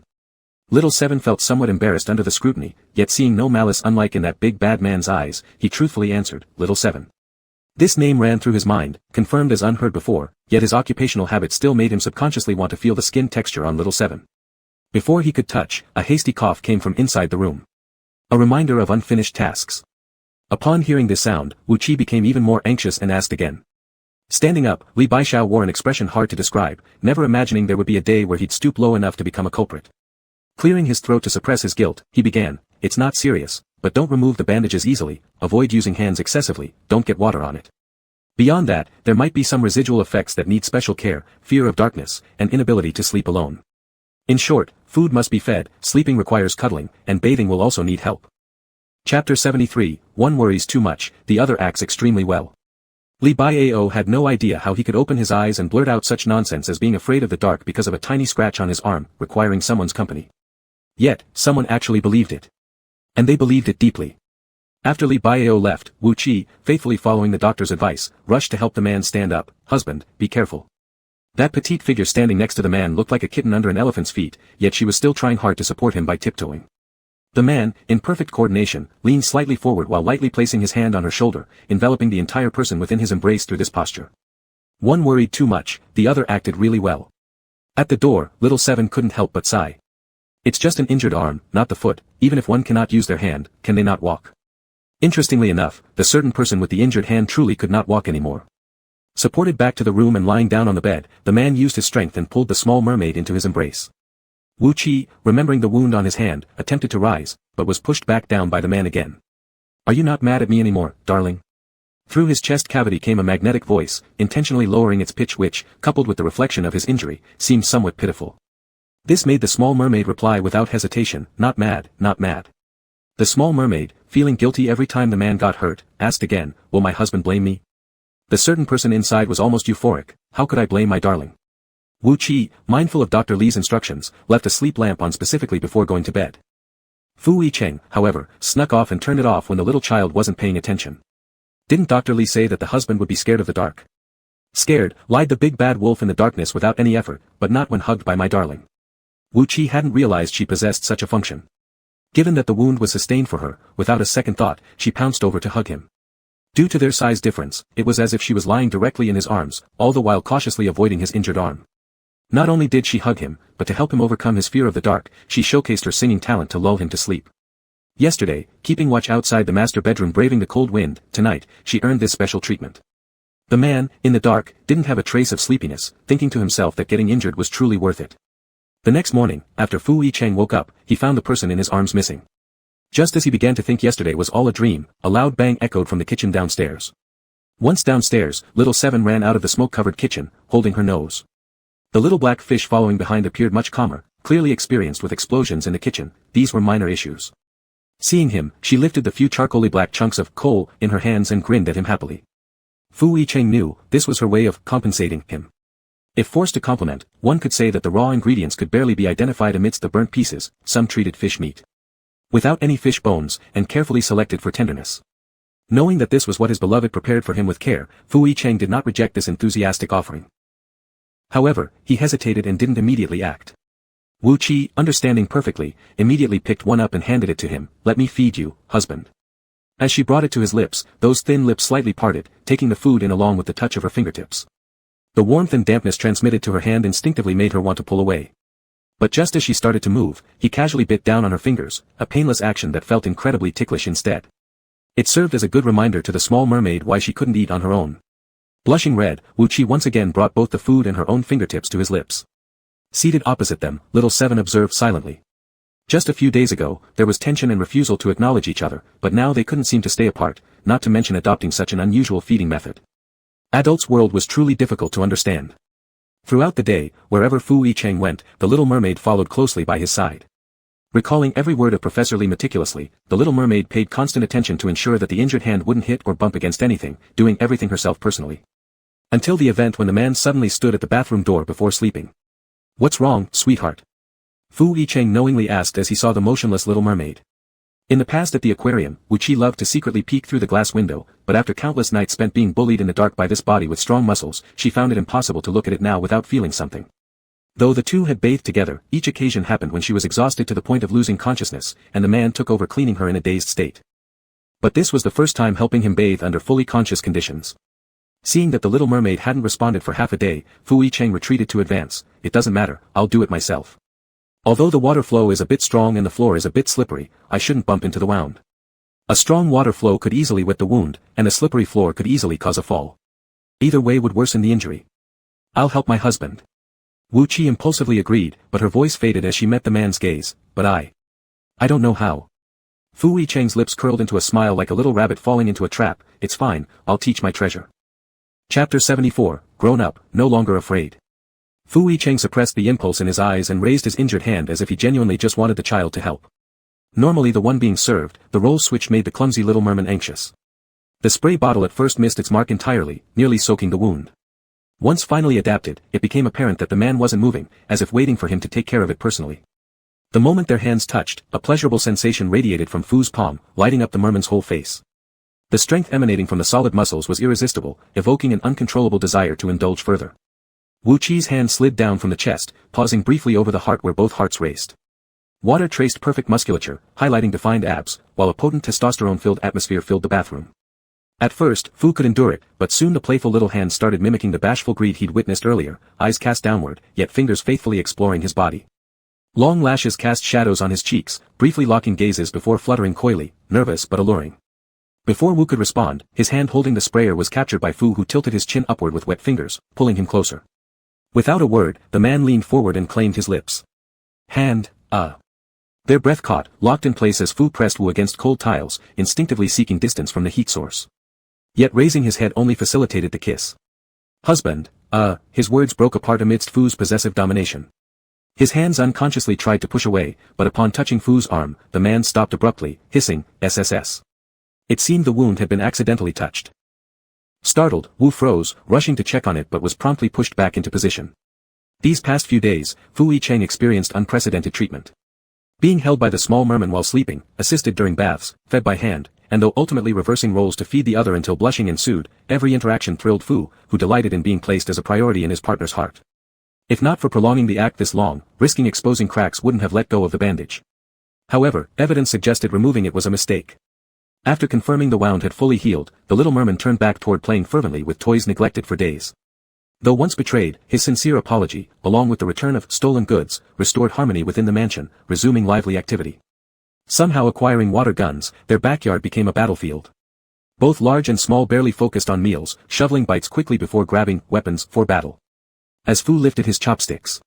Just days ago enjoying supreme attention, now suddenly banished into the cold palace, a lonely few days stretched too long, Fu grew desperate, attempting every method to reassert presence before the merman. Following closely behind, stepping into the garden, treasure. Zzz.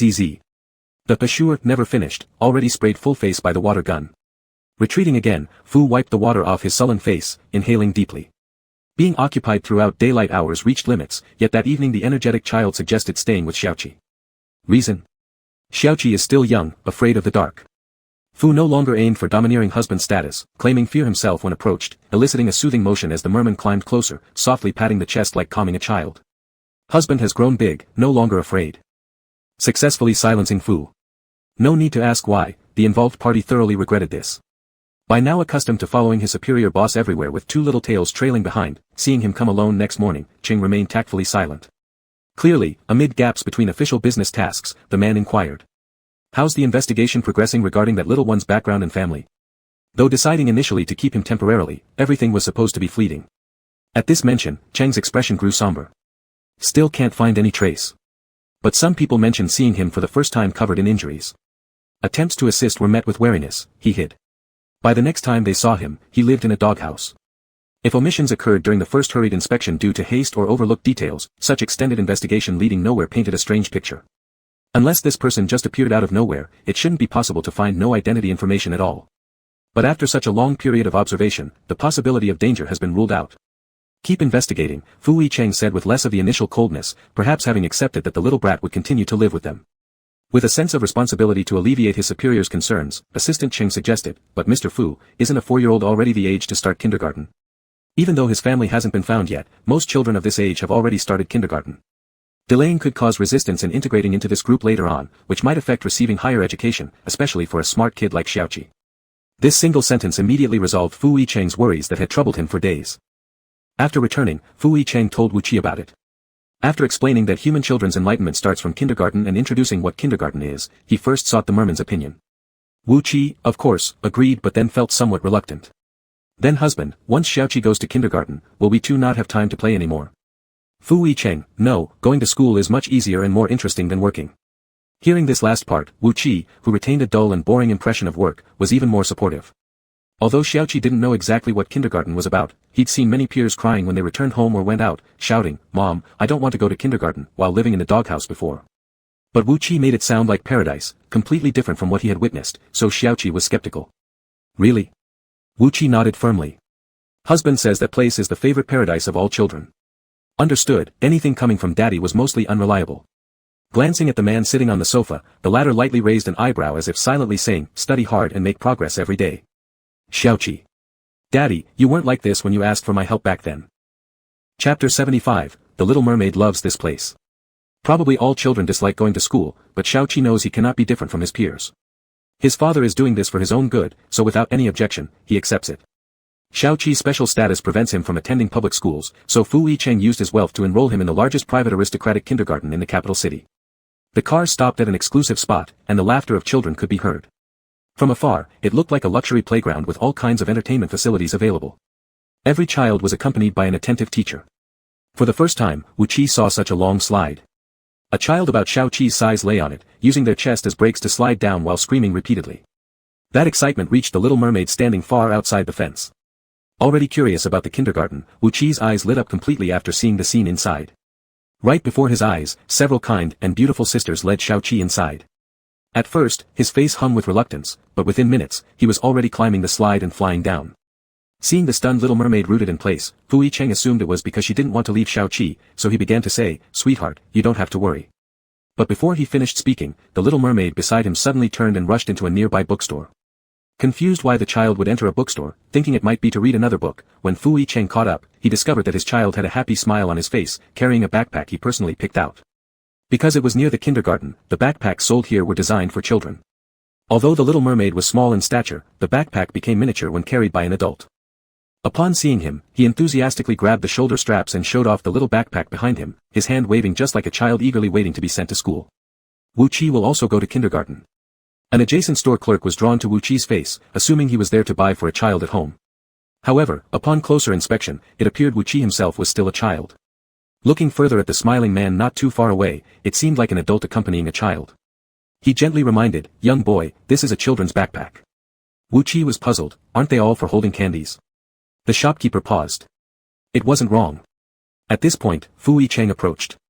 Upon seeing him, the little kid excitedly said, "Husband, I want it."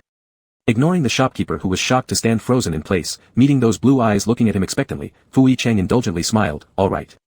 Indulging the little mermaid's wish, he bought the children's backpack and specially filled it with snacks. Even though he can't attend kindergarten, the treatment of the kindergarten kids his family receives is no less, if not better.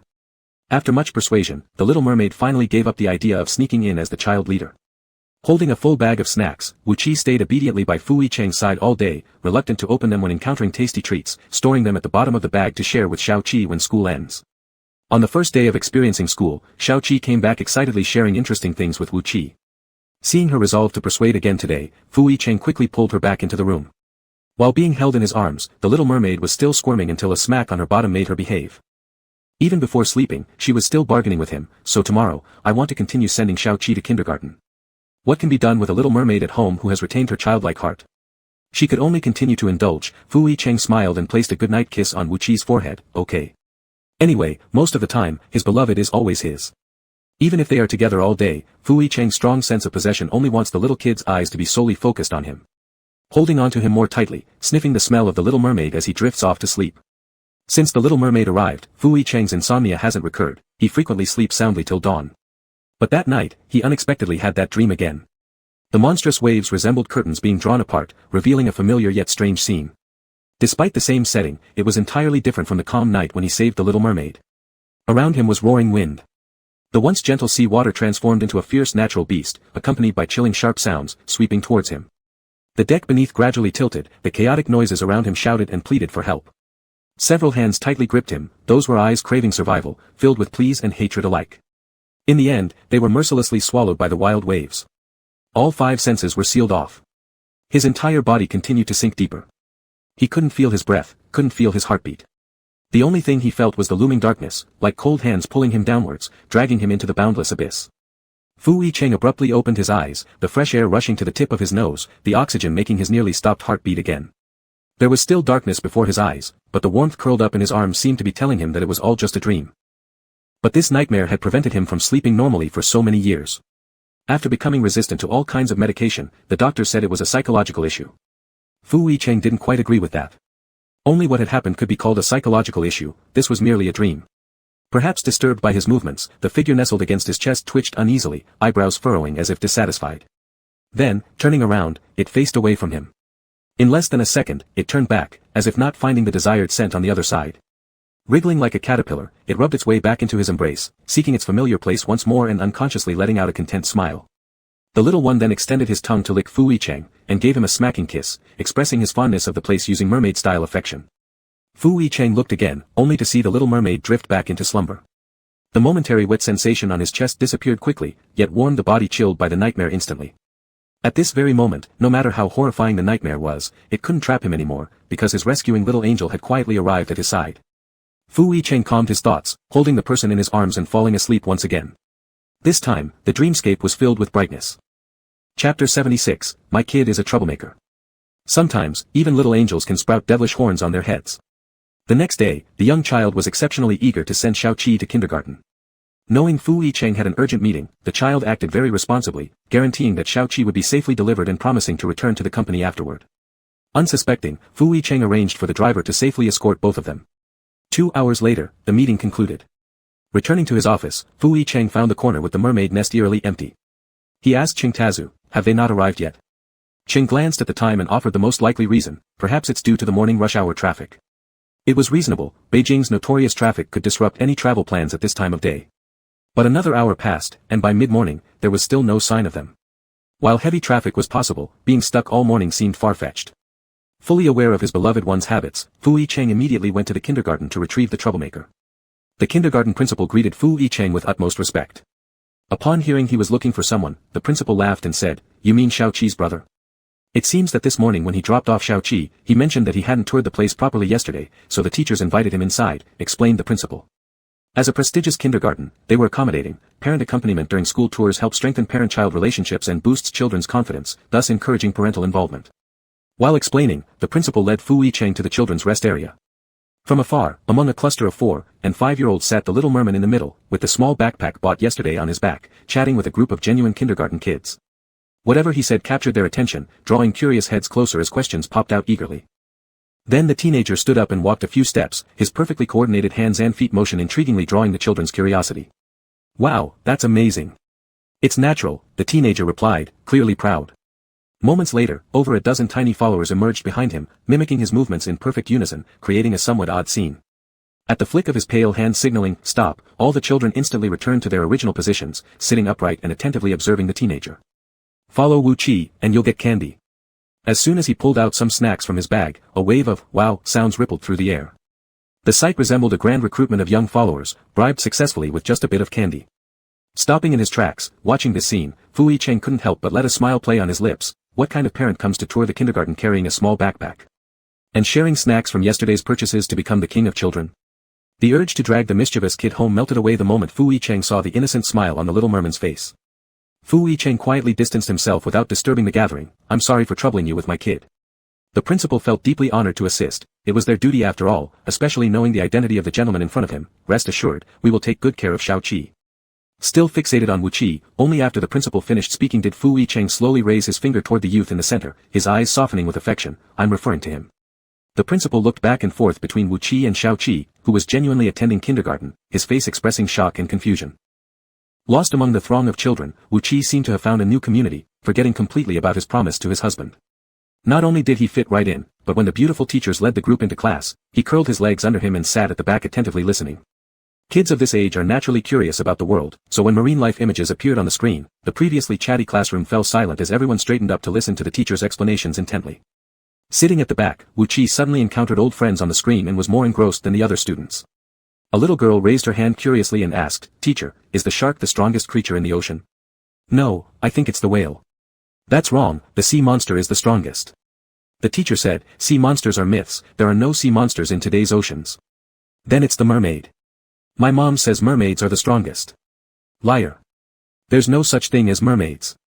Mermaids are also legends. No. My dad said there used to be news about mermaids, but they're terrifying, they eat people, which is why we're not allowed to know. Amidst the cacophony of childish voices, one interrupted, that's not true. Mermaids aren't scary at all. Several heads turned around to look at the teenager. How do you know? Wu Chi stood up excitedly. I just know that mermaids are very kind. They don't eat people, and they wouldn't hurt humans on purpose. Little Chi, who was sitting beside Wu Chi, nodded confidently. That's right. Innocent children, having no guile, all nodded in agreement after hearing Wu Chi's words. Big brother is correct. A few teachers exchanged glances with a smile, allowing the children's free opinions without intervention. The topic soon passed. Though he had left his child at the kindergarten, Fu Yicheng cancelled all his schedules personally to pick up both kids when school ended. Before the car even stopped, in the distance, two figures could be seen clearly waiting in line for their parents with small backpacks on their backs. The older one kept nudging the younger with his shoulder as if they were discussing something. The car window rolled down, and snippets of their conversation floated over. When your daddy asks, tell him you wet your pants, and Chi-Chi spent the whole day delivering pants to you. The little merman, who had forgotten about the promise to Fu Yicheng in a day of crazy play, suddenly remembered it now. Little Chi replied, but Chi-Chi, little Chi never wets pants. You did. I didn't. You did. By the time Fu Yicheng approached, the two hadn't reached any conclusion. Seeing his arrival, they were momentarily stunned. Somehow, in these few short seconds, the little merman must have used some trick to make the previously resolute person change his statement. Upon seeing him, they recounted the pre-coordinated explanation. Fu Yicheng slightly arched an eyebrow, noticing the once snack-filled little backpack was now empty. Is that so? The little merman grinned broadly at him, revealing 8 teeth, looking innocent and harmless. Fu Yicheng saw through but said nothing, even embracing him and acting in concert by saying, my dear has worked hard. Believing that Fu Yicheng truly believed them, the little merman secretly gloated, happily shaking the small backpack on his back. There were quite a few parents picking up their children at the kindergarten gate, but among them, the trio stood out remarkably. The man held the teenager's hand, while the teenager held the little one beside him, creating a shadow that resembled a family of 3 walking together, each step filled with happiness. Unbeknownst to them, a pair of eyes followed their departing figure from behind. A black mask and cap concealed the person's appearance. This had become essential attire for going outside. Previously, it was to avoid being recognized due to high fame, now, it was because of the fear of embarrassment. Yet, the culprit behind his current situation now clung bird-like to the man, enjoying his undivided affection. The love-filled smile made the lurking eyes behind grow dark with sinister intent. Since he had long forgotten what he truly was, perhaps it was time to let everyone remind him. Chapter 77, The True Secret of the Mermaid. Knowing that Wu Chi liked going to kindergarten and enjoyed playing with those little kids, Fu Yicheng, despite his reluctance, didn't have the heart to take away the little mermaid's happiness. If they couldn't see each other during the day, he would make up for it at night. That night, after indulging in plenty of time with Wu Chi, Fu Yicheng personally sent the two of them to kindergarten the next morning. Along the way, the two were still chattering animatedly about marine life topics. But Chi-Chi, Xiaohong said her mom once saw a mermaid, who was cruel and harmed humans. Is it true? Xiaoqi asked curiously. Of course it's not true. Although he could not remember where he came from or his past life, one thing was certain, mermaids would never initiate an attack unless their lives were threatened. How do you know mermaids aren't bad? I just know. Looking at the little mermaid who answered without hesitation, Fu Yicheng, who had been quietly dealing with official business nearby, curled the corner of his lips. Not only are they not bad, but they're also very cute. Suddenly bringing up the topic of mermaids, Fu Yicheng glanced out the window, lost in thought, his gaze becoming deep and unfathomable. The fleeting scenery outside the window was like the dream that kept flashing through his mind. After getting out of the car, the lively atmosphere between the two disappeared, leaving the car suddenly quiet. An indescribable feeling spread through the air, as calm before a storm. Suddenly, the phone screen lit up. The news headline that popped up validated this feeling. Unsolved mystery of sea disasters. This term unexpectedly surged onto the hot search list today, fierce and seemingly premeditated, instantly causing a nationwide stir. Dead memories suddenly attacked me. When mentioning the unsolved mystery of the sea disaster, I recall the national sensation that happened years ago. Though experts attribute it mainly to thunderstorm weather, it's hard to say whether it wasn't to cover up the discovery of mermaids. Back then, it was suppressed due to potential impacts. But according to people of the older generation, Blue Star citizens had actually captured mermaids multiple times. Those who claimed to have seen the real face of mermaids reportedly met with misfortune afterward, which is why no one dared to bring it up again. People who've seen mermaids say they look almost indistinguishable from humans. If they had legs, wouldn't they be able to blend into human society unnoticed, even replacing us? Why do you think authorities covered this up back then? Rumor has it that an investigation group dedicated to studying mermaids was established at the time, but all of its members perished in the sea. Was it truly the plot or curse of mermaids? It's also rumored that the main person responsible for the original voyage had ties with a now prominent commercial tycoon family. There are too many unsolved mysteries in the world, most often cloaked in mysterious rhetoric, sparking humanity's exploratory curiosity. But this particular maritime disaster mystery that appeared in the news brought the blue stars closer than ever before. A few years ago, a ship carrying over 100 people experienced an accident while crossing the XX Triangle Zone. There were no survivors, and it was later known that the ship set sail specifically to search for traces of mermaids. Later on, when humans investigated the sunken ship underwater, they discovered signs indicating possible mermaid habitation. These old traces were clearly left before the ship sank. This discovery cast a more mysterious shadow over the unresolved cause of the sinking, prompting curiosity about the identities of the original crew members. Why had mermaids been discovered beforehand and yet kept secret? Was there some hidden secret involved? Were they possibly under threat and unable to communicate with the outside world? Over time, blue stars began calling this tragedy the conspiracy of the mermaids. Tugged by the maritime disaster's unresolved mystery, this sensational story resurfaced after years in obscurity, becoming the focus of public discussion once again. At the same time, the tranquil morning at the Biological Research Center abruptly ended with the arrival of a man. Seeing the man, Li Baishao, who had already read the news, silently guided him to a suitable place for conversation. No matter how big a sensation it caused back then, and despite intentional suppression by the higher-ups coupled with the passage of time, the event was gradually forgotten. Its sudden reappearance obviously indicated someone intentionally released this news, attempting to reignite public attention. While everyone linked the news back to mermaids, Li Baishao keenly sensed something unusual behind the abrupt arrival of this information. I suspect that whoever released the news might be subtly reminding us about the true purpose of that sea voyage back then, the secret of the mermaid. Fu Yicheng furrowed his brows. The secret of the mermaid? I almost forgot. At that time, you were in a coma for several months, completely unaware of what was happening outside. But the reason this matter was suppressed back then was also because of this.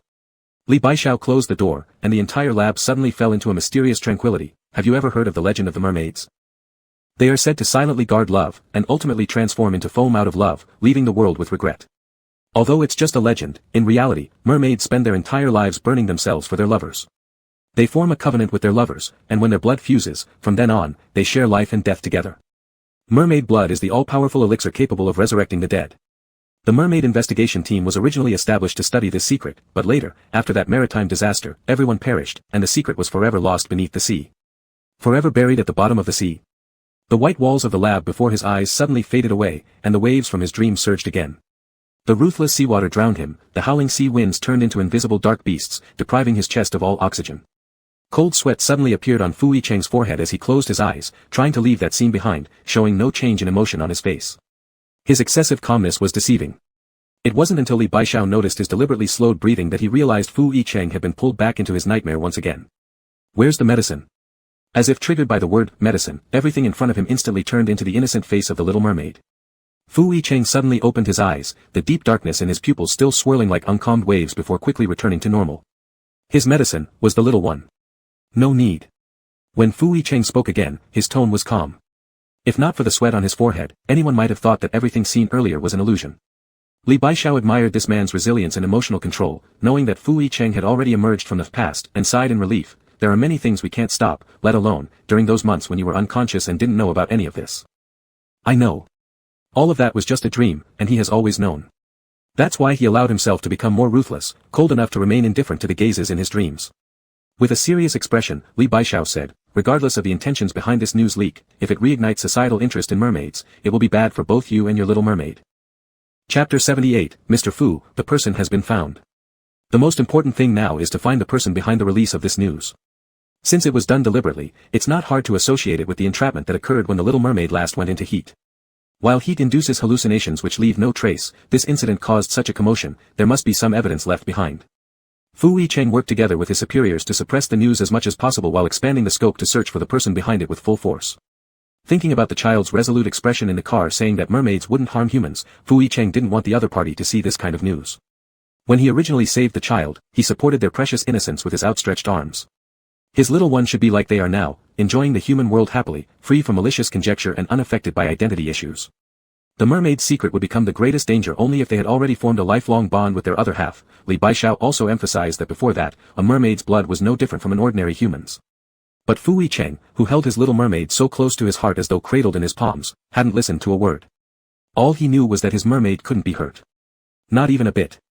If before he just spoiled the person without limit, then now he indulged them with no bottom line at all. It wasn't even necessary for the little mermaid to walk themselves, wherever they went, he carried them. What used to be 3 people walking side by side, had now turned into him being the odd one out. Xiaoqi looked enviously at Wu Qi, who was cradled in the man's arms and enjoying top treatment. Daddy, Qi is an adult now. There's no need to carry me. But you'll get tired.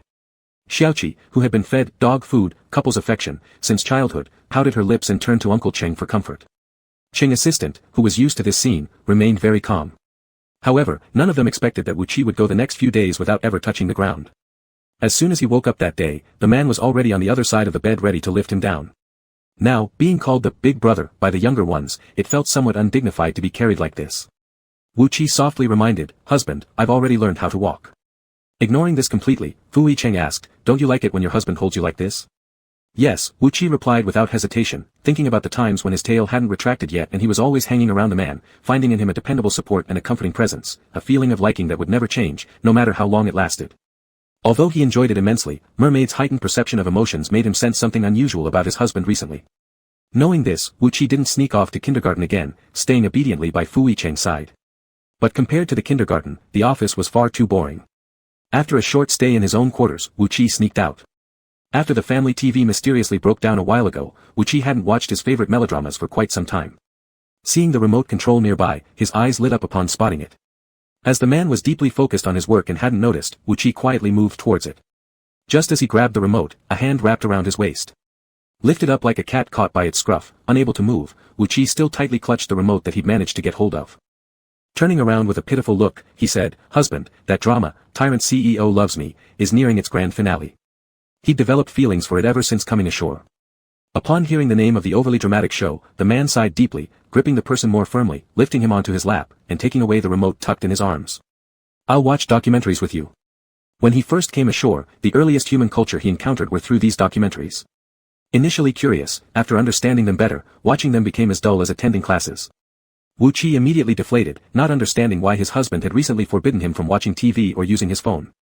The more he wasn't allowed, the more curious he became. Husband, I'm bored.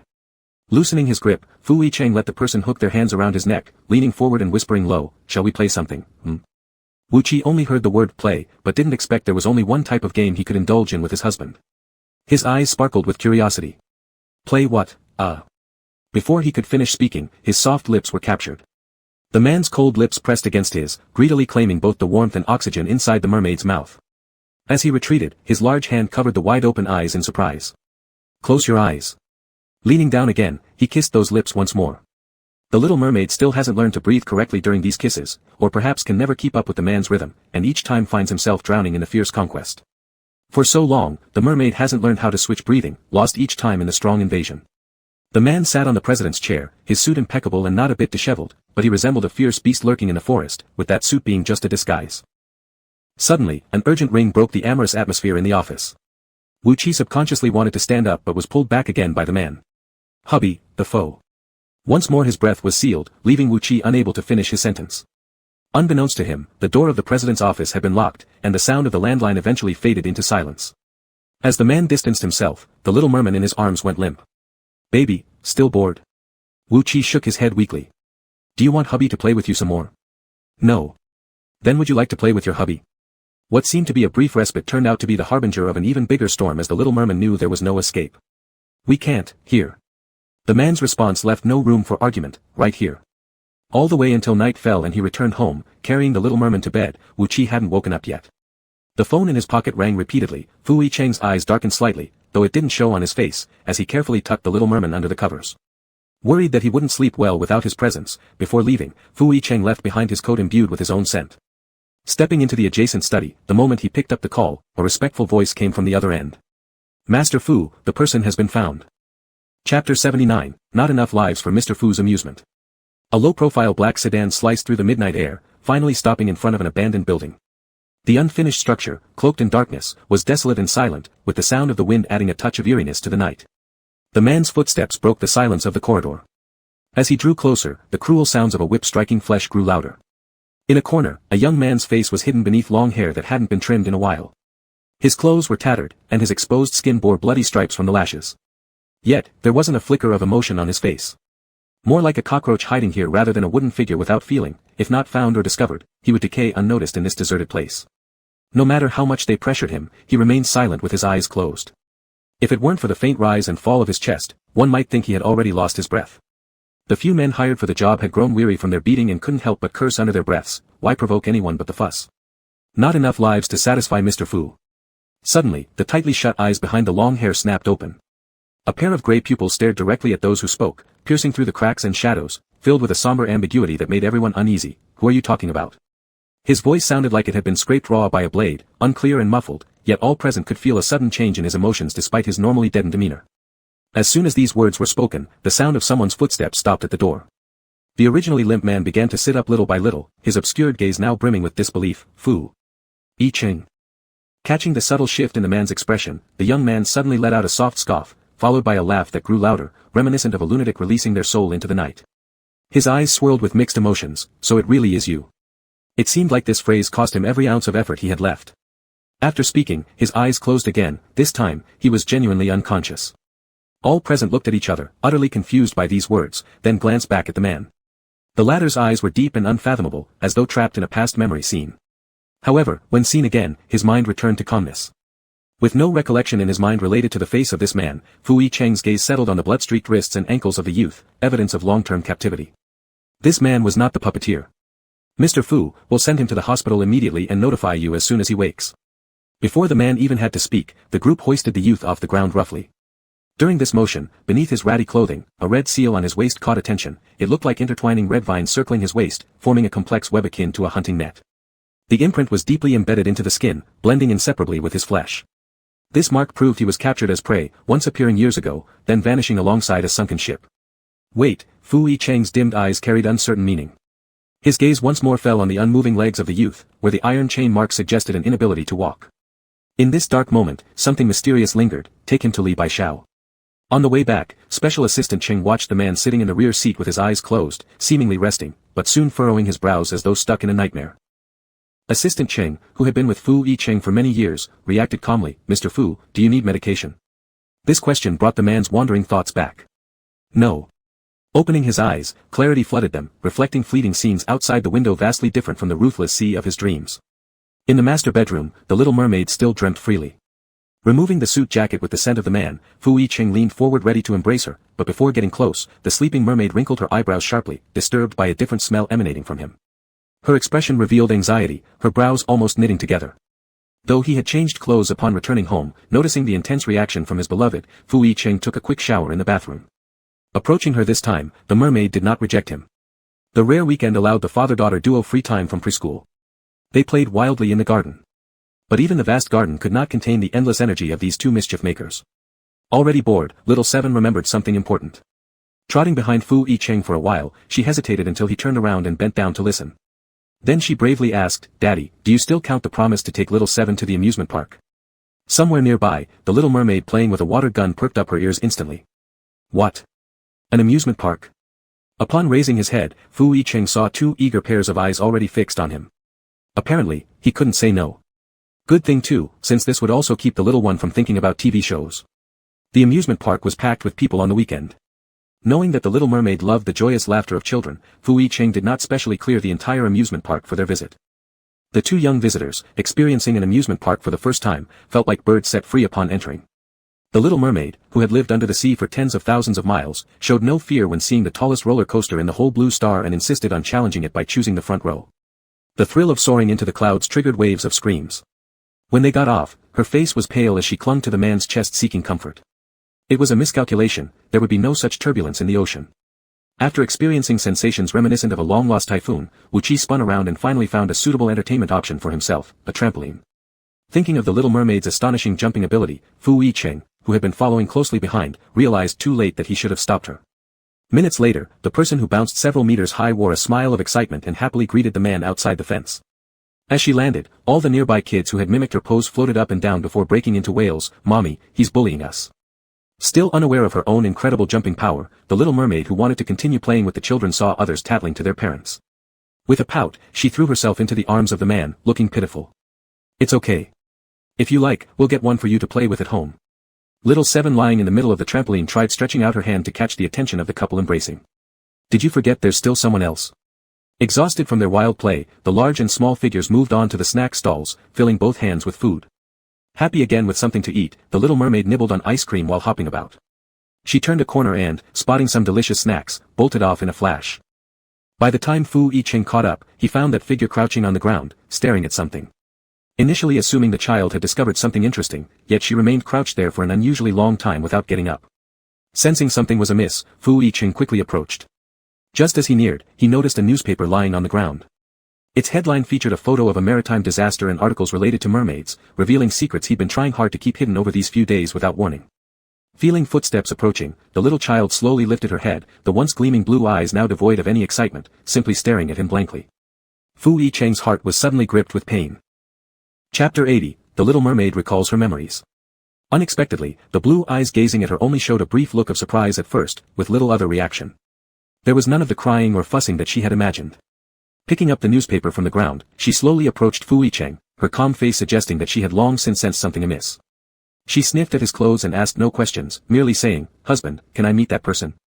Her husband scent carried traces of someone similar. He had smelled it last night. Fu Yicheng didn't expect this reaction from his treasure, so he gently lowered the crumpled newspaper in his hand and said softly, "All right." The person had been sent in hastily outside last night, but early morning brought bad news. Despite the infusion of countless nutrients, survival remained hopeless. It wasn't that the man wanted death, more accurately, before that, life had been barely sustained, and he'd lost any desire to live. On the experiment table lay a young man, stark naked. His eyes tightly shut, covered in crisscrossing wounds, and the fainter chest movement indicated the countdown of his life. Until the sound of approaching footsteps drew near. As if sensing something, his limp hand twitched. When Wu Qi saw the news, he had harbored a fleeting doubt, but rather than questioning or speculating like others, the familiar sensation he felt, akin to a sunken ship deep underwater, made him feel even more incredulous. Coming here, he sought to uncover the truth connected to his past. Pushing aside the hair covering the young man's face, when the final strand fell, the originally fading figure suddenly opened his eyes. In an instant, those lifeless pupils violently contracted, as though plunged into immense fear. "I've seen you before." His pale gray eyes seemed to drag Wu Qi into a surreal space, revealing blurred images that unconsciously emerged from within him. The young man tried to speak, but the panic-filled gaze indicated that his life had reached its end. Within minutes, his gray long hair rapidly began falling out, his exposed skin visibly transforming into scales. Transparent scales formed all over his body, yet the merman's tail never managed to fully form 2 legs. This was what the death of a merperson looked like. Mere people could sense the deaths of their kin, but Wu Qi felt nothing, as if this individual deserved his fate. He was certain he had seen this person before. But where? Exactly where had he seen him? Wu Qi frowned deeply, striving to associate what he'd seen before with these fuzzy memories, until waves crashed into his consciousness. It wouldn't be much longer before forgotten memories surfaced, tearing down barriers built to suppress them. Suddenly, Wu Qi rushed forward, seizing the youth's hand. The blood in the gaps of his fingers stood out vividly red against his transparent palms. As soon as he touched it, realizing it was the exact same blood that had stained his palm recently, the tide finally broke through, washing away forgotten fragments.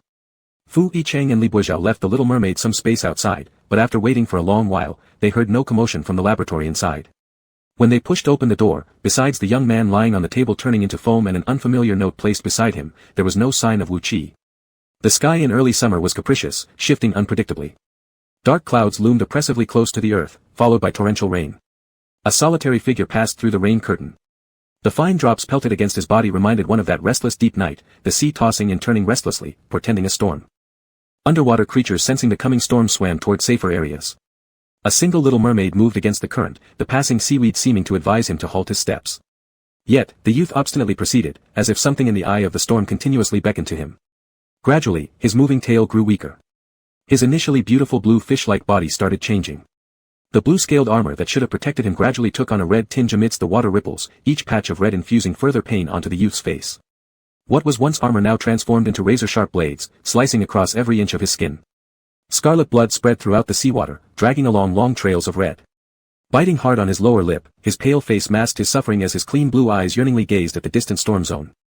He desired to pass through it, though this fervent wish came inexplicably from somewhere deep inside. A voice within told him he must swim through it. The blood dissolving into the seawater quickly attracted marine predators. Several meter-long giant sharks surged toward him in an instant. An indescribable internal fire burned inside him, threatening to drain all his blood, but despite this, the youth dragged his wounded tail without giving a second thought to the merciless ocean predators closing in on him. With a swift and agile motion, the youth's sharp fin cut through the belly of one giant shark, instantly making it the target of all the other sharks' attacks. In less than a minute, the young man had escaped unscathed. After swimming with all his strength away from the bloody waters, a more brutal reality greeted him, several of his own kind encircling him. The leading young adult, with grey long hair and a red mark seared into his waist, used the emotions unique to merfolk to clearly convey his intention, to take the life of the young man before him. Stop resisting, Wu Qi, you can't escape. Facing their onslaught, the youth showed no trace of fear. His striking features appeared completely non-threatening, yet when his blue eyes narrowed slightly, they exuded an overwhelming presence of power. You can try. Before his words could echo, the youth moved like the wind, leaving behind only swirling bubbles, and by the time all the other merfolk reacted, the one who had spoken, the grey-haired youth, was flung several meters away. Born with superior genetics, the grey-skinned merfolk at the very bottom of society would never be able to surpass him in 1,000 lifetimes. Sensing this disparity, a few of them hesitated for a few seconds but quickly followed the lead of the grey-haired youth charging forward.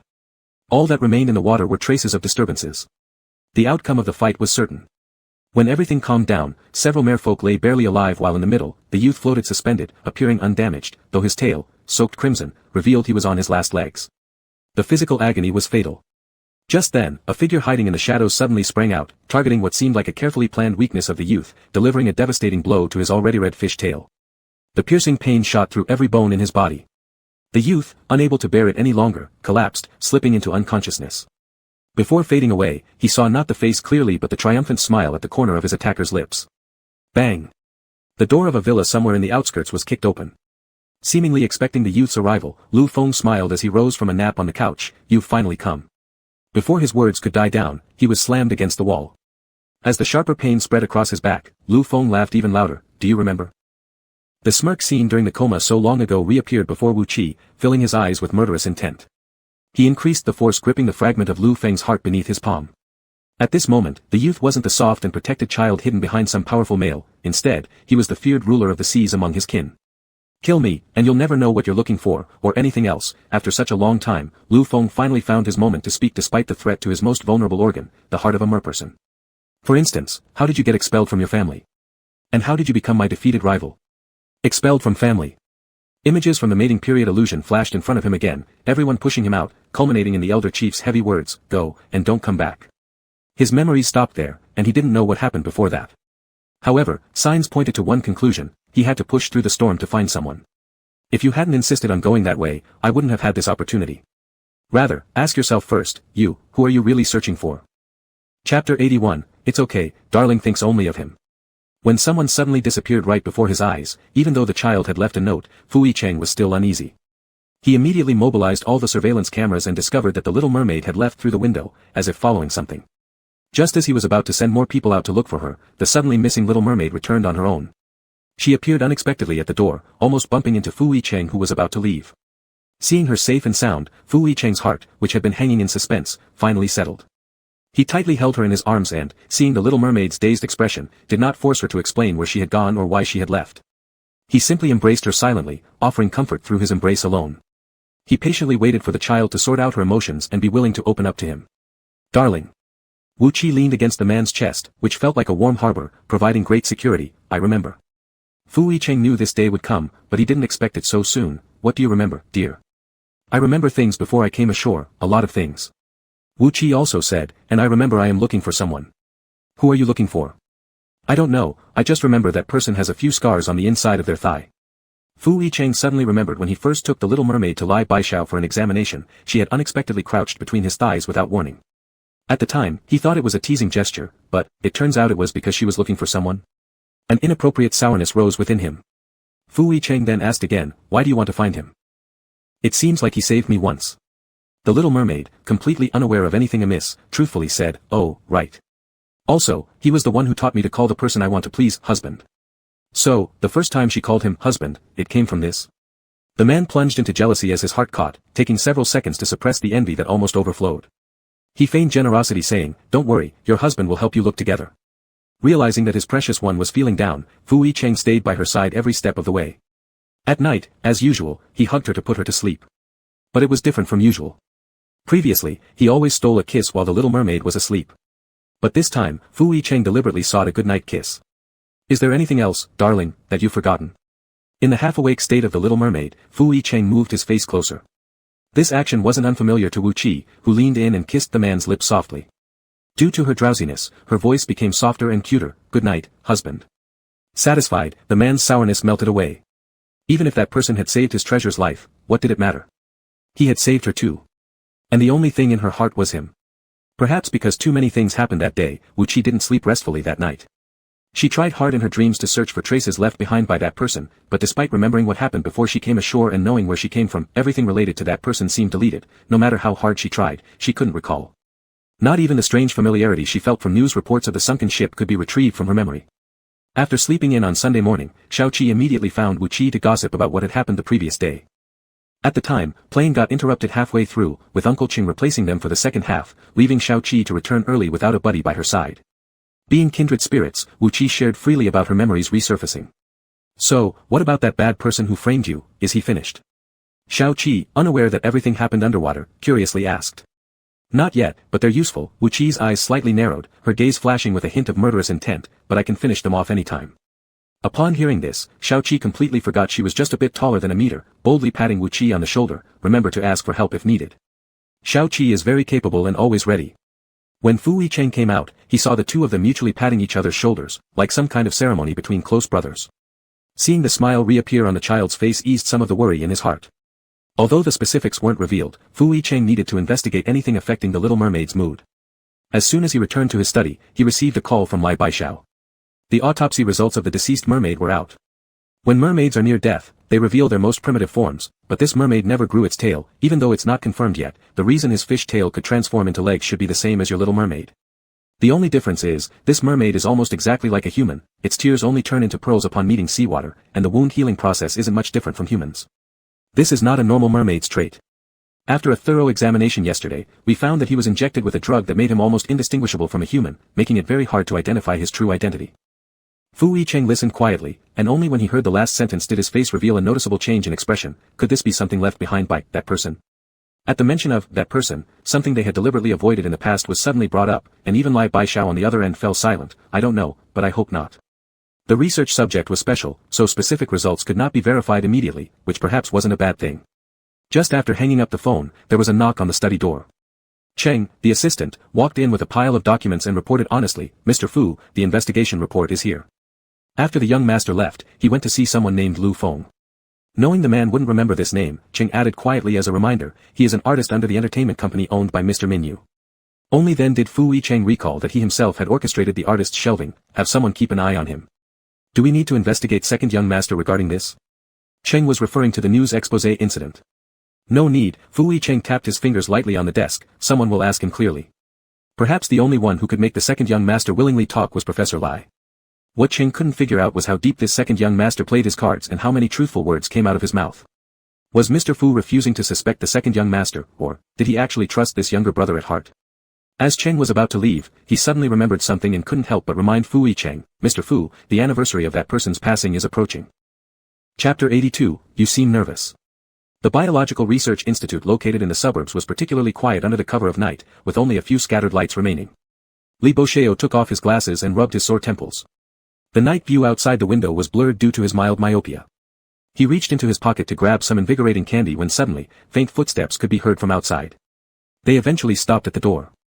Assuming it was his assistant who had forgotten something after work and didn't want to disturb him, Li Bosheo went over and opened the door. Lifting his gaze, he almost stumbled into someone's arms. A unique fresh scent belonging to a man wafted over, mixed with a faint medicinal smell that instantly dissipated the drowsiness in his brain. A hand supported his waist, stabilizing him. A voice laced with laughter descended from above. Why is brother so careless? Though it was merely a gentlemanly touch, Li Bosheo felt as if he was trapped in this small space by this hand, unable to escape. He discreetly distanced himself. This is not a place for you. Is it? Fu Minyu's eyes showed a hint of disappointment. I thought brother wanted to see me. Because of this sentence, Li Bosheo looked up again. This time, there was more scrutiny in his gaze towards the man. The latter did not avoid or evade, allowing him to look freely. In the silence and confrontation, those dark pupils gradually dimmed. Brother, are you doubting me? Li Bosheo averted his eyes and didn't answer. Suddenly his chin was lifted, forcing him to look up once again, meeting profound eyes. The man's tone turned colder than before. So, brother doubts me, doesn't he? Li Bosheo, no. He attempted to turn his head, but the hand wouldn't let him refuse. Brother is lying, I can tell from your one glance. Fu Minyu leaned down closer step by step. You really don't, right? Brother. This was the younger brother he'd watched grow up since childhood. Liao Bosheo knew every ounce of the rebellious nature within him well. He knew exactly how to make the suddenly agitated beast compliant. Li Bosheo fell silent for several seconds before speaking. You wouldn't do such a thing. Sure enough, the oppressive chill around him disappeared instantly. One sentence brought back the dangerous dimness in the man's eyes and rekindled them with laughter. Like a trusted child, a satisfied curve graced his lips. Then should brother praise me? Or give me a reward? The word reward made Li Bocheo's heart skip a beat. A phrase that seemed harmless on the surface, yet carried too much information coming from the man's mouth, for example, the knowledge about Wu Qi being a mermaid. Li Bocheo remained silent without responding. However, Fu Minyu did not show any signs of displeasure, finding his own excuse instead and continuing. Father's anniversary is coming up, but I'm afraid to go alone. His breath came closer until finally, his chin rested on Li Bocheo's shoulder, with his tall figure nearly embracing the person completely. Can brother give me a little courage? It was like a child lacking security seeking comfort, reminiscent of their teenage years when falls and bruises led to playful whining in his arms. But Li Bocheo knew beneath the frail facade lay layers of pretense, just as now, he nearly got deceived again. An aggressive breath grazed his ear, disturbing Li Bocheo's composure. He could no longer stay indifferent, move aside. The lips intending to press forward halted abruptly. Looking up, his eyes were filled with hurt. Will brother push me away again like before? One sentence pulled Li Bocheo back into a memory, causing his heart to tighten momentarily. Yet, before these memories could resurface, the hand under his chin suddenly tightened. His lips were captured by softness. Contrasting the man's sickly frailty, this kiss was forceful and full of possessiveness, as if wanting to claim the person in his arms all over again. Yet, it was also akin to an astute fox knowing precisely how to expose its prey's vulnerability without rushing, withdrawing appropriately after tasting just enough. Staring at the slightly parted lips, Fu Minyu's gaze deepened meaningfully as his fingertips caressed them. After wiping away the droplets, always composed and rational Li Bocheo still found himself blank, and only when the man stepped back did the shame come belatedly. Too disheveled. Whether in the past or now, he has never been able to remain cool and self-controlled in front of this younger brother 3 years his junior. The age difference served merely as convenience for this person to call him that enchanting brother, bearing no effect of deterrence. It seemed from the moment they lost themselves emotionally that fateful night, he had already become the prey in the fox's mouth. Watching the hurried departing back, Fu Minyu leaned against the wall, his tongue lingering over the corner of his mouth where traces remained. Brother's taste was sweet as ever. As usual, Monday saw Wu Qi responsible for taking little Seven to kindergarten. This time, though, the boy didn't have his little backpack on his back. The tiny children already at the kindergarten rushed over with flailing limbs, pulling him inside to see the person they remembered from before. Wu Qi, who wanted to find out what exactly was missing in his memories, said, "No, I have something important today." Then he emptied the snacks from little Seven's backpack and shared them with his younger group of friends. Even though the big brother couldn't join kindergarten, he had specially brought snacks for them, which made them very happy. When Wu Qi left, the tiny kids shouted, "Big brother," behind him in unison, reminiscent of a scene where all the Calabash brothers called their grandpa. However, after sending the children into the kindergarten, Wu Qi didn't rush to leave. He stood there gazing at some place in particular. Until a figure hidden in that direction could no longer hide and was forced to stand exposed under the sunlight. Lu Feng was standing far away, like someone under scrutiny. A gaze so penetrating it seemed physical unsettled him deeply. Ever since all his activities were halted, he had been lurking here quietly, indulging in self-torture by watching this person smile helplessly, hating his own failure. He had thought that once this person regained their memories, there would be some kind of retribution, especially when they were powerless against him while on land. But yesterday, to his frustration, the person had walked away as if nothing happened. This excessive coldness left him uneasy, as if a blade dangled above his neck without knowing when it might fall. Watching the figure step closer, Lu Feng instinctively took a step back. But realizing the other person was currently still restricted on land, he regained confidence and provoked. "So, you finally decided to take action?" The teenager stopped walking, suddenly leaning close. This terrified Lu Feng to the point where he held his breath. But the anticipated pain never came. The teenager looked at him for several seconds before his pink lips parted, speaking softly but clearly, "You seem nervous." Caught red-handed, Lu Feng's face turned alternately red and green. Before he could respond, a hand patted his shoulder. If their relationship hadn't remained distant, he might even have expected a massage. "Don't be scared, relax." This sentence acted like a blade cutting through his taut nerves. Realizing he was being treated as an utterly helpless prey, Lu Feng reacted furiously. "What are you so proud of, Wu Qi? Do you really think being ashore guarantees your safety? Perhaps you don't know, years ago Fu Yicheng was feared by everyone outside because..." He smirked cruelly, because he was a bloodthirsty son who killed his father. Just as the young man was about to leave, he abruptly froze. Smack. His extended hand, mimicking the aggressive tail of a fish underwater, delivered a powerful slap to the other's face.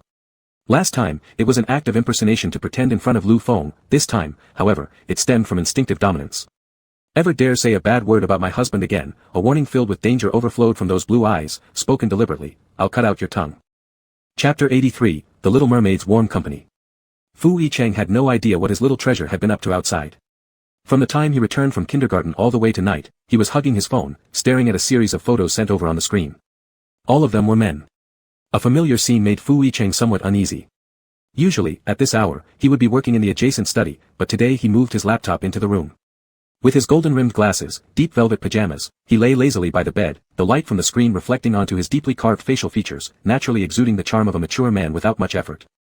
The little mermaid stared intently at the phone screen, not noticing the peacock-like man beside him trying to attract attention.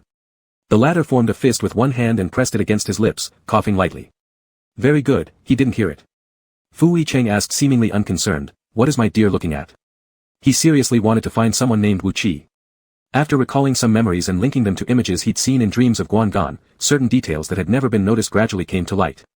After deducing a bit of information from what he'd seen in his dream, Wu Qi had originally been worried about how to search for this person. Since Lu Feng went into hiding, and the director's team replaced him temporarily, Yuan Shi, who had never stopped thinking about getting Wu Qi to sing the theme song during this period, showed up voluntarily. Compared to previous coercion, this time it was purely voluntary. Not enough. Just wait, this young master has no shortage of rogue friends, if you need any help disrobing, I can lend a hand. Fu Yicheng happened to catch a glimpse of the last sentence, his eyes instantly darkening. I've recalled some characteristics about that person. Wu Qi replied without raising his head. Fu Yicheng, what kind of characteristics? I saw his legs, they're long, so he must be tall. You also saw his legs. Oh, right, he's pretty muscular too. Wu Qi added. Can you tell how muscular? Fu Yicheng had no idea to what extent his little treasure had seen the man in his dreams, the air started to become tinged with jealousy after just 2 short sentences. Is he stronger than me? This little mermaid was incredibly honest as his hand went up to touch. His soft little hand slid up along the thigh muscles, feeling while pinching for the texture. When that hand stopped near the inner thigh, Fu Yicheng's fire immediately shot down to his lower abdomen. Just as he was about to grab the mermaid's wrist to continue the profound discussion, that hand suddenly pulled back, as if it had only been doing a comparison, even giving a rather sincere evaluation, about the same as husband. Ended in a tie.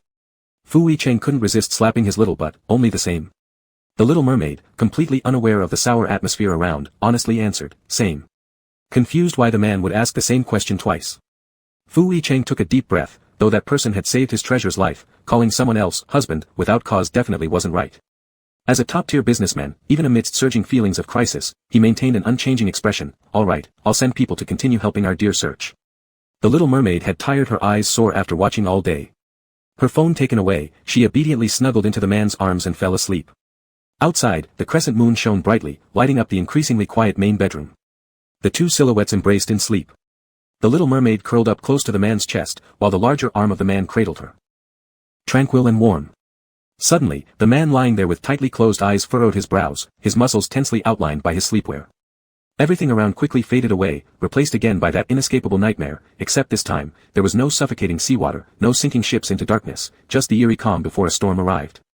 A large cruise ship was docked at the coast, the sunset casting warmth even in the breeze. Everyone on the deck wore white lab coats, leaning against the railings talking happily in the sea wind, proud to be aboard here. Amongst all the chatter, the term experimental pioneering cruise stuck out sharply. Just like this ship had never revealed its purpose to the public, outsiders did not know what was confined within its cabins to excite everyone so much, their clothes covered with blood stains despite meticulous cleaning, a demon's new attire draped over them as they joyfully celebrated ahead of time, smiles full of pride yet each grin exposing the vile nature of humanity. The horn sounded for the start of the voyage. Another wave of cheers erupted from the deck. But none expected this would be a one-way journey with no return. The man stood like an outsider at the harbor, silently watching this giant vessel slowly depart. Suddenly, a middle-aged man appeared on the facing deck holding a glass of wine. He looked towards the shore with similar poise. In silent eye contact, the raised wine glass warmly invited. As if certain that the invitation would not be refused, the in the tall glass left a crimson trail as it swayed, before detaching from his hand and falling into the sea. The red merging with the seawater seemed like a blood-soaked warning, but it quickly vanished. Come aboard, the middle-aged man's patience ran out, his smile fading at the corner of his lips. You cannot stay uninvolved. As his words echoed, the giant ship that had been drifting farther away turned into a vortex, spinning a hurricane that pulled the man on the shore down into the abyss together. At the critical moment, a hand grabbed him just in time. When Fu Yicheng opened his eyes again, small hands were patting his chest gently. The sky was still hazy, without the sunrise piercing through the darkness, as oppressive as the night. The little mermaid lay on the man's chest, her blue eyes shimmering like a starry river, igniting a beam of light in the darkness. Pet the fur, no need to fear. Did my husband have a nightmare? That tiny hand stroked his chest over and over, its warmth seeping into his heart. Fu Yicheng soon emerged from the dream, looking softly at the boy in his arms. Yeah, I dreamed about someone. With a mermaid's sensitivity to emotions, Wu Qi sensed this person wasn't someone the husband wanted to see, so he didn't ask. Still lying on the man's chest, he listened closely to the powerful beats of the heart beneath him, continuing his silent gesture, accompanying the man wordlessly. Fu Yicheng felt the comfort from the little mermaid, the knot of worry in his heart dissolving in the silent approach, his frowning brows relaxing, and a curve forming on the corner of his lips. As he raised his head, he accidentally caught sight of the calendar on the bedside table. It was the anniversary of that person's death. Chapter 84, As long as it's a treasure, he likes it. Although Wu Qi showed no visible change in demeanor and seemed normal as ever, she was acutely aware of the man's shifting emotions. This perception came from her merfolk's ability to sense emotional changes. As for all the employees of Fu Enterprises, they relied on their boss's ominous low-pressure aura to feel the mood. Whenever it was unavoidable to visit the president's office, everyone approached it as if going to their death. After yet another disheveled middle manager descended from upstairs, the pent-up murmurs finally erupted throughout the company. These next few days are a sensitive period, everyone should be cautious. Why is it a sensitive period? You new folks wouldn't know, but do you remember the shipwreck incident several years ago? It said that old Mr. Fu perished in that maritime disaster. But didn't outsiders claim our Mr. Fu committed? Shoo. Don't jeopardize your life. Such words must not be spoken carelessly. All I know is that initially, our Mr. Fu wasn't interested in business. But after old Mr. Fu passed away in that sea accident, Mr. Fu disappeared for several months and even missed the funeral. When he reappeared, he announced his succession to this CEO position. Originally, the position was intended for the second young master, which led outsiders to speculate about too many coincidences surrounding this matter. And since that shipwreck, the relationship between the elder and younger brothers broke down. No one noticed a small figure lurking in the nearby corner who quietly left after overhearing the discussion. Wu Qi had only wanted to wander around a bit when she stumbled upon some gossip, and without meaning to, found herself listening to rumors about her own husband. Her mood soured instantly. Seeing her come upstairs gloomy, Mr. Cheng, her special assistant, cautiously asked, "Young master, did you hear any rumors?" Wu Qi pursed her lips and remained silent. Her reaction already spoke volumes. Mr. Cheng further inquired, "Do you believe them, young master?" Wu Qi immediately shot back, "My husband isn't someone like that." No matter what bad things others said about her husband, she would never believe them. She simply knew her husband was a great person, the best in the world. Predictable answers. Mr. Cheng looked at the young man again with a new appreciation. Initially, it had been hard for him to believe that Mr. Fu would keep such a young man close by, as the risk involved was comparable to a ticking time bomb, not a wise or worthwhile choice for a businessman driven by interests. Yet, looking at the resolute youth now choosing faith over rumors without hesitation, Mr. Cheng suddenly understood Mr. Fu's obstinacy. Heart ailments aren't incurable, it's just that they haven't found the right cure, Mr. Cheng sincerely said. Mr. Fu is entrusted to you, young master. In the office, Fu Yicheng, who was originally buried in his work, suddenly heard the cart swiping sound. Looking up, he saw the young man walk through the door and embrace him without saying a word. "What's wrong, darling?" All these years, despite feigning indifference to rumors, Fu Yicheng actually maintained an overly cold detachment toward everything, to the point of appearing cold-blooded. Unaware that those nightmares and malicious gossip led his little one to think he had become very fragile and in need of comfort. And the little one couldn't have imagined the low-pressure aura stemmed purely from jealousy. Mr. Cheng's heartfelt words made this misunderstanding grow larger. "Nothing, I just want to hug my husband." Wu Qi sat on her husband's lap, watching her seemingly unchanged husband like usual. The more emotionless his face was, the more her heart ached. Quietly, she resolved to make her husband happy. Such a significant task required brainstorming ideas with her companions. Young Wu Qi, who also recently sensed her father's gloomy mood, enthusiastically joined the strategy planning group. The kindergarten teacher said that when you're unhappy, give the person something they love the most, and they will cheer up. Wu Qi nodded in agreement but frowned shortly afterward. "But my husband doesn't seem to love anything. How about we get daddy a pet?" Little Wu Qi, having learned differently from kindergarten, said, "The teacher said adults can't resist furry creatures." "What kind of pet?" Wu Qi asked. "A kitten," little Wu Qi answered. "Kittens are the most healing pets, affectionate and cute. Daddy will definitely like them." A light shone in Wu Qi's eyes. Her husband sometimes called her a little kitten, so did it mean he liked cats? That night before bed, the little mermaid lay on her husband's thighs while he lowered his gaze, holding a tablet to finish uncompleted files. Suddenly, her hand nudged him. Looking down, that little head rubbed against his palm, as if inviting him to caress it. Just as he opened his hand, her head moved closer itself. "Do you like kittens, husband?" Fu Yicheng stroked the soft black hair of the child, not rushing to give the dislike answer but instead asking, "Why do you suddenly ask this? Does my treasure want to keep one?" Though he didn't like it himself, if the child liked it, he wouldn't mind loving by association. "No," Wu Qi shook her head. A glowing phone screen was pushed in front of the man. On it was a chubby ragdoll cat. Before Fu Yicheng had time to take a closer look, the child's face pressed close to the screen as if making a comparison. "Husband, do you think I look like it?" The picture showed a little ragdoll kitten with a delicate and pretty face and big, round deep blue eyes that looked beseechingly at the camera lens, appearing very obedient, indeed sharing some resemblance to his own little one. But Fu Yicheng quickly shifted his gaze. It isn't as cute as you. Ah. This was already the most similar one which she tried her hardest to pick. Husband said I'm like a kitten and thought you might like cats. It's different. Fu Yicheng chuckled after hearing this reason. As long as it's a treasure, I like it. Alright then. Looks like the plan of sending a little kitten to cheer up might not work. Yet Wu Qi didn't stay disappointed for long. She soon realized that though her husband didn't like kittens, he enjoyed likening her to a little kitten. Then wouldn't pretending to be a little kitten to make him happy be perfect? Chapter 85, The Little Mermaid Breaks the Rules. That evening, just as Fu Yicheng had finished taking a shower and came out, he found his little one sitting at the edge of the bed with her small hands resting on her knees waiting for him. She was only wearing a white shirt, which she had stolen from his wardrobe. The oversized shirt couldn't cover her tiny figure. She looked like a child stealing an adult's clothing. Her freshly washed hair emitted a faint aroma, flowing smoothly, much like thousands of feathers caressing the palm. Fu Yicheng ruffled her silver hair and asked, "What's wrong, darling?" Wu Qi moved her hand along his arm and cuddled closer to the man's shoulder, resembling a clingy little sprite as she murmured softly in his ear, "ee." Seeing that the latter hadn't reacted yet, believing that her expression wasn't clear enough, she rubbed her head against him again. Suddenly, her feet dangled off the ground as she was picked up horizontally. Thinking she had played the part of the little mermaid successfully, Wu Qi happily embraced the man, then was sat down in front of the dressing mirror. All she could do was watch as the man picked up the hairdryer and said, "Does my beloved want me to dry your hair?" The little mermaid. In the past, every time after bathing, Fu Yicheng would help her wipe off the water as if lifting a wet fish out of the water, carefully drying this mane of soft hair for her. For someone who isn't adept at using both hands simultaneously like the clumsy little mermaid, such tasks were still a bit difficult. Drying the hair halfway while making an effort not to be sucked into the blow dryer was her last bit of defiance. Watching her reflection in the mirror, seeing how confidently the man acted assuming she really wanted her hair dried, the little mermaid's head drooped, silently vowing to dry her hair first next time. The next day, Wu Qi told Xiao Qi about her failure from the previous night in a gloomy tone. Xiao Qi, recalling how in kindergarten they played games by dressing up as various animals to understand the food chain, seriously taught her. But it doesn't make sense. Qi, you don't have ears or a tail. How can you be considered a cat? Xiao Qi pointed at the picture showing incredibly adorable ears and tails, providing Wu Qi with an enlightening direction. The latter instantly felt enlightened.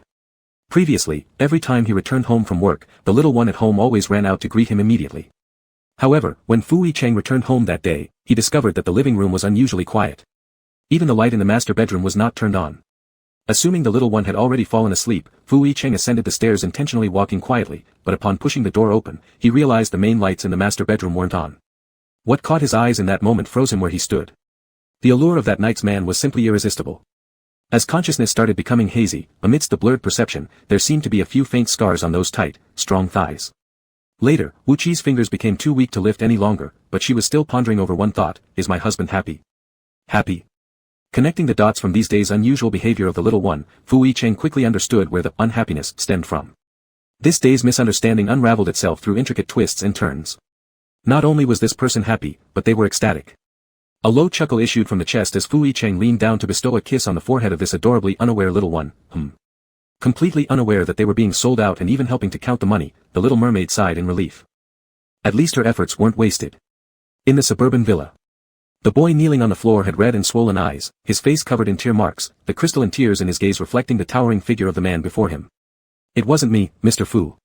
Lu Feng knelt on the floor, utterly disheveled. The wounds on his body were harsh punishments, yet he willingly endured them all as long as it was for this man. Despite bowing so humbly as to fall beneath the dust, the man in front showed no mercy, not sparing him even a glance. Don't worry. The man turned around, his lips curling slightly, but his smile didn't reach his eyes. I never said I didn't believe you. Even though Lu Feng knew such smiles were expert facades of the man, he still lost himself momentarily until two middle-aged men entered, realizing what the words implied. Seeing the large needleheads, memories of previous nightmares surged back instantly, and Lu Feng instinctively tried to escape. However, the two men easily restrained him. Mr. Fu, it wasn't me, please believe me. The man sat leisurely on the sofa with his legs crossed, looking relaxed and laid back. A puff of smoke curled around his sharp features, his elongated eyes brimming with coldness. Raising his eyes, he signaled the two middle-aged men to pin down the struggling individual as the cold needle pierced mercilessly into Lu Feng's arm. Mermaids are exceptionally sensitive to their own blood, especially the blood that has already been bound by a contract. Watching helplessly as the needle tube filled with crimson, Lu Feng went from struggling fiercely at first to gradually losing his strength, but he still clenched his lower lip. Master Fu, I really didn't. To tell the truth, death was the only way out.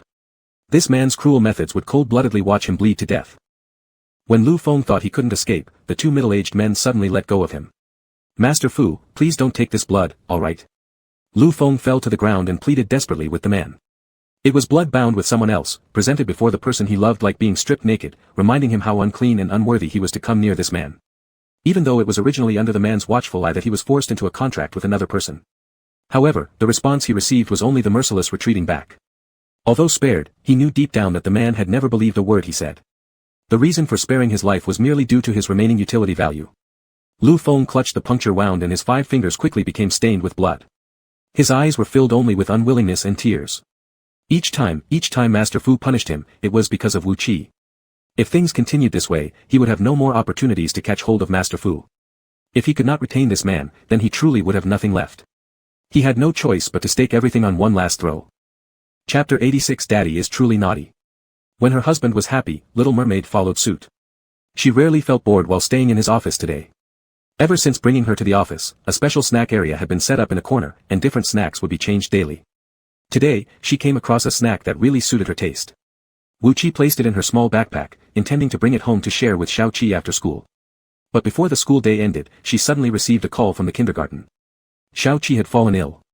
That morning, Xiao Qi noticed his entire body was itchy, but he couldn't find any mosquito bite marks for half a day. Fearing to trouble Daddy and Aunt Qi, he rinsed with cold water, thinking enduring it would make it pass. However, by noon, the sensation not only hadn't improved but also worsened increasingly. Finally, even the friction of clothes against his skin made him itch. When being picked up, Xiao Qi kept his hands behind his back, too scared to say a word. Though Daddy's attitude softened somewhat compared to before recently, he knew he was only temporarily staying, and a troubled Daddy was obviously already affected by his presence. Expecting some reprimand, he never expected Daddy just picked him up like a kitten, then put him in the back seat. Seeing Wu Qi waiting inside the car, his nerves finally relaxed. Upon hearing Xiao Qi was sick, Wu Qi immediately lost composure. Seeing Xiao Qi now, she anxiously inspected up and down. Where does it hurt? Do you have a fever? It's not a fever, I don't know why my whole body itches so much. While speaking, Xiao Qi couldn't help but try to scratch again, when suddenly a large hand grabbed his wrist. The man sitting beside handling official duties glanced up indifferently. Don't scratch with your hands. Though detecting no warmth in his tone, Xiao Qi, who was used to Daddy's aloofness, felt a flicker of happiness looking at the hand stopping him. Under the fierce midday sun, light poured onto the man as if warming and dissolving his distance of "do not disturb." Memories flashed through Xiao Qi's mind. In the lost recollections, once after being mischievous and injuring himself, fearing Aunt Qi's blame, he attempted to cover his wounds secretly, unaware this could lead to inflammation and decay. Back then, his daddy also stopped him like this, grabbing his wrist and told him no. What about going home to get beaten then? Hold on. Daddy is truly naughty. Yet in the end, not only was he not beaten, Daddy personally dressed his wound. Just fragments, faint yet enough to cause a natural smile on the corners of Xiao Qi's lips. Xiao Qi pulled back his gaze, sighing inwardly. When will he be able to recover memories just like Aunt Qi? Every time he tried hard to retrieve those memories, there was always a voice in his heart contradicting his thoughts, resisting those lost memories, as if something made him unwilling to recall it all his life. The Beijing Children's Hospital was overcrowded. Fortunately Fu Yicheng found someone in advance, sparing them too long of a wait. Perhaps all children are born with an innate fear of doctors. Seeing a doctor in white coat, Xiao Qi tightened his grip on Wu Qi's hand nervously. Wu Qi stood beside very supportively, providing constant reassurance. Despite being afraid, Xiao Qi fully cooperated with the doctor. However, when he took off his clothes, his white and tender skin showed no sign of itchiness or irritation, not even any red marks due to friction. Specifically, where does it itch? The doctor asked, adjusting his glasses. All over.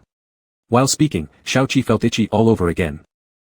The doctor questioned further, which part itches the most? Xiao Qi pointed to his leg. It began from his calf and spread orderly upwards, making his thighs and waist increasingly unbearable. The doctor pushed his glasses gravely again as there still wasn't any apparent issue on his legs. Unable to identify any specific problem, the doctor could only suggest Xiao Qi undergo a full-body checkup. However, as they entered the CT room, the previously cooperative Xiao Qi suddenly stopped, refusing to take another step forward. What's wrong with the little boy? Asked the nurse in charge. Xiao Qi couldn't explain clearly, but seeing that big machine and the thing that resembled a bed where one needed to lie down, a deep-seated fear rooted within prevented him from moving closer. I don't want to do this. Xiao Qi's legs turned weak upon hearing the machine starting, and taking advantage of the nurse's distraction, he ran out. After running out, instead of an empty corridor, Daddy and Wu Qi were outside waiting for him. Xiao Qi rushed over, hiding behind Fu Yicheng and pleading with tear-filled eyes, Daddy, I don't want to do this. Fu Yicheng asked, what's your reason? Looking into the man's eyes, Xiao Qi's voice faded, I'm afraid. If we don't check, we won't know exactly what the problem is. Fu Yicheng's voice betrayed no emotion, but it was clear he was being patient. The situation might worsen. Xiaoqi didn't want to admit he was timid in front of Daddy, but thinking about those intimidating machines, he turned to Wu Qi for help with a pleading look. Wu Qi seemed to empathize as she too looked pitifully at her husband. Even though she hadn't approached them herself, she was scared of those devices too. Just as Fu Yicheng was about to refuse again, Little Mermaid Xiaoqi glanced at him and his heart softened once more.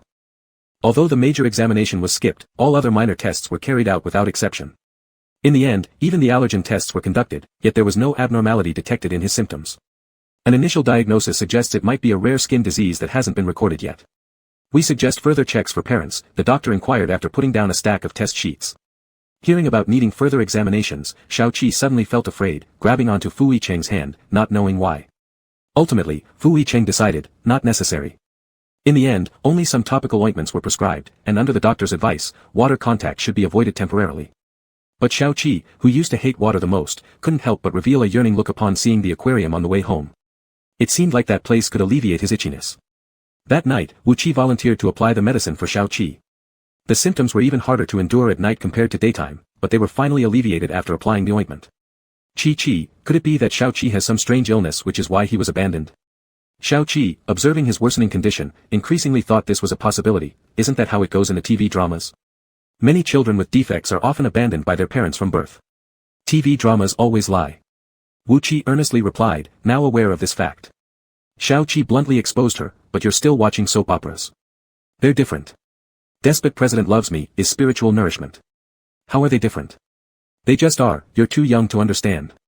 Who said I'm too young? You haven't grown up fully yet. I have. The two elementary chicks began bickering back and forth, but eventually, smiles returned to their faces after a tiring day. However, the next morning, Xiaoqi suddenly developed a high fever without any warning signs. Chapter 87, On Purpose, Little Buddy. Wu Qi woke up to see a few doctors in white coats coming out of Xiaoqi's room. Only then did he realize that Xiaoqi had been running a high fever all night. When he got there, Xiaoqi had already fallen asleep after receiving the anti-inflammatory injection. That little face had turned pale and bloodless. He was unknowingly dreaming something, his brows were knitted tightly the whole time. Suddenly, the sleeping person began to struggle, shaking their head vigorously while murmuring something indiscernible. Wu Qi rushed over and held Xiaoqi's hand, leaning down to listen, hearing a fearful and scared utterance, no. With just these two words, it resonated with the empathic emotions Wu Yu felt, making him sense the same fear as Xiaoqi. It was said that when a person suffers from amnesia and can't remember past events, it is a form of self-protection, because there's always unwilling to remember pain in those memories. Perhaps the reason Xiaoqi couldn't recall his memory and forgot everything about the past was exactly this. Wu Qi gently patted Xiaoqi's chest, comforting him, Xiaoqi, don't be afraid, I and your daddy are here. Perhaps he faintly heard this sentence, Xiaoqi's originally taut body gradually relaxed. The frown smoothed out, unconsciously pulling Wu Qi's hand into the deep sleep. At first, the hired family doctor preliminarily determined that it was the skin disease that destroyed the immune system, which caused the high fever. However, in the next few days, no matter how many anti-inflammatory injections were given or how much cooling water was hung, Xiaoqi's high fever never subsided. The entire person completely fell into a coma. The dedicated family doctor responsible for Fu family finally had to suggest helplessly, Mr. Fu, we're sorry but our capabilities are limited. We should send the young master to the hospital. Everyone who could serve as the Fu family's doctor must be retired professors with years of senior experience. It was impossible for them not to be capable enough. This was the first time they doubted their own strength. After being in the medical field for such a long time, they have never seen such a strange illness, the body itching with no signs on the skin, high fever with no allergic reactions to medicine but refusing to subside. It was as if all the medicines failed to work on this small body. Fu Yicheng's expression became grave, and he had already made up his mind. If sending to the hospital meant undergoing a large number of tests, so be it. But Wu Qi also didn't bear to watch Xiaoqi's tiny hands filled with more needle marks and agreed with the doctor's suggestion. However, on the very night when they prepared to send him to the hospital, the person who wouldn't retreat from high fever despite multiple injections suddenly saw a drop in temperature. Not only did it decrease rapidly, but it also dropped below the normal human body temperature. Consciousness returned, and he seemed just like nothing had happened. His first words upon opening his eyes were, Dad, Xiao Qi is hungry. Wu Qi, who had been keeping vigil beside him, immediately went to bring food. Are you still feeling unwell? While looking at the person swallowing hungrily, Wu Qi asked with concern. Xiaoqi let out a burp, leaned against the side of the bed, and sighed comfortably. If it wasn't for the wet bangs sticking to his forehead, it would be hard to believe that he was the child lying unconscious with high fever these last few days. Not uncomfortable. Qi, can I have another bowl? No, according to Dad, you haven't eaten for days and can't eat too much all at once. Xiao Qi licked his lips greedily, still wanting more. Seeing him fully recovered, Wu Qi's heart that had been troubled for several days finally settled. Then something occurred to him, so he cautiously opened. These few days, you were talking all the time. Did you dream about something? The latter looked puzzled. No, Xiao Qi didn't say anything. The blank expression didn't seem like someone forgetful due to high fever. Wu Qi became even more certain of his guess. If that's the case, then those unpleasant memories better disappear. Being happy every day together would suffice. Xiao Qi's recovery power was astonishing. Just a few days ago, he was lying in bed unconscious, but the next day after the fever retreated, he was lively and active, actively applying to go back to kindergarten. Fu Yicheng thought the light bulb was too bright, and after the doctor confirmed there was no problem after a checkup, people were sent to rush Xiao Qi back to kindergarten. Right now, the little merman was sound asleep on the man's thigh. During this time, whenever Xiao Qi fell ill, Wu Qi was always the most anxious one, staying by his side, busy handling various tasks. Looking at the exhausted little friend, Fu Yicheng tenderly reached out to stroke that little head, realizing that since there were now two little friends in the house, it might be necessary to find someone responsible for taking care of them. The initial reasons for not finding anyone were partly because he didn't want the two-person world disturbed, and partly because sometimes, Xiao Qi impulsively went to visit his old friend, the turtle, at the aquarium. With outsiders in the house, returning would no longer be possible. Unexpectedly, the little friend listened and showed no sign of resentment, and even came up with a solution, saying, if I can't go in, it can come out. At this moment, the sea turtle that was dominating the entire aquarium and resting comfortably behind a coral had no idea that its fate had already been decided. Cheng's assistant picked out a suitable candidate that very day, a 50-something-old butler with a clean background. Due to his wife and children passing away in an accident, he had no ties left, and he adored children. Fu Yicheng also thought of something he had always wanted to do but hadn't had the chance to act on yet, installing surveillance cameras in every corner of the house. This way, even if he wasn't home, he could still see his beloved ones at any time. Upon first seeing the surveillance camera, Wu Qi curiously pressed his entire face against it, nearly dismantling it to use as a camera. It was only after Fu Yicheng timely explained the purpose of the surveillance that another destructive disassembly of their home was avoided. Can my husband see what I'm doing at home through this? Wu Qi found this incredibly fascinating after hearing it, and can I talk to him through this? The next day, when the little merman lazily stayed in bed, Fu Yicheng didn't reveal the small thoughts on his mind. He let the butler deliver breakfast upstairs on time and then left with Cheng's assistant. Sure enough, once he arrived at the office and opened his phone, a face magnified several times appeared on the screen. Staring at the pink lips slightly parted in amazement on the screen, the figure holding the monitor kept examining it from all sides and even put an ear close to it. Fu Yicheng smiled as he clicked on the microphone and called out, "Baby." That face immediately retreated a distance, with eyes brimming with even more curiosity. However, knowing there was a pair of eyes secretly watching him, the little merman decided to behave properly at home. In the living room, there was no mischief. He seriously turned on the TV to watch documentaries and learn. But being a restless nature, he couldn't stay seated for long. The increasingly frequent glances at the surveillance were a sign of impending trouble.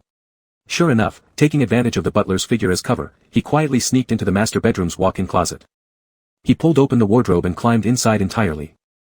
Chapter 88, Baby, have you been a good girl? Not knowing that there is a pair of eyes secretly watching her, the little mermaid behaves well at home. She does not make trouble in the living room and even turns on the TV to watch documentaries for learning. But with an uneasy nature, she cannot sit still for long, and her increasingly frequent glances at the surveillance indicate mischief ahead. Sure enough, using the butler's shadow as cover, she sneaks into the master bedroom's closet. She pulls open the wardrobe and crawls right inside. Fu Yicheng mutes the microphone, casually sets aside his documents, leans back in his chair, and calmly watches what the little mermaid will do next. Unaware that every move she makes is observed by the man, the little mermaid flips over and embraces the clothes, facing toward the direction of the camera. Wu Qi finds it extremely boring. Regretting not going to kindergarten with him, he originally wanted to express his longing for the man through this method and tell the man he is waiting for him at home. Little does he know, he has already drawn the attention of those outside the monitor eyes. The man's voice continues to come through the monitor.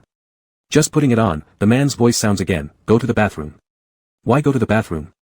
Curiosity immediately peaks as the little mermaid crawls out of the wardrobe. When the little mermaid arrives at the bathroom, the next command comes, "Go over there, turn on the shower head." Instinctively following the sound, the little mermaid discovers that even the 40-square-meter bathroom has been fitted with surveillance cameras by the man. It feels as if the man deliberately challenges him. Despite only seeing a dark void on the monitor, Wu Qi senses those eyes piercing through everything and landing on him. Perhaps feeling utterly humiliated at this moment, and realizing the man is far away in the office unable to really do anything, the thought to seize control emerges. Fu Yicheng does not know that at this moment, a cunning smile spreads across the face of the young man who has his back to the camera. Seeing no response from the other side, the little mermaid, believing more firmly now that the man can only bully him through the monitor, becomes even bolder. The silence there makes him even more reckless. His silver hair drips continuously, droplets sliding along his delicate features, hanging precariously at his jawline before merging and turning his clothes transparent. Still, the camera shows no reaction like a black hole, and Wu Qi feels the meaning behind that silence. Unable to suppress a victorious grin that tugs at the corner of his mouth. Finding such an enjoyable activity, the little mermaid completely gets hooked, occasionally turning around to flash a provocative smile towards the monitor. Completely unaware that the man on the monitoring end has remained silent for quite some time. Only when reminded that moderation is key does the little mermaid finally recall. With water dripping non-stop from her head, the thoroughly wet figure steps out of the bathroom looking down, takes a few steps forward, and suddenly bumps into a solid wall of flesh. The man has stood there silently admiring her up close for who knows how long. Wu Qi is stunned. Dumbfoundedly turning her head to look at the nearby monitor, then to the man in front of her, seemingly bewildered as to why the person on the monitor seconds ago would suddenly be right here. After several moments of silence, a belated sense of humiliation washes over her. Attempting to instinctively retreat back into the bathroom, she is picked up before she can. As Fu Yicheng goes downstairs, he just meets Xiao Qi returning home from school. That small figure hops off the car like a bird set free, pulling a little backpack joyfully running through the yard heading straight to the gate, eager to find a playmate. Upon spotting him through the glass, he clearly pauses, hits the brakes with both feet, transforming instantly from a runaway horse into a compliant lamb, landing his left hand and foot simultaneously, walking neatly. Chapter 89 Dad cares about him. This time the man fulfilled the little mermaid's wish in the bathroom. In the misty steam, the little mermaid pressed against the wall, covering her mouth to stop herself from making any sound. Every bit of indulgence she had in front of the surveillance camera was now followed by the consequences, as tears rolled down her cheeks. Wu Qi was grateful to still be alive after being carried out of the bathroom. She was so exhausted that she fainted, and when placed on the bed, fell into a deep sleep immediately. When Fu Yicheng went downstairs, he happened to meet little Seven who had just returned from school. That small figure, like a bird released from its cage, tugged along his little backpack happily skipping through the yard toward the main gate, eager to find a playmate. The moment he caught sight of Fu Yicheng through the glass, his movement paused obviously. The restless little horse instantly transformed into an obedient lamb, placing his left hand and foot on the ground simultaneously before walking properly. Watching the completely assimilated child who now walked with hands and feet moving in unison, Fu Yicheng smiled slightly at the corner of his mouth when his gaze moved away. Little Seven asked his father right after entering why he came home so early today and then started looking for Wu Qi. He is tired, resting. Hearing this from his father, little Seven didn't dare disturb Wu Qi anymore. Although he really wanted to know why Qi got tired before nightfall. Just as he prepared to carry his little backpack back to his own room, his father's voice came again, something he did not expect. Does your body still itch? Dad was concerned about him. Realizing this, little Seven's eyes sparkled with joy, shaking his head as he rushed towards Fu Yicheng. Not itchy anymore, thank you, Daddy. He ran excitedly back into his room and jumped around on the bed full of delight. After calming down, he realized that he had lied to Daddy. Even though his whole body wasn't itching anymore, since this symptom disappeared, there had been a voice in his dreams calling out to him continuously over the past few days, and he was indeed afraid. Wu Qi woke up from hunger in the middle of the night. Careful not to wake the man, she tiptoed out of bed silently, but almost collapsed due to weak legs. After successfully leaving the room, while rubbing her sore waist, she mumbled curses and went downstairs. Halfway through, there was a sudden sound coming from a nearby room. Though faint, Wu Qi was keen enough to notice something unusual, quickly heading toward little Seven's room. Since little Seven moved in, the entire room had been converted into a children's room. To prevent accidents, the door was designed with a childproof lock which could not be locked from the inside. Wu Qi gently pushed the door open and found, under the dim light, a figure curled up shivering on the floor, letting out unintentional whimpering sounds. Sensing the sudden change in light, little Seven, who had tightly shut his eyes, suddenly opened them wide, dashing straight into Wu Qi's arms. Wu Qi touched little Seven's head, saying, a little pat will scare no one. This trick worked truly well. The trembling little Seven gradually calmed down and found his voice. Qi, someone is calling me. That voice had returned again. It wanted to catch him. Wu Qi looked around, sensing no unfamiliar presence. Who is calling you? I don't know. He didn't know who that person was, and saw even less clearly in his dreams, yet that voice would transform into claws trying to grab him. He kept running, attempting to escape.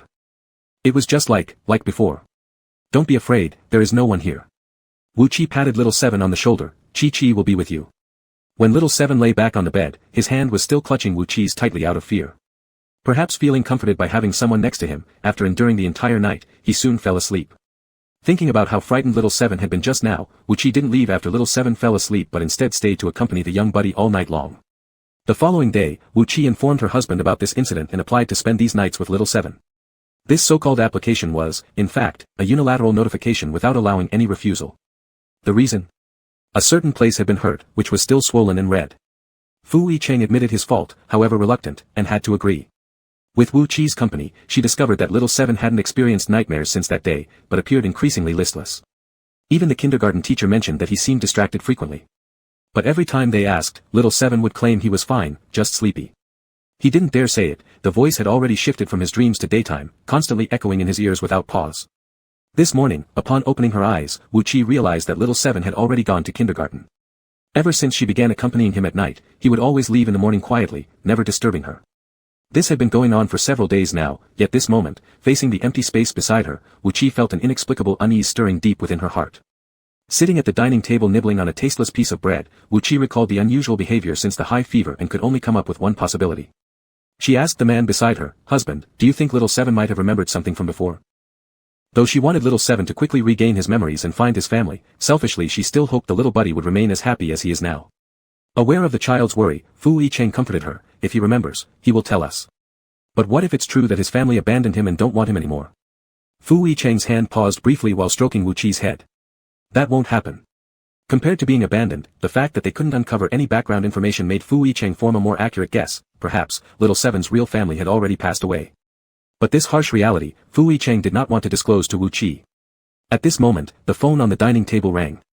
With his husband handling myriad affairs daily, incoming calls during meal times were quite common, yet this time, upon seeing the suddenly lit screen, Wu Qi felt her growing unease amplify until she heard the anxious voice of Mr. Cheng from the other end of the line. "Mr. Fu, there's trouble. Little Seven has gone missing." The homeroom teacher responsible for little Seven's class was the first to notice his disappearance. At that time, everyone was getting ready to play a game. Seeing little Seven's recent poor mood, she suggested letting him be the leader this time. The once most enthusiastic little Seven refused this time. His reason was that he wanted to go to the bathroom. And he didn't need the teacher to follow him. Although little Seven was young, he appeared more mature than children his age. Ever since starting school, he never needed the teacher to accompany him to the restroom. Without any suspicion, the teacher watched him walk into the restroom and then felt relieved. But after 15 minutes, he still hadn't come out. When the teacher went back to check, little Seven had vanished. Though the private kindergarten was large, it had 4 gates both front and back, but safety precautions were always maintained well. Outsiders had to go through identity confirmation to enter, so it was impossible for someone to take him away. As soon as contact with the parents was established, searches began throughout the premises. On the way there, surveillance footage had already been retrieved. After receiving the call, Mr. Cheng trembled as he reported. Little Seven left by himself. Chapter 90, Xiao Qi's Identity. To everyone's surprise, it turned out that Xiao Qi had left on her own. The surveillance footage showed Xiao Qi slipping away from the restroom unnoticed, heading to the cafeteria area where she climbed onto the back of a vegetable delivery truck. Several shelves inside blocked her small figure from view, and the driver didn't notice her presence at all. The kindergarten reached out to the police for help, while Fu Yicheng took Wu Qi in the car to follow the route the truck had taken based on the footage. The car was speeding down the highway. Fu Yicheng maintained constant contact with the police and sent people along all possible exits of this road to search. After finishing his calls, he realized the child beside him hadn't said a word. An unnerving silence filled the car. "Baby?" Meeting Fu Yicheng's worried gaze snapped Wu Qi out of it, and his first words were, "Husband, Xiao Qi didn't leave on her own." At first glance, anyone could be misled by appearances. But upon closer inspection, when Xiao Qi climbed onto the truck, her body was stiff, her expression blank, like something was subtly guiding her, making her willingly move away from adult supervision. Wu Qi remembered his first heat cycle. Even then, he only had half-real, half-illusory dreams. There was always a voice calling him, and when he woke up, he found himself in an unfamiliar place. When he tried to recall later, he couldn't remember any details. "Baby, I know," Fu Yicheng responded. Xiao Qi wasn't like other children who lived under someone else's care. She was extremely obedient and considerate, never one to cause trouble easily. The driver Cheng, listening from the front seat, broke into cold sweat despite his already tense emotions. "What do you mean she didn't run away on her own? Are we talking about some kind of supernatural event?" At that moment, the phone rang again. The police had managed to reach the truck driver, but the man had long returned to his station to load more cargo. There was no sign of Xiao Qi. All leads ended here. Cheng suddenly thought of something, panic gripping him. "Mr. Fu, what if young Master Xiao Qi?" "No." Wu Qi cut in. For reasons unknown, he could feel it, as though there was a connection between their kind. "So where is young Master Xiao Qi?" After these words hung in the air for a few seconds, there was silence from the back seat. As Cheng wondered if he shouldn't have let a mere kid throw off his composure and ask such a question, the previously silent youth suddenly spoke. "A place with very dim light." In broad daylight, how could a place outdoors be so dark? Before Fu Yicheng could continue questioning, the boy closed his eyes, furrowing his brows slightly as he offered a more specific clue after a second. "There are a lot of tall buildings, but there are no doors." The moment these words left his lips, a familiar destination came to mind. It was known that mer people had certain mysterious perceptive abilities, able to sense emotional changes and detect the presence of others like them. Cheng fully trusted the target given by Wu Qi, but wasn't young Master Shao Qi human? The car stopped among several towering, unfinished skyscrapers. Very tall buildings, no doors, dim lighting. This abandoned building was not unfamiliar. It was here where the gray-skinned merman was discovered dead. Once out of the car, Wu Qi, who had been quiet and composed earlier, abruptly ran toward a certain direction. At this moment, it seemed as if he truly sensed something, the presence of Shao Qi, the faint pulse that was growing weaker and weaker. Closer, getting closer. Then, in the distance, the dusty outline of a collapsed figure appeared before their eyes, causing Wu Qi's heart, which had been strung tightly, to drop instantly.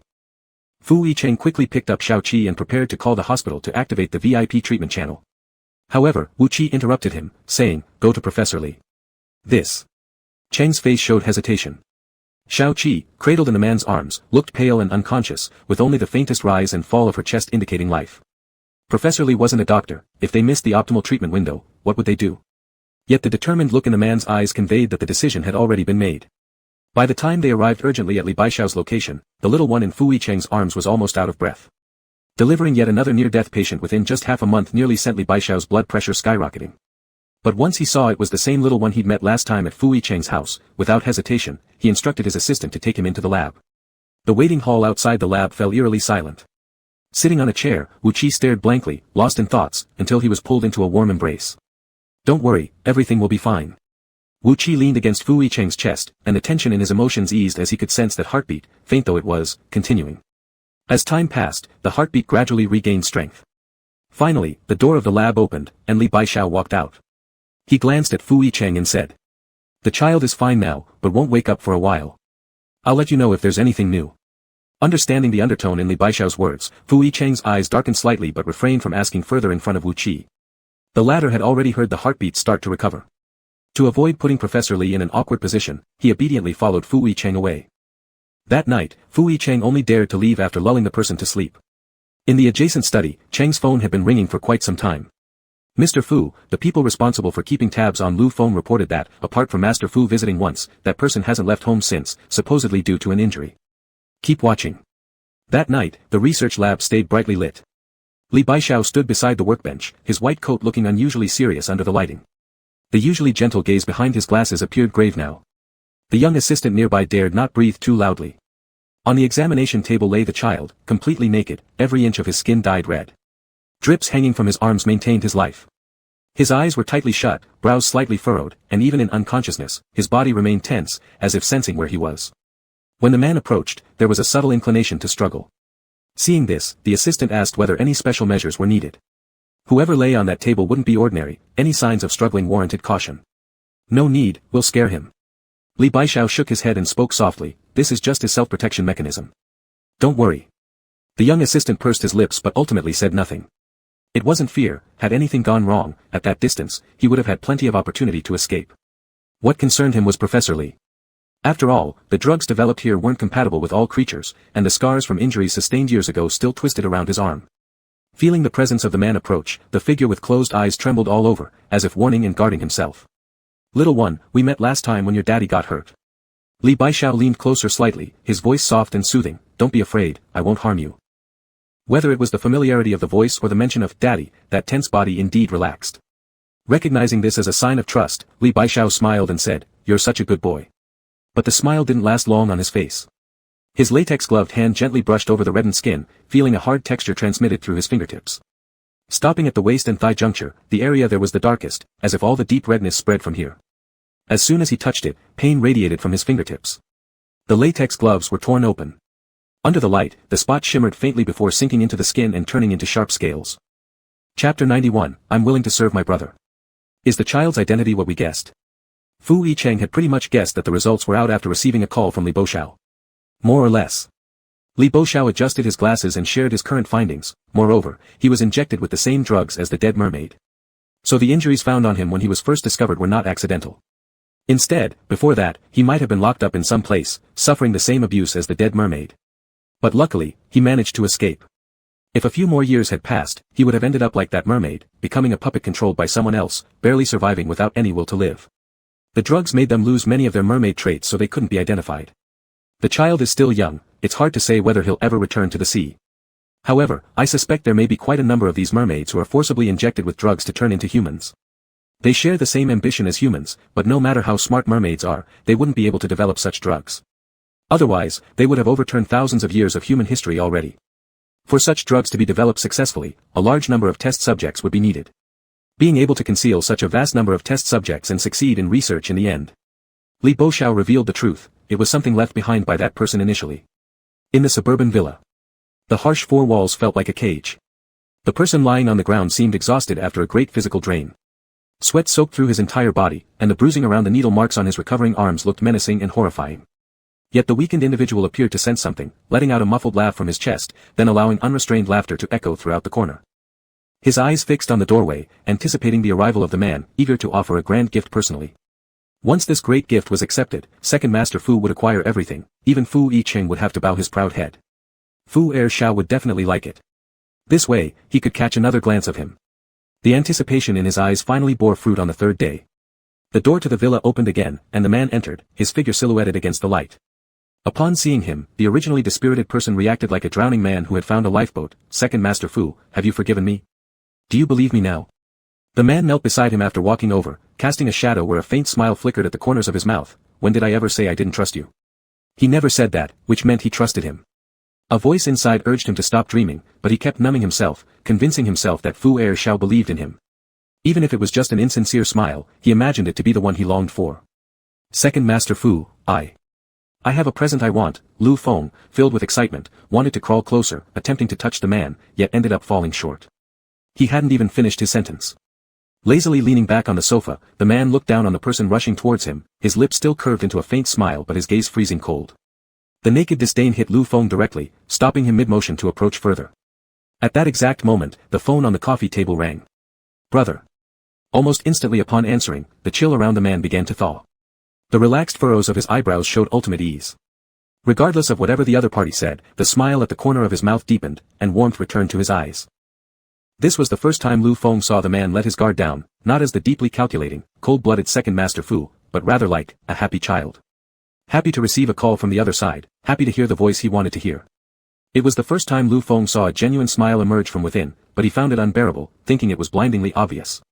He had once convinced himself with the best excuse, that the man wasn't indifferent, he just wasn't perfect enough. So, he chose to enter the entertainment industry, hoping to stand under the spotlight through his own efforts, thereby drawing the man's attention. In the end, he was wrong. The man wasn't heartless, his heart had long been placed with one person, all tenderness given solely to that individual. All those years of fondness, all those years of sweet acceptance, in front of this interrupted phone call, felt like nothing more than a joke. To lend someone. The man suddenly lowered his head during the call, the smile aimed at the youth before him frozen, as the latter sensed the dangerous fear flashing in the man's eyes. His legs turned weak, the plea not fully forming before the man chuckled and agreed, sure, brother. With the phone call disconnected, all hope disappeared for Lu Feng. Kneeling nearly to the man's feet, he begged, please, don't send me there. I will die. It was the place all mermaids feared the most, where they lay without dignity on the experiment table, subject to human research and admiration. Their last ounce of self-respect would be trampled and crushed. However, the man's response was simply his departure, as if in a hurry to see someone else, leaving behind a cruelly indifferent silhouette. Even when several people came in and lifted him up, the man didn't spare him even a single glance. In the lab. After arranging for the person who was sent over, the little assistant recognized the man as the one who had sent flowers last time. Not daring to stay a moment longer, he hurriedly left. The man leaned against the wall with his arms crossed, watching the person putting on a white coat with an appreciative gaze. Even such an ordinary action made him linger with interest. Actually, during the impulsive phone call just now, Li Boxiao had already regretted it. But in order to awaken that child and figure out the connection between the recent consecutive mermaid incidents and the news released, this gray-skinned merman was the best candidate. The burning gaze from behind didn't hide at all, fixating intensely on him, making Li Boxiao feel restless. He knew that as long as he opened his mouth, Fu Mingyu would definitely agree. But there had to be something in return. After finishing with the last button, Li Boxiao feigned calmness and turned around. Just as he was about to step inside, his wrist was suddenly grabbed. Looking back, he saw that person leaning close, whispering an enticing suggestion in his ear akin to a lover. Brother can also study me, from head to toe, thoroughly and completely. That hand slowly slid down to his waist, tightening slightly and trapping Li Boxiao in its embrace. I'm very willing to serve my brother. Chapter 92, I'll give you whatever you want. 10 hours later, the lab light went out. The young assistant standing nearby had gone numb in both legs. Just as she relaxed, she heard the man say, "You've worked hard." Seemingly accustomed to such high-intensity work, there was not a trace of fatigue on Li Baixiao's face, and his white lab coat remained impeccable. The young assistant admired him with utmost respect. While ordinary workers wouldn't stay overtime for a single second, the moment she sneaked away, she returned and quietly reminded, "Professor Li, that handsome young man who sent the flowers is still here." The person facing her stiffened slightly, maintaining composure under 10 hours of pressure, but for a moment, tension flickered across his face. But after considering the other person's health condition, he didn't linger long in the research room. As he walked out, the man maintained his initial posture leaning outside the research room, easily making one imagine whether this was a silent way to accompany closely. The man lowered his gaze, his long eyelashes covering his eyes, and though the air around him was overshadowed by illness, carrying an ominous gloom, when he saw Li Baixiao, those deep, fathomless black eyes lit up again. Li Baixiao shifted his eyes, reminding Fu Minyu what time it was at night. At this hour, it shouldn't be the time for a patient to still be lingering here.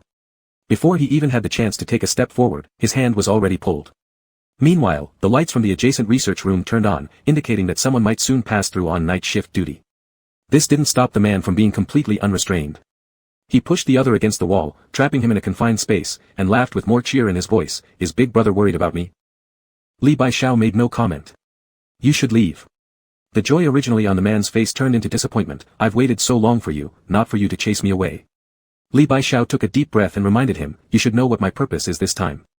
When he brought the person over, he should have been prepared for the possibility of dying on the experimental table at any moment. "I know that, so what?" Fu Minyu chuckled lightly and said the cruelest words in the most casual tone, "It's just a cheap life anyway, and if you like it, I'd naturally be willing to offer it." Li Baixiao looked up at the man's face, without a trace of joking intent. If he liked something, he would give it without hesitation. But that wasn't what Li Baixiao wanted. Looking at the pale face that never regained its color, Li Baixiao fell silent for a few seconds before opening the topic they had always avoided discussing. "Back then, you shouldn't have let him stay. Everything left behind by that person should have disappeared entirely with that maritime disaster. Otherwise, it would become a future problem." The news of the merman causing a sensation, the consecutive appearances of controlled mermen, all indicated the beginning of something significant. The smile that had lingered at the corner of the man's lips froze. "So, you think, like my older brother, that I made a mistake?" This sentence ignited the emotions that Li Baixiao had suppressed. "Fu Minyu, why can't you wake up?" For the first time hearing his full name come from the other's lips, the man stood stunned, his smile replaced by a dark shadow covering his eyes, swirling within them like anger being provoked. But in the end, he only quietly looked at the person trapped in his arms until he was pushed away. This time, he didn't grab the person leaving again. When that figure finally disappeared, he still maintained the pose of having been pushed aside, and as his hanging hand dropped, belated words echoed slowly in the now silent corridor, "I'm not wrong." Darkness covered the entire earth. A villa situated on a hillside seemed abandoned and forgotten by the entire world, standing lonely. The man sat on the couch, immersed in solitude, allowing darkness to swallow him without resistance. No one knew how much time had passed when a flicker of flame rose slowly alongside wisps of smoke. The lit cigarette emitted a faint red glow in the darkness, reigniting buried memories hidden deep within his heart. "Don't play with him. He's sick and will infect us. So scary. Would we then be like him, coughing nonstop every day? Cough, cough, cough. Like this? Ha ha ha ha ha."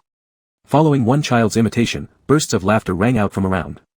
The small teenager isolated in the corner flushed bright red, unable to suppress his coughing despite his efforts. It caused a chorus of mocking laughter. "He looks like a clown." The clown turned away, filled with desolation in the end. He tried his best to avoid people, showing smiles only in front of his two brothers. Yet, these moments spent with his brothers who were not of his same age were brief. Reassigned to another class, he couldn't escape from those same tormentors. There came a time when the clown could no longer hold back, writhing in pain while curled up on the ground. "With such a white face, isn't he going to die? He's probably dead. He kept bothering us, so irritating. Leave him alone. He's a short-lived ghost, better off dead. Go away." Although in the end, the small teenager, who was eventually a head taller, ran over and carried the unconscious person on his back, his fierce eyes at such a young age scared off his peers, protecting the clown behind him. But before losing consciousness, those disdainful and mocking smiles were deeply etched into the clown's eyes.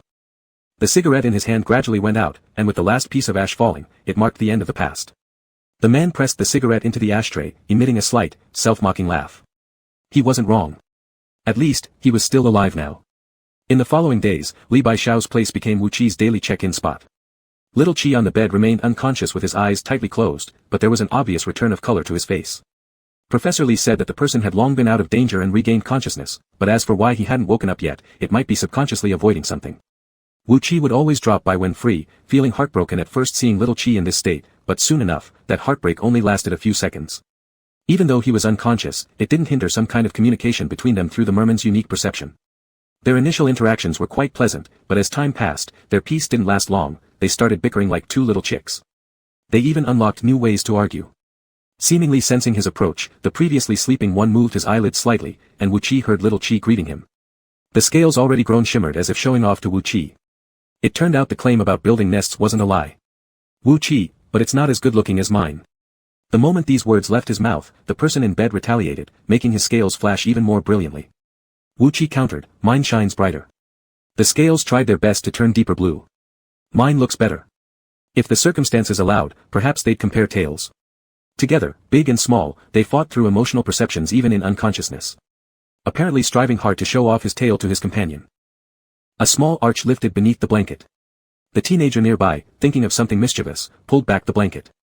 Beneath it revealed a fully naked body, his gaze casually scanning it before emitting merciless laughter. Expected it, still haven't grown all your fur.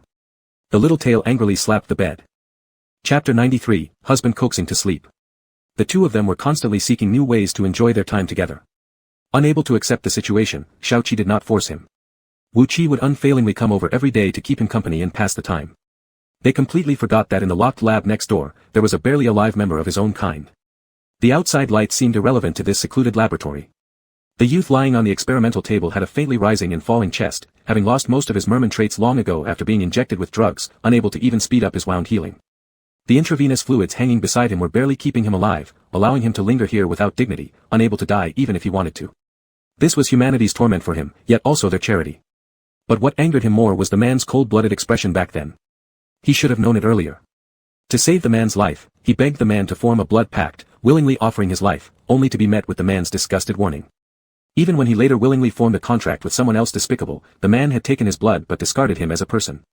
Knowing the man wanted merfolk, he risked everything and presented the merfolk, yet when he wanted to dedicate all his heart and soul, the man personally sent him to the executioner's block. Even after begging pitifully and giving up all his dignity, nothing could change anything. He was treated cruelly and heartlessly, while another person received all the tenderness from the man. If he had to grovel like a dog again and again, what was the point? In the laboratory, a crazed laughter rang out, layer upon layer covering the hatred deeply embedded in his heart. Since he had lost everything, why not go insane entirely? He would make himself stronger and make those who trampled on him regret it. If the man refused everything he offered, he would destroy it with his own hands. And at the same time, let all those who turned him into this pay with their lives. Wu Qi had now become a regular visitor to the research institute. Fu Yicheng didn't try to steal Xiaoqi this time, unable to see him during the day, he made up for it at night by spending all his thoughts on him. The little merman knew he had been neglecting the man recently and was particularly conscientious about it. On this night, after coming out of the shower, the man was still working propped up against the headboard of the bed. The bright light of the screen shone on his glasses, which he only wore when working at night. Under the soft glow of the light, the cold and distant air he exuded during the day disappeared, revealing instead an air of elegance. Wu Qi liked climbing onto the man and taking off his glasses, because no matter which side of the man, he belonged solely to her. Suddenly, her head blocked the screen, but work always came second to children. Fu Yicheng smiled and closed the laptop. What's wrong, darling? Wu Qi snuggled closer. I want you to lull me to sleep. Previously, she had always been the initiator, so it was rare for the child to make such a request. Realizing the child feared being neglected, Fu Yicheng felt his heart melt, and he pulled her into his arms. Are you tired, my dear? Not tired. Now it was just another way of accompanying Xiaoqi. Moreover, he believed Xiaoqi would remember everything and bravely move forward. Wu Qi wrapped her arms around the man's neck. I want to hear you tell a bedtime story. Okay, what would you like to hear? After some thought, Wu Qi said, can I hear a story about your childhood? Not expecting the child to ask for this, compared to saying there was nothing to say, it might as well be said there was nothing worth remembering. But since his child wanted to hear it, he didn't mind telling it. When I was a kid, the thing I remembered most was probably my first fight. A fight? Wu Qi's eyes widened with curiosity. After all, this rude word didn't seem to match the man's mature and composed demeanor. Yes, Minyu had poor health and was bullied by many people back then. Afraid to cause trouble for us, he dared not speak out. Later one day, we witnessed it and rushed to beat them up. Did you win? No, they were too many. But after that, those guys wouldn't dare bother Minyu anymore. Why? Because he took advantage of the changing room time to cut through their underwear, making them go around all day naked below the waist. Seemingly lost in past memories, a smile gradually spread across the corner of the man's mouth. Always knew how to get even as a kid. Later on, whenever they went out alone, Li Bisha and I beat each of them individually until everyone gave Minyu a wide berth. As a result, Minyu thought he had scared them away and gained confidence.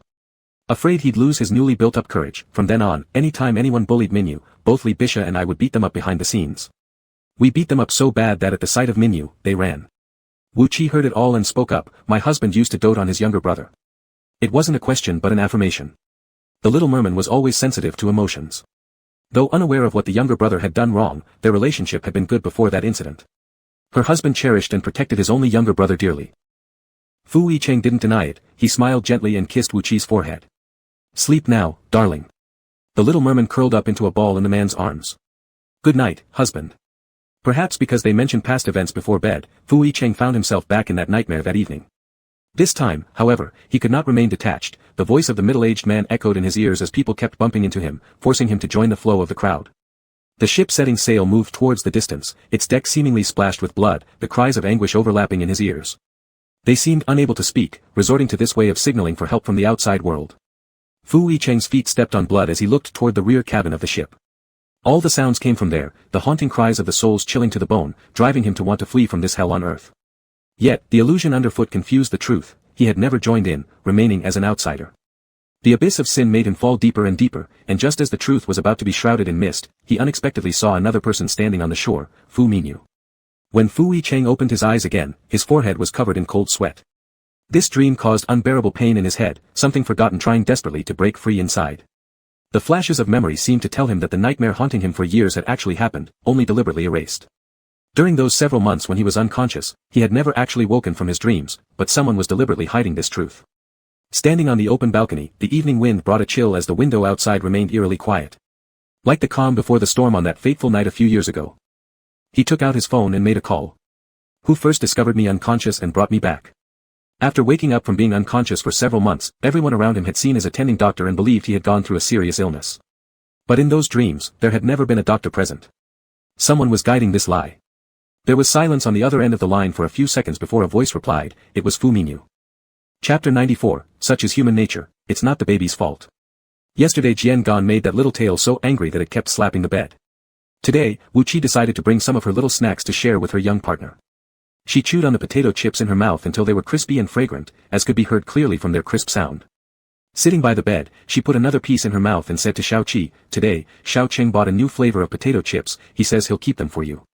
Anyone else watching this would have thought Wu Qi was talking to herself, but no one knew that the person who looked like he had his eyes tightly closed and an expressionless face was actually very nervous, even swinging his tail.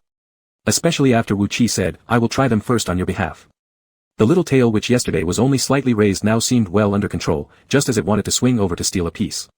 Suddenly, the TV hanging on the ceiling played a piece of news, startling both of them. Yesterday, there were unexplained incidents of people being injured in our city.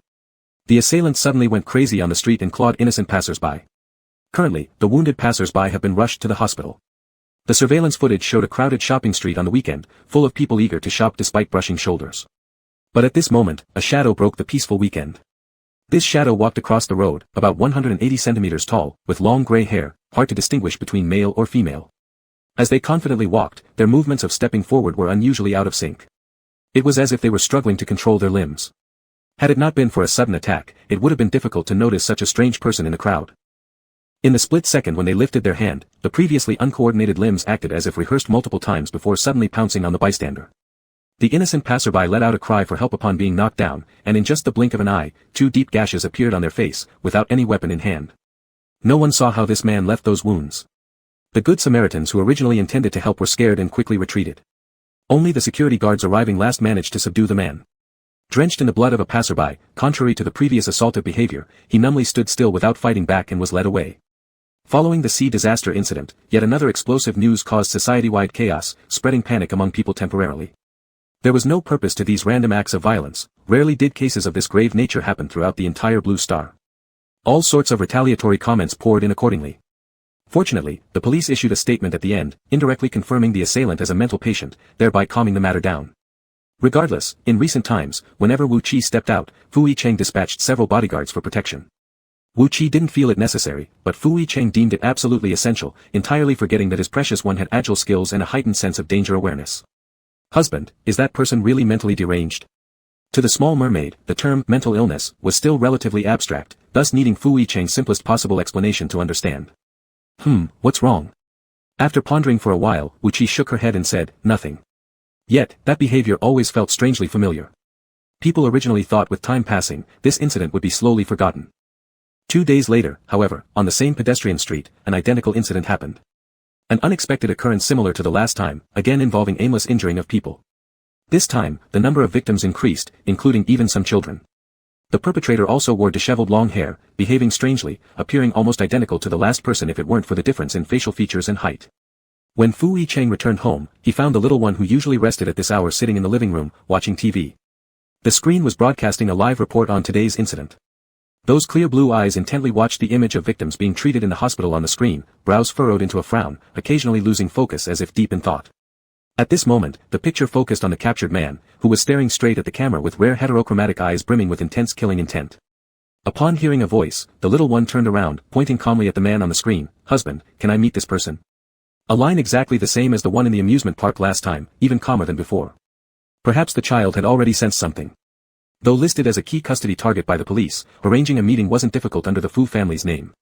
Lin Dazhuang never expected, after such a long time, to see Wu Qi again. But currently, flustered and distracted, he had no energy left to properly entertain this old friend.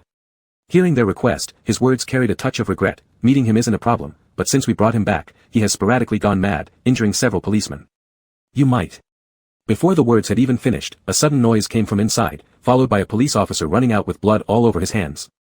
Right behind him was the man who had been brought back, the shackles on his hands and feet unable to hold him. His eyes full of murderous intent as he charged towards them. His speed was so fast that everyone was caught off guard. Lin Dazhuang, being the nearest, was about to be tackled when suddenly, a figure darted past like the wind. The youth's previous move of leaping 2 meters high to subdue the enemy with one strike replayed vividly before their eyes. Lin Dazhuang's legs turned weak at the sight. Just as the flying figure landed, he couldn't help but blurt out, "Holy crap." But what came next was even more astonishing. They saw the previously berserk man freeze upon seeing the youth, lowering his hands slowly as if facing some terrifying force. He hung his head, appearing to await judgment from a superior. Eventually, he was sent over to Li Baishao.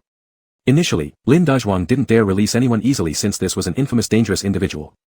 However, after Fu Yicheng somehow secured permission from above, and considering the young boy had saved him twice, Lin naturally didn't object. He had assumed the Grey Mermaid last time was merely a fluke, but it seemed that was only the beginning.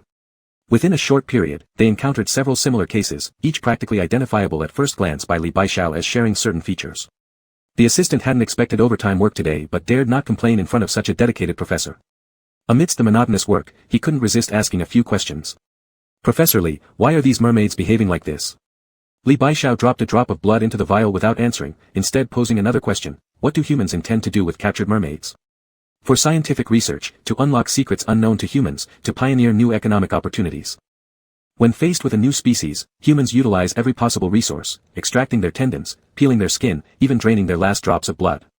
Even in death, their remains might end up as specimens, preserved for generations to study and admire. The little assistant who initially followed Professor Li from the Marine Biology Research Institute here hesitated, finally voicing, "So are these merfolk behaviors, retribution against humans?" Li Baishao suddenly paused in his movements. The assistant thought he'd said something wrong and kept quiet. Unexpectedly, the professor then commanded with a solemn look, "Go check the neighboring room." It was Lu Feng's lab where he had been confined ever since being brought in. The assistant rushed over and came back quickly, his forehead drenched with cold sweat. "Professor Li, that person is gone." Lu Feng had escaped. Even under the effect of tranquilizers that deprived him of movement capability, driven by sheer will to survive, he managed to flee. The merging of mere people into human society, causing identity confusion and harm, represented an accumulation of resentment and hatred. That night, the entire research institute fell into disarray, and no one noticed little Seven lying quietly elsewhere. At that moment, it felt like all senses were amplified indefinitely, an unprecedented fear overwhelming him as forgotten fragments resurfaced. A surge of seawater sound suddenly rang in his ears, as if some relentless struggle caused the ripples. This perception of kin let him hear groans of suffering through sound waves transmitted by the water. Escape. Must escape here. This signal was conveyed via the sound waves. Instinctively, he started struggling, only to find his tail locked in chains immobilizing him. The more he struggled, the tighter the chains clamped onto his tail. Just then, the moaning cries intensified while muffled voices floated in from outside. It seemed their arrival would subject them to brutal torture. At the same time, the originally warm seawater turned murky instantly as something unfamiliar was poured in, corroding the scale armor on his body, causing excruciating pain. But this was just the beginning. In a world without sunlight, he watched the seawater gradually stained red, becoming blood-soaked. witnessing his fellow species dying one by one, yet none could escape those shackles until their final breaths. Day after day, starting with those who still had strength to resist, they slowly closed their eyes. Their chests barely rising and falling, their right to death stolen, leaving them gasping for life until the very last resistance faded. Someone was forcibly transforming them into something else. He realized that only by becoming what that person wanted could he escape. In the following days, there were continuous news reports of innocent passers-by being attacked.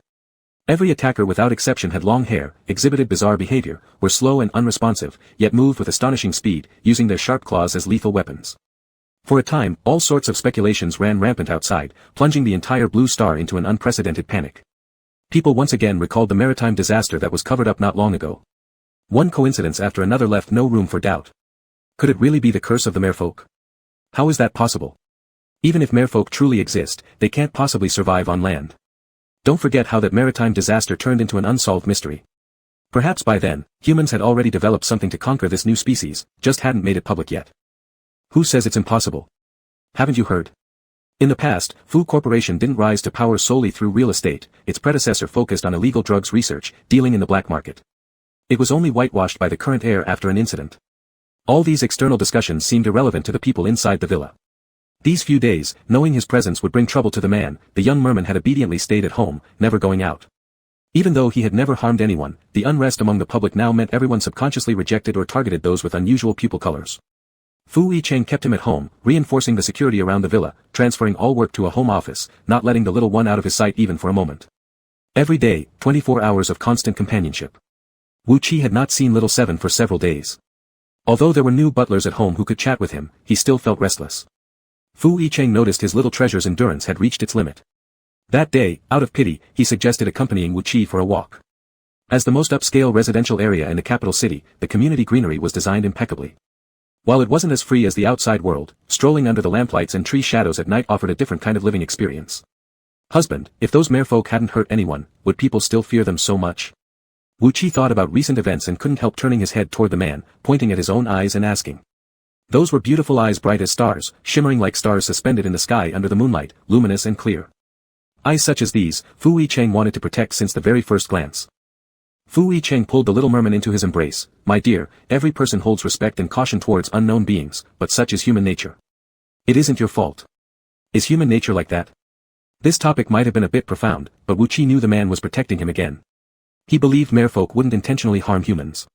Even if he understood that those people were merely puppets, this wasn't what he wanted to see. Since he came ashore and started learning about humanity, eventually completely integrating into human society, he had encountered bad people and many good ones, including those who had helped him in the past. But these people could become the next victims at any moment. At that moment, Wu Qi harbored a desire to protect everyone.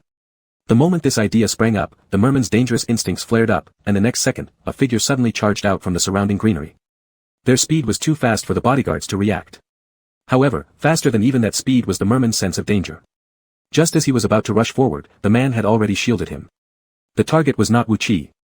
A streak of red blood instantly slashed across the scene, filling the air with a metallic scent. Wu Qi kicked the assailant far away. He turned around to find fresh blood dripping from the man's arm onto the ground. A strong urge to kill surged in his heart. This person had injured his husband, and they deserved death. Anger overwhelmed Wu Qi's reason. As he prepared to rush forward, he was held tightly around the waist by the man. Meanwhile, the person knocked down by that kick did not get back up and was quickly subdued by the swarming bodyguards. Darling, I'm fine. After bringing him back to the villa, looking at the little face red with tension, Fu Yicheng smiled and comforted him. Having spent this period of time at home watching the news non-stop, Wu Qi personally witnessed the victims being sent to emergency care drenched in blood. He didn't believe a word the man said. In a hurry, he ran to dig out the bandages from before, crouching beside the man, carefully pulling off the man's shirt. The bloody shirt revealed the wound hidden underneath. Wu Qi tried to minimize his movements to avoid irritating the wound. But as the shirt was pulled off, the arm that had been dripping blood moments earlier was now completely clean. There was nothing. Chapter 95, Human Suspect Discovery of a Mermaid. Looking at the utterly stunned child, Fu Yicheng smiled and pulled the person into his embrace. Your husband said it's fine, don't be afraid. But, husband. There had been an injury just moments before. The healing speed similar to his own left Wu Qi in disbelief. His hand lightly touched the spot, only to find that the wound had already healed, leaving behind just a scab. Fu Yicheng stroked the little merman's head. Don't worry, your husband won't get hurt. For an ordinary human to have such an abnormal recovery ability was inherently dangerous, and the consequences of being discovered were unimaginable. Yet, the man spoke with ease. The soothing voice resonated from his chest cavity through the eardrum as Wu Qi listened to the strong heartbeat nearby. At this moment, he suddenly remembered the dream where the man first appeared with a leg wound. The gash was horrifying, with blood staining the seawater. However, when the dream reoccurred, the wound had completely healed, leaving only a faint scar. An identical coincidence. Perhaps because of this wound, that night, Wu Qi once again dreamed of the mysterious man. He dreamed of their first close encounter. The man moved carefully, almost as if to avoid frightening him. As the face drew closer, Wu Qi, caught off guard by the familiar contour, was suddenly blocked from view by a large hand raised to shield his eyes. The man was smiling, his big hand gently patting on Wu Qi's head, both drawing near and offering comfort. Each movement was incredibly gentle. And just as warm as his husband's palm. During the time Wu Qi was protected at home by Fu Yicheng, the outside world continued to see increasing incidents involving human injuries by unknown assailants. Now, most people were forced to stay home, not daring to go to work or leave their houses. The protests and public opinion grew louder day by day, making it impossible not to connect these events with the hidden purpose of whoever was responsible for the chaos-spreading social panic. Unexpected incidents kept happening, and those captured had unknown backgrounds. The curse about the mere people became increasingly credible. All groups joined together to demand that these monsters be sent to the research institute. Under immense pressure, higher-ups sent 2 individuals overnight to the largest marine biological research institute in the capital city. Even though brightly lit, the underwater base located nearly a kilometer deep beneath the sea couldn't shake off the oppressive feeling of the surrounding water. Marine creatures passing by might be small squids or even sharks several meters long. People living here who regularly interacted with these animals considered even the fiercest beasts nothing more than test subjects under their knives. Marine creatures that usually swam indifferently by today seemed agitated, sensing something unusual. At the same time, inside the institute, 2 oversized cylindrical water tanks stood in the center. Inside these filled with seawater were none other than the 2 individuals sent over. Their eyes tightly closed, they lay naked with their hands and feet shackled, and wires of various colors inserted into their bodies connecting them to external devices. Data flashing on the monitors captured the attention of everyone gathered around the cylindrical water tanks. 5 minutes after being thrown in, all eyes focused on the weakly rising and falling chests. This was the limit for humans without oxygen. As time passed gradually, the data still showing activity made every pair of eyes gleam with excitement. After half an hour, instead of dying, the 2 trapped inside the cylindrical tank were slowly stabilizing their breathing, appearing refreshed even with their eyes closed as if they had returned to their natural habitat. Everyone present became exhilarated, but this surprise was merely the beginning. They stood there silently for hours without tiring, until finally, upon one piece of data exceeding the standard, everyone noticed that one of the previously unresponsive persons began to struggle, seemingly wanting to break free from the restraints, yearning for more contact with the sea water. Struggling, a flash of light emerged within the tank. "Quick, look! What is that?" With this shout, everyone's gaze fixed on a single spot, where the lower abdomen met the thigh. Some object had pierced through the skin, glowing underwater, its brilliance even more dazzling under the lights. My God, are they really mermaids? The barely visible scales confused all the observers' judgment yet provided hope to everyone. Humans might have discovered mermaids. This heartening news spread like wildfire. Although everything was still speculative, more and more people started to believe that mermaids truly existed, believing further that the series of accidents originated from the curse of the merfolk. To break this curse, capturing more merfolk was necessary to discover the way to remove it. The discovery of mermaids meant that thousands of years of legend had been shattered. Humanity could now find a shortcut for their advancement through this new species. To reach the pinnacle of the world with such grand goals, the captured mermaids would become mere test subjects under their blades. Once it was discovered that merfolk could communicate through some kind of sound waves, those imprisoned would be used as bait to lure more merfolk into traps, beginning a new wave of massacres. Upon learning this news, Wu Qi realized he could no longer sit idly by. If things continued this way, the identity of these merfolk would soon be exposed, endangering not only the entire planet but also his husband who protected him all along. He had to find Lu Feng and rescue the captured merfolk to bring peace between the merfolk and humans. Just then, his long silent phone suddenly rang. Yuan Huishi, big bro, don't be scared, I've got your back. With current external chaos and growing panic among humans, those injuring others had different pupils from the common brown found in most people on the planet. Many were hostile towards anyone with different colored eyes, while protesters even demanded they be arrested. This unexpected message left Wu Qi staring at the screen for a long time. He suddenly realized how happy his life had been living on land. This strengthened Wu Qi's resolve even further. When Wu Qi mentioned wanting to go to the research institute, Fu Yicheng immediately rejected it without hesitation. No way, that place is too dangerous. But husband, I want to protect you too. Fu Yicheng's stance was unwavering. He considered Wu Qi his treasured little one, impossible to let go off into danger. Over the next few days, though the child didn't bring up going to the research institute again and acted normally in front of Fu Yicheng so as not to worry him, privately he often spaced out. Making sure to conceal his emotions during this critical time so as not to burden Fu Yicheng, he appeared obedient and thoughtful in a way that made Fu Yicheng's heart ache. The whole society had turned this way because of beings like himself. Though the child did not say anything, it weighed heavily on his mind. The capture and imprisonment of his kind stirred feelings he could not ignore. Several days later, Fu Yicheng finally relented. With prior arrangements made by the man, Wu Qi smoothly entered the internal research center wearing sunglasses on that night. Without the bustling crowd of daytime, the research institute was now eerily silent, only the occasional sounds from the two round water tanks in the middle breaking the stillness. Inside, the prisoners never opened their eyes. Their long hair floated in the water, shackles binding them, and countless wires monitoring every movement. Any sign of struggle would result in paralyzing electric currents being released. Seeing this scene, Wu Qi was suddenly hit with an unbearable headache, as if he had experienced these atrocities before. A vivid pain coursed through his body. But unlike the captives here, his mind flashed with another memory, someone pulling him close, protecting him. Go, seemingly sensing Wu Qi's approach, the person originally with tightly closed eyes regained a bit of consciousness. Through the communication unique to merfolk, a continuous message was transmitted to Wu Qi, he wants you dead here. Go, leave. Chapter 96, I want to share the burden with my husband. Since the day of the suspected discovery of scales, while everyone was waiting for new research results, various questions arose. If it really is a mermaid, why does the mermaid have feet and how can they live on land? Amid this puzzlement, there were varied speculations among the people of Lanqing. However, at this moment, someone revealed that the news of Fu Group's illegal drug research was true. The person claimed to be an old employee of the Fu family for decades and knew some dark secrets about the predecessor of the Fu Group. The Fu family not only illegally researched marine life agents for profit but also that the current second young master of the Fu family was still in control behind the scenes. The reason why he didn't become the president of the Fu Group at that time wasn't because he couldn't wrestle it away from others, but because he dared not. These dark secrets had been whitewashed by the current president of the Fu Group after assuming office. Every action has its consequences. Your sins will eventually get repaid. Once the news was out, most people thought it was a rumor. After all, one side is a deep-rooted commercial giant, and the other is just a person who makes claims without evidence. The strong background behind the Fu Group is certainly not something that can be affected by mere words. However, the informant seemed to be well prepared and knowing what kind of punishment would befall him if he spoke without proof to anger the fuss, he dropped a bombshell the next day, the identification report of the drugs that the Fu family had failed to destroy completely back then. In clear black and white writing on the paper, it clearly stated the toxicity of the drugs, a single drop could be fatal, no large marine creature could escape it. Moreover, it contained a certain banned substance which was severely over-concentrated and had long been explicitly forbidden decades ago across Lanqing. This major revelation immediately placed the entire Fu Group on the verge of disaster. With undeniable evidence, Fu Group stocks plummeted on that very day. Executioners. All the injured individuals came forward, accusing the Fu Group of being the root cause of the current state of society. When Wu Qi noticed that the man had evidently become busier lately, although she said nothing, it was obvious from his frequent late-night overtime work that the matter was difficult to handle. Clunk. Fu Yicheng, who hadn't finished dealing with his work yet, suddenly felt the head of a child bump into his arm. Although already exhausted and unable to keep her eyes open, the child managed to muster some energy upon realizing that Fu was looking at her. Realizing that the child stayed awake to accompany him, Fu Yicheng affectionately said, "Sweetheart, go to sleep if you're tired." Wu Qi, whose mind was fuzzy from drowsiness, mumbled nonetheless, "I want to help my husband." She wished to share some of her husband's burden.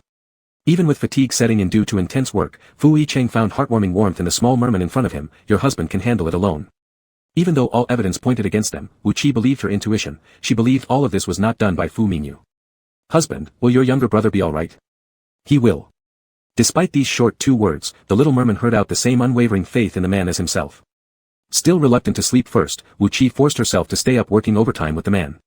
There was an uneasy voice in her heart, making her value every single minute spent together like this. During this period, everyone in the Fu family worked overtime. Faced with potential unemployment, there wasn't much anxiety or worry on their faces, it was absolute trust in their superior. However, public opinion grew increasingly intense, and Fu Ershan, the target of criticism, disappeared as if he had vanished from the world. That night, Fu Yicheng who was working late nearby didn't want to disturb Wu Qi, so he carefully opened the door as quietly as possible. However, just as he entered, a figure rushed into his arms, hugging him tightly. "Why hasn't my sweetheart fallen asleep yet?" Lifting her head, Wu Qi looked silently at the man's face. It had been 2 continuous days without seeing him rest, but her husband seemed as if he never got tired, always standing steadfastly before her. Sensing something, the little merman anxiously hugged the man, without saying a word. It was as if the next time she would freely hug her husband like this would be far in the future. The next day, several unexpected arrivals threw the previously calm water into unprecedented tension, unsettling the entire Fu company. At the moment, inside the president's office, a few people dressed in uniforms stood in the middle. They represented the Supreme Procuratorate of Lanqing. "We received a report alleging that Fu Group is involved in an illegal case of preparation of agents. Please cooperate with our investigation and come along." The huge office was enveloped in low pressure, and the air seemed to be sucked away as soon as the words were spoken. Even the experienced Mr. Cheng was alarmed by the seriousness of the situation. The only person who remained calm and composed was the man sitting on the sofa. His hands were crossed casually over his knees, as if patiently waiting to hear what the others had to say, yet an aura of coldness radiated from him with immense pressure. Although he didn't move, no one dared to compel him. At that very moment, the office door suddenly opened. The person walking in seemed surprised by the unexpected number of people present, raising an eyebrow slightly as though they had unintentionally intruded. Such a lively scene. Everyone turned to look as Fu Minyu, stepping closer, faced the scrutinizing gazes of many eyes, appearing oblivious to how his sudden appearance might alter the situation. The representatives from the Supreme Procuratorate of Launching hadn't come for Fu Yicheng in the first place. They hadn't anticipated the implicated individual, who had disappeared, would suddenly show up at this crucial moment. Fu. Before anyone could finish speaking, the man sitting on the sofa stood up. Please. But this. The person you're looking for is the current successor of the Fu family. The man never even glanced at the person at the doorway once. That's me. As soon as these words were spoken, the already heavy atmosphere froze to its densest point. No matter how much outside gossip surrounded the topic of the Fu successor, all of it was nothing but rumors. And yet, at this moment, the man openly declared his identity in front of everyone, seemingly confirming those outside speculations, and personally stamping them as truthful allegations of disharmony within the Fu family. Even passing by each other, he spared not a single extra glance at that face which somewhat resembled his own. By the time the room returned to silence after his departure, Fu Minyu's forced smile dissolved into taut jawlines, the excessive coldness rendered his eyes impenetrable, evidently agitated by the cruel words. Yet no one noticed the fist clenched at his side, tightening more and more in remembrance of a hauntingly similar incident. I will ask again. Who did it? The rattan whip lifted, about to fall onto the back of someone less than 10 years old. Though it was him who had stolen the item, even knowing the consequences of taking the blame, there was no hesitation in his answer, me. Slap. Each heavy strike of the whip landed on that frail back, blow after blow causing cold sweat to trickle down, while still firmly protecting the child behind him with teeth gritted tightly without making a sound. Regardless of how many times asked, the reply never wavered. Chapter 97, This Gift, I Hope It's Not Too Late. The deep red sunset resembled fire, casting its warmth onto the villa perched on the mountainside and long forgotten by the world. The glow illuminated the tall figure of a man standing before the floor-to-ceiling windows.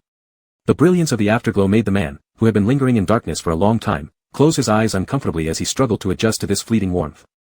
But when he closed his eyes, memories flooded back, pulling him once more into the depths of darkness. Son, Daddy has discovered the mere people.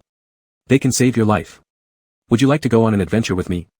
The middle-aged man knelt down, placing a hand earnestly on the boy's shoulder. The frail boy standing in front of him seemed so delicate that even a slight breeze could carry him away. His pale face lacked any vitality common to his peers, instead, it was marred only by the weight of sickness. Now the uncles are voting on whether or not we should proceed with this expedition. As my son, both you and your brother have a say in this decision. If you agree, Daddy can save your life. Upon hearing these words, the boy's eyes lit up with excitement. For the first time ever, his father, who had always treated him and his brother coldly, was showing concern. Really? At this moment, the middle-aged man revealed an uncommon affection. Daddy wants nothing more than for you to live. How could Daddy deceive you? He wasn't sure why, but recently there had been many gatherings of the uncles arguing fiercely. Though those matters didn't concern him directly, what his father said resonated deeply. The mere people could save his life. He no longer wanted to be mocked by his peers as someone destined to die young. He no longer wanted to hear doctors shaking their heads, declaring that he would not survive past 18. He just wanted to live. The boy joyfully shared this good news with his brother that day, his chance at survival, his ability to stay with his brother for a long, long time. Eager to share his happiness with his brother, the boy received an unexpected rejection. No. Why? The boy couldn't understand. Minyu, you will live, but not through this way. But brother, father said that he already knows how to let me live. It is simply not possible, trust me, I'll find another way. The boy's hair was fondly tousled by his brother's warm hand. Facing such a steady and reliable older sibling, he quickly stopped thinking about it, he trusted his brother. However, this rare illness was like a looming death sentence hanging over him. One day, without warning, the boy, who had happily chatted with his brother that morning, was rushed to the hospital that afternoon. Once again, the doctors issued critical notices. This time, none of the doctors suggested continuing treatment. Why subject such a young child to this torment? Let him go in peace. It was the excruciating pain that roused the boy. Each breath felt as if countless knives were slicing through his internal organs. Lying in agony on the hospital bed, he faintly heard a conversation beside him as his consciousness waned. Have you thought it through? Don't lose your brother because of stubbornness. Through hazy awareness, the boy opened his sore eyes and saw his father standing before him, alongside his brother whose back was turned. At this moment, it seemed he finally grasped what his father and brother were discussing. If only his brother agreed, he would be saved. Brother, the boy used all his strength, imploring his own brother for help, save me. His brother's back stiffened sharply, his fists clenched tightly at his sides, as though locked in a painful inner struggle. The boy seemed to see a tear fall to the ground, but in the end, he merely watched as his brother walked away. Brother. Brother. The boy tried to follow, but the pain left him powerless, only able to watch helplessly as his brother departed. The middle-aged man sneered mockingly, "Good son, did you see that? I told you your brother wouldn't save you. All you need to do is cast your final vote. Daddy will save you. Daddy can also make you happy again, living free from any suffering." The boy was in unbearable pain, forcing himself to keep conscious as he stared intently at the retreating figure of his brother. Tears filled his eyes, blurring his vision. Gritting his teeth to endure the pain, he shakily wiped away the tears, fearing that he might miss a single glance back from his brother, but in the end, all that remained was a disappearing direction. The boy wondered if he would ever open his eyes again to witness this beautiful world. And as he succumbed to the infinite darkness, the last thing he expressed was his desire: he wanted to live. Even if this choice meant losing everything, he did not regret it. The western sun had faded sometime outside the window, leaving the man standing in the dark once more. The dim streetlights pierced the blackness, illuminating the night scene, but none of the external festivities mattered to him. Lonely and desolate, he stood like a discarded piece in some forgotten corner of the world. Had he really made a mistake? The news about the investigation of the Fu family's authority holder was significant and had not been widely spread. Before leaving, the man had already arranged everything properly. No one in the Fu family was affected, and even those who usually gathered to gossip were fewer. At this moment, they were particularly united, and no one proposed resignation, because they believed that the head of the Fu family could definitely get through this crisis.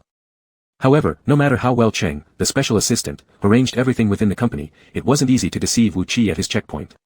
That evening, Wu Qi received a call from the man telling him there was an urgent business trip for a few days. Before hanging up, he specifically reminded Wu Qi to eat on time and not to stay up late. Although Wu Qi could still be in contact with the man over the next few days, his absence made him feel uneasy. The excuses from Cheng, the special assistant, couldn't escape the sharp little mermaid.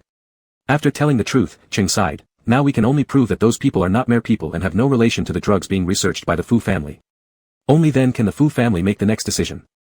If it couldn't be proven, the evidence could disappear. But even without the mere people in the research institute, more evidence would continue to emerge.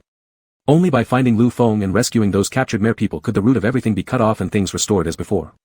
Wu Qi couldn't enter the research institute to gather more information by contacting those mere people. Where should he look? This question didn't stump Wu Qi. He and Cheng worked together, one wearing sunglasses and heading out onto the streets to search for traces of kin, while the other used Fu Yicheng's connections to investigate Lu Feng's whereabouts. This plan was proposed by Wu Qi, and Cheng fully cooperated under the command of Fu Yicheng. Looking at the youth who had never shown any signs of panic after recently busying himself around, Cheng somehow saw the man's shadow in the little mermaid. The initially naive young man who thought breaking was leg cramps when he first came ashore had grown up. However, what seemed like a simple plan encountered restrictions everywhere during its implementation. Despite the vast power of the Fu family, they couldn't reach 10,000 miles underwater. The person hiding behind seemed to know every move Wu Qi made. In the following days, the streets returned to calm again. And all those previously discovered mere people, as if guided, were all sent into the research institute. These actions all revealed this person's ultimate purpose, destroying the research institute and making the legend of the merpeople's curse come true. Even though the mere people injected with the drug had completely transformed into humans, instincts eventually won over. Spending too much time in seawater, their tails would always grow back. The exposure of the merpeople's identity would inevitably bring a new disaster, whether on land or in the sea. Wu Qi didn't have much time left. When the investigative direction fell into a deadlock, the villa was suddenly visited by an unexpected guest the next day. Wu Qi didn't expect to see Fu Minyu again. Behind Fu Minyu stood a long-haired man. Although this man had very faint kinship vibes, clearly having been injected with the drug and now fully human, Wu Qi still brightened upon seeing him. "Found this gift, I hope it is not too late," Fu Minyu instructed someone to deliver the barely breathing long-haired man to Wu Qi. Wu Qi had never met this long-haired man, but smelled a similar scent on him belonging to Lu Feng, a merman who had once entered into a contract with Lu Feng. Though nearly dead, his body carried half of Lu Feng's blood.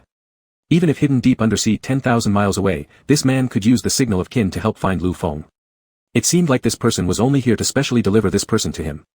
The man didn't intend to linger, his leaving figure was tall yet lonely. Wu Qi didn't know what he was thinking about, but suddenly ran out, stopping the man just as he was about to get in the car. "Younger brother, you must live on well. My husband must also have thought so." Chapter 98, The Little Mermaid Who Wants to See Him. "Mr. Fu, if you need any more help, please don't hesitate to let us know."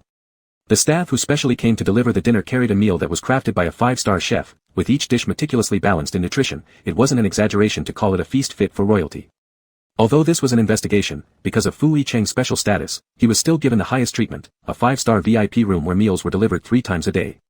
Apart from not being able to leave the sight of his supervisor temporarily, there were no other restrictions. He could even have brought his little one over if he wanted, but Fu Yicheng didn't want to expose the little mermaid to too many people. For the first time since they had been separated for so long, Fu Yicheng felt worried. At this time every day when dinner was served, he would record a video for the child. Normally, he would receive a call back whenever the child reached out, but today, after waiting for several minutes, he received no reply. Checking the time, he realized it was the child's mealtime. Fu Yicheng took his phone and stood up, heading toward the bathroom. The water enveloped his body, its comfortable warmth driving away fatigue. Just as Fu Yicheng closed his eyes, the phone beside him suddenly rang. Thinking it was the child's reply, he quickly reached for it but forgot about the wetness on his hands. Inadvertently, he dropped the phone onto the tiles. Instinctively trying to catch it, his arm accidentally brushed against the stainless steel shelf, leaving a few cuts on his wrist.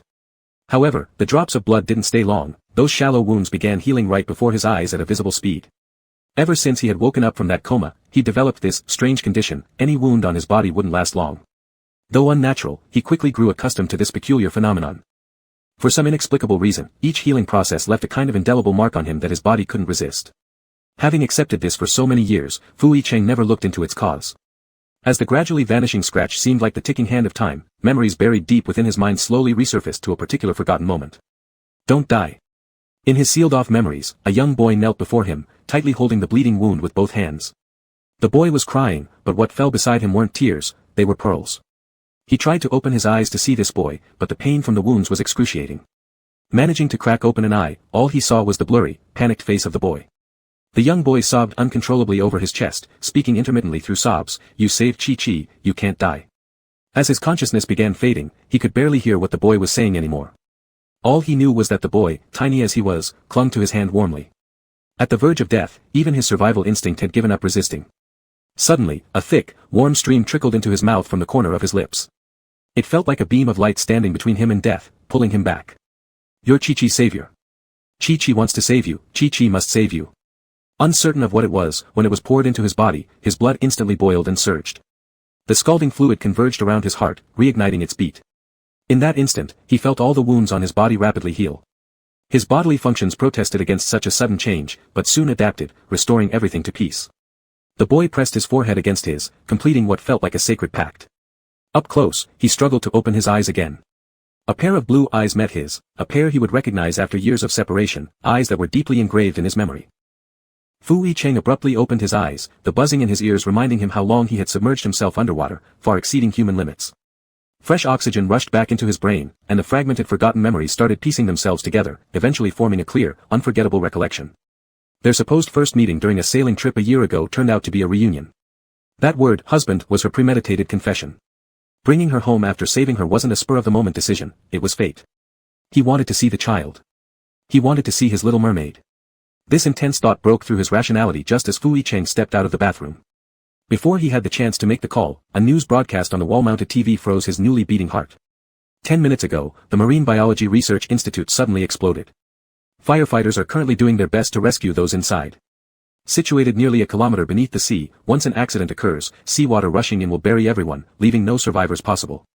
The special geographical location posed the greatest difficulty for rescue efforts, and with the cause of the explosion unknown, blind rescue attempts would only lead to more casualties. At this moment, debris floated on the sea surface, yet no signs of life had been reported. Fu Yicheng watched the live broadcast on the screen. The deep blue sea should have seemed familiar to him, but the overwhelming sense of unease in his heart made him long to hear the little mermaid's voice. Only that voice could calm his restless heart at this moment. Just then, the phone on the coffee table rang urgently, as if confirming the rapidly growing unease in his heart.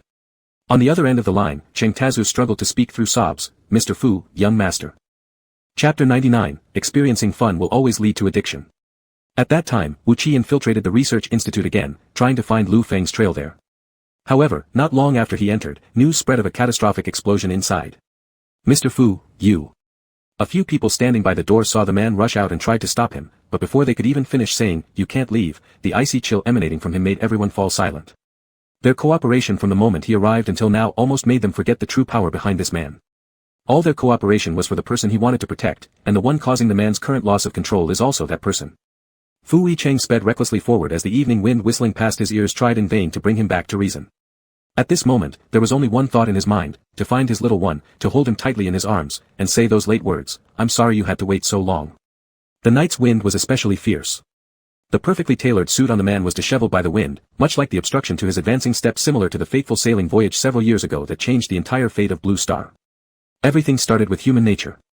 Look at him, do you want him to die here? Actually, you want to save him, don't you? Make up your mind, it's either you come with me, or he does. Fu Yicheng, you have no choice. The night before the launch.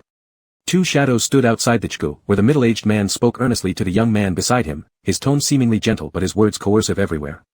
Forcing him into compliance using the life of the younger brother the youth cherished most. It was I who saved both of you all those years ago and gave you the chance to live, and now I still reserve the right to decide your lives. The middle-aged man feigned a sigh, playing the rare role of the kind father, needing to perform more realistically. It's unfortunate for the youngest son, it seems he won't last beyond tomorrow. Once tomorrow passes, the hospitals acting under orders from the middle-aged man would begin a complete drug withdrawal protocol, letting the boy on the hospital bed suffer through the pain until death. What appeared to be an act of final kindness by the middle-aged man, letting the decision lie in the hands of the elder brother as a parent figure, was actually a final ultimatum. How long had the youth stood outside looking at the boy lying in bed? The corridor lights dimmed and brightened again, until the sky began to lighten faintly, his limbs numbed by cold, losing sensation. When the first ray of sunlight fell, he slowly took a step back and left. Set sail. The ship's horn sounded with the sunset, and amidst seagulls flying toward the sky, a large ship docked at the port slowly sailed away. On the deck, people came and went, highball glasses in their hands, their conversations full of excitement over events that invigorated them. But at the very back stood the distant teenager, whose demeanor was starkly contrasting to the passionate atmosphere around him. It was hard not to notice him. The boss's son. Isn't he? Since he has already stepped aboard, what's with the attitude? Don't rush, he hasn't experienced that fun yet. Once he does, he'll get addicted. Mentioning the word fun excited everyone even more. Their carefree laughter seemed akin to finding the most interesting toy, which was enough to let their souls loose during the monotonous journey at sea. As the night grew deeper, the teenager returned to the cabin from the deck, passing by the stairs when a strange smell wafted up from the bottommost level. Mixed with the sea breeze, it became unclear whether it was from the ocean or the faint scent of blood. It seemed there were sounds coming from the lowest level. But the teenager did not stay long. He should have known what lay below upon stepping aboard. Though the youth chose not to see, the middle-aged man wished to show his son the fruits of his work. After a quiet night, early the next morning, the middle-aged man couldn't wait to bring the youth to his laboratory at sea. Unlike the upper levels where sunlight could reach, down below was dark and damp, the air permeated with a musty smell and a strong tinge of blood, a real challenge to the senses with every breath. The youth frowned uncomfortably, while the others accompanying him grew increasingly excited as they neared the central main hall.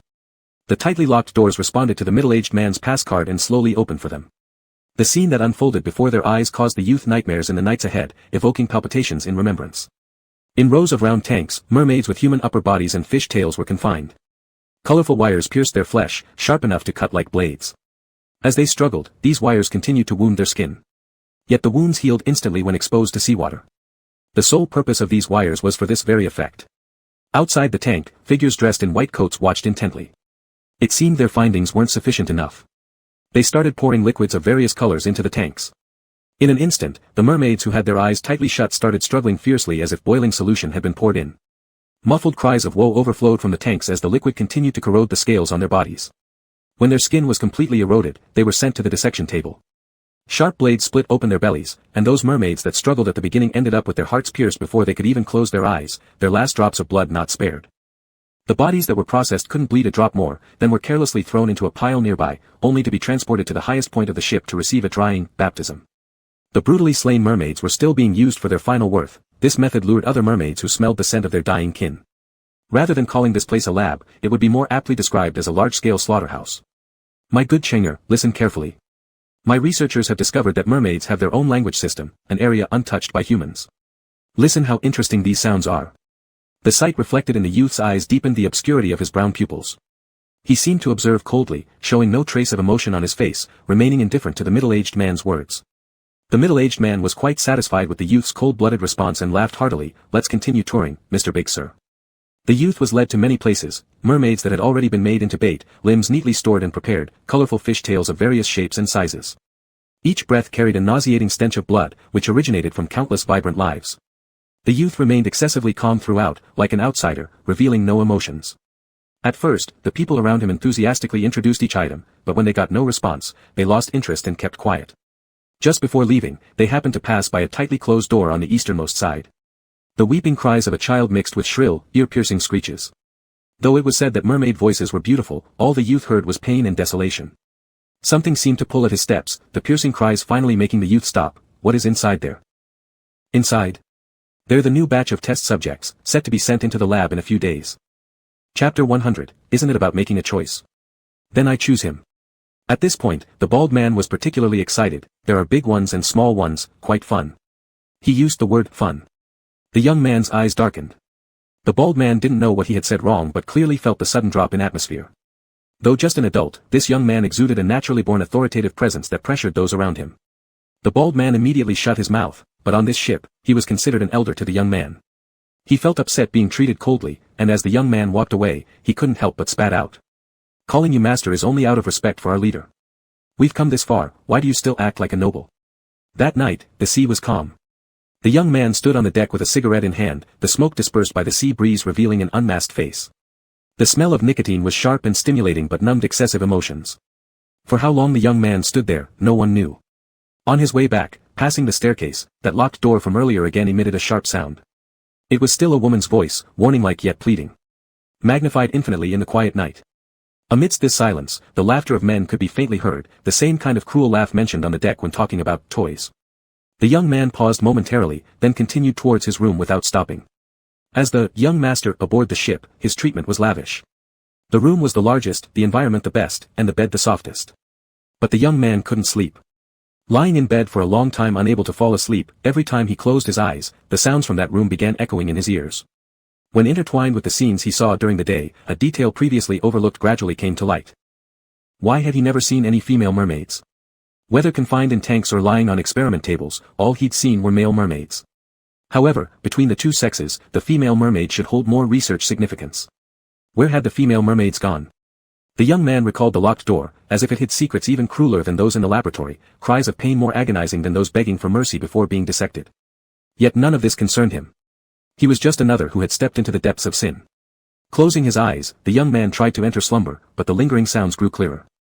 This time, among the wails of crying babies came a shout, "Shut up! Cry again, and I'll beat you to death." Though the distance was great, the sound was so clear. As the young man stood in front of the tightly locked door, everything seemed out of control. Squeak. The sound of heavy wooden planks grinding together was instantly drowned out by the ecstatic noises inside from the men. Unlike the male mermaids being dissected in the laboratory hall, here were gathered all the female mermaids, including the infant mermaids that couldn't leave their mothers' bodies. That baby's cry came from one such little mermaid. No longer than the young man's arm and not old enough to have weaned, its mother was already gone.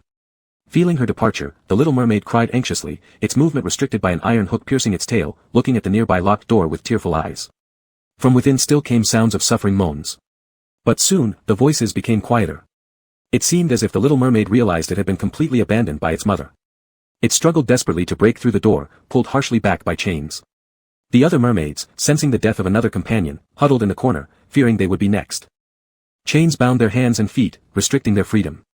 Forced to leave the seawater they relied on, their skin was covered in scars that hadn't yet healed. The arrival of the young man made these female mermaids instinctively feel fear and retreat backward. Among all the mermaids retreating from him as though from venomous snakes, a tiny hand suddenly grabbed the edge of the young man's trouser. The young man stopped in his tracks, looked down, and met a pair of blue eyes as bright as stars. The exposed skin of the little mermaid was covered in fresh wounds, the small hand gripping the young man full of shocking blood marks. His entire body trembled uncontrollably, clearly very scared, yet held on to the young man tightly. Without saying a word, maybe unable to speak human language, those tear-filled blue eyes expressed everything, seeking help from the young man. Since stepping into this place, all the young man had seen were desperate gazes, eyes yearning to survive until the last second of life. He should have become numb to it. But at this moment, the little mermaid's eyes pierced straight into his heart, reviving a sense of warmth he thought he'd lost long ago. Before the young man could respond, the locked door opened. A few people had not yet tidied up their clothes, their faces showing the satisfaction after the release of lust. Among them was the bald man who had seen the young man during the day. Upon noticing the young master standing by the door, he paused mid-step. "Master, what are you doing here?" Compared to the rivers of blood flowing in the laboratory, the sight before him now, resembling a hell on earth, finally cracked the calm facade the young man had been maintaining. The young man suddenly took a step forward, approaching the half-open door. Inside, a motionless female mermaid lay on the ground, the mother of the small mermaid, whose breathing had already ceased. The bald man, observing the young man's movements, seemed to recall something and burst into laughter. "Didn't I tell you? The master has just never experienced this kind of fun. Once he does, who wouldn't fall in love with it? This isn't." Pang! Before the bald man could finish his sentence, a punch had already landed squarely on his face. When it became clear that the blow came from the young man, though initially disgruntled, the bald man leapt towards him instead. Tomorrow, all of these will be sent over to the adjacent lab anyway. So what if we just have a little fun? All men do this. And besides, our leader promised each of us the right to pick a mermaid. In response, another powerful punch connected. No match for a teenage boy in full hormonal vigor, the bald man was quickly left gasping for breath. Just then, a middle-aged man appeared at the doorway. Instead of scolding the young man for his violence, the middle-aged man simply walked over and chuckled lightly. If you want a mermaid so badly, you can easily choose one yourself. Why lose your temper? Seeing the youth remained unmoved, the middle-aged man patted him on the shoulder. My good Chinger, have you still not accepted reality? The reality was that everything here rested on the say-so of the middle-aged man, and to him, those vibrant lives were merely stepping stones toward achieving global dominance and establishing a completely new economic chain. They were insignificant, not deserving of pity. The middle-aged man was testing the young man continuously, hoping to push him past his limits and watch him snap. After all, people in the Fu family don't raise useless individuals. It takes ruthlessness to become a future heir. With every single loss of control on the young man's part, more mermaids would die in front of him, teaching him the lesson that losing composure comes with a cost. The tightly clenched fists of the young man gradually relaxed under the smug smile curling at the middle-aged man's lips as he forced himself back into calmness. Just as his foot was about to cross the threshold, a pearl rolled beside his shoe. His movement hesitated slightly as he turned around, only to see the little mermaid whose tears had transformed into pearls at the corners of her eyes. Realizing that he was leaving, the light in her gaze dimmed, turning all longing into despair. He represented her last hope. More pearls kept rolling to the edge of his shoes, bouncing away, mimicking the careful way they had earlier clung to his trousers in desperate plea. There should be no mercy, the young man understood that fully well. But gazing into those tear-filled blue eyes, something within him began crumbling apart. Didn't you say to pick one? The young man fixed his gaze on the small mermaid and slowly said, I choose him. Chapter 101, Sleep, I'm here. The bald man was seriously injured, and with limited medical equipment on the ship, few had seen him since then. The young fighter who broke a lot of devices caused delays in the plan to send a group of merfolk to the laboratory for research. The little mermaid rescued that night was taken to the boy's room later that evening. The little mermaid could not speak. Being alone in the same room with the boy, the little mermaid, who boldly sought help by holding on to the youth earlier, now became aware of fear. Curling into a ball, she hid in the corner, perhaps having witnessed too much about how humans treated her kind. When the boy approached, the little mermaid trembled all over and teared up. Suddenly, something was thrown over the little mermaid's head. Thinking she was going to be carried away, with her sight blocked, the little mermaid wildly flailed her hands in the air. After flailing for a long time and sensing no harm coming to her body, she cautiously pulled down the blanket covering her head. In the vast room, there was no sign of anyone. The little mermaid was greatly surprised, realizing her shackles had been removed after being taken out of that house. She wanted to escape while the boy wasn't around. However, the little mermaid, who had never been ashore before, didn't know how to move her tail to balance herself, and as soon as she slid off the bed, the whole fish fell on the ground in disarray. At that moment, the door to the room opened. The boy had only gone to get food and didn't expect to come back and see the scene of a big mermaid trying to break free. The tail seemed still unable to use strength properly, it thrashed on the floor for a long time without flipping over. Seeing him, it seemed even more nervous, and the sound of the fish tail hitting the floor grew urgent. After a lot of effort, it finally managed to splash and flip around. Then the whole fish flipped in midair and landed face down again. As the boy drew near, she wriggled frantically like a caterpillar, trying to crawl using her face as direction. Just as she'd crawled a few steps, the boy scooped her up. Taken aback upon suddenly colliding with the boy, the little mermaid paused. It was the first time since leaving the sea that she felt warmth. He was placed back in the bed and instead of the expected whipping, received a soft blanket that could cover his entire body and carefully prepared delicious food. When the boy left the room again, the little mermaid seemed to realize belatedly that he had truly saved her. The person who saved her wouldn't hurt her. The next day, when the boy opened the door, thinking his arrival would startle the little mermaid again, what caught his eye was the little mermaid lying on his bed, sleeping soundly. The blanket had been pressed under her as a cushion, and the dinner delivered had its bowl licked clean. Hearing his voice, the little mermaid opened her eyes. Her first reaction to seeing him was not to hide in the corner like last night but to open her mouth at him. It wasn't threatening, rather indicating that her mouth had nothing to eat anymore. Then she made smacking sounds. More food wanted. Seeing the boy not reacting, the smacking became louder, sounding as if urging him. Want to eat? The boy asked. The little mermaid couldn't speak but understood human language. Her head bobbed up and down like a chick pecking, and her shining eyes lost all the wariness and caution from last night. When the boy went over, she even extended her hand voluntarily. The little mermaid trusted humans far too easily. The boy knew his behavior last night could only be described as impulsive. He had always maintained his disguise well and shouldn't have revealed any cracks. Every single one of these living beings was a tool used by the middle-aged man against him. Yet the pearl that rolled to his feet that day was the only warmth in that hell on earth. Stepping on it was like crushing countless hopes. Even though he knew saving this little mermaid meant taking on the same risks, or possibly facing the retaliation of the merfolk. But this little mermaid reached out to him. Choosing to trust him even after being harmed by humans, it was such a simple gesture of trust, yet it stirred complex feelings within the boy. All these complex emotions surged together, making him suddenly want to protect this naturally good-hearted little mermaid amidst the cruelty of the world. The little mermaid achieved her wish, not only getting to taste the delicious food but also eating until she was full this time. After the boy was responsible for delivering the food, he left again. Though confined to the room, here was safety, a warm cushion, delicious food, and the pleasant scent from the boy. This passed on for several days. Every day, the boy came in, finished serving the meal, watched the little mermaid devour it. If the little mermaid continued smacking her lips after eating, he would prepare another portion. After finishing and looking satisfied, the boy would cover the little mermaid with a blanket before leaving. The little mermaid never spoke. Unable to speak the human language, he had nonetheless expressed everything through gestures and his eyes. He was gradually becoming dependent on the boy. Although the little mermaid was safe, the lowest level killing had never ceased. The corpses of merfolk lured more of their kind, who, unaware of the human trap, were driven by instinct to approach. They didn't know that they were heading straight into a dead end. Merfolk could sense each other's emotions. Even though the little mermaid lived in a safe area upstairs, he hadn't slept for several days. Every night, he would hear the cries of mercy and painful groans from his kin, until all signs of life eventually disappeared. Though the little mermaid had been rescued, he endured the same torment every day. At first, he clutched the blanket, comforted by the scent of the boy it carried. But as time passed, this scent gradually faded, causing the little mermaid to grow restless and uneasy. He wanted more of the boy's presence. When the boy entered once again to bring him food, he found that instead of waiting for him like before, the little mermaid was curled up in the corner, tightly wrapped in the blanket. Thinking he had frightened the little mermaid again, the boy deliberately kept his distance, setting down the food and preparing to leave when his sleeve was suddenly grabbed by a hand.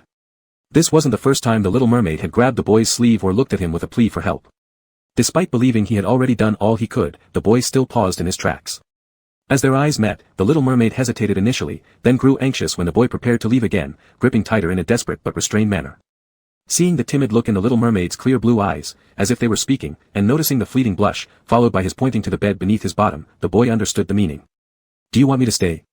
The little mermaid nodded, then lowered his gaze, as if wondering if his request was too much, feeling uneasy about possibly being rejected. Emotions among the merfolk were direct. Although many of his kind had suffered abuse, the little mermaid could sense that the boy had never harmed a single merfolk, let alone himself. This request symbolized trust in the boy. The boy wanted to refuse. Staying meant sharing a bed with the little mermaid. For the boy, who had always kept his distance from others, this was a challenge. Yet, when his steps started to retreat, the grip on his sleeve tightened further in anxiety, and the pair of blue eyes instantly brimmed with tears. The boy felt his boundaries being breached once again. Stiffly lying down, only at such moments could one see that the boy was not as cold and distant as outsiders perceived. At least now, he couldn't suppress his emotions. Especially after the little mermaid suddenly leaned his head against the boy's chest. His body became even stiffer, unsure whether it was due to discomfort or fear of exposing cracks in his usual disguise. The boy even deliberately slowed down his breathing. As if doing so would hide the sudden acceleration of his heartbeat. The little mermaid seemed not to notice the boy's unusual behavior. He wanted to smell more of the comforting scent, burying himself almost completely in the boy's embrace. Standing over 6 feet tall, the boy completely enveloped the delicate little mermaid. The little mermaid searched for a comfortable position, each slight movement making the boy's breaths erratic by an inch. Until finally, the rustling within the embrace gradually quieted down. The boy, whose eyes had been staring at the ceiling all along, slowly turned them back to the little mermaid at this moment. The little mermaid's brows were slightly furrowed, seemingly still in distress. Though clearly exhausted, each time he closed his eyes, they would quickly reopen to sneak another glance at him, fearing the boy might leave in the middle of the night. The palm gripping the boy's sleeve was sweaty, yet unwilling to let go. When the little mermaid glanced over again, the boy's heartbeat quickened. He raised his hand awkwardly and patted the little mermaid's pale back. "Sleep. I'm here." Chapter 102, The embrace is warm, and the little mermaid likes it. That night, the little mermaid finally fell asleep. The next day, when she opened her eyes, she found the fresh fragrance still lingering in the air, even more intense than last night before she went to sleep. Looking up, she discovered that at some point, she had been embraced by the young man. The embrace was very warm, and the little mermaid liked it. The youth was a light sleeper with a strong sense of alertness. Before the little mermaid could fully raise her smile at the corner of her mouth, the young man had already opened his eyes. Realizing their current position, the young man abruptly sat straight up.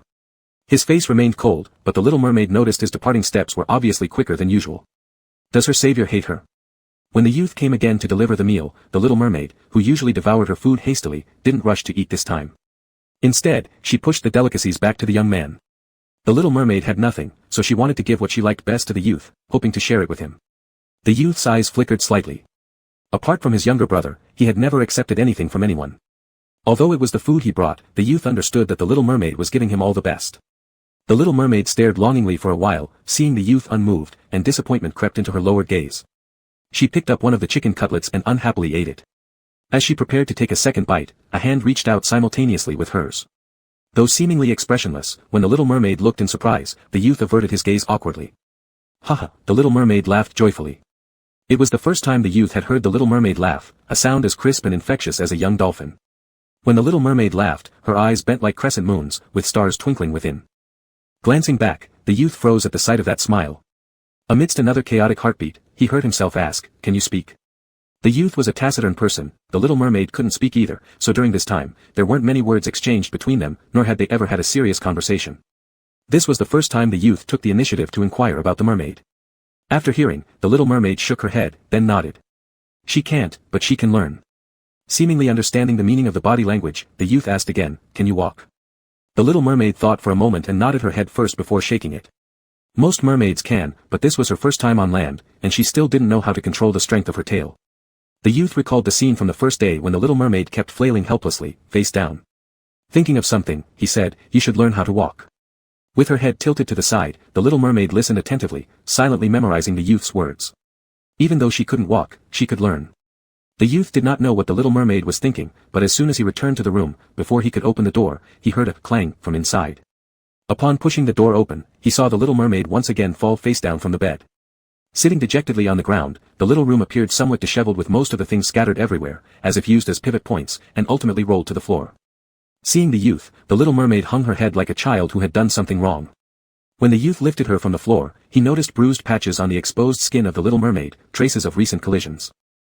Hardly touching down on the bed, she became eager to jump down again, attempting to support herself with her tail. However, the little mermaid underestimated her weight, and after holding herself up for no more than 2 seconds, she tumbled forward again. Through personal effort, she demonstrated to the youth how she sustained those injuries. Quickly, the youth grabbed her, providing aid. The helpless little mermaid bit her lower lip, her eyes brimming with tears, and she managed to squeeze out 2 dry words. "Listen, talk." Her pronunciation was unclear, but this was the first time the little mermaid spoke aloud. The voice of her savior was very pleasant. If she could speak, she would be able to hear her savior's voice more often. Every day, her savior seemed lonely. If she could speak, she could chat with her savior and make the other person happy. So throughout the entire day, the little mermaid obediently learned to speak and walk. An obedient little mermaid will eventually make her savior smile that day. At this moment, the youth seemed to understand something profound from the little mermaid's persistence. He opened his mouth, but ended up saying nothing. Thinking that her voice was too unpleasant and scared the youth, seeing him unmoving for a long time, the little mermaid pursed her lips wanting to quietly distance herself. But the next second, a hand stopped her. "Lean your body weight on me." Even when supported by her tail, the little mermaid barely reached the height of the youth's chest. With just one hand, he easily held her up, almost supporting her entire weight. Realizing that the youth was teaching her, the little mermaid's dimmed eyes instantly brightened, and she excitedly giggled, eager to move forward before she had fully stabilized herself. Just a second before falling, she tumbled straight back into the youth's arms. "Slow down." The youth supported the little mermaid, step by step instructing her on how to use the strength in her tail while gradually releasing his support within what she could bear. The little mermaid was intelligent, with only slight guidance from the youth, she quickly learned and soon no longer needed his assistance. Unbeknownst to the youth, his hand always hovered protectively around the little mermaid, ready to catch her a split second before she would fall. The little mermaid tried walking on her own for 2 small loops, celebrating with wild gestures upon her success. However, overestimating her balance, she pitched forward once again. Swift as ever, the youth caught her. Yet, her head still bumped into his chest, startling his heartbeat out of rhythm in that moment. Looking down, he met the little mermaid's contagious beaming smile. Under the youth's guidance, the little mermaid learned how to walk in just 1 day. What the little mermaid didn't know was that the reason the youth taught her how to walk was so she could escape this earthly hell someday. Chapter 103, This is something you can only do to someone you like. Middle-aged men don't do unprofitable business. Giving the young man the little mermaid was an exchange for something of equal value from him. Although no one was directly given a scalpel, afterward there were deliberate arrangements for recording some observation data. The main person in charge of the room where the female mermaid and baby mermaids were kept was responsible. Unexpectedly, the teenager showed no objection this time. However, after he took over the special room, the people on the ship could no longer experience fun. At first, some didn't believe in this rule, unable to endure their loneliness, they prepared to go inside and take one away. However, not only were the female mermaids not taken, but after that, that person was never seen again on the ship. Some said they heard a splash on that night, claiming it was the teenager who did it personally. Others said they saw different blood mixed with mermaid blood that day, indicating the person met an unfortunate end at the teenager's hands.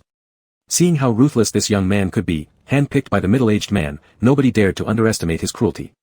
Even those who initially thought little of his youth didn't dare approach him looking for trouble anymore. And they had no idea then that in just a few years, this very teenager would become a cold-faced Yama, judge of hell, feared by everyone in the capital city, a decisive ruler known for his ruthlessness. When the teenager stepped into the special room once more, there were fewer mermaids left. It seemed that since someone else took over, no one had fed them. They now lay listlessly. The teenager sent for supplies and noticed in a corner a mermaid baby, orphaned and starving without its mother's nourishment. The tiny creature had weak chest movements, its eyes tightly closed as it lay on the ground. That beautiful blue tail was losing its luster. Without its mother's protection, it was impossible for the baby to survive here, especially since it couldn't compete with the other mermaids for food. It hadn't eaten anything for several days. Too young, many of its memories faded along with the disappearance of loved ones, unaware that all its family members had already left. Just as it was about to leave this world, something warm was forced into its mouth, a liquid so fragrant and delicious that it immediately recognized it as its favorite. Opening its eyes, it saw a face with harsh features, deeply chiseled, and strikingly cold. Despite not sharing the same hair color or tail as itself, the baby instinctively recognized the person who had pulled it back from death's edge. Daddy. This person had saved its life and became its daddy. As soon as the little mare baby regained a bit of strength, it immediately clung to the teenager's arm. The small mare baby was no larger than the teenager's forearm, its features still undeveloped, but its bright blue eyes conveyed unmistakable signals. Furrowing his brows slightly, the teenager wasn't accustomed to having extra attachments on his body. Yet toward the abandoned baby mermaid, he ultimately simply lifted the clinging child from his arm. Merfolk babies shortly after birth are dependent on their mother's care. This was just an instinctual action of the little baby. When lifted down, those blue eyes filled with confusion, realizing that Daddy had abandoned it, it then clung to the teenager's leg, wailing like an infant. The crying sound that the teenager heard when he first boarded the ship was exactly this cry. His movement to remove the attachment paused. Although small, the baby mermaid was smart. Sensing hesitation in the teenager, it seized the opportunity and clung even tighter, impossible to shake off.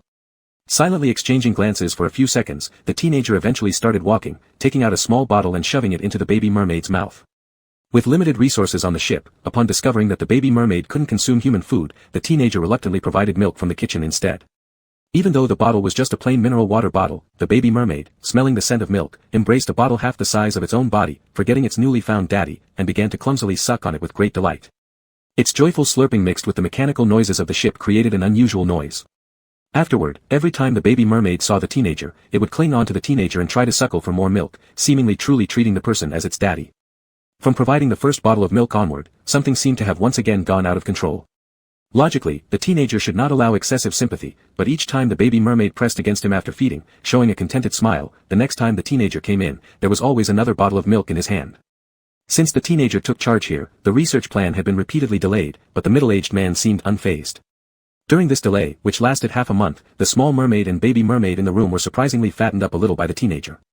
The teenager remained silent, but the little mermaid occasionally burst out with some human language, like hug hug and snuggle. But due to unclear pronunciation, sometimes snuggle sounded more like lick lick.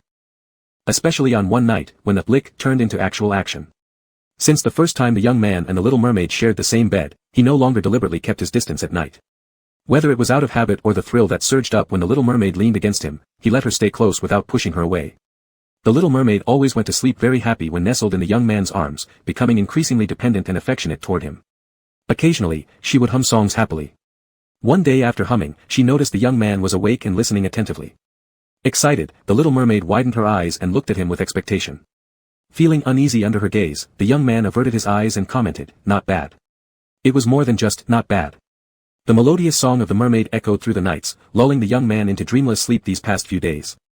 But that was already the limit of what the boy who seemed as cold as wood could say. However, the little mermaid was thrilled by this rare compliment. It was the first time the young man praised her. Overwhelmed with excitement, she pressed her lips onto his icy face, cuddle.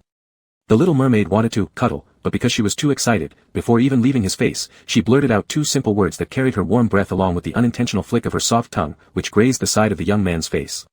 His pupils suddenly contracted as he instinctively pulled back, not calming himself down enough before attempting to stop her behavior. Instead, he corrected her misused expression, that was licking.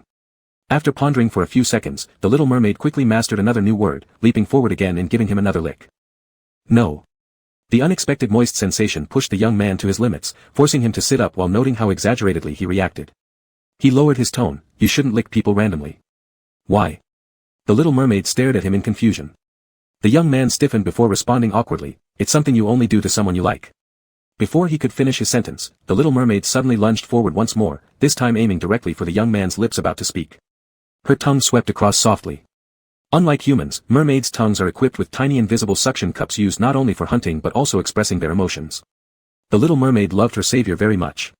Completely frozen, the young man lost all words, drowned in the irregular rhythm of his heartbeats. His slightly parted lips remained open for a long moment, and the faint lingering touch brought the first blush to his cheeks. Chapter 104, Trust that your little mermaid won't let me down.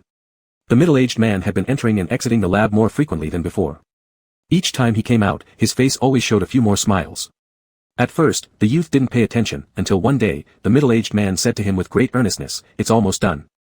In a month, when the plan is completed, we can go back." With the inclusion of the word "we," it was clear the youth's recent voluntary participation in his affairs had satisfied the middle-aged man greatly. The youth listened silently, knowing full well the middle-aged man would not disclose any information about the plan until its success, even if the youth was technically his son by name. He didn't respond. Yet at that moment, an unprecedented wave of unease surged within him. From that day on, the middle-aged man no longer mentioned the female mermaids housed in that room. It seemed as though these experimental subjects were no longer needed, their lives devoid of utility left discarded in the corner. Even those assigned to this room had all been withdrawn. At first, when others were present, the small hatchling occasionally sneaked into the youth's sleeve for concealment, but later, without anyone else around in the entire house, it began boldly hanging onto the youth's thigh, acting like a mermaid accessory. Perhaps due to the hatchling being too small, its presence went largely unnoticed most of the time the youth was busy. It wasn't until he noticed that the youth casually took a bottle of milk and pushed it into the little hatchling's mouth, after which it gleefully retreated to the corner clutching the bottle and sucking contentedly. That day, just like every other day, the youth handed over the milk bottle, and the little hatchling obediently squirmed toward the corner. By chance, as he glanced over, the youth noticed a pinprick mark on the hatchling's tail, but among the interwoven scales, it looked unclear and almost unreal, as if it were merely an illusion. The youth did not give it much thought. That night, as the youth was half asleep, he suddenly heard a muffled groan. The sound was so slight, yet his extremely alert nature caused him to instantly awaken. The sound originated from the little mermaid curled up in his arms. The mermaid, who usually fell asleep quickly in his embrace, now had furrowed brows and tightly shut eyes, seemingly immersed in pain. "Where does it hurt?" Without realizing, there was less composure in the youth's tone, despite having witnessed many cruel scenes here. However, in this moment, the little mermaid's furrowed brow tugged at something inside him. In response to the youth's question, only deeper moans of discomfort and suffering came from the little mermaid, unlike its usual self that tended to curl up protectively whenever in pain. Now its tail was agitatedly slapping the bed as if the source of all discomfort stemmed from there. Under the dim light, there appeared a faint needle mark on the beautiful blue fish tail, yet as the youth tried to approach and take a closer look, it disappeared again. Instinctively, the youth reached to pick the mermaid up, but before he could act, the mermaid's complexion returned to normal, as if nothing had just happened, then drifted off to deep sleep. The youth gently stroked the little mermaid's cheek, wiping away the residual sweat. A sense of unease once again enveloped his heart. Leaving the sleeping quarters, the youth leaned against the railing outside. The ship sailed on the vast ocean toward an unknown final destination. At dawn, the sea was quiet except for the sound of the water lapping against the hull. That night, the moon was bright and the stars scarce, but the sea remained somber and dark as if, somewhere not too far away, a massive storm was approaching. Early the next morning, as the youth descended the stairs, someone happened to walk out of the laboratory. A strong stench of blood emanated from the open door. With a glance, the youth realized that all the original water tanks inside had vanished. Another batch of corpses had been moved out. Beneath the white sheets, the faces of the corpses were hidden, but the youth was uninterested anyway. However, as they passed each other, the hand of the person carrying the corpse slipped momentarily, causing several bodies to roll down. Upon seeing their legs first, the youth assumed these were crew members who had died from illness, since many couldn't endure the harsh conditions at sea. But upon closer inspection, these people had distorted features, with rotten skin emitting a pungent stench. Some in the lower section of the group had parts resembling both tails and legs, fish-like tails where human legs were carved forcefully out, and most still bore scales that hadn't fully peeled off. What are these? Even the youth, who had seen countless gruesome images ever since setting foot on the ship, couldn't maintain his calm this time. The person responsible for carrying replied indifferently, "Just some of those mermaids." Noticing the youth blocking their path, one of them added unconcernedly, "They're all failed experiments, their legs didn't grow in time, so they're dead. Can't use them as bait either, only option is to toss them straight into the sea to feed the sharks." When he noticed the youth's expression change, the person chuckled and said, "Interested, master? That's easy, your little mermaid should soon grow legs too. I've heard younger ones have higher success rates. But failing that, it doesn't matter either. Once the finalized serum research is complete, they'll be the first experimental subjects.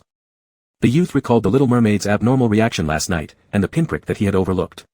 Perhaps it was injected during her arrest. Just then, several footsteps sounded from behind. The middle-aged man slowly approached. "Oh. Why are you interested in watching my experiments today?" Developing new economic chains through mermaid research could not satisfy the middle-aged man's ambitions. Ever since discovering mermaids, this plan had been taking shape in his mind. The youth clenched his fists as he let his hands drop to his sides, but his tone remained calm.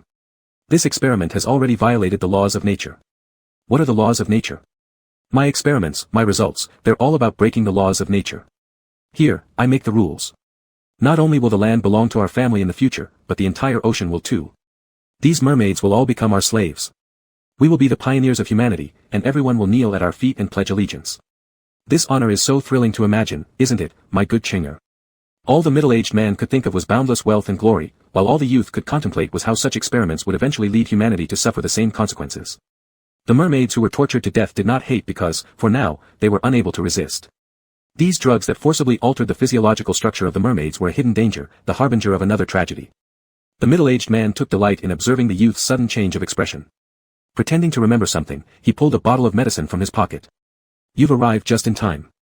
This is the enhancer we developed yesterday, specifically designed for your little mermaid. I can't wait to inspect the results. Your little mermaid should not disappoint me." Among so many suitable mermaids, the middle-aged man deliberately chose the one the youth had selected. Every word implied that the youth shouldn't have hesitated, shouldn't have questioned such a great achievement. This bottle of medicine was both a punishment for the youth and a reminder that his younger brother, left stranded on the shore, still had his life in the hands of the middle-aged man. Chapter 105, How? Are you reluctant? Seeing the young man hesitating to act, the middle-aged man's patience gradually wore thin. "How? Are you reluctant?" The confident inquiry seemed as if it already had an answer. After all, this ship was full of his informants. In these days, he personally witnessed how this aloof youth changed because of a mermaid. The smile disappeared from the middle-aged man's face, but there was no sign of uncontrollable anger on it. Just as he thought he had found another soft spot of the youth, the latter handed over the vial in his palm. "Fine." Unexpectedly accepting, the corner of the youth's mouth even curved slightly. This time, a hint of anger flickered in the eyes of the middle-aged man. When they first encountered the Fu family brothers, the middle-aged man had chosen them instantly. Unlike other abandoned children who showed fear and inferiority, they faced him without any hesitation or fear. Even if they were like insignificant dust now, someday they would also create chaos. This determination made the middle-aged man sure that they were good seeds. Good seeds could be cultivated, but should never be turned into wolves. Wildness at their core should only be directed outward. Before him, they must always obey with heads bowed. The current demeanor of the youth gave him a sense of loss of control. Perhaps one day in the future, he wouldn't be able to subdue this wild wolf. Before then, he must crush this arrogance himself and regain control. Thus, he used the sick one to get the youth on the ship, intending for him to witness firsthand who truly held the reins of power. He had been extremely satisfied with the youth's restraint during this period. But just as he thought this wolf, which could never be fully tamed, had learned to bow his head, this smile swept back the sensation of losing control. It was rare to see the youth shed his disguise. Yet something was utterly lost control in this moment. If not tamed, the boy would be swallowed by its opposite effect. The young man's figure disappeared on the deck. The sky above was grayish and oppressive, casting down towards the entire ocean, resembling a vast net ready to descend any time. The huge ship drifting on the vast sea seemed extraordinarily fragile and defenseless. Receiving a warning that the Blue Star was about to experience the first super typhoon in thousands of years, all crew members of the ship went up and down in urgent preparation. Originally, the ship intended to sail towards the XX Triangle Zone but had to change course due to this unforeseen circumstance. On the second day after altering the course, under the boundless ocean, sunlight finally came to everyone. Everyone let out a sigh of relief. Unbeknownst to them, this was the last glimmer of light before the storm arrived. At 2 o'clock in the morning, the cockpit that had previously been engulfed in a tense atmosphere took advantage of the automatic driving mode, where people gathered together for a small drink. Drinking while driving was forbidden, but after the one bit of joy they had recently was ruined by the youth, each day passed more monotonously than being monks. With such an opportunity to relax their tightly strung nerves, they secretly partied hard. Aside from the main helmsman, others drank heavily, staggering and chatting boastfully. Just then, the door to the cockpit was opened. All eyes were drawn toward the youth who walked in uninvited, seemingly unaware of their mischief and startled by his unexpected appearance. A few individuals stumbled to their feet awkwardly. The youth, however, pressed down on their shoulders signaling them to sit. He proactively uncapped a beer bottle and placed it in front of himself, making his meaning crystal clear. Ever since boarding the ship, the air of aloofness surrounding the youth always kept others at a distance. Combined with his status as master, others dared not approach easily. Some present might have even never met him face to face before. But now, here he was lowering his dignity to sit with them and engage in a friendly chat, as though the coldness seen before had been a mirage. Feeling guilty for having left their posts unauthorized, yet relieved that the youth did not report them but joined in their conversation, they began drinking even more heavily. After a few rounds of drinks, most had fallen unconscious, leaving only the helmsman barely conscious. For the first time seeing such affability from the youth, his tongue loosened. "Drunk, I used to think you were impenetrable, so why do you suddenly feel like drinking today? Has that little mermaid become boring?" Thinking of this, the helmsman couldn't help himself anymore. He had set his sights on that mermaid long ago, but someone else got her first. "We're all drinking together now, when are you going to lend her to me? Or we can play with her together, ha ha ha ha." As the youth shook the beer bottle, the reflection of a face smiled faintly, yet his expressions remained cryptic, unclear if genuine or fake. The helmsman believed the youth had accepted his proposal and started to call the other a comrade, but suddenly, the shaking bottle stopped. Bang! In the next second, the broken bottle struck the helmsman on the head. Shards cut through the skin, blood gushing forth. Before the helmsman could react, he was kicked to the ground. As the foot moved towards the control system behind, it ruthlessly crushed the hand beneath. Realizing what the youth intended to do, the helmsman, despite the pain from his broken hand, struggled to rise. "Crazy. You madman."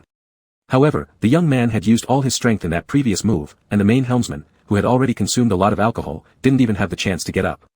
As he lost consciousness, he saw the youth disable the autopilot system. At this time, a sea area 600 kilometers away was being ravaged by a hurricane, with terrifying waves over 10 meters high capable of overturning everything. Marine creatures sensing the danger fled one after another. But just outside this dangerous zone, a ship was speeding straight toward the eye of the typhoon at maximum speed. At 4 o'clock in the morning, amidst most of the lit cabins on the ship, the sound of a man's climax mixed with layers of agonizing moans came to an end, as yet another lifeless mermaid was thrown into the pile of corpses. Had they not indulged themselves in such debauchery, they would have noticed the change in the weather much earlier. The howling wind battered the ship like a sea beast. The entire ship swayed incessantly in the wind. Only when everyone started losing their balance did they realize their ship was approaching the eye of the typhoon. What's going on? Where's the helmsman? What is the helmsman doing?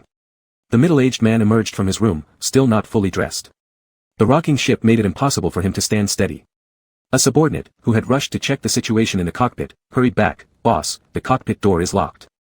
All the rescue alarms were located inside the cockpit, and the locked door extinguished any hope of survival.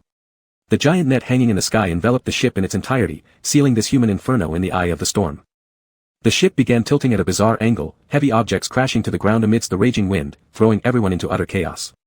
They scattered and hid in panic, but to nature, they were no more than insignificant ants.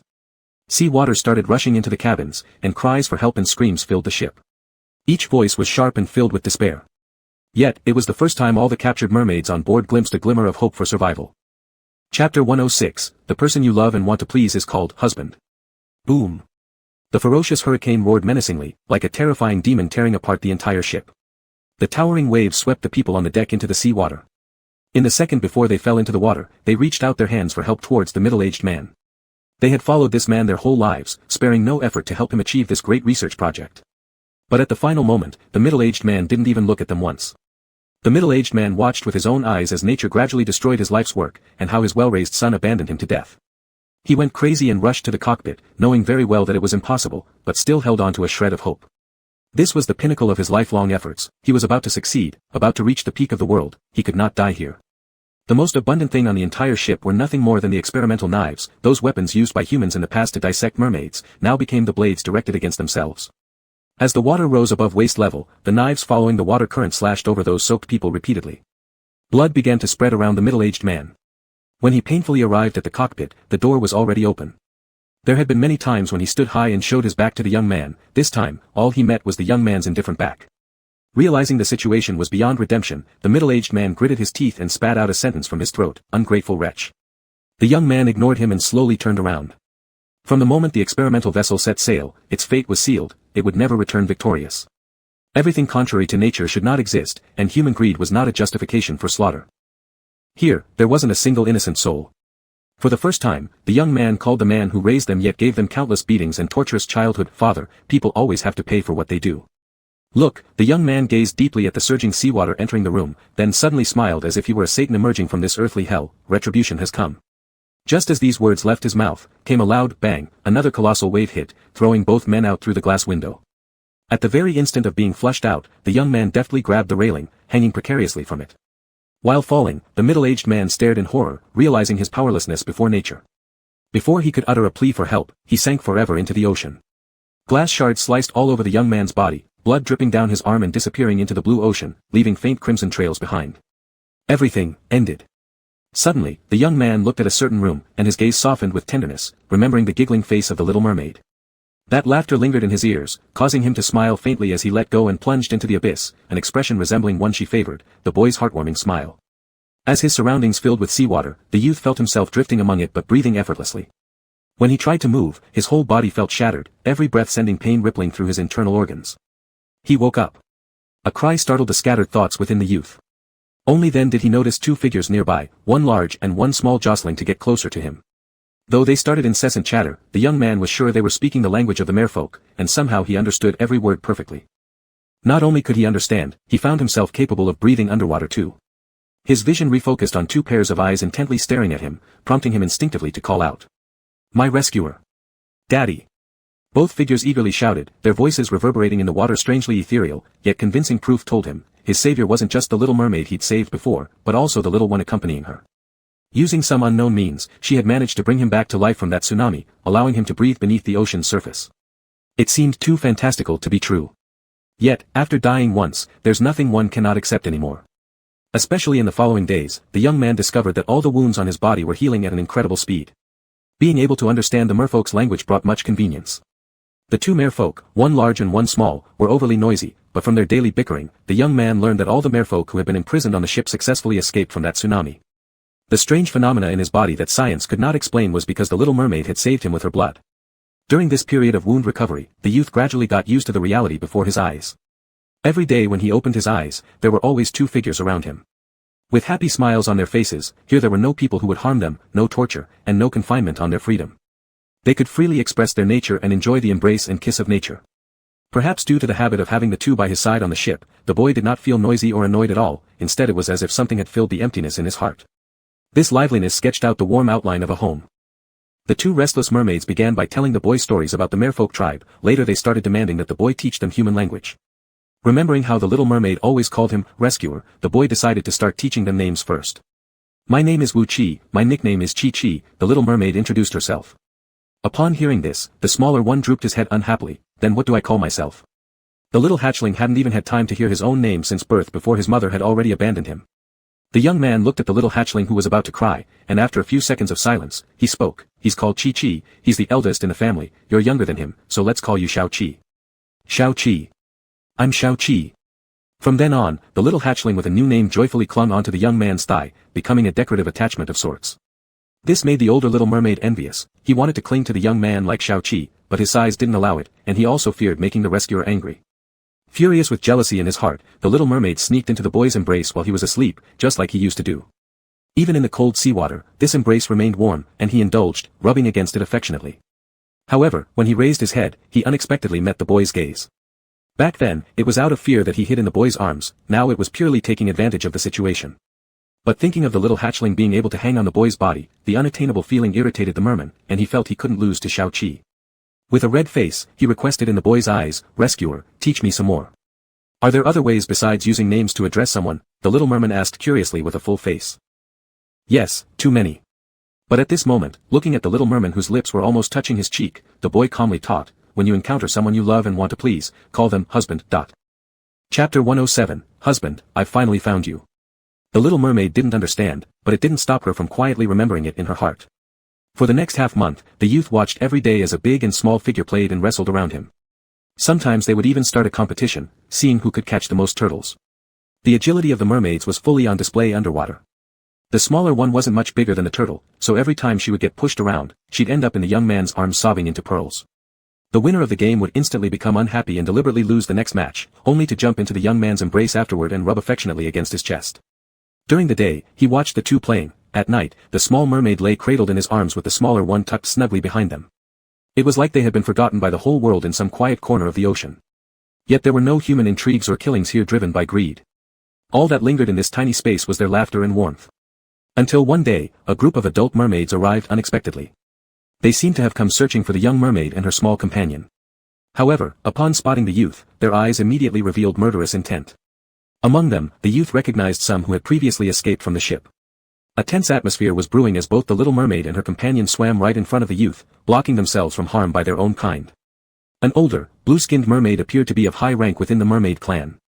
He signaled silently, conveying messages between the merfolk, and eventually took the two of them away temporarily from the youth's side.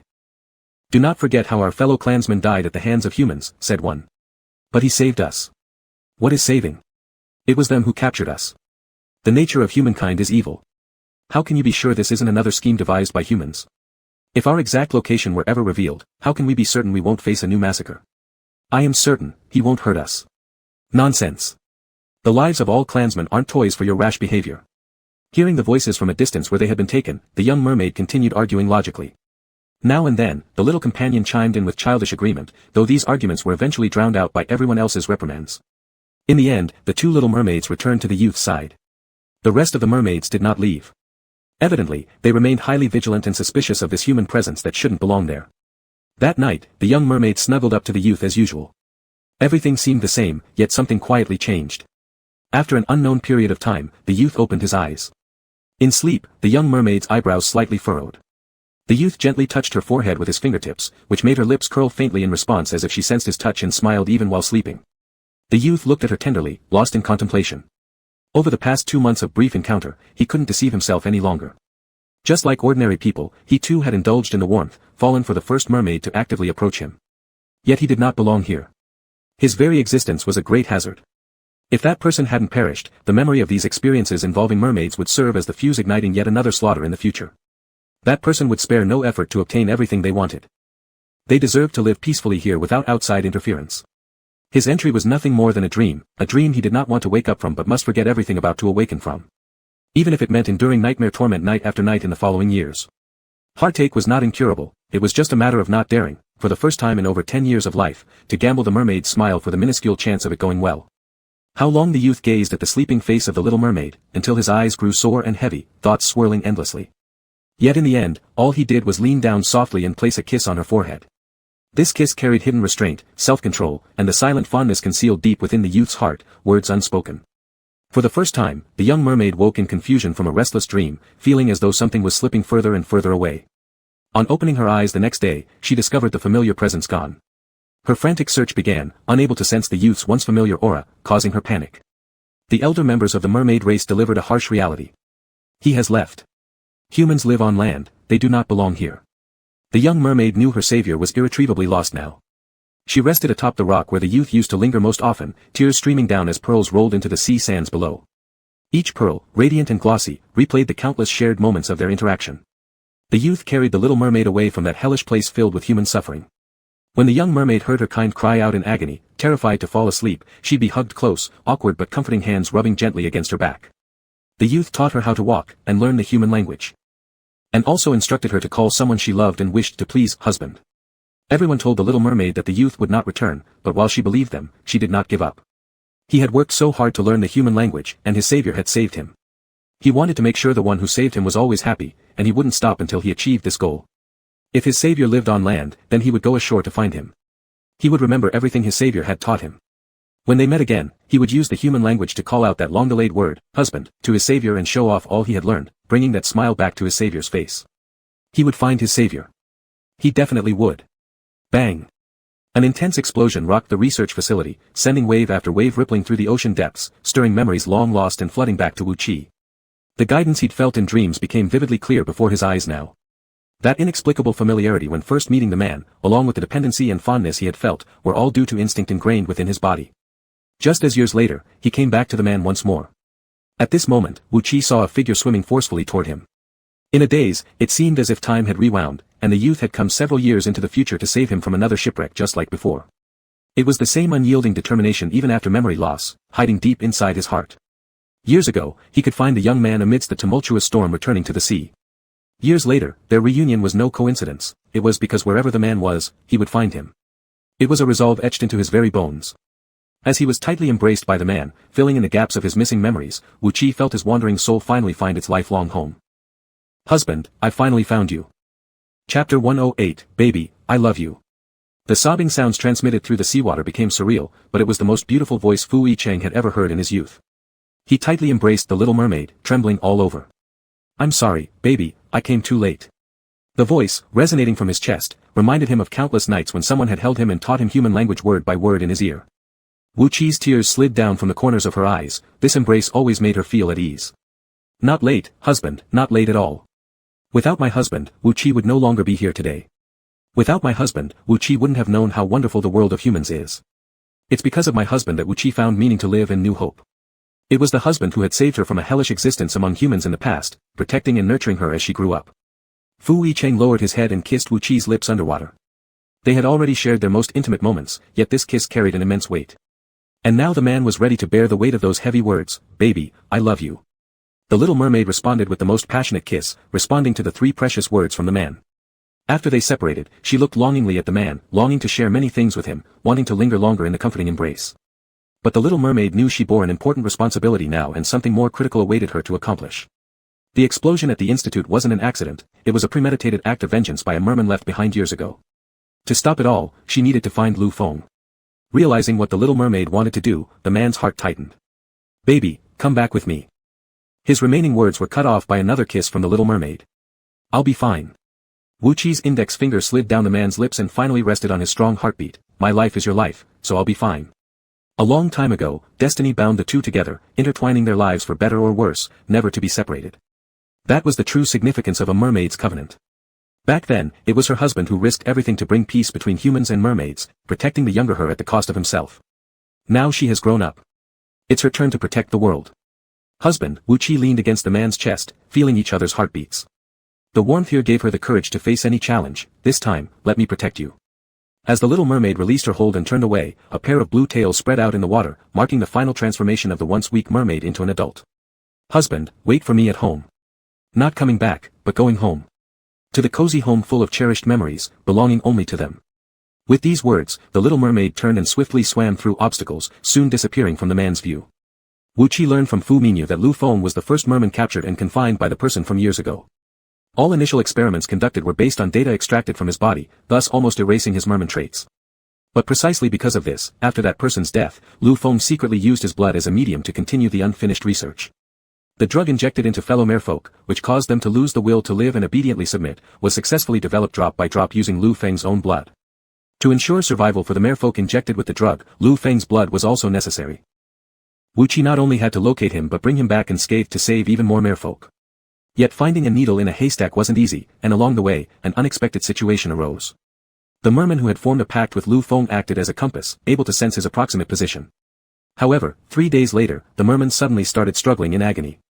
This meant Lu Feng was suffering the same torment. Currently, he was safely hidden away, making it difficult to be harmed while in the ocean. The only possibility was that Lu Feng was again using his own blood to achieve his purpose. Enduring such pain and anguish, the merman could no longer guide Wu Qi. In the end, he fell into a coma. When all hope seemed lost, a young mare baby swam quickly towards Wu Qi, its tiny tail flapping laboriously, but it was doing its best to keep up with Wu Qi. Recognizing who the young one was, Wu Qi's eyes widened in disbelief. "Little Seven." Little Seven panted, exhausted from chasing her and weakened from a period of unconsciousness, struggling to speak. "Why so surprised? If I don't wake up, Daddy will be stolen by you. Oh, and there are the potato chips Uncle Ching gave me. You." After regaining his memories and knowing Little Seven's identity, Wu Qi didn't want him to remember their past. Even though there had been joy shared with his father-in-law in those days, it couldn't offset all the pain he suffered later. Little Seven said nothing about his unconsciousness and unwillingness to wake up. "Didn't we say we wanted to find that bad guy? I know where he is." After Wu Qi left the merfolk tribe to look for Fu Yicheng years ago, Little Seven was too young to follow and thus stayed in the tribe. But no one expected that the tribe wouldn't be attacked by humans but would suffer harm from within due to human research. At that time, most of the merfolk injected with the drug started obeying Lu Feng's orders to hunt down their own kind. Little Seven was also captured and thrown into a blood pool. Already aware of things happening around him, he heard his protective elder brothers and sisters die in agony, spending each day soaked in the blood of his kin. This torturous period became a nightmare that haunted him for the rest of his life.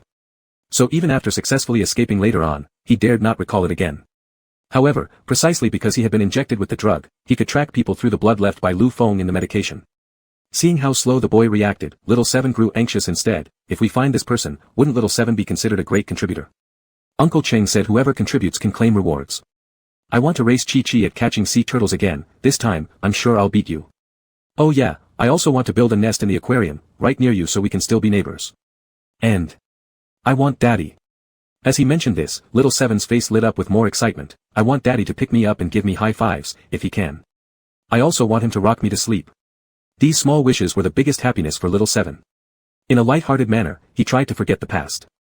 Once again uncovering old wounds, little Seven hesitated to take another step further. Yet, he wanted to live together with his daddy and Chi-Chi. They brought him joy and gave him courage to face the world once more. Alright. Wu-Chi smiled, saying, when we go back home together, Chi-Chi will make them all come true for you. Go back home, return to the home of the three of them. Little Seven led Wu-Chi southward, and after an unknown span of time, his speed gradually slowed down. As they approached their destination, a familiar feeling surged through them. Beneath their feet lay an old, dilapidated ship.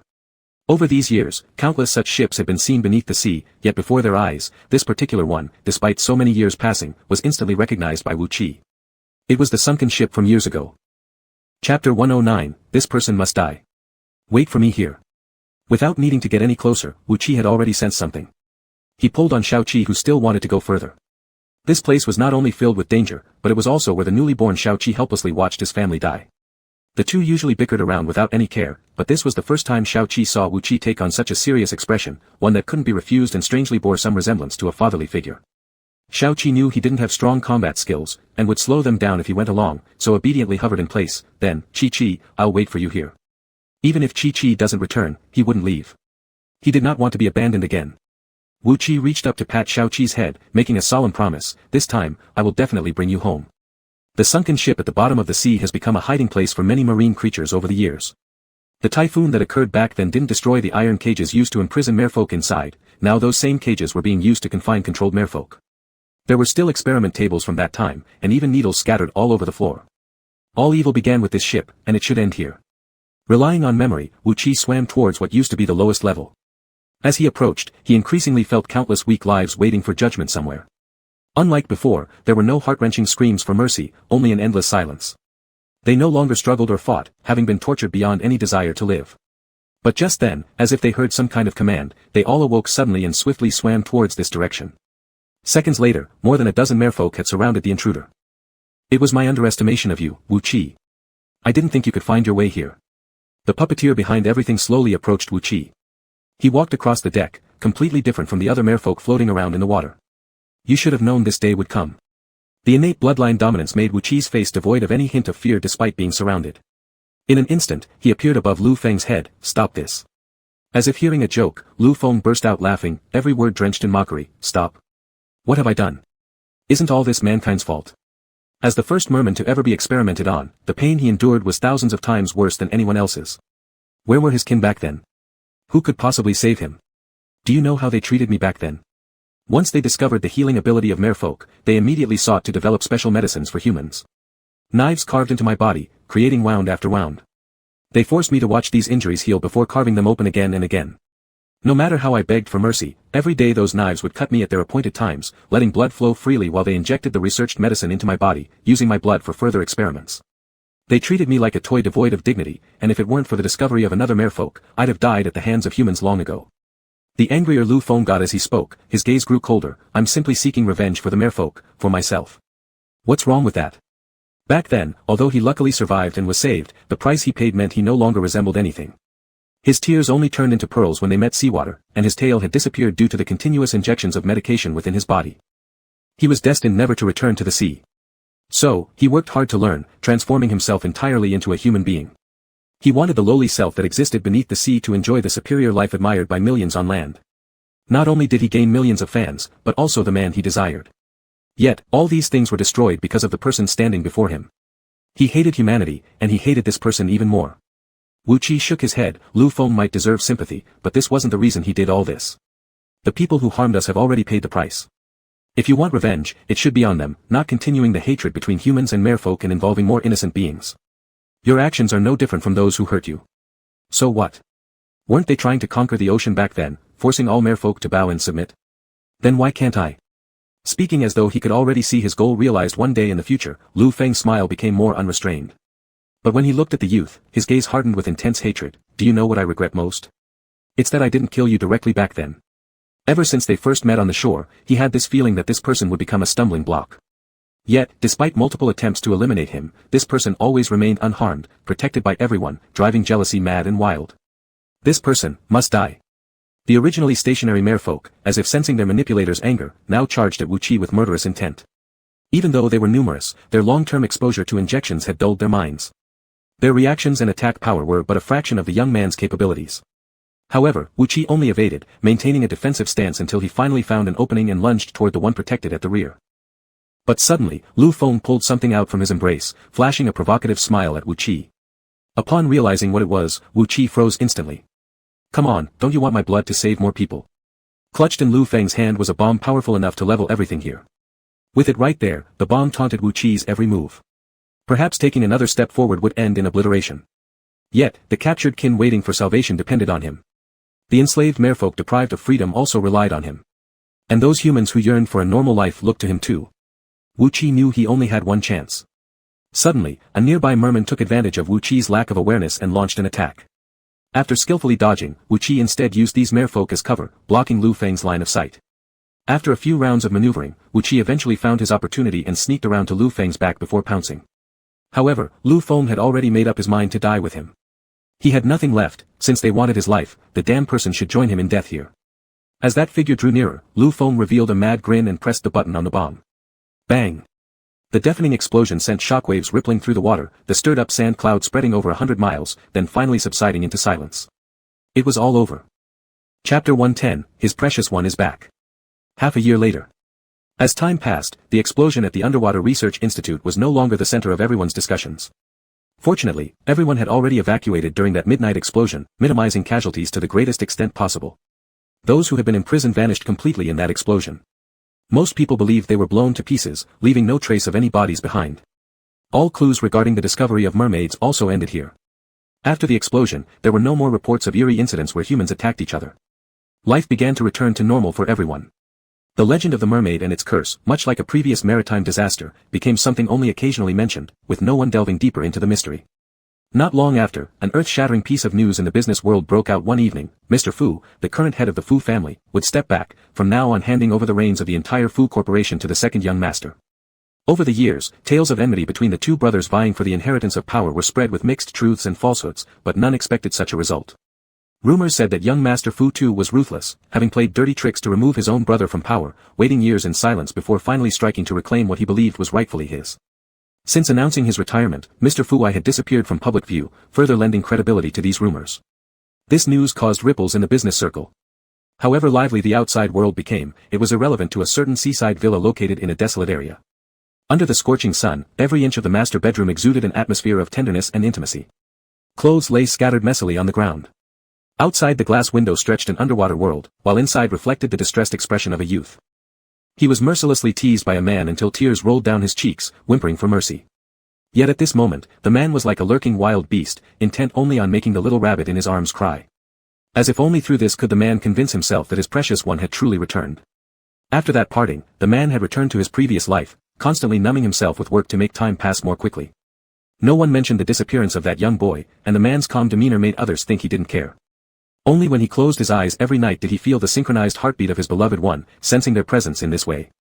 Day by day, no one knew how long he had waited. So long that the man had already begun preparing for the handover of his impending retirement, so long that he had arranged a new home, waiting together for the child's return. Until one early morning, the doorbell rang. At that moment, as if sensing something, his heart suddenly started pounding faster. Opening the door, there stood two figures, big and small, with only their teeth remaining white. Their clothes looked as if they had just come back from scavenging, their faces dirted black. Even more suffocating for the man were their hair, two explosive heads of it.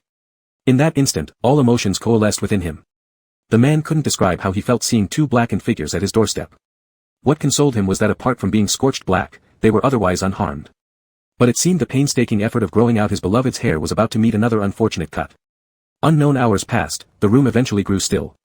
The youth softened into a puddle in the man's embrace, too exhausted even to speak a word.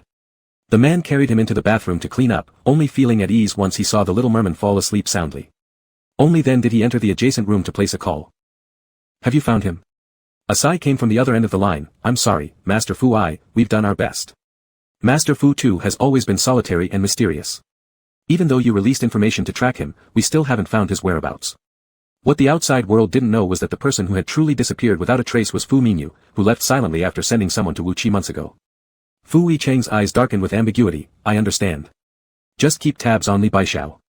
Hanging up the phone, Fu Yicheng gazed at the undersea world outside the floor-to-ceiling windows, reflecting images of the shadows like details forgotten after that incident many years ago. 2 months after the ship sank. When the rescue team located the precise position of the wreck and detected no signs of life there, all hope was finally abandoned. An official investigation concluded the maritime disaster, drawing a close to the numerous questions surrounding it. Gradually, it faded from public attention. Only one person never gave up searching. Master Fu Tu, the investigation results have confirmed, no survivors, a subordinate reported anxiously, rushing to the young master. Keep searching. This response echoed daily over these past 2 months, told repeatedly to the boy. Yet the boy remained firm, believing deep in his heart that his brother wasn't dead, brother must be alive. He has to be alive. Everyone assumed the boy had lost 2 family members overnight, suffering a major blow that drove him to act erratically. No one took his words seriously. Yet, due to the boy's identity, the search and rescue operation was forced to continue. But unexpectedly, 1 week later, on a solitary island hundreds of kilometers away from the shipwreck site, they truly found an unconscious teenager. It was a barren island with no food or water resources, nor any signs of previous human habitation. Under normal circumstances, anyone would have lasted no more than 2 days here before becoming a corpse. However, the youth lying on the beach had his chest rising and falling with powerful breaths. This phenomenon, defying the limits of human endurance, left everyone too frightened to approach. What shocked everyone even more was the investigation report which concluded that the bodies found inside the wreck confirmed that all passengers on board were struck by a violent storm before the ship sank. In such an intensity capable of swallowing an entire ship, it was impossible for anyone to emerge unscathed. Yet as the only survivor, the youth washed up hundreds of kilometers away from the wreckage without a single scratch. Already sensing something amiss, the boy did not send his brother to the hospital. Instead, he summoned a private doctor who had long served the Fu family. Yet another bizarre phenomenon unfolded in front of everyone when injecting nutrients. The instant the needle pierced the skin, the blood there instantly coagulated, and the puncture healed visibly within seconds. Master Fu Tu, this. The visiting doctor, with years of medical experience, encountered such an eerie situation for the first time, trembling uncontrollably. The boy's gaze darkened, remaining calm amidst everyone else turning pale from fright. As his eyes shifted from the already healed arm, he spoke calmly, "There's no need to panic. He's just sick. Master Fu Tu, this isn't even close to being. This clearly exceeded the current boundaries of human medical knowledge. It should be sent to a research institute rather than treated at home. I said he's sick, so he is." The boy stepped closer to the doctor, one slow step at a time. Though merely 16 or 17 years old, his eyes were cold and fearsome, radiating a subtle threat. "We found him at home, he suddenly fell ill and needs a few months of rest. During this period, he will not meet outsiders and has never left this house. Do you understand? He wasn't on that ship, and he suffered absolutely no harm. Any strange wounds healing quickly were nothing but their illusions." His cold, serious black eyes became tangible, like sharp knives cutting into everyone present. Whoever dared to speak a word about this would lose their tongue and become mute forever. Sweat poured down the faces of those present. "Yes, Master Fu Tu." Chapter 111, Baby, Welcome Home. Perhaps because she had been exhausted, Wu Qi felt like her entire body was about to fall apart in her sleep, and a sense of unreality enveloped her even in her dreams. It was as though she was still on the road searching for Lu Feng, or they were still in that sunken ship. Yet everything returned abruptly to reality after the wave surged by the bomb's explosion. Back then, she didn't have 100% confidence, but the heavy responsibility on her shoulders left her without hesitation. However, she wasn't fighting alone. When facing off against Lu Feng, Xiaoqi secretly slipped in at an unknown time, taking advantage of her smaller size to sneak into the place where the mere people were held without anyone noticing. At that moment, Lu Feng, who was ready to detonate the bomb, was caught off guard when the mere people suddenly rushed out. Right at this decisive moment, one of the conscious mere people suddenly lunged forward, snatching the bomb from Lu Feng's hand. Precious seconds gave Wu Qi the chance to react. She found cover just a second before it exploded, reducing the damage to the minimum. When she surfaced from under the sea sand again, the first sight that met her eyes were heads blackened by soot. The scenes flashed through her mind like fleeting memories. Wu Qi opened her eyes, the scent filling her nose brought a comforting reassurance, just like countless mornings before when she woke up in the man's arms. Everything felt so real, yet unreal, like being in a dream. "Baby, good morning." The man's gentle greeting sounded in her ears, each deep tone pulling her back to reality. Wu Qi looked up and met the man's eyes, those dark pupils brimming with tenderness, surrounding her as if telling her, "Baby, welcome home." A smile tugged at Wu Qi's lips. She said nothing, only stretched out her hand and tightly hugged the man. Every day waking up in his embrace felt truly wonderful. Wu Qi's legs were still trembling as she descended the stairs, uncertain if it was due to the previous night's exertion or because she still felt as though she were floating on clouds. Even before she steadied herself, the sweet sound of Xiaoqi came from downstairs. "Qi, come over quickly. Daddy made your favorite char siu buns this morning." Whether in the past or present, Xiaoqi would always be the first one sitting in the dining room every morning waiting for everyone to wake up. Because Daddy always teased Chi until she couldn't get out of bed. But this time, unable to resist the lure of the food, her cheeks were stuffed like a little squirrel, crowned with the same hairstyle cut short by the scissors, resembling Wu Chi. Upon seeing the two, while Xiao Qi was still licking her fingers, a sudden awareness struck her, and she immediately hung her head like a child caught stealing. Pointing to the beautifully presented char siu buns on the table, she defended her innocence. Daddy, it attacked me first. Hearing the approaching steps behind her, fearing possible blame, the unexpected happened. A large hand landed softly on her head and gently rubbed it. If you like them, eat more. Huh? Xiao Qi was confused. Though Daddy never mistreated her in the past and gave her shares equal to what Chi got, she knew her position, a temporary guest who shouldn't ask for too much, only asking within an appropriate range. Deep inside, she realized that although Daddy had taken her in, he did not recognize her as his daughter. Her mind raced with all kinds of thoughts until the realization dawned on her. Daddy had just rubbed her head. Daddy used to talk very little. She hadn't managed to earn even a hug from him until now, let alone such an affectionate gesture like rubbing her head. Xiao Qi's mouth opened wide in surprise, carefully hiding her happiness in her heart. But after all, she was still a child. It was impossible to keep things hidden. The moment she became happy, words began spilling out non-stop, encircling Wu Chi. Chi, Daddy set up a snack room bigger than his office in our new house. Uncle Cheng bought lots of yummy snacks again. It's been so long since I've been to kindergarten. The friends there must miss me, so I'm going to take these all with me to share with them, and then I'll become the leader. The title of leader is yours for a few days if you trade it for a few bags of chips. Deal, I'll give you the durian-flavored ones. No eating poop. The big and small voices bantered incessantly, turning the previously quiet villa lively once again. The man sat on the sofa watching the playful duo, occasionally affected by their antics, but his corners of the mouth couldn't help but lift into a smile. The warm sunlight spread across the living room onto the family of three, laughter echoing through every corner and painting a picture of happiness. After all the morning's ruckus, a tired Xiao Qi collapsed and fell asleep immediately. Wu Chi, who still hadn't regained full strength, also lay sprawled out on Fu Yicheng's thighs, quietly accompanying him. Tired? Fu Yicheng watched the sleepy-looking child, smilingly asked. The drowsiness of the afternoon gradually crept in as Wu Chi yawned and replied with a simple, Fu Yicheng gently wiped the sweat off the child's forehead, shielding him from the dazzling sunlight with his palm. Go to sleep. The notebook that was once inseparable from Fu Yicheng's hand was now gone, as were the endless official duties. All that remained was the youth before him. In a haze, Wu Chi suddenly caught a glimpse of a familiar figure on the entertainment news broadcast on TV. That flashy red hair instantly identified Yuan Shi for Wu Chi. 6 months ago, when the whole society was in turmoil, all industries were forced to halt. Yuan Shi, who had messaged Wu Chi back then, had been staying at home for over a month without any work announcements. Now reappearing in the public eye, he still maintained a defiant and unrestrained demeanor, long awaited by millions of fans. Wu Chi looked at the playful grin on the screen, and at this moment, all the floating feelings inside finally came to rest. It seemed like everything had truly returned to how it all began. In this undisturbed place, the gears of happiness turned ceaselessly. The entire villa remained as warm as before, nothing had changed. The only thing that had changed was probably that Wu Chi now loved calling the man husband even more. If in the past it was only called out when necessary, now it was constantly on her lips, and every time he stepped out of sight she would call out, husband. As soon as Fu Yicheng prepared to leave the living room to go to the tea house, he stopped immediately. Husband. Even though the man was right beside her, the little mermaid still turned around excitedly upon seeing an interesting scene on the TV, eager to share it. Husband. That soft, sticky call made Fu Yicheng want to bring her along even into the bathroom. The little one was stickier than before, loving to address him this way. Fu Yicheng knew this was the little one's way of making up for what had been missed. Even though the house echoed with this title all day long, Fu Yicheng didn't just like it, he found each call, filled with coquetry and reliance, deeply etched into his heart. That night, as they went to sleep, the little one, whose voice carried the weight of exhaustion, clung onto the man like a koala, murmuring, husband. Husband.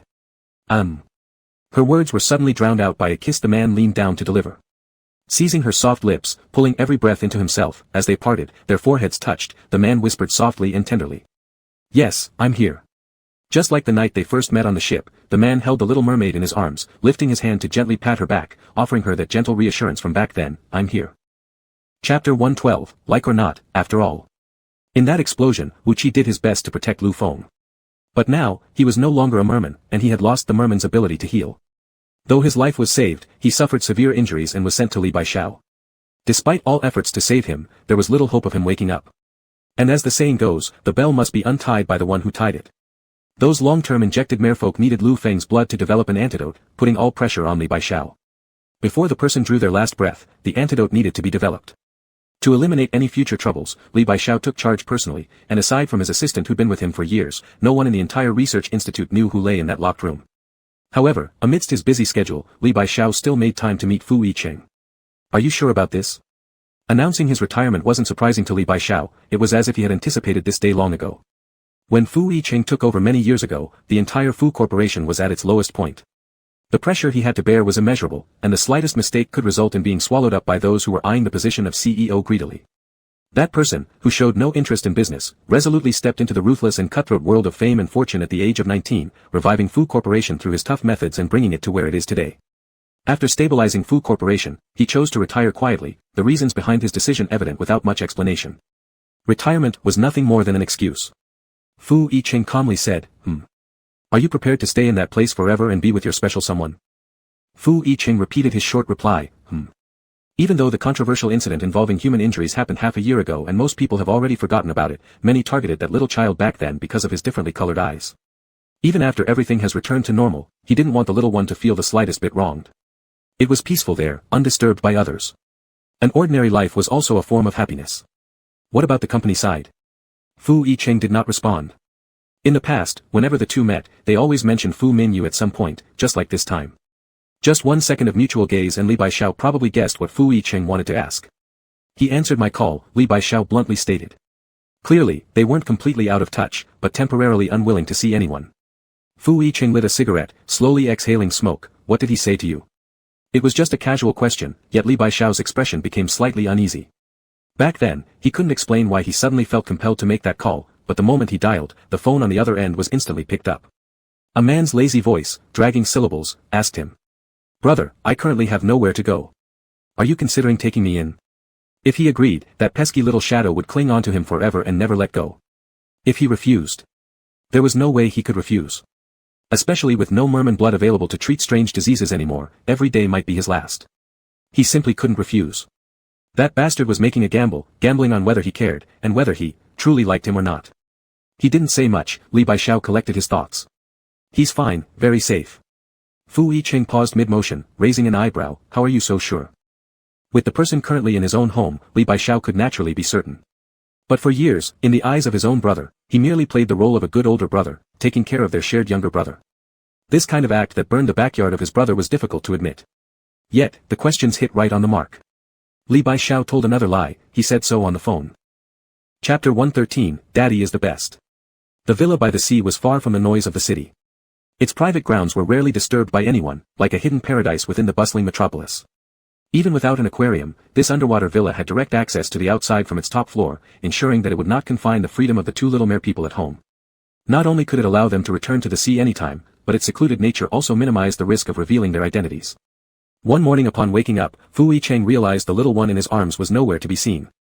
Looking up, he saw a big one and a small one with their upper bodies bare, sticking their heads out of the glass dome staring at him. Their blue tails swayed continuously in the seawater. Seeing him, they both grinned widely, flashing 8 teeth, and blew bubbles at him. If it weren't for his strong psychological tolerance, most people wouldn't have been able to handle such a unique, good morning, greeting. Fu Yicheng calmly sat at the dining table eating breakfast while watching the two merpeople playing and frolicking outside. Merpeople are keen on building nests, and as soon as they returned to the sea, they began constructing their own. The older one built near the master bedroom, and the younger one nearby in another room. In Xiao Qi's words, they had decided to always be neighbors no matter where they went. At first, they worked hard, back and forth carrying items. Then suddenly, a sea turtle appeared and leisurely swam past them, moving its clumsy limbs, completely unaware of its imminent fate.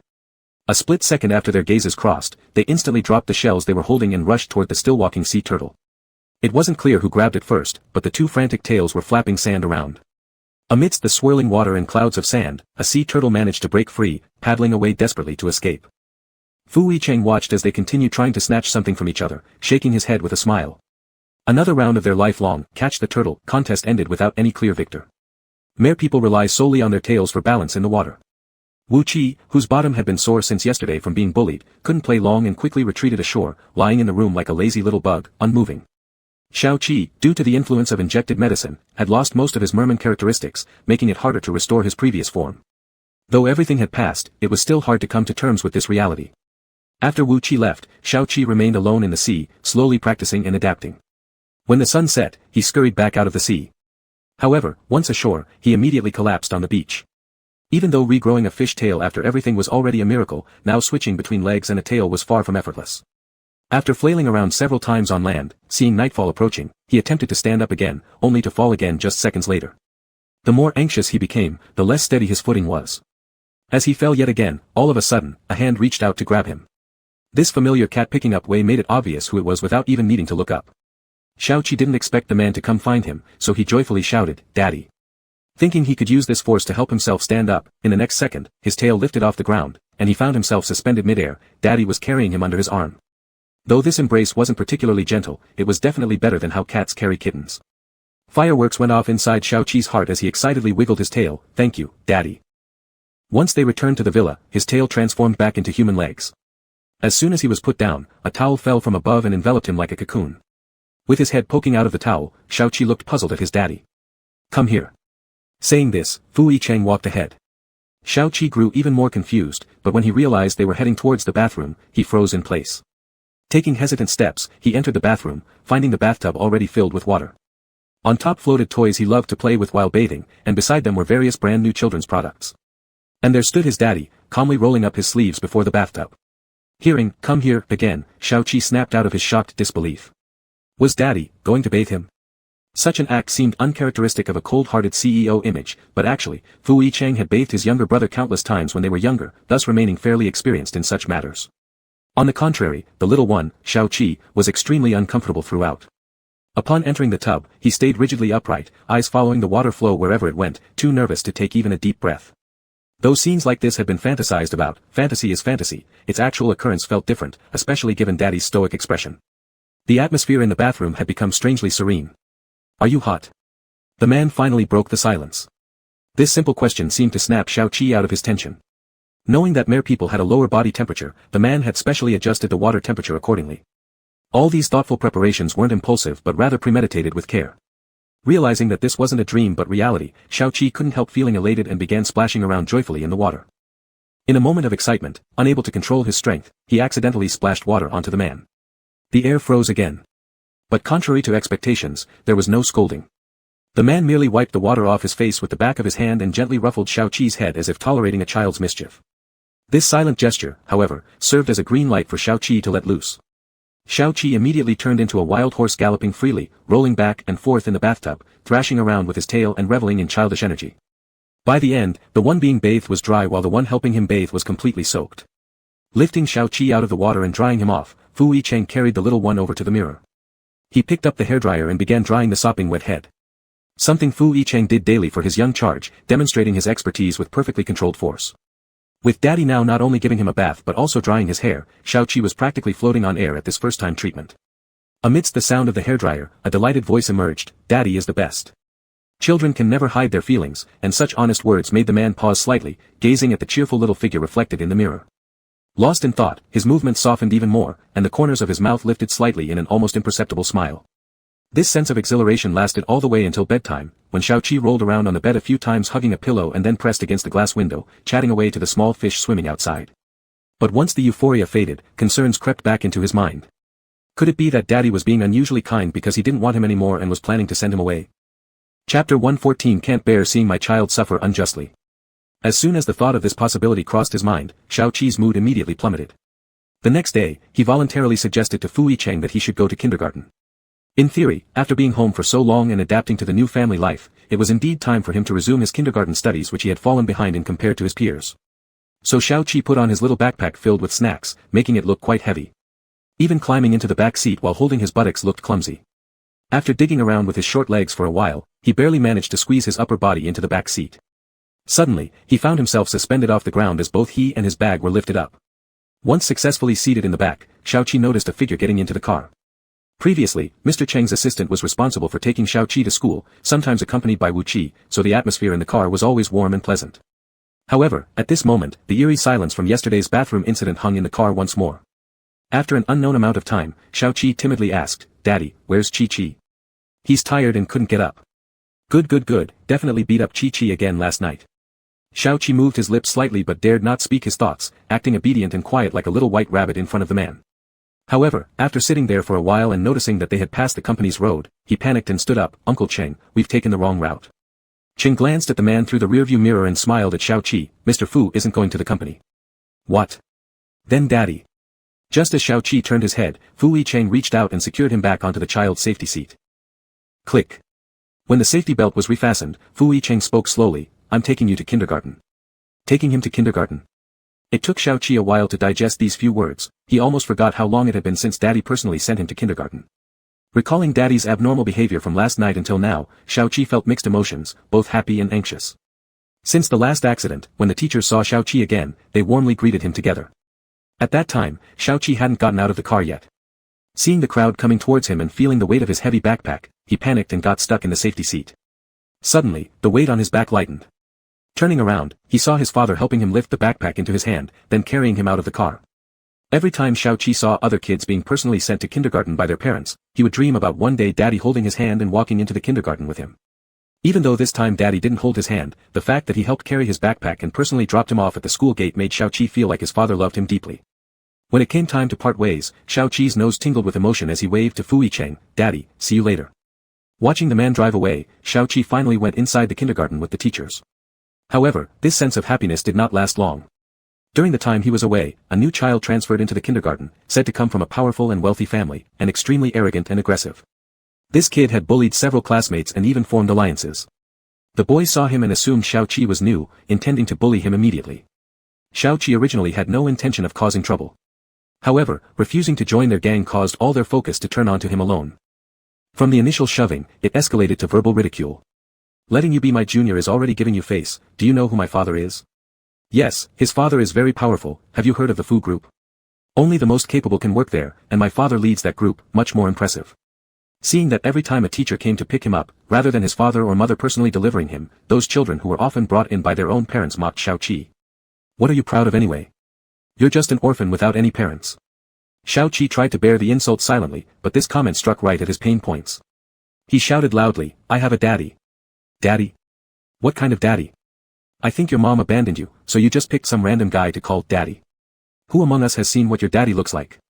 Xiao Qi had forgotten many details of recent events, but suddenly, some vague memories flashed through his mind. He saw a woman being taken away, leaving him behind and never opening her eyes again. It was just like what these people said, she had abandoned him. Just as he tried to calm down his anger, another taunt, "Your mother is dead, and your daddy doesn't want you," pushed Xiao Qi over the edge. Xiao Qi lunged forward and started fighting with the other child. Initially, the other boy could still fight back, but human fish possess greater strength than humans, quickly resulting in the boy being battered black and blue. By the time everything had calmed down, the other child's parents had already arrived and began berating everyone present, leveraging their prominence. "Are you teachers even watching the kids? What kind of so-called top-notch noble kindergarten is this if my child gets bullied like this? Can your school afford the compensation? And as for him, how can a child this young be so violent? What will become of him in the future? Wasn't my child completely right? He just attacked without even a word, now I want to see what kind of parents could raise such a child." Before Xiao Qi's parents could arrive, the teacher stood protectively in front of Xiao Qi trying her best to suit the situation. But the opposing side grew more agitated and eventually declared, "No, we're calling the police." The moment those words were spoken, the door opened. A man stepped inside from the doorway. "You must be his par." The instant they heard the voice, the other parents stood up ready to scold, but upon seeing the man's face, all their arrogance vanished in an instant. "Mr. Fu. Chairman Fu." As soon as Fu Yicheng entered, he noticed Xiao Qi with his nose red from crying, his expression darkened, and his already stoic demeanor exuded a sense of oppression. "Director Feng," he addressed coldly. Recognized by his supreme superior, Director Feng should have been flattered, but this single word sent chills down his spine. Considering the reason for the chairman's appearance here made him break into a cold sweat, and there was no longer any mention of calling the police. It was strange how low-profile Fu Yicheng was. Apart from rarely appearing publicly, he hadn't used his position or status when handling the kindergarten admission procedures. Feng was merely one of the small directors in one of the many companies under the Fu Group, not even worthy to set foot in the main office. Even though he hadn't visited the headquarters building or heard any news about the president getting married or having children who were already this old. Perhaps it was just a relative's child, and Fu was only helping resolve the matter. With that thought in mind, Director Feng forced a smile and cautiously probed. "Mr. Fu, sorry, this is all a misunderstanding, a misunderstanding. As you know, as a parent, it's hard to bear seeing one's own child suffer any injustice." "That's true." The man nodded, seemingly agreeing with this statement. Then the next second, he brought Xiao Qi, whose cheeks were flushed red, over to his side, "So I cannot tolerate seeing my child being wronged either." As soon as these words were said, several incredulous gazes fell on the man. Xiao Qi had initially worried about being scolded, but hearing that line took all his concerns away. Even later when Dad used some means to make the other side personally apologize to him, it didn't matter. When being led out of the kindergarten, Xiaoqi felt as if he were still in a dream. He was Dad's child. Dad had officially acknowledged him. Realizing it slowly, Xiaoqi, unable to contain his excitement, tentatively called out, "Dad." Hearing the first response, those blue eyes instantly filled with tears, and Xiaoqi shouted again in exhilaration, but this time those two words held an entirely different meaning, Dad. The man didn't get annoyed at the repeated calls, instead, he tenderly ruffled the little head with his large hand. I heard you." For the first time receiving a response, those two words now meant so much more to Xiaoqi, and joy spread through him as he eagerly called out once more. Meanwhile, the man simply smiled gently in acknowledgement, "I heard you." Chapter 115, The Mermaid Being Bullied by Mr. Fu Every Day. Time passed day by day, and after half a month, good news came from Li Baixiao's side. There was new progress in the development of the antidote for that batch of mermaids. Wu Qi stayed at home every day clinging to her husband. Besides keeping track of the research progress, she would lazily lie on the sofa watching TV while waiting for Xiaoqi to finish school. When she got a sudden impulse, she would return to the sea and play with turtles for a while, swimming around a few times. Such days were peaceful and not monotonous or boring, until one day when Wu Qi received a call from Yuan Xian asking him to come out of retirement. The drama filmed initially had an S-plus production team, funded by the Yuan family. Although there was some controversy during the process of replacing people, it also served as early promotion and generated buzz for the show. As Crown Prince Yuan Xian served as the producer. Now that the movie was completed, most industry insiders believed this would be a blockbuster. Preparations were ready, but the theme song singer was still undecided. Yuan Xian might not have other issues, but he could be stubborn. He had fixated on his older brother's voice since then, and no one else could surpass its perfection in his mind. So that day, once again, he eagerly sought out Wu Qi. But this time, he smartened up and didn't go straight to the point but instead threw out a bait first. "Brother, I found a treasure of a resort where you can experience life and unwind closest to nature. Are you interested in bringing little Seven along?" Admittedly, this bait worked wonderfully. A place perfect for vacationing and allowing one to experience different lifestyles immediately caught Wu Qi's interest. Without hesitation, she agreed. Now free from burdens, Fu Yicheng spent each day focusing on spending time with his young child. Since the child liked it, he had no objection. As the inviter, Yuan Xian was the first to wait at the destination. When Wu Qi arrived, from afar, she could clearly see the person sitting in the most conspicuous place in the hall, sporting outrageously red hair. This time, though, the hairstyle appeared smoother, evidently his real hair. Even with sunglasses and a mask covering his face, his presence was far too flashy. However, he was recognized within a few minutes by fans. Despite his bad temper, Yuan Xianxiao had a true mutual understanding with his fans. Standing there cooperating with autograph and photo requests, he barely managed to find an opportunity to approach Wu Qi. With a celebrity aura oozing all over him, despite already noticing Wu Qi, he feigned frustration. "I dressed up specially just in case of situations like this, but it turned out to be a miscalculation." How could someone like Wu Qi not feel amazed looking at how one fan after another rushed up to him? "Never expected your popularity to be this high." Yuan Xian, unreservedly pleased by the compliment, suddenly became serious about something. From the moment he met Wu Qi, Yuan Xian knew that someone with such naivety must either be well-protected nobility or a much-loved golden Oriole bred under favoritism. He sent people to investigate but never heard of any prestigious Wu family in Beijing. Recalling the online storm being quickly calmed before, Yuan Xian was more convinced it was the second possibility. Having seen everything the entertainment world could offer, discrimination was irrelevant. After all, if one can make a big spender willingly fork out large sums of money, it's also a kind of ability. However, wanting the other party to agree, one needs to attract them with something interesting. Definitely not lacking in money, what do caged birds lack most? Freedom. Although his older brother did not currently harbor thoughts of flying away, it was due to being caged for too long. He needed to be the person behind the scenes helping his elder brother break free, guiding him onto a new path toward light. Shouldering this great responsibility, Yuan Xian cleared his throat and said, "Do you envy me?" "Actually, I was confused once too. No matter where I went, I felt that my success relied on my family, so I angrily ran away from home and ventured into the entertainment circle alone." "Wow, that's really amazing." Yuan Xian emphasized, "Mainly because I want freedom. Regardless of what one wants, having this courage makes you incredible." Yuan Xian was used to their conversation not aligning, so he decided to cut straight to the point. "Actually, the reason I called you out this time is mainly to let you reconsider properly. After all, you can't walk down that road forever, you need to have your own life and living." At this point, Yuan Xian even suspected that the financier behind Wu Qi was stingy enough not to fully provide financial support. It was evident from the last time they both fled their homes. Thus, he pressed on more enthusiastically, "Even though now you can maximize your profits, what about 5 to 10 years later? In our circle, especially those who appear very proper on the surface, play the hardest and wildest behind closed doors." As Yuan Xian spoke, his sharp eyes spotted a man walking towards them. Recognizing the man instantly, he seized the opportunity to use him as an example. "Look at that guy's height, those muscles, that physique, bursting with testosterone. when he really puts in effort, you'd be worn out. Wu Qi sharply gasped upon hearing this. She was still feeling uncomfortable whenever this topic came up. Yuan Xian wanted to say more but noticed the man heading straight towards them.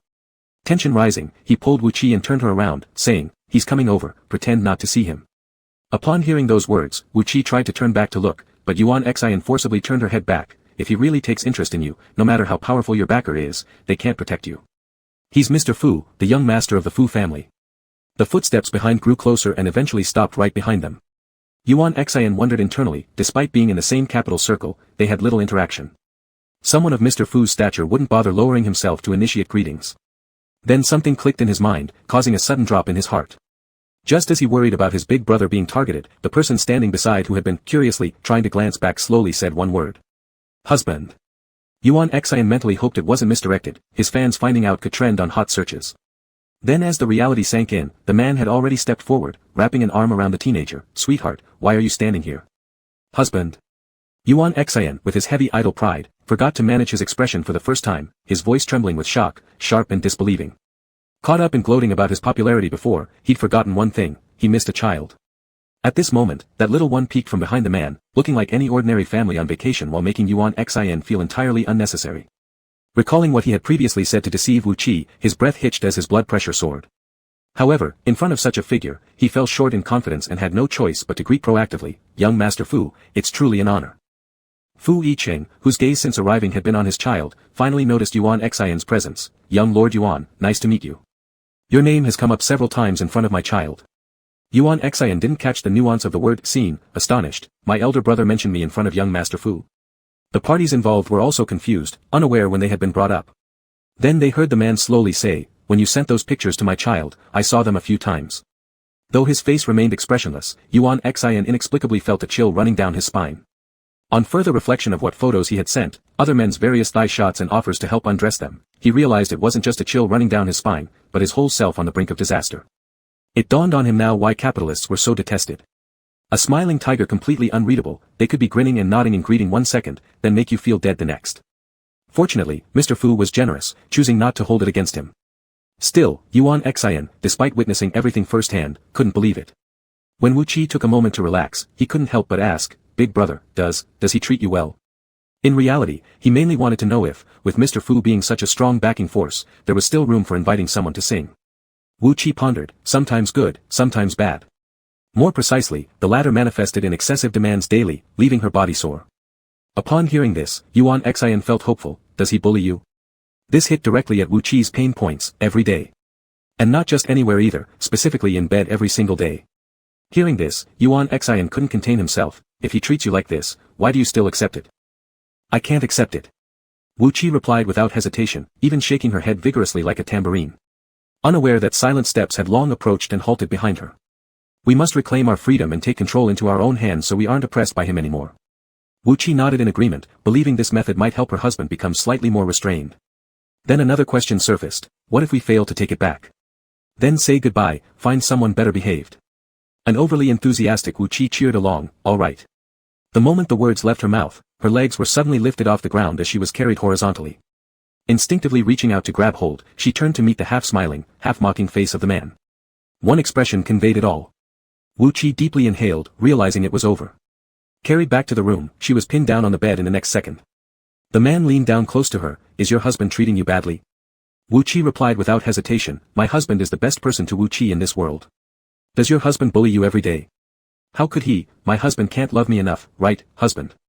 Wu Qi tried to bluff her way through, but her hand was instantly gripped tightly. The more the man spoke, the more peril flashed from the depths of his eyes. "Do you want to switch to another one then?" "How could I possibly, Not giving her any chance to argue, the man leaned down to cover that pink mouth with his own. That night, the man shed his usual gentleness. Wu Qi felt like all her bones were about to disassemble. No matter how she begged him tearfully, the man only bullied her harder in return. With endless creativity and seemingly inexhaustible stamina. Wu Qi felt like her soul was nearly slipping out of her body, and thought bitterly that Yuan Xian's words had really come true. She'd die if he kept going like this. Chapter 116, Ocean Conservation Ambassador. Yuan Xian didn't know why his elder brother disappeared for 2 days after their conversation, leaving no trace. It wasn't until he cornered the younger one that he received an expertly delivered response. Chi-Chi got beaten by Daddy with a big iron stick again. At this moment, Yuan Xian wished he wasn't someone who understood things instantly.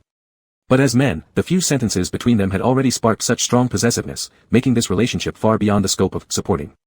Especially 3 days later, when he accidentally saw Wu Qi's collar filled with kiss marks. Having Fu family's young master in her corner and even calling him husband, clearly meant there was neither lack of money nor freedom in this situation. So, there wasn't much hope from this side. Still, the stubbornness rose up within him once more.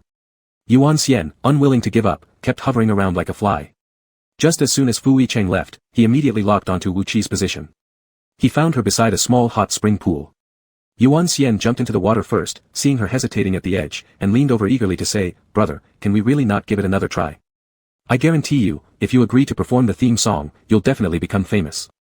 You'll be recognized wherever you go just like me, with millions of fans supporting you." "Not interested at all." The person who listened carefully responded without hesitation, "Not interested." The pain of instant rejection was something Yuan Xian couldn't describe with words. In the past, he might have dared to keep pursuing relentlessly, but after realizing the force behind her, he now felt powerless like a paper tiger and wouldn't dare provoke her again. Even though he accepted reality, Yuan Xian still felt an overwhelming heartache. So, he could only take out his phone and read fan comments on a secondary account, consoling his wounded heart. Nature Conservation Ambassador. Suddenly, the voice of the young man above caught his attention. Yuan Xian didn't understand at first. When his gaze fell on a video he had been browsing on his screen, he finally realized what his elder brother was talking about. Oh, this thing. It's asking a person with influence to travel all over the country promoting awareness. Wu Qi wanted to get in and soak, but as soon as she dipped down, her tail became exposed, so she stood awkwardly by the pool's edge. However, while absent-mindedly glancing, she noticed the people on the screen constantly switching locations and couldn't help her curiosity. She asked, "What are they promoting?" Yuan Xian replied, "They're calling for everyone to protect nature and maintain ecological balance. Additionally, there's also this thing called Ocean Conservation Ambassador, whose job is to ensure marine life isn't overhunted." The eyes of the person who claimed earlier to have no interest in fame lit up instantly. "Then how can I become the Ocean Conservation Ambassador?" Ah. Yuan Xian hadn't expected his several days of effort could elicit no response from his brother. Yet, here was something rarely sought after, usually neglected, an opportunity to serve as an ambassador, sparking such interest, which gave him new hope. This doesn't have a high threshold. The main thing is this person must have some influence, enough to rally others to join together. Simply put, it requires popularity. Is it like yours? Yes. So, do you mean that singing a single song would give me enough popularity? Yuan Xian was very certain, of course. This time, the person who refused so many times before agreed without hesitation, "Then I accept your offer." If singing a song could help accomplish such a valuable cause, he was more than willing to give it a shot. He wanted to protect nature, preserve the ocean, and prevent the world from losing its ecological balance due to overhunting. Chapter 117, Long Live Daddy. Long live husband. Little Mermaid possessed an extraordinary talent for singing. Wu Qi mastered the lyrics and their implications in just one day, a task that would usually take ordinary people at least a month from learning to recording. But within a short week, Wu Qi had completed the recording. Then came more good news from Li Buqiao. His research on the potion was successful. But being the first batch, it was still in the experimental stage, requiring administration into the merpeople's bodies to see if it truly worked. Upon hearing this, Xiaoqi wanted to be one of the first experimenters. This idea met with firm opposition from both his father and Qi. "It's impossible. What if something goes wrong?" Wu Qi voiced her worries. While it was true that someone needed to step forward for the trial, selfishly, Wu Qi did not want this person to be Xiaoqi, who had already become family. Fu Yicheng always unconditionally supported his young friend. Xiaoqi said, "But, I want to go back to what I used to be." Tears would turn into beautiful pearls, tails could be extended and retracted at will, and the agility of the merfolk restored would allow him to survive independently in the ocean. He didn't want to accept his current broken state anymore. Upon hearing Xiaoqi pour out his heart for the first time, Wu Qi could no longer dissuade him and ultimately chose to respect his decision. Since it was an initial drug formula, injecting it might produce different reactions. The two carefully observed Xiaoqi every day, but they couldn't escape what happened on the third day after injection. Xiaoqi ran a high fever. However, this high fever wasn't as sudden as before. The examination by Dr. Li Buqiao showed it was just the normal reaction of the body to the injected agent, which would naturally subside after a certain cycle. Wu Qi, worried and uneasy, suddenly hatched an idea while thinking about how this man constantly demanded without restraint. On the evening when it was bedtime, Fu Yicheng had just stepped out of the bathroom after showering when he found an unexpected visitor in his room. Holding his little pillow, Xiaoqi stood at the door looking pitiful, asking, "Daddy, I'm afraid all alone tonight. Can I stay here?" The little one's forehead was still wearing a cooling patch, and his face had a flush from the fever. He looked genuinely pitiful. Even the kid seated on the bed stared at him with earnest eyes. Attacked by the big and small one pleading pathetically, Fu Yicheng melted immediately, "All right." And then he instantly regretted it. Having been permitted, Xiao Qi jumped up, pounced onto the bed, claimed his spot, and even monopolized Fu Yicheng's affection. They played wildly on the bed, and the little one laughed uncontrollably from being tickled. After turning off the lights, the excited little one who was sleeping with Daddy and Chi for the first time couldn't fall asleep easily, chuckling occasionally. Not long after calming down, the two started playing under the covers again. This didn't seem like someone suffering from a fever with low spirits. It was clearly still the walking chatterbox, talking incessantly wherever he went, oblivious to how high the wattage of the third wheel caught between them was shining. On the contrary, Wu Qi felt delighted. Before sleep, she not only had a playmate but also managed to protect her own life. Savoring the benefits, Wu Qi hatched another plan. The next night, right when Fu Yicheng returned to his room, there was that familiar small figure waiting outside the door again, just as the night before with the same blush on his cheeks, though now freshly changed fever patches were stuck on his forehead. If there was any difference, it was that this time Xiao Qi was holding a stuffed doll. It was something he held every night to go to sleep. It appeared that Xiao Qi planned to move to the master bedroom permanently. Already accustomed to sleeping with the kid in his arms, Fu Yicheng had resisted several times last night but finally gave up his urge to push the smaller child away. This unbearable torment of lying on the same bed but unable to embrace was enough for Fu Yicheng to make a decisive choice without hesitation, no. A minute later, another figure appeared by the small one. His kid also clutched a pillow in his arms. But unlike Xiao Qi, this was preparation for protesting together. Regardless, disagreements didn't stop the fact that there were plenty of rooms in such a big house.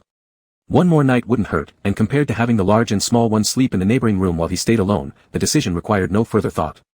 Once again, Fu Yicheng let it slide, the last night. Daddy, you're the best. Husband, you're the best. Fu Yicheng felt something was amiss, but the two shadows throwing themselves into his arms emptied his mind instantly. Xiao Qi joyfully rolled around on the bed once again. For half a day, there was no sign of drowsiness, so he snuggled up close to Fu Yicheng, asking, Daddy, can you help Xiao Qi fall asleep? Although Fu Yicheng didn't say it out loud during this period, he had become increasingly indulgent with Xiao Qi in many aspects of daily life. In the past, Xiao Qi wouldn't have dared to make such requests, knowing they would be outright rejected. However, having benefited from it now, Xiao Qi wanted to get even closer to Daddy. Upon hearing the soft request, Fu Yicheng, who had been restraining himself for 2 days while his wife was occupied, fell silent for a few seconds before finally lifting his hand and lightly patting the little one's back. Wu Qi, skilled at singing lullabies, was responsible for humming. The soothing melody flowed under the moonlight, painting a peaceful and pleasant night. The next noon, after finishing her meal, Wu Qi lay on the tatami mat bathing in the sunlight, holding a book pretending to read. But within seconds, she used it to cover her face. Just as she prepared for a lazy afternoon nap, someone sat down beside her. Without opening her eyes, she knew who had arrived. Wu Qi habitually leaned into the man's thigh, treating it as the most comfortable pillow. She shifted around a bit, and the book covering her head was taken away. As her vision brightened, the man's kiss already descended. For Fu Yicheng now, every movement of his young friend getting closer was enough to ignite the fire of desire that had been suppressed for 2 days. The drowsiness Wu Qi felt after the meal disappeared in this intense kiss. Her lying position left her no way to retreat, being held by the man's grip on her nape, accepting his overwhelming conquest. Her throat swallowed continuously, and some droplets hung crystalline at the corners of her mouth. The flirtatious atmosphere in the entire study reached its peak. But just as Fu Yicheng was about to lift her into his arms, he turned and bumped into Xiao Qi standing at the door. It seemed like he had just woken up, sleepy-eyed and yawning. He obviously hadn't seen the scene before. Seeing the two of them close together, he immediately raised his hand to join. Daddy, Chi, are you playing a game? Can Xiao Qi play too? Chapter 118, Why does everyone bully Chi? Fu Yicheng. When will this little brat's fever subside so he can be sent to kindergarten? He endured it until the evening. Tonight, there was no way that little brat would be allowed to stay. However, when he returned after dealing with some things and pushed the door open, only a sleep light was on in the room. There were 2 people in bed, big and small, and their postures were even identical. Fu Yicheng took a deep breath and accepted reality. Unbeknownst to him, just as he left, the originally sound asleep Xiao Qi instantly opened his eyes. A long time ago, he had told his daddy not to always hit Chi, but the father did not listen and instead hit harder. Hitting is wrong. So, he decided to take advantage of this fever opportunity and properly stop his dad. But how could a little white rabbit outwit a big fox? The next night, the door was locked beforehand. Xiao Qi, arriving a step late, stood at the door holding his small pillow, lost in thought. Seeing the red marks on Wu Qi's neck when he woke up in the morning, Xiao Qi knew he arrived too late to protect. Yet, his role as a lamp barely lasted for a while. After a few days, Xiao Qi's fever finally subsided. Upon examination by Li Baixao, all indicators were found to be gradually rising, several times higher than before, indicating that this body was gradually restoring to its original state. This good news meant that soon those mermaids would recover their freedom and return to the sea. Time passed bit by bit, and the new year was quickly approaching. Before the holidays, Xiaoqi's kindergarten held a parent-child activity. Excitedly, he informed both Qiqi and his father upon returning home. The former loved gatherings and naturally had no objections. However, the latter wasn't fully certain. After all, during everyday life, no matter where Fu Yicheng went dressed in his suit, it always seemed mismatched with casually dressed parents playing games with their kids. The air remained silent for a few seconds. Just when the two thought they'd be rejected, the man spoke, "It's fine." What they called a parent-child activity was essentially all parents gathering together to play games with their children. That day, Fu Yicheng wore a simple white casual outfit. Though simply dressed, nothing could cover his innate aristocratic air. By his side, Wu Qi looked like a little boy, exuding youthfulness and vitality. Other families usually consisted of a mother and father with a child. However, Xiaoqi's trio was special, and the beauty quotient from oldest to youngest was excessively dazzling. From the moment they appeared, all eyes were drawn to them. Those who could afford this prestigious kindergarten were either wealthy or influential. Even if Fu Yicheng was normally low profile, some still recognized him, particularly that fashion director from last time. Seeing Xiaoqi instantly changed his attitude. If it weren't for the occasion being inappropriate, he'd want to directly connect relations. Fu Yicheng's appearance not only caused a stir among the adults, but also drew attention from the group of children. Those who previously bullied Xiaoqi for having no father noticed that their parents' attitudes changed when faced with this man. They probably guessed that Xiaoqi's father was someone more formidable. They didn't dare speak nonsense anymore and even started looking at Xiaoqi with envy. Older friends of Xiaoqi also gathered around seeing Wu Qi, the kid leader. With such high popularity within this trio, the teacher eventually had to step in to maintain order. After arranging all the parents and children, the teacher announced the rules of today's game. The children should sit on their father's back, hugging the neck, and the father should do push-ups in place. Whoever can hold on the longest wins the winter vacation gift prepared by the kindergarten. Fu Yicheng was accustomed to handling business effortlessly and could smoothly adapt to any situation, but this was the first scene he felt somewhat challenging. He couldn't quite explain why he agreed, yet the only thought then was, if refused, the little one might feel disheartened and sad. The memory of the previous incident where he was asked for a parental conference due to bullying surfaced, erasing the last traces of hesitation.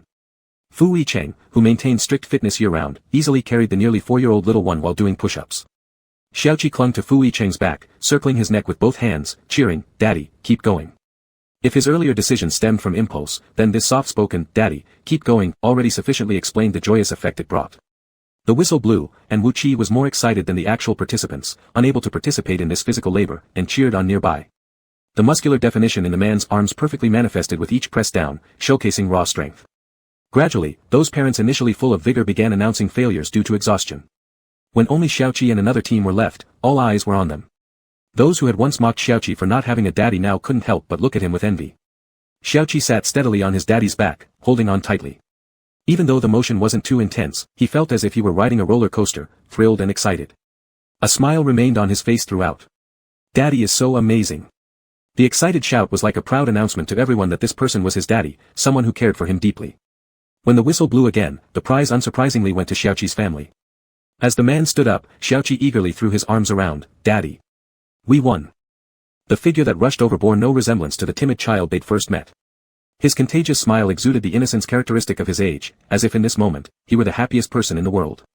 Fu Yicheng merely hesitated for a few seconds before lifting him up over his shoulders, a smile curving at the corner of his mouth. Unknowingly fulfilling Xiaoqi's past wish to be carried high. Often, there's no need for many words, silence can also be a form of expression. He was trying his best to play the role of a daddy. Chapter 119, Wanting to Marry Qiqi. As insiders had predicted, the drama produced by Yuan Xian became an instant hit upon its release. Apart from its fast-paced and fresh storyline, a certain S-generation figure also stood out remarkably. The little flying, who once made headlines and caught the attention of many has now been replaced by their real name, Wu Qi, which appeared in the S-generation section. As a result, Wu Qi's popularity soared rapidly, and more people were demanding their debut. Unexpectedly, the person who had never responded before actually opened a personal account online this time. However, it was not for the purpose everyone assumed as preparation for entering the entertainment industry. The account name was called, Wu Qi, Ambassador for Ocean Conservation. It was officially certified. Back then, after Yuan Xian mentioned Wu Qi's rising popularity, with the help of the other party, Wu Qi also created a personal account. Overnight, the number of followers increased to hundreds of thousands and continued to double every day. Some came because of reputation, while others were attracted by Wu Qi's good looks. When the latter group dominated, there emerged some different voices. For example, someone declared they wanted to pursue Wu Qi. "I want to marry Qiqi. Ever since I saw your impressive flying kick back then, I have been deeply attracted by your dashing figure. This life, I am obsessed and crazy about you, even willing to crash into walls for you. Will you marry me?" Then, this confession was immediately retracted as if stepping on a landmine. Next, I want to marry Chi-Chi, was banned from commenting for 3,650 days. The only one who could pull off such a bomb besides the jealous Mr. Fu was no one else. As Wu Chi's popularity grew higher, these kinds of confessions also increased day by day. The iron rule of having too much free time leads to overthinking does not discriminate by gender, and Master Fu is no exception. Thinking led him to a sense of crisis. Yet, ever since becoming the ambassador for ocean conservation, his beloved started traveling all over the country for promotions, making new friends, and forming their own social circle. Now, it's Wu Chi who has become a very busy person. In Fu Yicheng's phone was a picture sent by his beloved from a place hundreds of kilometers away. The background in the photo was a coastal area in China, where groups of people stood in a row holding banners. In the middle stood a young man in sportswear, wearing an awarded qualification certificate around his neck, hands forming a big yay, and that content and happy smile frozen in the lens. The little merman who initially couldn't speak clearly or walk straight when he surfaced has now grown up completely, blending into human society and finding his true purpose. That document around the neck symbolizing his new identity shone brightly. Fu Yicheng looked at the photo of the youth for a long time and a relieved smile appeared on his lips. Regarding the matter of being the ambassador, Wu Chi sought Fu Yicheng's opinion first. It was something he really wanted to do, but he was worried that being separated might upset his husband. Fu Yicheng showed support and respect for this decision. Rather than worrying about these external factors, I'm happier seeing my darling do what they love. Even if it means enduring the pain of separation, he would never interfere or oppose. At that time, Wu Chi happily pounced onto Fu Yicheng's face with a smooch and said, "My dear, you're truly wonderful." Then, the little merman truly became like a bird flying out of the cage. Although now transportation is convenient and most of the time he would return on the same day, at most it would delay 2 days. Gradually, with more and more people being motivated to pay attention to protecting the ocean, Wu Chi traveled farther and farther away. This time, it even required a 5-day trip. With one less person at home, Xiao Qi, who didn't have a buddy to play around with, was also not adapting well. Sitting on the sofa at the moment, father and son were staring blankly at each other.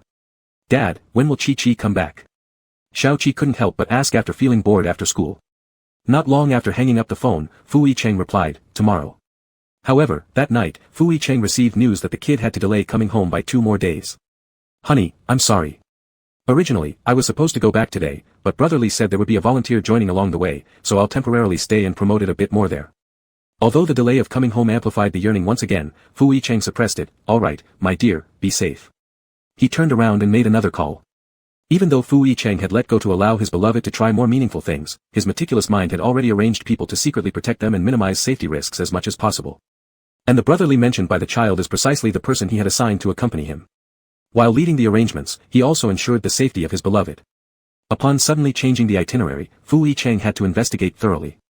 On the other end of the phone, Brotherly reported after a briefing, "Mr. Fu, it happened like this. A few days ago, this volunteer suddenly contacted me, claiming to be a fan of Master Wu, and was extremely eager to join us. After refusing several times, we really couldn't bear to turn them away. It almost seemed like the truth waiting to be spoken. They were clearly an ardent fan of young Master Wu. This person had clearly come because of young Master Wu, and they weren't just any ordinary fanatic." Fortunately, Fu Yicheng had already conducted a thorough background check beforehand. It turned out to be just a simple fan who genuinely admired Wu Chi. There were no safety concerns, but when he heard that the volunteer was about the same age as Wu Chi and that they hit it off very well in conversation, someone immediately made a decision: go check this person's online information. To find out exactly when they became a fan of his beloved.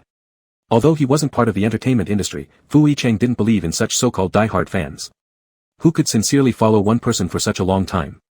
It was all a fleeting interest. Once the excitement faded, they'd likely forget who the person even was. Not like him. He had set his sights on his beloved from the first moment they met. While waiting for the results, Fu Yicheng's heart bubbled with jealousy, which he tried to suppress but kept resurfacing again and again. Even little Seven could tell that Daddy wasn't in a good mood. An hour later, Brotherly called back. Assuming Fu Yicheng only wanted to confirm whether the person was a die-hard fan, Brotherly honestly reported, "Mr. Fu, this person became young Master Wu's second follower after his account was registered." As the first follower of Master Wu, Fu Yicheng frowned after hearing this and asked, "What is this person's online name?" "Mr. Fu, what I'm about to say isn't my intention." Brotherly paused for a few seconds on the other end of the phone. After repeated confirmations, we finally established it with certainty. "This person's online name is, I want to marry Chi-Chi." "Yes, it's the same person you banned from commenting for 10 years. Chapter 120, President Fu's jealousy flips over. This time, the great jealousy wasn't just overturned, it was smashed into pieces. Even if there were restrictions on comments online, those who cared for his precious treasure were mingling with her at this very moment.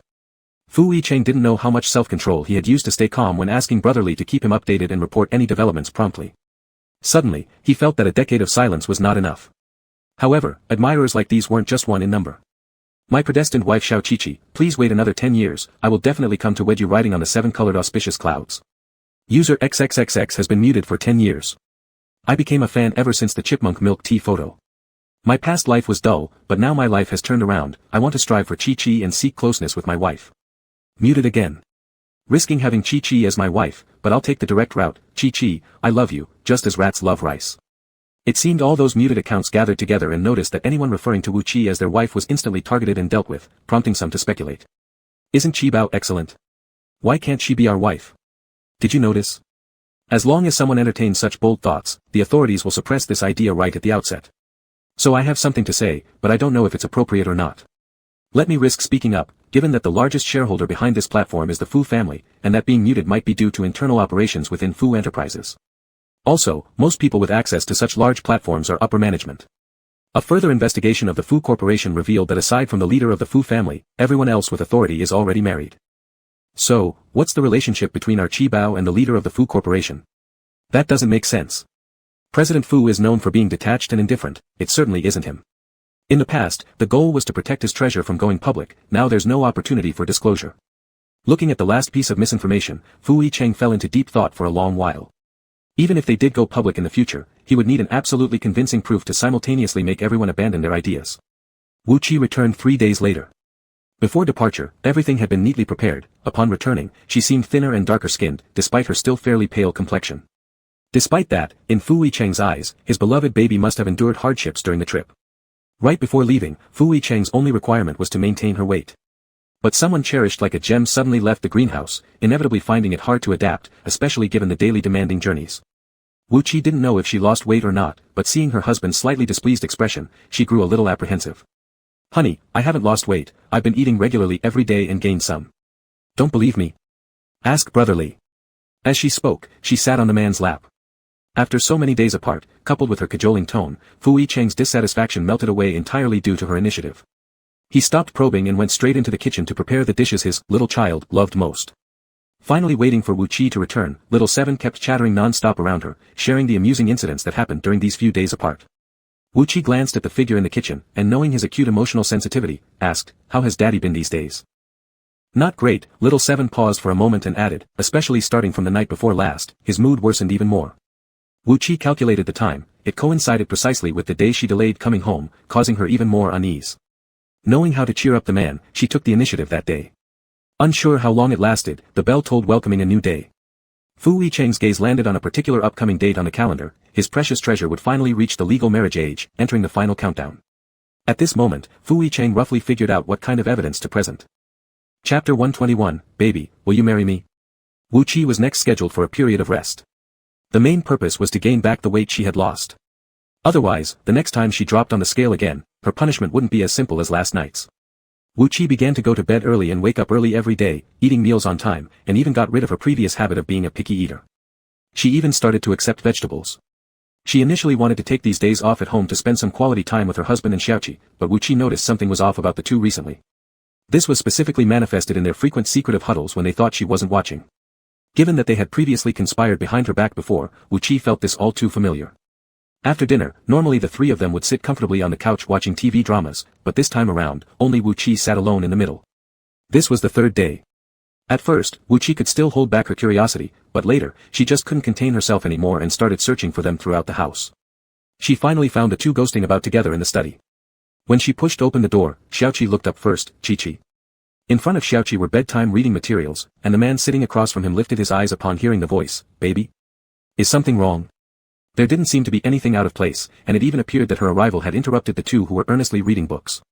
Wu Qi shook her head and went out again. A few minutes later, when she opened the door again, the two were still in the same position as before, the man's long finger rested on the book as he was telling Xiaoqi a story. Wu Qi closed the door once more and stood by the doorway deep in thought.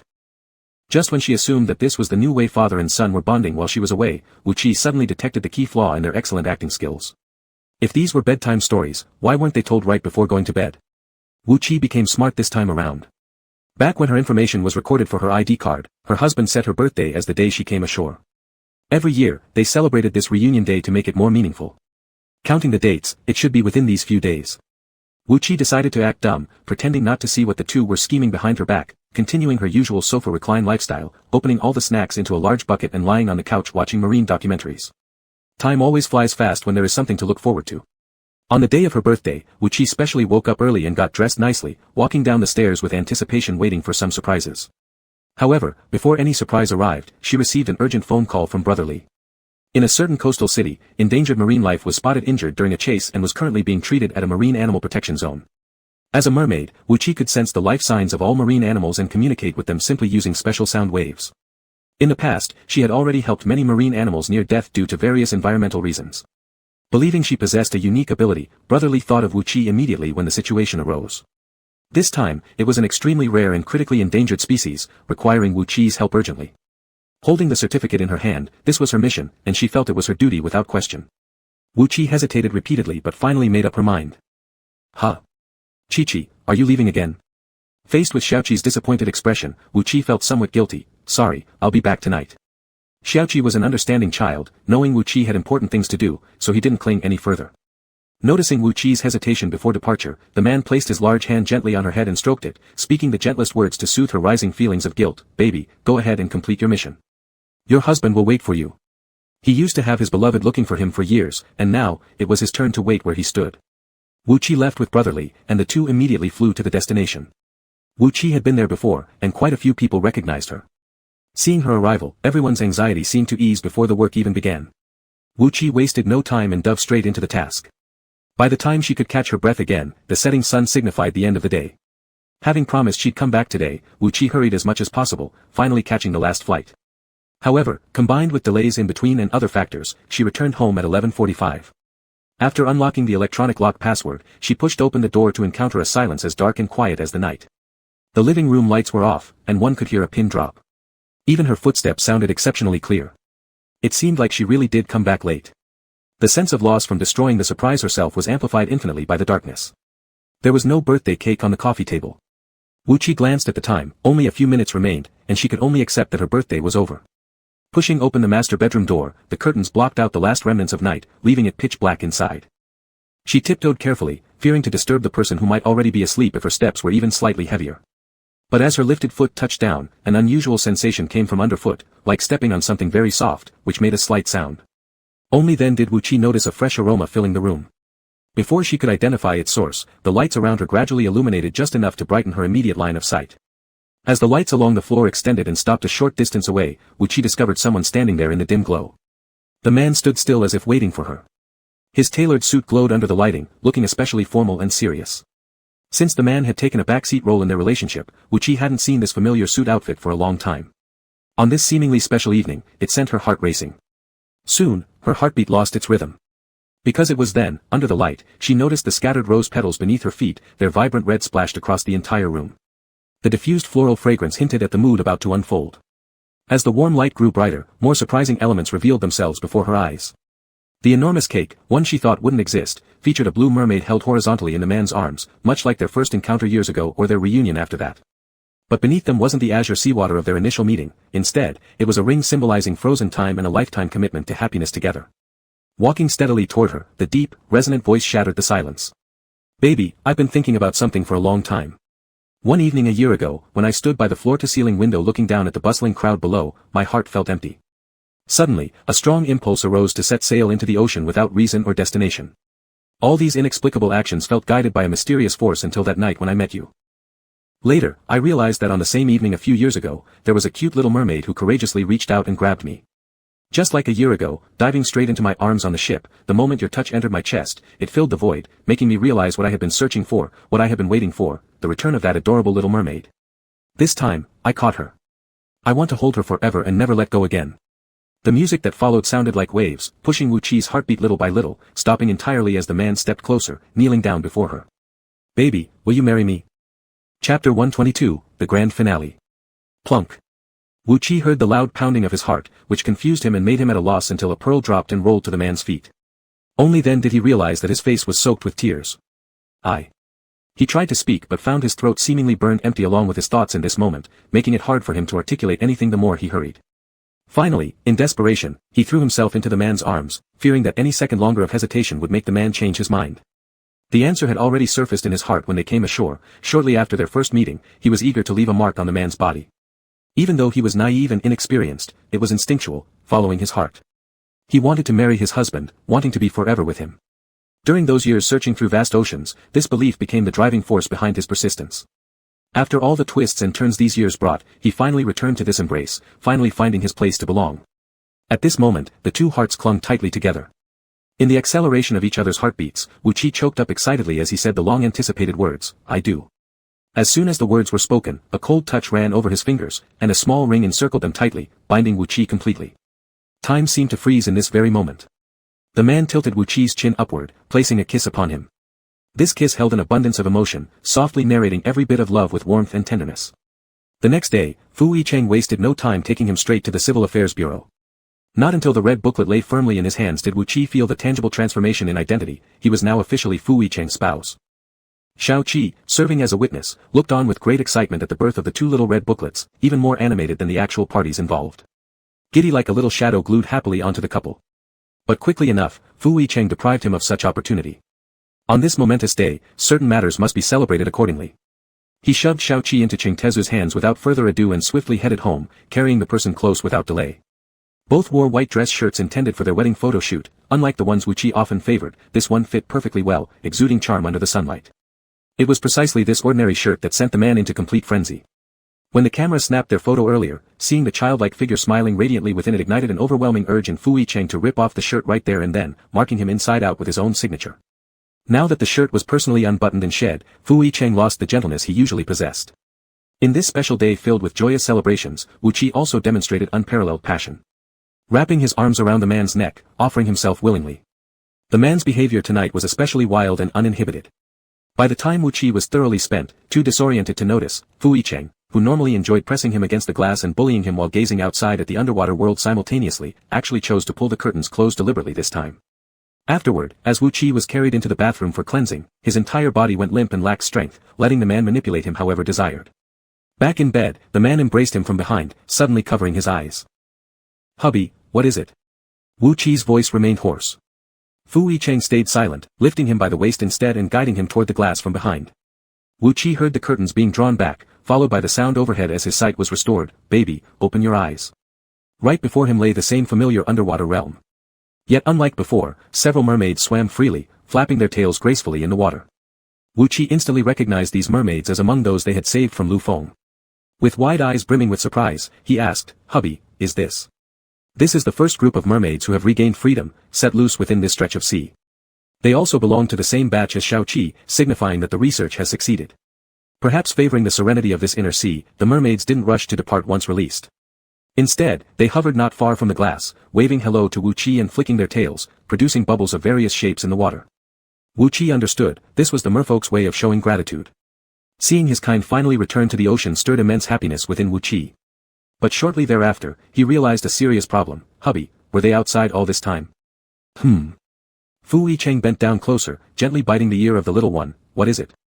Earlier during their intimate act, his fellow merpeople had been right outside the glass, though blocked by the curtain, but the mermaids could sense emotions through sounds.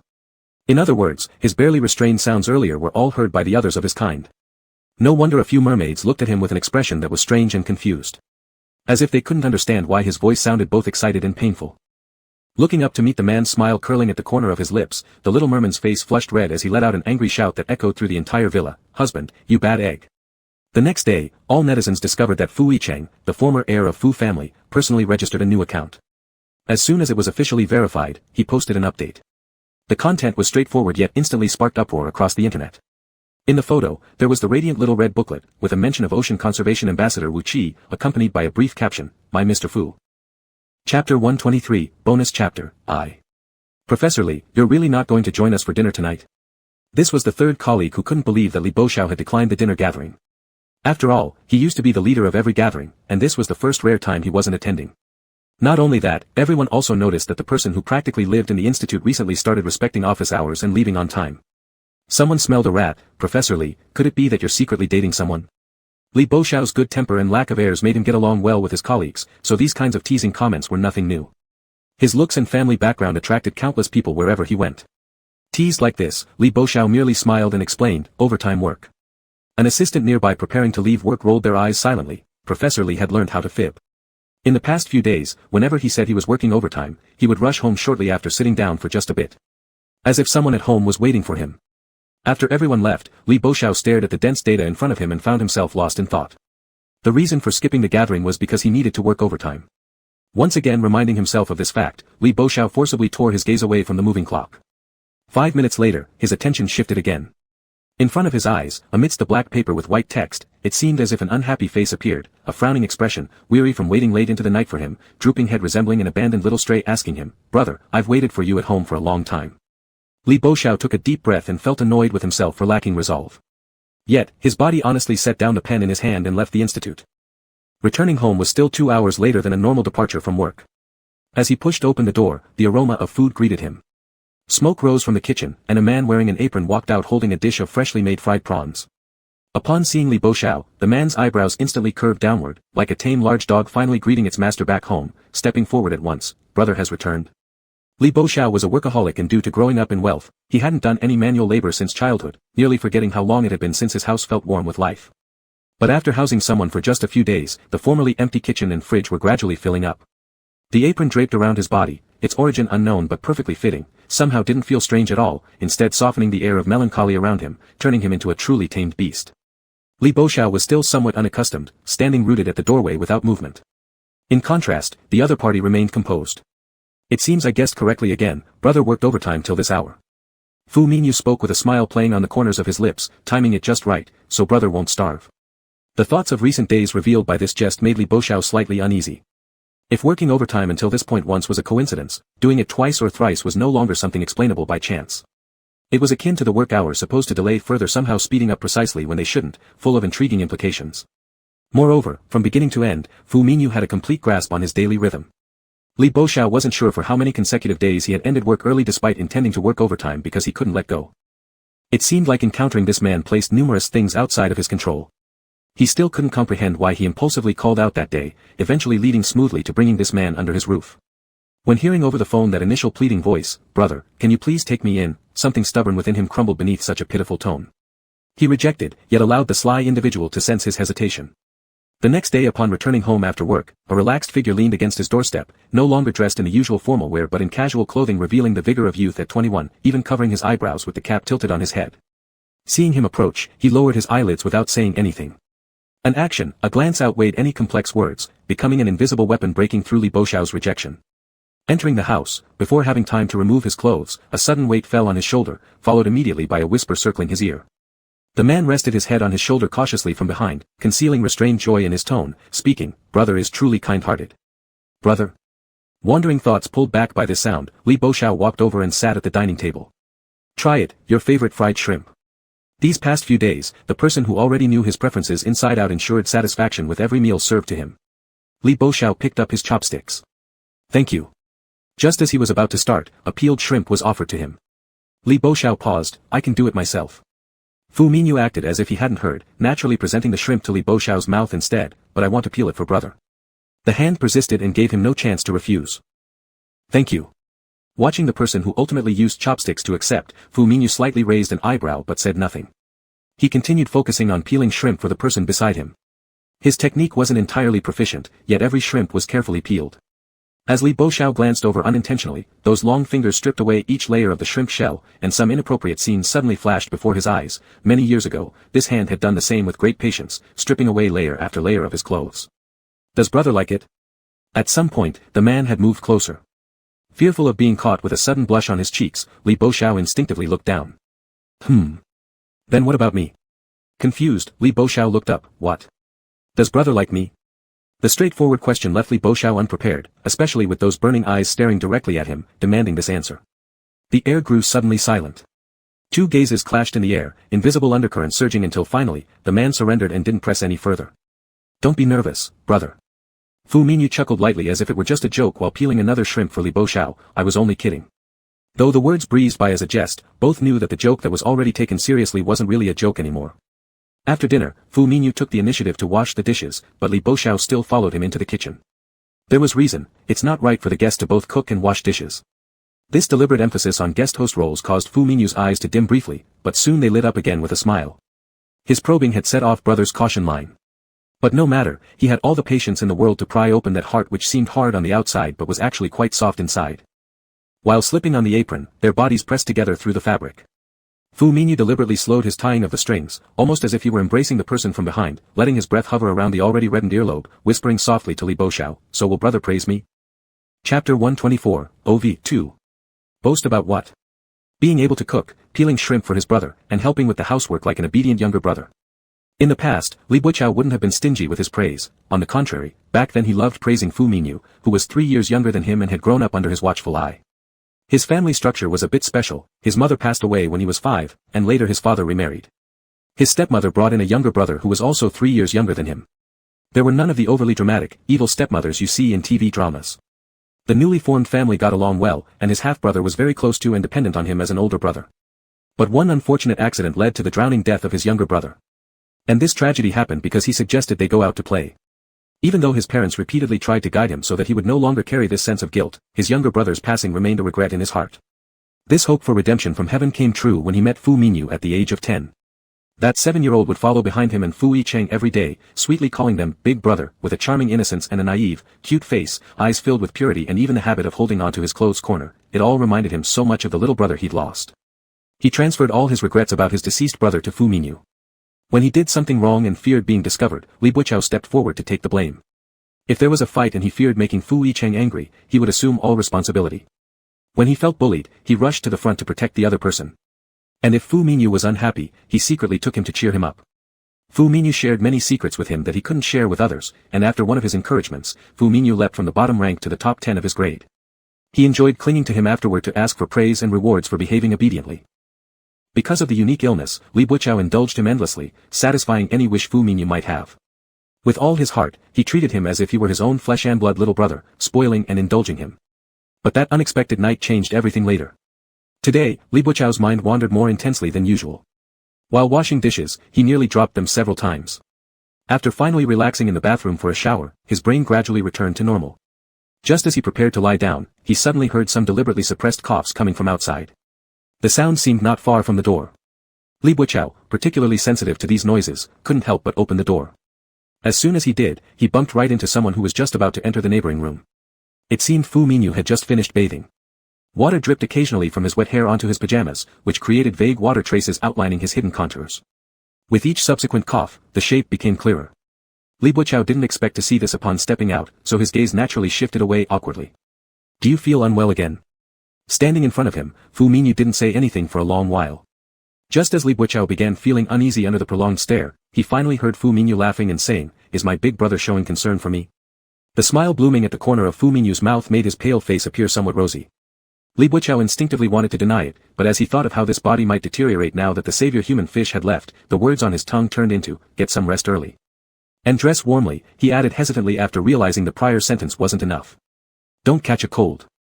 After speaking, Li Boqiao avoided looking at Fu Minyu again and closed the door to return to his room. Yet, beyond the door, uncontrollable laughter still rang through. "All right, I'll listen to my big brother." The wave of drowsiness that had just surged inside Li Boqiao dissipated immediately. Lying on his bed, every time he closed his eyes, the faint outline that clung to the chest of the man he had seen earlier popped up in his mind. The harder he tried to suppress it, the more it seemed to oppose him, turning the faded past memories crystal clear once more. A few years ago, that unforeseen event had transformed everything. 1 year after the sea disaster, during this period, Li Boqiao hadn't met Fu Minyu again.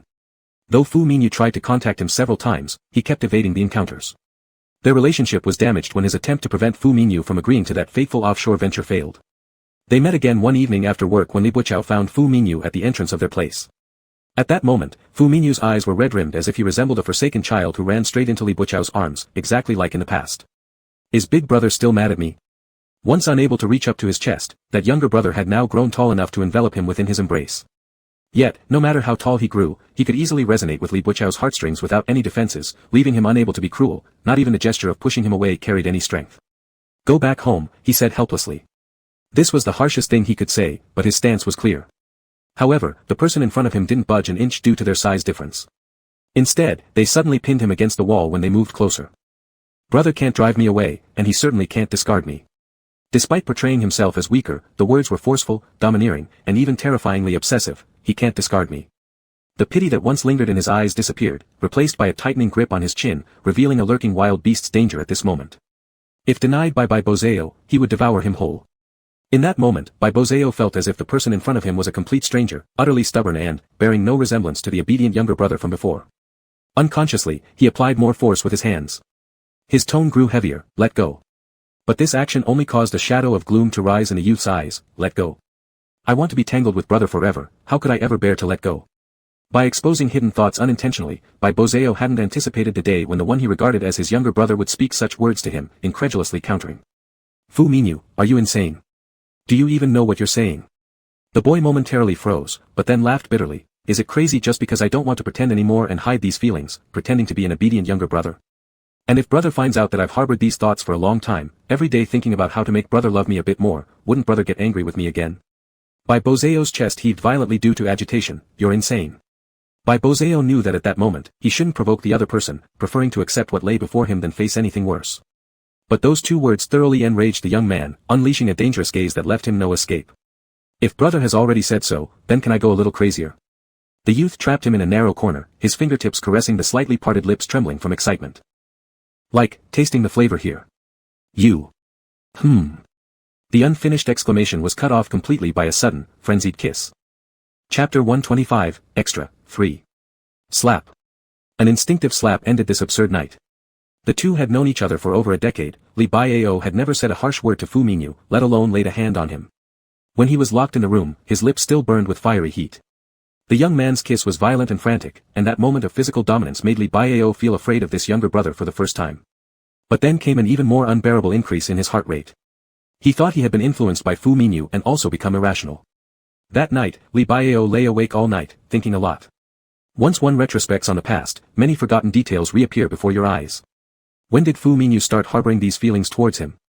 Bozeo recalled a time when Fu Minyu wasn't feeling well. People with special medical conditions like his are easily worried over the slightest change. But during that time, Fu Minyu insisted on not going to the hospital, instead clinging lazily to his embrace like a whining, affectionate puppy, wanting only to be held and comforted. Just as Fu Minyu was drifting off into sleep, he suddenly whispered softly in his ear, "Big brother, I have a secret." "What secret?" "I'll tell you later." Bozeo didn't ask further but just succumbed to sleep between those moments. He felt as if something soft briefly touched his lips, touching and then leaving immediately. Bozeo had never been in love. In the innocent phase of adolescence, in order to set a good example for his younger brother Fu Minyu, he turned down all those suitors. Later, Fu Minyu became more attached to him, so much so that those suitors didn't dare approach him anymore. Friends teased him, asking if he had no intention of dating anyone in the future, only spoiling this younger brother. Bozeo didn't refute them, unsure whether it was simply indifference or whether subconsciously he agreed. He realized after that Fu Minyu's possessiveness towards him became increasingly frenzied, sometimes even giving warnings to boys who approached too close. At that time, what he should have noticed he ignored, merely indulging Fu Minyu because it made him happy. Even after such absurd behavior that evening, what he thought about was whether he had hurt the other person. Bozeo's mind was so muddled, making it impossible for him to fall asleep. Just then, several friends called inviting him out. He suggested they go drinking. It was his first time being so unrestrained, getting himself drunk to forget last night's memory, forgetting the regret from laying his hand upon Fu Minyu. He had thought alcohol would numb himself, yet the more he drank, the more restless and agitated he grew inside, not knowing whether it was due to the strong sense of pride leading him to believe the person might not come back, or because he feared losing another younger brother. His friends proposed sending him home, and by then he was already so intoxicated his legs wobbled, struggling to stand upright. When supported out of the bar, he saw Fu Minyu standing by the door of the bar, leaning against the wall, seemingly having waited a long time. The friends were familiar with Fu Minyu, handing him over quite naturally. Unaware of the events between the two, the friends smiled before leaving, saying, "Your older brother isn't in a great mood today, none of us could match his drinking prowess, now only you can manage him." Everyone knew that Bozeo spoiled Fu Minyu, allowing him some control over him. Bozeo is a self-disciplined person, rarely touching cigarettes or alcohol, fearing the younger one would learn any bad habits from him. But at this moment, seeing Fu Minyu reminded him that it was precisely this individual that made him lose control. As he was lifted up entirely, Bozeo's thoughts became even more disordered. He remembered the first time Fu Minyu had carried him horizontally. The person taller than him then smiled and joked, "In the future, it's my turn to carry big brother," making him reflect both on the joke and how his younger brother had grown up, with embraces now becoming so warm. In the present, once again resting within this warm embrace, Bozeo forgot that he should push away, maintain a distance, and with his heavy head, inadvertently shouted, "Fu Minyu. Big brother, I'm here." The deep voice of the youth resonated through his chest, vibrating in the eardrum, making Bozeo realize Fu Minyu was genuinely present. Unintentionally, his gaze drifted towards where Fu Mingyu's face was struck yesterday, though no trace of redness remained. Recalling that impulsive slap, guilt gripped his heart once again. Fu Mingyu. Fu Mingyu. Li Baiao repeatedly called out his full name, trying to remind himself not to feel any pity anymore. Yet, regardless of how many times he called out, every time there was a response. The youth showed no sign of annoyance, appearing to possess inexhaustible patience with him. Li Baiao's heart ached even more, as if something was quietly changing inside, until everything eventually softened. When he was placed on the bed after being sent home, Li Baiao no longer addressed Fu Mingyu by his full name, but rather like in the past, softly calling his favorite younger brother, Mingyu, take back those words.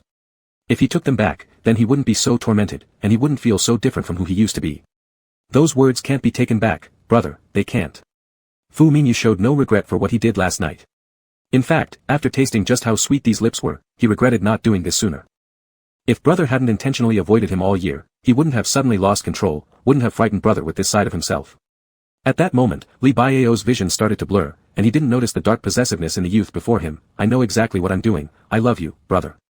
I want you to stay by my side forever, only seeing me and only having me in your heart. Why is it wrong for me to just love you? Detecting the dimming look in brother's eyes, Fu Mingyu cupped the alcohol-flushed face and asked cautiously, brother, do you really not want me anymore? Over and over, he asked repeatedly, do you really not want me anymore? This question was too dangerous, one misstep and it could send him plunging into an abyss. But the youth's eyes reddened, his voice choked up, looking just like a puppy about to be abandoned, so pitiful that a single nod would make sorrowful tears land heavily on his heart. From yesterday when he saw the youth reveal his true nature, he should have known that Fu Mingyu wasn't the obedient, quiet younger brother he remembered anymore, but instead a dangerous, unfathomable beast, one capable of swallowing him whole, leaving nothing behind. But he couldn't refuse. He couldn't bear to see Fu Mingyu cry. Li Baiao's brain was numbed by alcohol, he realized he was acting crazily, just like Fu Mingyu was. Because he had reached out his hand, gripping the nape of the other person's neck, pulling him closer until their foreheads touched. His voice trembled as he whispered, I want you. Chapter 126, Bonus Chapter, 4. Li Boxiao's dreams were fragmented that night, but the pain he experienced the first time the teenager had bullied him felt vividly real at last. The next morning, he woke up with a cold sweat on his forehead, as if caught between the alternating sensations of pain and an indescribable feeling, while hearing again in his mind the soft panting of that young man once whispered in his ear. He thought it was another nightmare about that night of intimacy. But when he sat up and noticed his body's reaction under the covers, he realized it wasn't due to the nightmare alone, it frightened himself. Perhaps due to the immense stress from work without proper release. Li Boxiao convinced himself and then went to the toilet. As he walked out, he just happened to come face to face with the person who was waiting for him at the dining table. After having such a restless night filled with dreams, seeing the main character from those dreams right before him, Li Boxiao momentarily felt dazed. Eventually, Fu Mingyu broke the silence first by calling him, Big brother, let's eat breakfast. No need, Li Boxiao came back to his senses, deliberately adjusting the buttons on his shirt to distract himself. I'll grab something quick on my way to the research institute. There was enough time. But after Fu Mingyu's probing last night and that unspeakable dream, Li Boxiao couldn't remain calm and eat face to face with the man in front of him. Ignoring his uneasiness, Fu Mingyu stood up and pushed him down onto the chair. Big brother, food outside isn't healthy. Try what I made. Before Li Boxiao could refuse again, a fragrant bowl of pumpkin porridge was placed before him. If you've always treated me like a younger brother, Fu Mingyu continued, why do you keep rejecting me?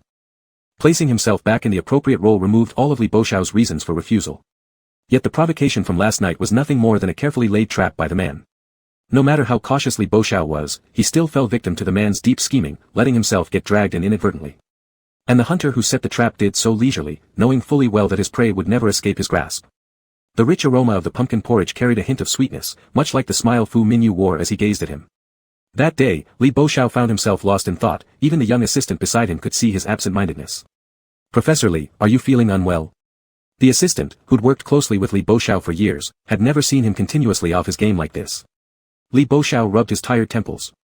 No. The assistant didn't press further, yet they could tell Professor Li's focus wasn't there. Thinking it might be physical discomfort, they were unsurprised until nearing the end of the shift when a colleague excitedly rushed in, saying the good-looking young man who had sent flowers last time was now waiting outside. The assistant noticed how Professor Li, who had been distracted all day, abruptly stood up and hurried towards the door, seemingly afraid to make someone wait even a second longer. When Li Boxiao stepped out of the research institute, he realized it was raining. The figure beneath the umbrella spotted him and quickly approached. Even before a single raindrop hit his head, the umbrella already shielded him, accompanied by the unique and refreshing scent emanating from the man. How did you come? It's raining, so I came to take Big Brother home. I drove here, Li Boxiao pointed to the nearby parking lot. Roads are slippery, I'm not comfortable with that. Fu Mingyu said calmly. Li Boxiao wanted to reply that roads would still be slippery regardless of his arrival but instead asked in concern, did you wait long? Not too long. Fu Minyu tilted the umbrella closer to Li Boxiao, wrapping his arms around the other shoulder, blocking the rain entirely within his embrace. Let's go home, big brother. Back home, their shared home. It was only then that Li Boxiao realized how intimate those words sounded, not just the intimacy but the very act of picking him up after work resembled what lovers do. Lovers, dating. Just as these thoughts appeared inconveniently in his mind, he accidentally brushed against the man's hand. The icy touch exposed Fu Minyu's lie about not having waited long. Without hesitation, Li Boxiao tried to take off his coat, but a hand stopped him. A slight frown crossed Li Boxiao's brow. Put on some clothes, don't catch a cold. Just as he finished speaking, the man turned his head and coughed softly. Li Boxiao's heart tightened slightly upon hearing this but the hand gripping his wrist refused to let him take off his coat. Fu Minyu. His words were cut off when the hand holding his wrist suddenly shifted forward and grasped his hand directly. Big brother, warm my hands for me. Startled by the icy touch enveloping him, Li Boxiao tried to pull back but immediately heard a sorrowful voice above him. Big brother, I'm cold. These simple 4 words made it impossible for Li Boxiao to push the man away. Thinking about the fragility of this body, any hesitation vanished from his mind. Using the warmth of his own palms, he drove away the chill and tucked the cold hand into his pocket. Some people learn to take advantage of every opportunity, as the hand in his pocket suddenly entwined their fingers tightly, palm against palm with alternating cold and hot sensations, a grip so strong that it left no room for resistance. Fu Minyu didn't give him a chance to pull away. I waited for big brother until my hands got this cold. Can you warm them up for me again? Outwardly seen as unapproachable and extremely calculating, someone who no one dared to mess with lightly, yet in front of Li Boxiao, he acted shamelessly like a rascal. Yet somehow, this struck a chord in Li Boxiao's heart. All the way home, Fu Minyu held onto him closely in his arms, his broad shoulders shielding off all wind and rain. When they arrived home, the 2 hands that had been intertwined in the pocket finally separated. Li Boxiao's palms were sweating profusely. While pretending to help warm the other person, that hand had clutched onto his tightly, leaving his own hand burning hot by the end. Seeing that Fu Minyu's clothes were completely soaked from the rain, Li Boxiao felt deeply guilty and quickly fetched clean towels and clothing, urging him to take a shower before he caught a cold. But unexpectedly, what he feared actually happened. The next morning, Li Boxiao discovered that Fu Minyu had developed a slight fever. Li Boxiao wanted to take him to the hospital, but the person who usually followed all his words could not be persuaded on this matter about going to the hospital. It's just a low-grade fever, Fu Minyu said. No, even a low-grade fever can be dangerous. I'll take you to the hospital.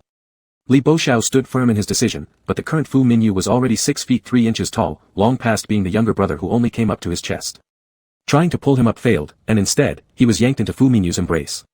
Big brother, hug me, and I won't feel so bad. The nasally plea from his cold melted Li Boxiao's resolve into mush, making his tone softer than before, almost like soothing a mischievous child. Listen, if you're sick, you need to go to the hospital or it'll get worse. Nope, Fu Minyu buried his head into Li Boxiao's shoulder, the hot breath occasionally brushing against his pale neck, a spot that made the older man most sensitive. Sure enough, the body pressed against him started to stiffen as it tried to push him away, though still trusting him despite the discomfort. Unbeknownst to Li Boxiao, this demeanor of his was highly enticing. It aroused something sinister within Fu Minyu, prompting him to eagerly anticipate seeing how far Li Boxiao could resist until his face flushed red. Big brother, I'm hot, can you help physically cool me down? Unaware of the glint of danger in Fu Minyu's eyes, Li Boxiao, feeling the elevated temperature of the person leaning on him, without hesitation rose to fetch a towel. Undressing another person is always a challenge to self-control, especially when memories of what lay beneath the sleepwear days ago resurfaced with his movements. This body, rather than weakened by illness, revealed defined muscle lines, exuding male hormones prominently, not at all resembling someone who should look frail from being a regular at the doctor's office. Fearing that the condition might worsen, Li Boxiao forced himself to look away, but the lower he wiped, the more he realized that instead of decreasing, the temperature seemed to rise higher. An unexpected observation gave a clear explanation. Below the waist, a proud curve formed an optimistic arch. There, like a dormant beast ready to pounce, it displayed formidable potency. Realizing something amiss, Li Boxiao abruptly stood up, but was pulled back by the hand. The reattached body burned intensely, murmuring unbearable complaints that melted defenses, while low pants heard close to his ear sent waves of excitement, guiding his hand downward. Big brother, I'm hot, help me. Chapter 127, Bonus Chapter, 5. In an instant, a current of electricity surged through his body, and his embarrassment was fully exposed on his face, red as if it could drip water. You. Li Boxiao didn't know how long it took him to barely squeeze out that word, but in response, he heard a pained groan. The man leaned against his shoulder nest, his breath growing hotter like a torch igniting everything around him. Yet the voice by his ear sounded pitifully helpless, as if about to burst into tears at any second. Big brother, I'm in pain. Li Boxiao wasn't faring much better either. Apart from that one night of drunken passion, where else would he encounter such a scene? But the man clutched his wrist tightly, channeling all of his pain onto this spot with a grip so firm that there was no way to escape. That fiery heat started to change, as though setting all his blood aflame. "Help me, good big brother." The soft whispers near his ear assaulted his heart with a single tender, restrained call of "good big brother," melting every resolve inside him. Knowing full well that this was a wolf in sheep's clothing, yet when the man acted cute and showed weakness before him, all resistance and principles crumbled effortlessly. Even if it was all an act, it could still make his indulgence return to its previous bottomless depths. Since his own heart couldn't escape, what more was there that he couldn't give to meet the other's needs? It didn't take Li Buizhao long to convince himself. Taking a deep breath, under that overpowering control, he followed his heart. The person in his arms suddenly stiffened, looking up to see the fire in Li Buizhao's eyes flare to its peak, wishing to devour him whole. Ashamed, Li Buizhao closed his eyes and refused to look at those seductive dark eyes any longer. The towel meant for cooling had been discarded somewhere until after the embarrassing matter concluded. Did Li Buizhao remember he needed it? He should have left immediately, but instead, Li Buizhao bent forward, deliberately covering something, sensitive spots he hadn't forgotten since that time they were intimate years ago. Back then, the man, who rested close against his shoulder after getting what he wanted, didn't stop there but took advantage of his unawareness to target every sensitive area. Without even noticing the marks left on his neck, just as Li Buizhao tried to get up, a hand suddenly looped around his waist and pressed him beneath the other. "Let me help you, brother." The man's voice, post-release, was husky and sensual, making Li Buizhao even less capable of remaining calm. His attempts to push him away were feeble, no. His denial was cut short by the man sealing it with a kiss. What little rationality remained burned away as the other began to act already. Upon returning to the room, Li Buizhao took another cold shower. The frequency of recent releases had far surpassed the abstinence over these past few years. Normally, sharing intimacy afterward would be awkward, but ironically, Fu Mingyu's sudden illness was so timely that it completely shifted Li Buizhao's focus onto caring for him, leaving no room for concern about anything else. As if somehow, under the control of this cunning fox, something silently evolved into an unmanageable mess. Especially after engaging in such acts, unless worse than these, Li Buizhao tacitly allowed it all. For instance, on this particular evening, Fu Mingyu shamelessly climbed into bed. "Big brother, I'm lonely when I sleep alone." With the fever causing chills, the excuse was legitimate enough for Fu Mingyu to act boldly, claiming the bed and wrapping himself entirely in the blankets as if only coming for warmth due to cold. However, once Li Buizhao lay down, the blanket-wrapped body transformed into him himself. The two tightly embraced bodies beneath the sheets caused the air's temperature to gradually rise. Afraid of another slip, Li Buizhao attempted to move. "You, don't hug so tight. I'm scared if I let go, brother will run away." Li Buizhao silently paused a moment before responding, "I won't." Again, a double entendre. His won't, regardless of past or present, amidst all that had transpired between them, had never grown cruel. His won't witnessed him gradually falling into abyss. "Then will you stay by my side forever?" Fu Mingyu lifted Li Buizhao's chin, forcing those eyes seeking to evade, to look directly at him. While making the gentle request with words, in action, he reverted to being that dominating figure. If denied, the darker side would emerge, locking his love in a private chamber, bound to him forever. Heart and eyes, solely fixed on him. Despite detecting danger within those words, the man in front of him resembled opium, prohibited but irresistibly captivating. Li Buizhao reminded himself to stay calm, but his body truthfully grasped the back of Fu Mingyu's head and moved closer, their lips meeting. It seemed like they were beginning a romantic relationship. Li Buizhao no longer rejected Fu Mingyu's advances, sharing the same bed every night and waking up in each other's arms. Although he was always taken advantage of with numerous hickeys left on his collarbone, they still hadn't gone all the way. Based on Li Buizhao's understanding of Fu Mingyu's body, Fu Mingyu usually had a fever that lasted much longer than normal people. However, this time, Li Buizhao noticed the fever subsided quickly, but whenever he tried to take Fu Mingyu's temperature, he refused. Fu Mingyu insisted that Li Buizhao use his own body to feel it instead. Each time Li Buizhao did so, he would find Fu Mingyu burning hot, leading to the man pinning him down to release their desires. As a child, Fu Mingyu had once hovered near death during a bout of fever. This time, even though it was a mild one, it shattered all of Li Buizhao's resolve. He once again became excessively indulgent towards Fu Mingyu. And with no intention of reining himself in around Li Buizhao, Fu Mingyu openly displayed his unhealthy possessiveness. He started picking Li Buizhao up from work daily, not only getting to know his newer circle of friends but also ensuring he was fully aware of all the relationships in Li Buizhao's life. He claimed all of Li Buizhao's free time, sticking by his side, ensuring that his brother's eyes were only on him. Recently, there was a new research project at the institute, making Li Buizhao busier than ever. Yet, regardless of how late it got, Fu Mingyu would wait until the only light left in the research facility was the one in Li Buizhao's office. Gradually, the colleagues at the institute caught on to something. On this day, as he was leaving work, a colleague walking beside him teased, "That young man is so attentive every day. He really cares for Professor Li. Professor Lin is joking. He's just my younger brother." During their initial budding romance, Fu Mingyu was constantly by Li Buizhao's side, and everyone speculated whether the younger sibling had become a lover. Each time, Li Bosheo claimed it was only his younger brother. This automatic protective response was ingrained, but as he spoke, he saw the figure waiting outside. Under the dim night, Fu Mingyu's eyes were shadowed, unclear in intent. Despite greeting him immediately, Li Bosheo could sense the low mood surrounding him. That night, the normally calm person became unusually wild. Li Bosheo was kissed breathless, the oxygen deprivation slowing his reaction. By the time he regained focus, the hand had already removed all his barriers. Big brother, give yourself to me. I want you. Chapter 128 Bonus Chapter 6. The memory of their first time together suddenly came flooding back inappropriately, and Li Buizhao's heart was pounding as if it would leap out of his chest. The impulsiveness and irrationality of that moment now surprisingly calmed him down. Their relationship had developed too quickly, it happened so fast that he couldn't tell whether this time around, it was really just impulse driving everything. Was Fu Mingyu's affection for him rooted in childhood dependency? And did he truly see this boy, who had been like a younger brother to him for years, in an entirely new light? This time stepping into the trap wasn't an accident, it was something he willingly embraced. He wanted to spend the rest of his life with Fu Mingyu, not as the older brother who'd grown up with him, but as his partner. Because of this, even more so, it shouldn't be hastily defined by a rushed sexual encounter. Mingyu, let's do this another day. I'm tired. On the brink, Fu Mingyu stopped what he was doing, his eyes deep and unreadable. The fire of desire in them seemed to have changed in quality, and finally extinguished itself in this rejection. All right. Fu Mingyu didn't press further but smiled as he pulled the other person into his embrace. However, the smile disappeared from the corners of his lips when Li Buizhao couldn't see. It was a rare weekend, and Li Buizhao still wanted to sleep in, but suddenly the doorbell rang downstairs. Just as he was about to get up, Fu Mingyu pushed him back down gently. Big brother, sleep a bit more. I'll go open the door. After saying that, Fu Mingyu placed a kiss on Li Buizhao's forehead, tenderly whispering good morning like any loving couple would. But as soon as the door opened, the lazy days of waking up dissipated, and his sharp gaze became fiercely confrontational, completely unlike the man who was just in bed. Standing at the door was Li Buizhao's newly hired young assistant, who had come because he remembered forgetting to submit a report yesterday and brought it over today. The assistant wasn't unfamiliar with Fu Mingyu, on the contrary, he saw him often as Fu Mingyu usually spent long hours with Professor Li. Previously, Fu Mingyu had greeted him warmly in front of Li Buizhao, but today, his eyes glared at him as if they were knives. The new assistant, being new to the professional world, was easily overwhelmed, stammering nervously, "Hello, I'm looking for Professor Li."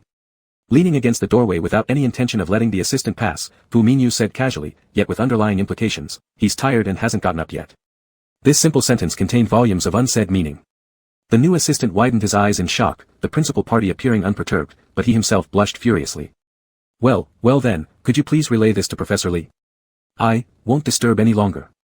As the assistant hurried away, Fu Mingyu slowly retracted his gaze. This person interacted with his big brother daily, knew his address, and even had the kind of close relationship that permitted weekend visits. It truly upset him. The next day, as soon as Li Buizhao arrived at the institute, he learned that the new assistant had abruptly resigned. The news came unexpectedly, and when asked for reasons, the assistant simply mentioned an urgent family matter requiring a few months' leave. Not wanting to pry into personal affairs, Li Buizhao only processed the resignation. The previous assistant, who had been with him for several years, had gone on honeymoon leave, which was why Li Buizhao hadn't been left short-handed before. In one casual conversation, Li Buizhao inadvertently heard a colleague talking about the recently resigned assistant. "I heard it might be due to winning the lottery. Supposedly a huge sum. Who wouldn't jump at this chance instead of continuing as a work drone?" Li Buizhao rarely indulged in gossip, and he didn't dwell on it after hearing this. With the junior assistant's position now vacant, the office was again just him alone. This situation turned out to be favorable for Fu Mingyu. Whereas previously he'd wait outside, now he boldly claimed ownership of Li Buizhao's office, embedding himself within the inner circle.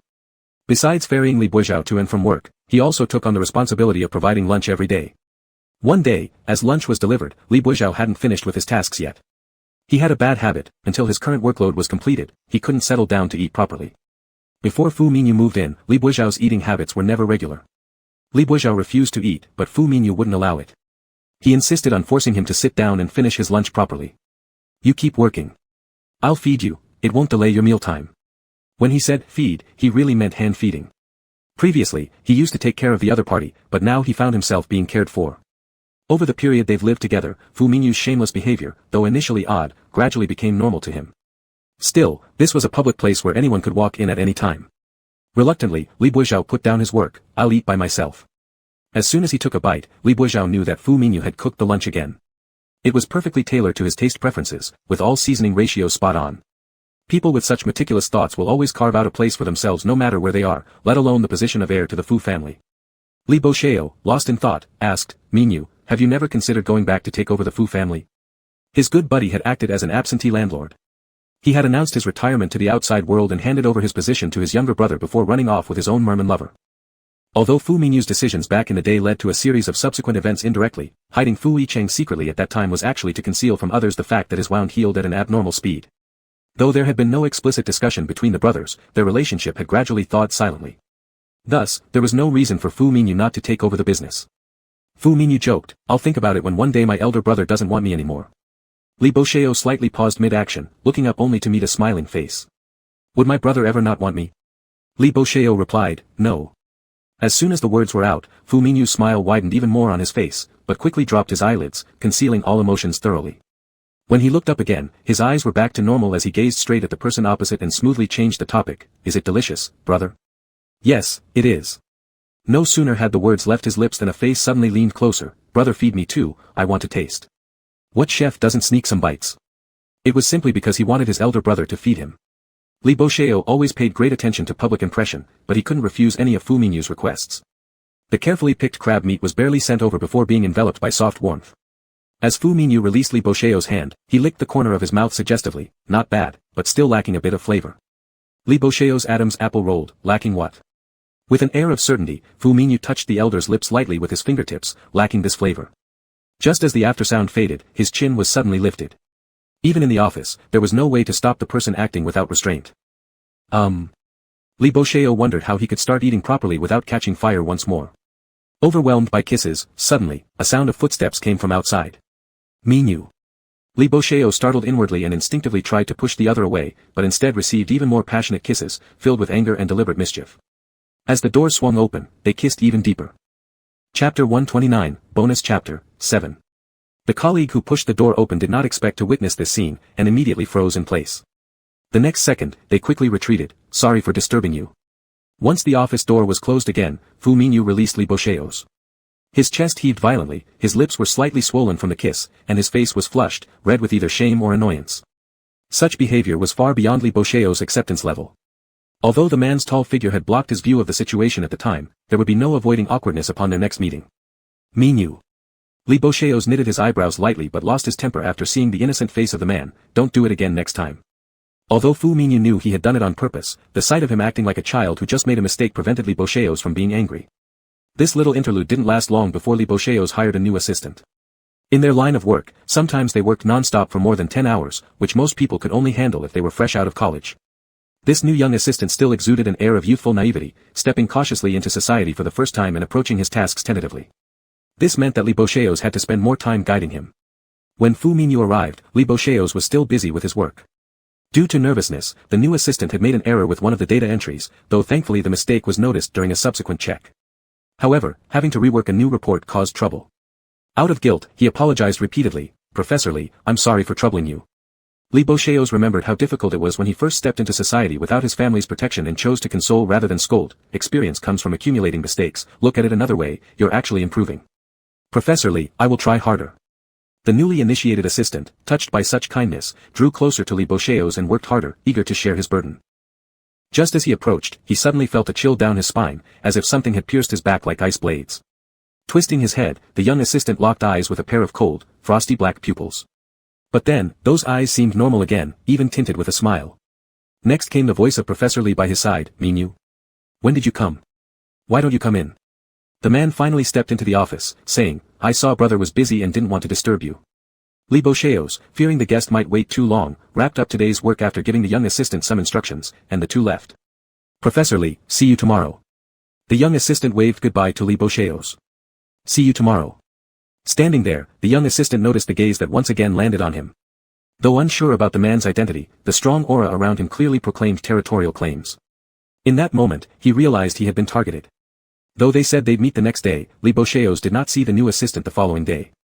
Instead, all that remained was a hastily written resignation letter. No other reasons were provided except for his inability to adapt to the job. Yet yesterday, the same person brimmed with enthusiasm and resolve to try harder. Another new assistant had left, making Li Bosheo's remember the sudden departure of the previous one. He hadn't dwelled much on it before, but now that several coincidences piled up, deeper inquiry became inevitable. With the initial information recorded during recruitment, it wasn't hard for Li Bosheo's to use some methods to find out the authenticity of that lottery win. He soon discovered that winning the lottery was actually a sudden $1 million severance package. This instance of being unable to adapt to the job turned out to be having been scared off. Though Li Bocheos usually went along with Fu Mingyu's antics, it was starting to affect his work now, prompting him to believe both needed to sit down for a serious talk. After finishing dinner, Li Bocheos set down the chopsticks and, without any introduction, broached the topic directly. Mingyu, he is just an assistant. There's no need for roundabout talk when speaking to someone intelligent, let alone the person concerned who couldn't possibly misunderstand. I know. Fu Mingyu looked up at Li Bocheos, his curved eyebrows giving his face an innocent appearance as he admitted openly with a smile, but I don't want to see him getting close to brother, I don't want to see brother smiling at him. That smile was too blinding. Jealousy-inducing insanity. Li Bocheos sighed helplessly. Mingyu, it was just work. Given the nature of the work, interaction with others of the same gender was unavoidable. No, Fu Mingyu shook his head, brother treats everyone like that. With two assistants driven away in succession, Li Bocheos merely wished to reason with Fu Mingyu without any hint of reproach. However, Fu Mingyu's irrational behavior became rather perplexing. Mingyu, yet I don't indulge everyone. The moment those words faded, the smile on Fu Mingyu's lips vanished abruptly, and the atmosphere froze solid. The long-suppressed emotions erupted at this statement. Is that so? Fu Mingyu stood up and approached step by step. Beneath the mask of compliance was a face cloaked in an ominous gloom, but who exactly have you indulged? Is it Fu Mingyu, or the younger brother you've been accustomed to taking care of for all these years? Li Bocheos didn't expect Fu Mingyu to ask such a question, especially since between them, the identity of younger brother had always been extraordinarily sensitive. Yet this brief hesitation utterly ignited the fury pent up within the man. In the eyes of all your friends, I am not even worthy of a name or an identity, forever just Li Bocheos' younger brother. You always think you've given me everything, but precisely what I desire most, you've never granted. Li Bocheos, you've said I'm crazy, but you've never once thought about why I behave this way. Be it the kindness he showed from childhood, the care he extended, or the feigned affection during this period, they were all due to that damned sense of responsibility. Everything he enjoyed belonged to someone else, and he perpetually carried the shadow of that deceased younger brother. Deep down, he harbored jealousy toward a person who no longer existed in this world. This jealousy drove him mad with envy, forcing him to laugh while playing along despite his torment. Every play, however lengthy, eventually ends, let alone when he no longer wished to cooperate.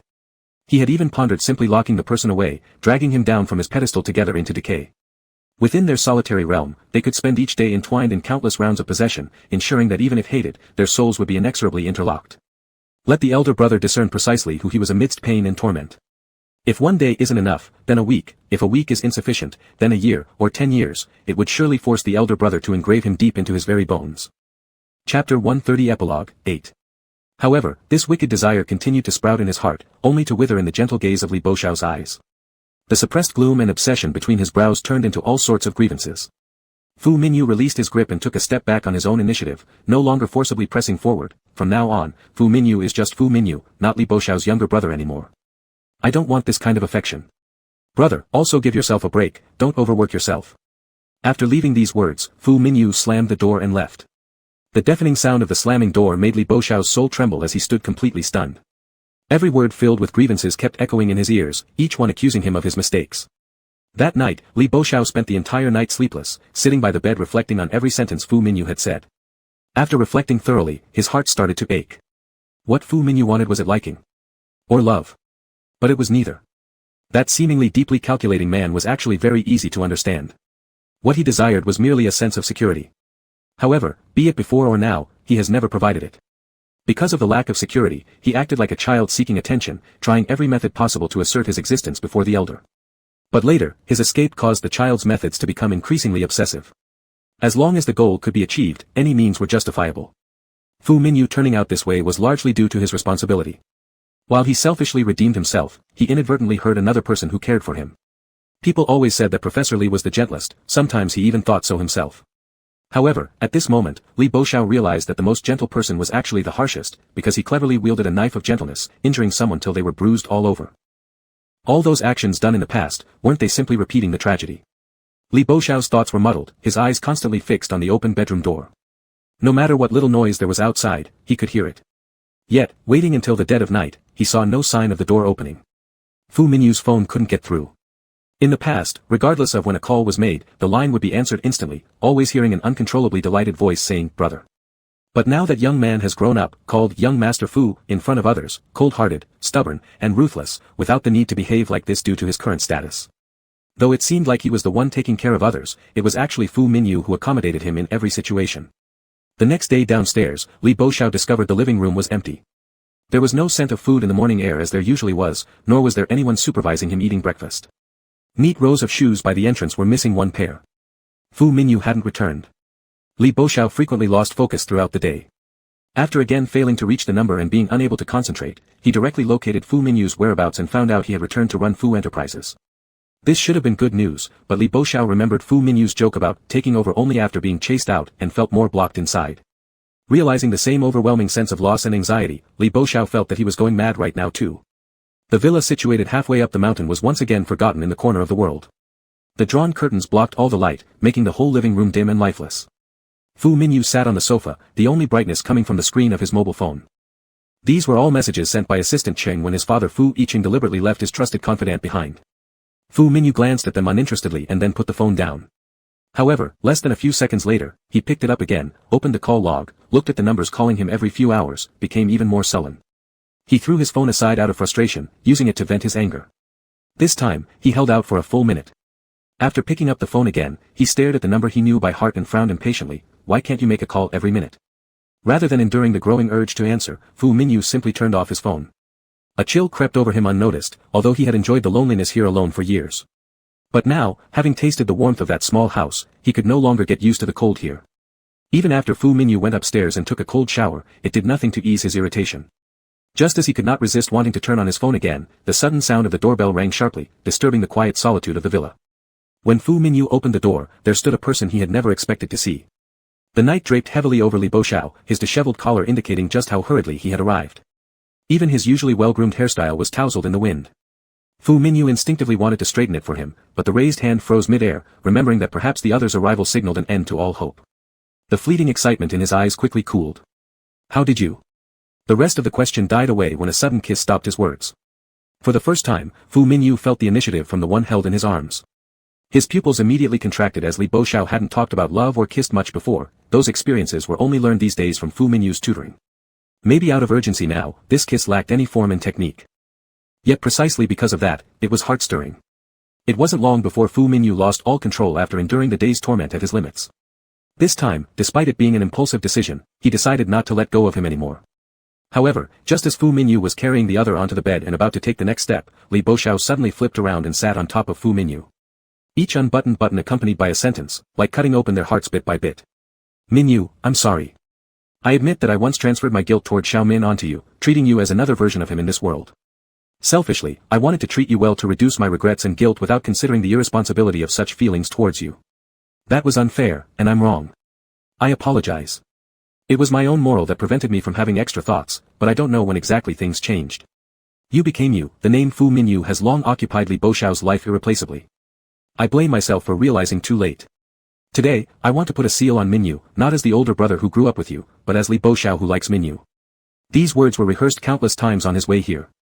Afraid of coming too late, afraid Fu Minyu would lose all hope, Li Boxiao pressed his lips again without waiting for a response. He replaced the chaotic pounding of his heart with this scorching kiss. Fu Minyu's dark pupils were deep like the ocean. These heartfelt words overturned the calm inside, stirring waves almost consuming the man in front of him.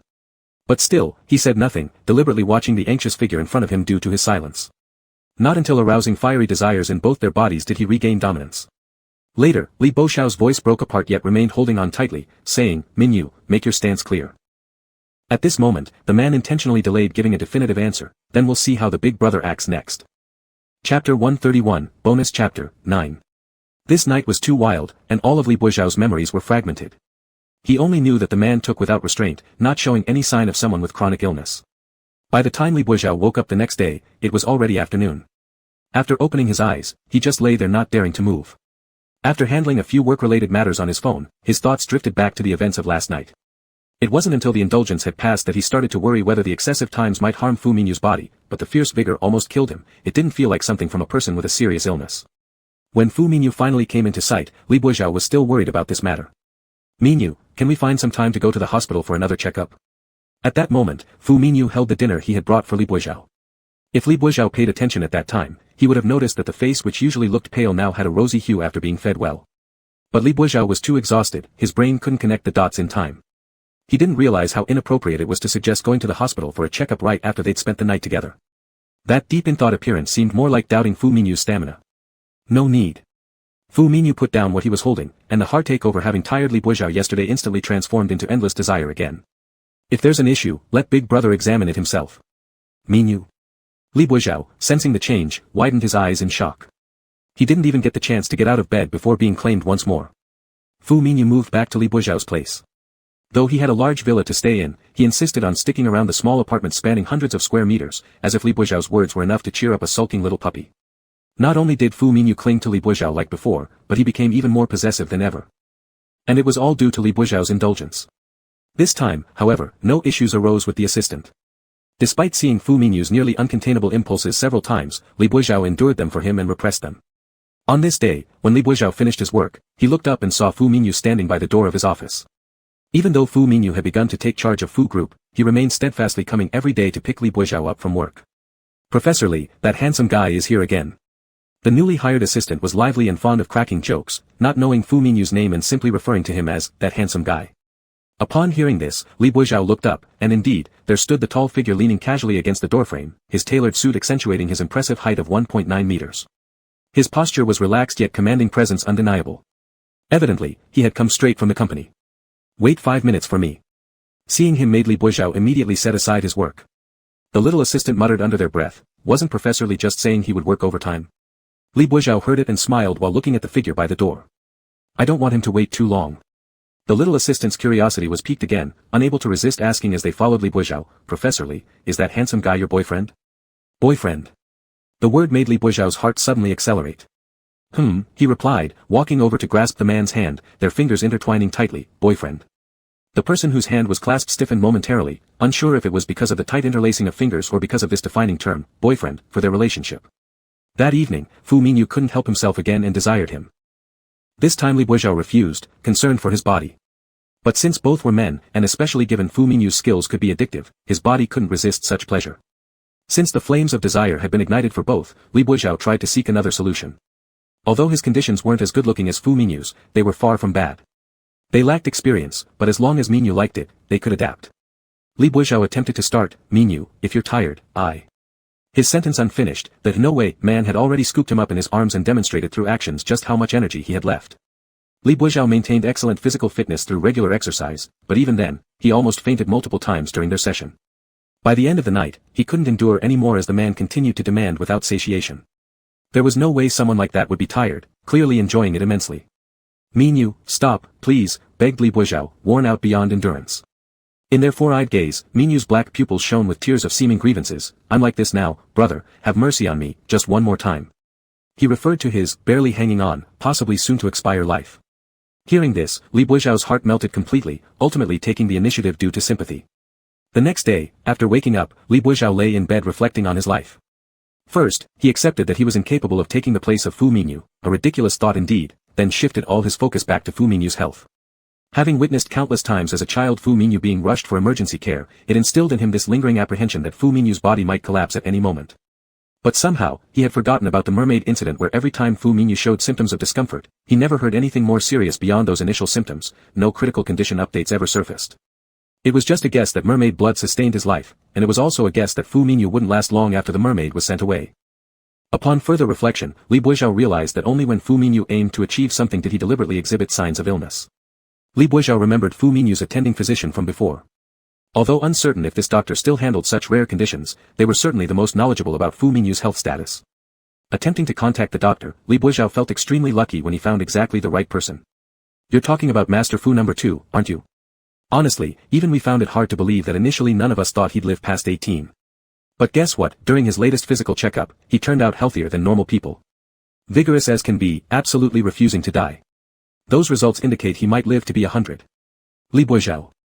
Fu Minyu cherished Li Buizhao's initiative. After tasting its sweetness once, Fu Minyu wished nothing more but to truly die in the arms of his brother. However, that night, the moment Fu Minyu tried entering the room, he got booted out, hit by a flying pillow. With an innocent look on his face, Fu Minyu asked, Big brother, what's wrong? Wearing a grin devoid of sincerity, Li Buizhao responded, I think you need to cool down. Thinking he demanded too much lately, Fu Minyu slumped his shoulders and attempted his old tactic of melting Li Buizhao's heart with piteousness, Big brother, I feel terrible. Just as he was about to continue pretending, something else flew toward him. The physical examination report struck him in the face, falling to the ground near Li Buizhao who revealed his unusually serious expression. Realizing the person usually so gentle had reached their limit, a sense of foreboding swept over Fu Minyu as his good big brother declared. Once you're no longer feeling bad, come back then. Bang! Fu Minyu nearly collided with the door shutting on him. After knocking a few times without response, his eyes finally settled on the physical examination report lying on the floor. This time death evaded him. Lord Yama wasn't ready to claim him yet, but his days of reckless indulgence were over. Chapter 132 Bonus Chapter 10. Time flew by again, and a new year was fast approaching. Wu Qi was organizing to invite his younger brother and Professor Li over for the New Year celebration. He said it would be more lively with more people, and little Qi also liked the idea. Knowing that his beloved wanted to bring him closer to Fu Minyu, Fu Yicheng didn't object. Let's do as our beloved says. However, Fu Minyu has always been a lone wolf, mysterious in his whereabouts. Wu Qi only had Li Boxia's contact information and didn't know where to find Fu Minyu. After hearing this, Fu Yicheng said, you can find him through Li Boxia. Huh? Why? Wu Qi was confused. In Wu Qi's eyes, the two of them had no common ground, but what his husband implied made it seem like they were closely tied together. Fu Yicheng said he would understand tomorrow. This completely piqued little Qi's curiosity, and sure enough, when they met the next day, the two really did appear together. It had been months since their last meeting, and Wu Qi noticed that Fu Minyu had changed entirely, the most notable change being in his demeanor, which wasn't as gloomy as before. The unhealthy aura around him was also gone. As if he had been nourished by love. The house, decorated by Wu Qi and little Qi, was filled with festive cheer. The entire house radiated the scent of the new year, creating an especially warm atmosphere. But speaking of the New Year's Eve dinner, it was thanks to the conniving plan between Fu Yicheng and little Qi that Wu Qi, who wanted to blow up the kitchen, was tricked into leaving. Despite that, he tried multiple times to sneak in and help. Thankfully, the dinner was eventually successfully served. Wu Qi, the biggest gossip lover, hadn't even asked yet before noticing a hickey accidentally exposed on Professor Li's neck upon sitting down. Instantly, he was shocked. Professor Li is also dating someone. A hint of unease flashed across Li Boxia's face, particularly when their gazes crossed with Fu Yicheng, who sat opposite, causing his ears to slightly redden, but he didn't deny it. Yes. From the moment he walked in, Fu Minyu, usually talkative, had remained quiet. But after hearing this, his lips rarely curled into a rare smile. Not catching the growing affection between these two, Wu Qi was more excited than if he himself were in love. Turning happily to Fu Yicheng, he said, "Husband, we've gained 2 more happy events in our household this year." Still smiling, Fu Yicheng gently wiped the juice from the corner of his beloved's mouth and corrected him. 1. Aren't there 2? Wu Qi was confused again. Fu Yicheng smiled without answering, whereas Li Boxia nearby choked on himself unintentionally while coughing beside Fu Minyu, whose hand affectionately patted his back. Wu Qi looked at Fu Minyu's gentle actions, then at Li Boxia's blushing face, seemingly understanding yet not quite. After dinner, Fu Yicheng was standing on the balcony enjoying the sea breeze when a cigarette suddenly appeared in front of him. Upon recognizing the person, Fu Yicheng laughed and took it, saying, "So you're thinking about changing the title to brother?" Cough, cough. Before Li Boxia could exhale the smoke, he got choked again. If it were earlier, anyone taking advantage like that would have gotten a comeback comment, but now, this statement wasn't wrong, and there was no intention to hide anything either. Li Boxia lightly chuckled, "Sure, calling you brother, and getting a brother-in-law deal sounds good. Fu young master will take it as a loss-making transaction." "It's not a loss," Fu Yicheng deeply replied, "regardless, our family earns something valuable out of this. Bringing home a sister-in-law, this isn't a win for the Fu family." Li Boxia. Fortunately, just in time, Wu Qi and little Qi pulled Li Boxia along to play games, averting a possible rupture in their brotherly bond. This year, the winter in Beijing was warmer than usual, as if nature itself were aiding the perfect occasion. Though the distant ocean appeared pitch black, the villa was brightly lit throughout. The laughter and joy downstairs mixed in the wind, echoing long through this night of reunion.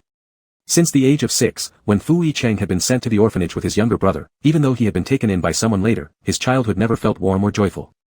Stories of fun-filled childhoods told by others never resonated with him. He couldn't think of anything interesting to share from his own life. Until his beloved came and added color to his dull existence. A warm, harmonious New Year's Eve dinner like this was something Fu Yicheng would have never dared dream of in the past. Leisurely enjoying the sea breeze, Fu Yicheng relished the meaning of life. The cigarette in his hand hadn't burnt out when another figure appeared by his side. Without turning his head, the two stood quietly until the cigarette in his hand burned out, and the last puff of smoke dissipated. Only then did Fu Yicheng break the silence. "Many people used to say you were aloof and unapproachable. Though I beat those people up later, deep down, I agreed." Fu Yicheng's deep gaze turned towards the horizon, as if lost in reminiscence. "No matter who you looked at, your eyes always held no light, pushing people away further than even me, more arrogant than my brother. Until one day, I brought Li Boxia into your presence, and your eyes lit up brighter than the stars in the sky." At this point, Fu Yicheng paused. Even in the past, the two brothers rarely stood side by side like this, reminiscing about their shared history. "Brother." Fu Minyu spoke up. It wasn't the first time he had called him brother, but this one carried a different meaning. As if none of those events had ever happened between them, no misunderstandings, no estrangement. At this moment, standing before Fu Yicheng was still the young, fiery yet obedient younger brother who always followed behind him as a child. A single word outweighed thousands of others. Fu Yicheng's eyes flickered slightly as he said only, "Take good care." "Thank you, brother." Compared to the quiet upstairs, downstairs was bustling with activity. Little Seven took the lead in playing house. Both had lain on Dr. Li Baishao's experimental table before, and this time they were pretending to conduct research, with professional guidance at hand. "Uncle Li, when I grow up, I want to be just like you. I want to invent many studies that will benefit humanity and our merfolk race. One day, humans and merfolk can live peacefully together." Many people are used to treating children's words as jokes, but watching young Little Seven already showing signs of great vision, Dr. Li Baishao patted his head firmly and said, "Little Seven will definitely achieve his dream."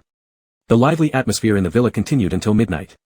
After Fu Yicheng cleaned up, he turned around to find his beloved had wandered off somewhere. He assumed they had fallen asleep from exhaustion, so when returning to the room, he moved carefully. But what met his eyes was the sleep lamp still lit. Beneath the soft glow, the little figure reclined on the bed, radiating charm and allure. As he approached, the figure actively snaked its way toward him. "Husband, Happy New Year. I have a gift for you." Fu Yicheng steadied the person clinging onto him. "What does my treasure want to give me?" Just as he finished speaking, Fu Yicheng noticed something transforming in his palm. His legs had unknowingly turned into a fish tail, signaling that the mermaid had entered a special period. "Husband, your New Year's gift is ready. Please accept it." The end.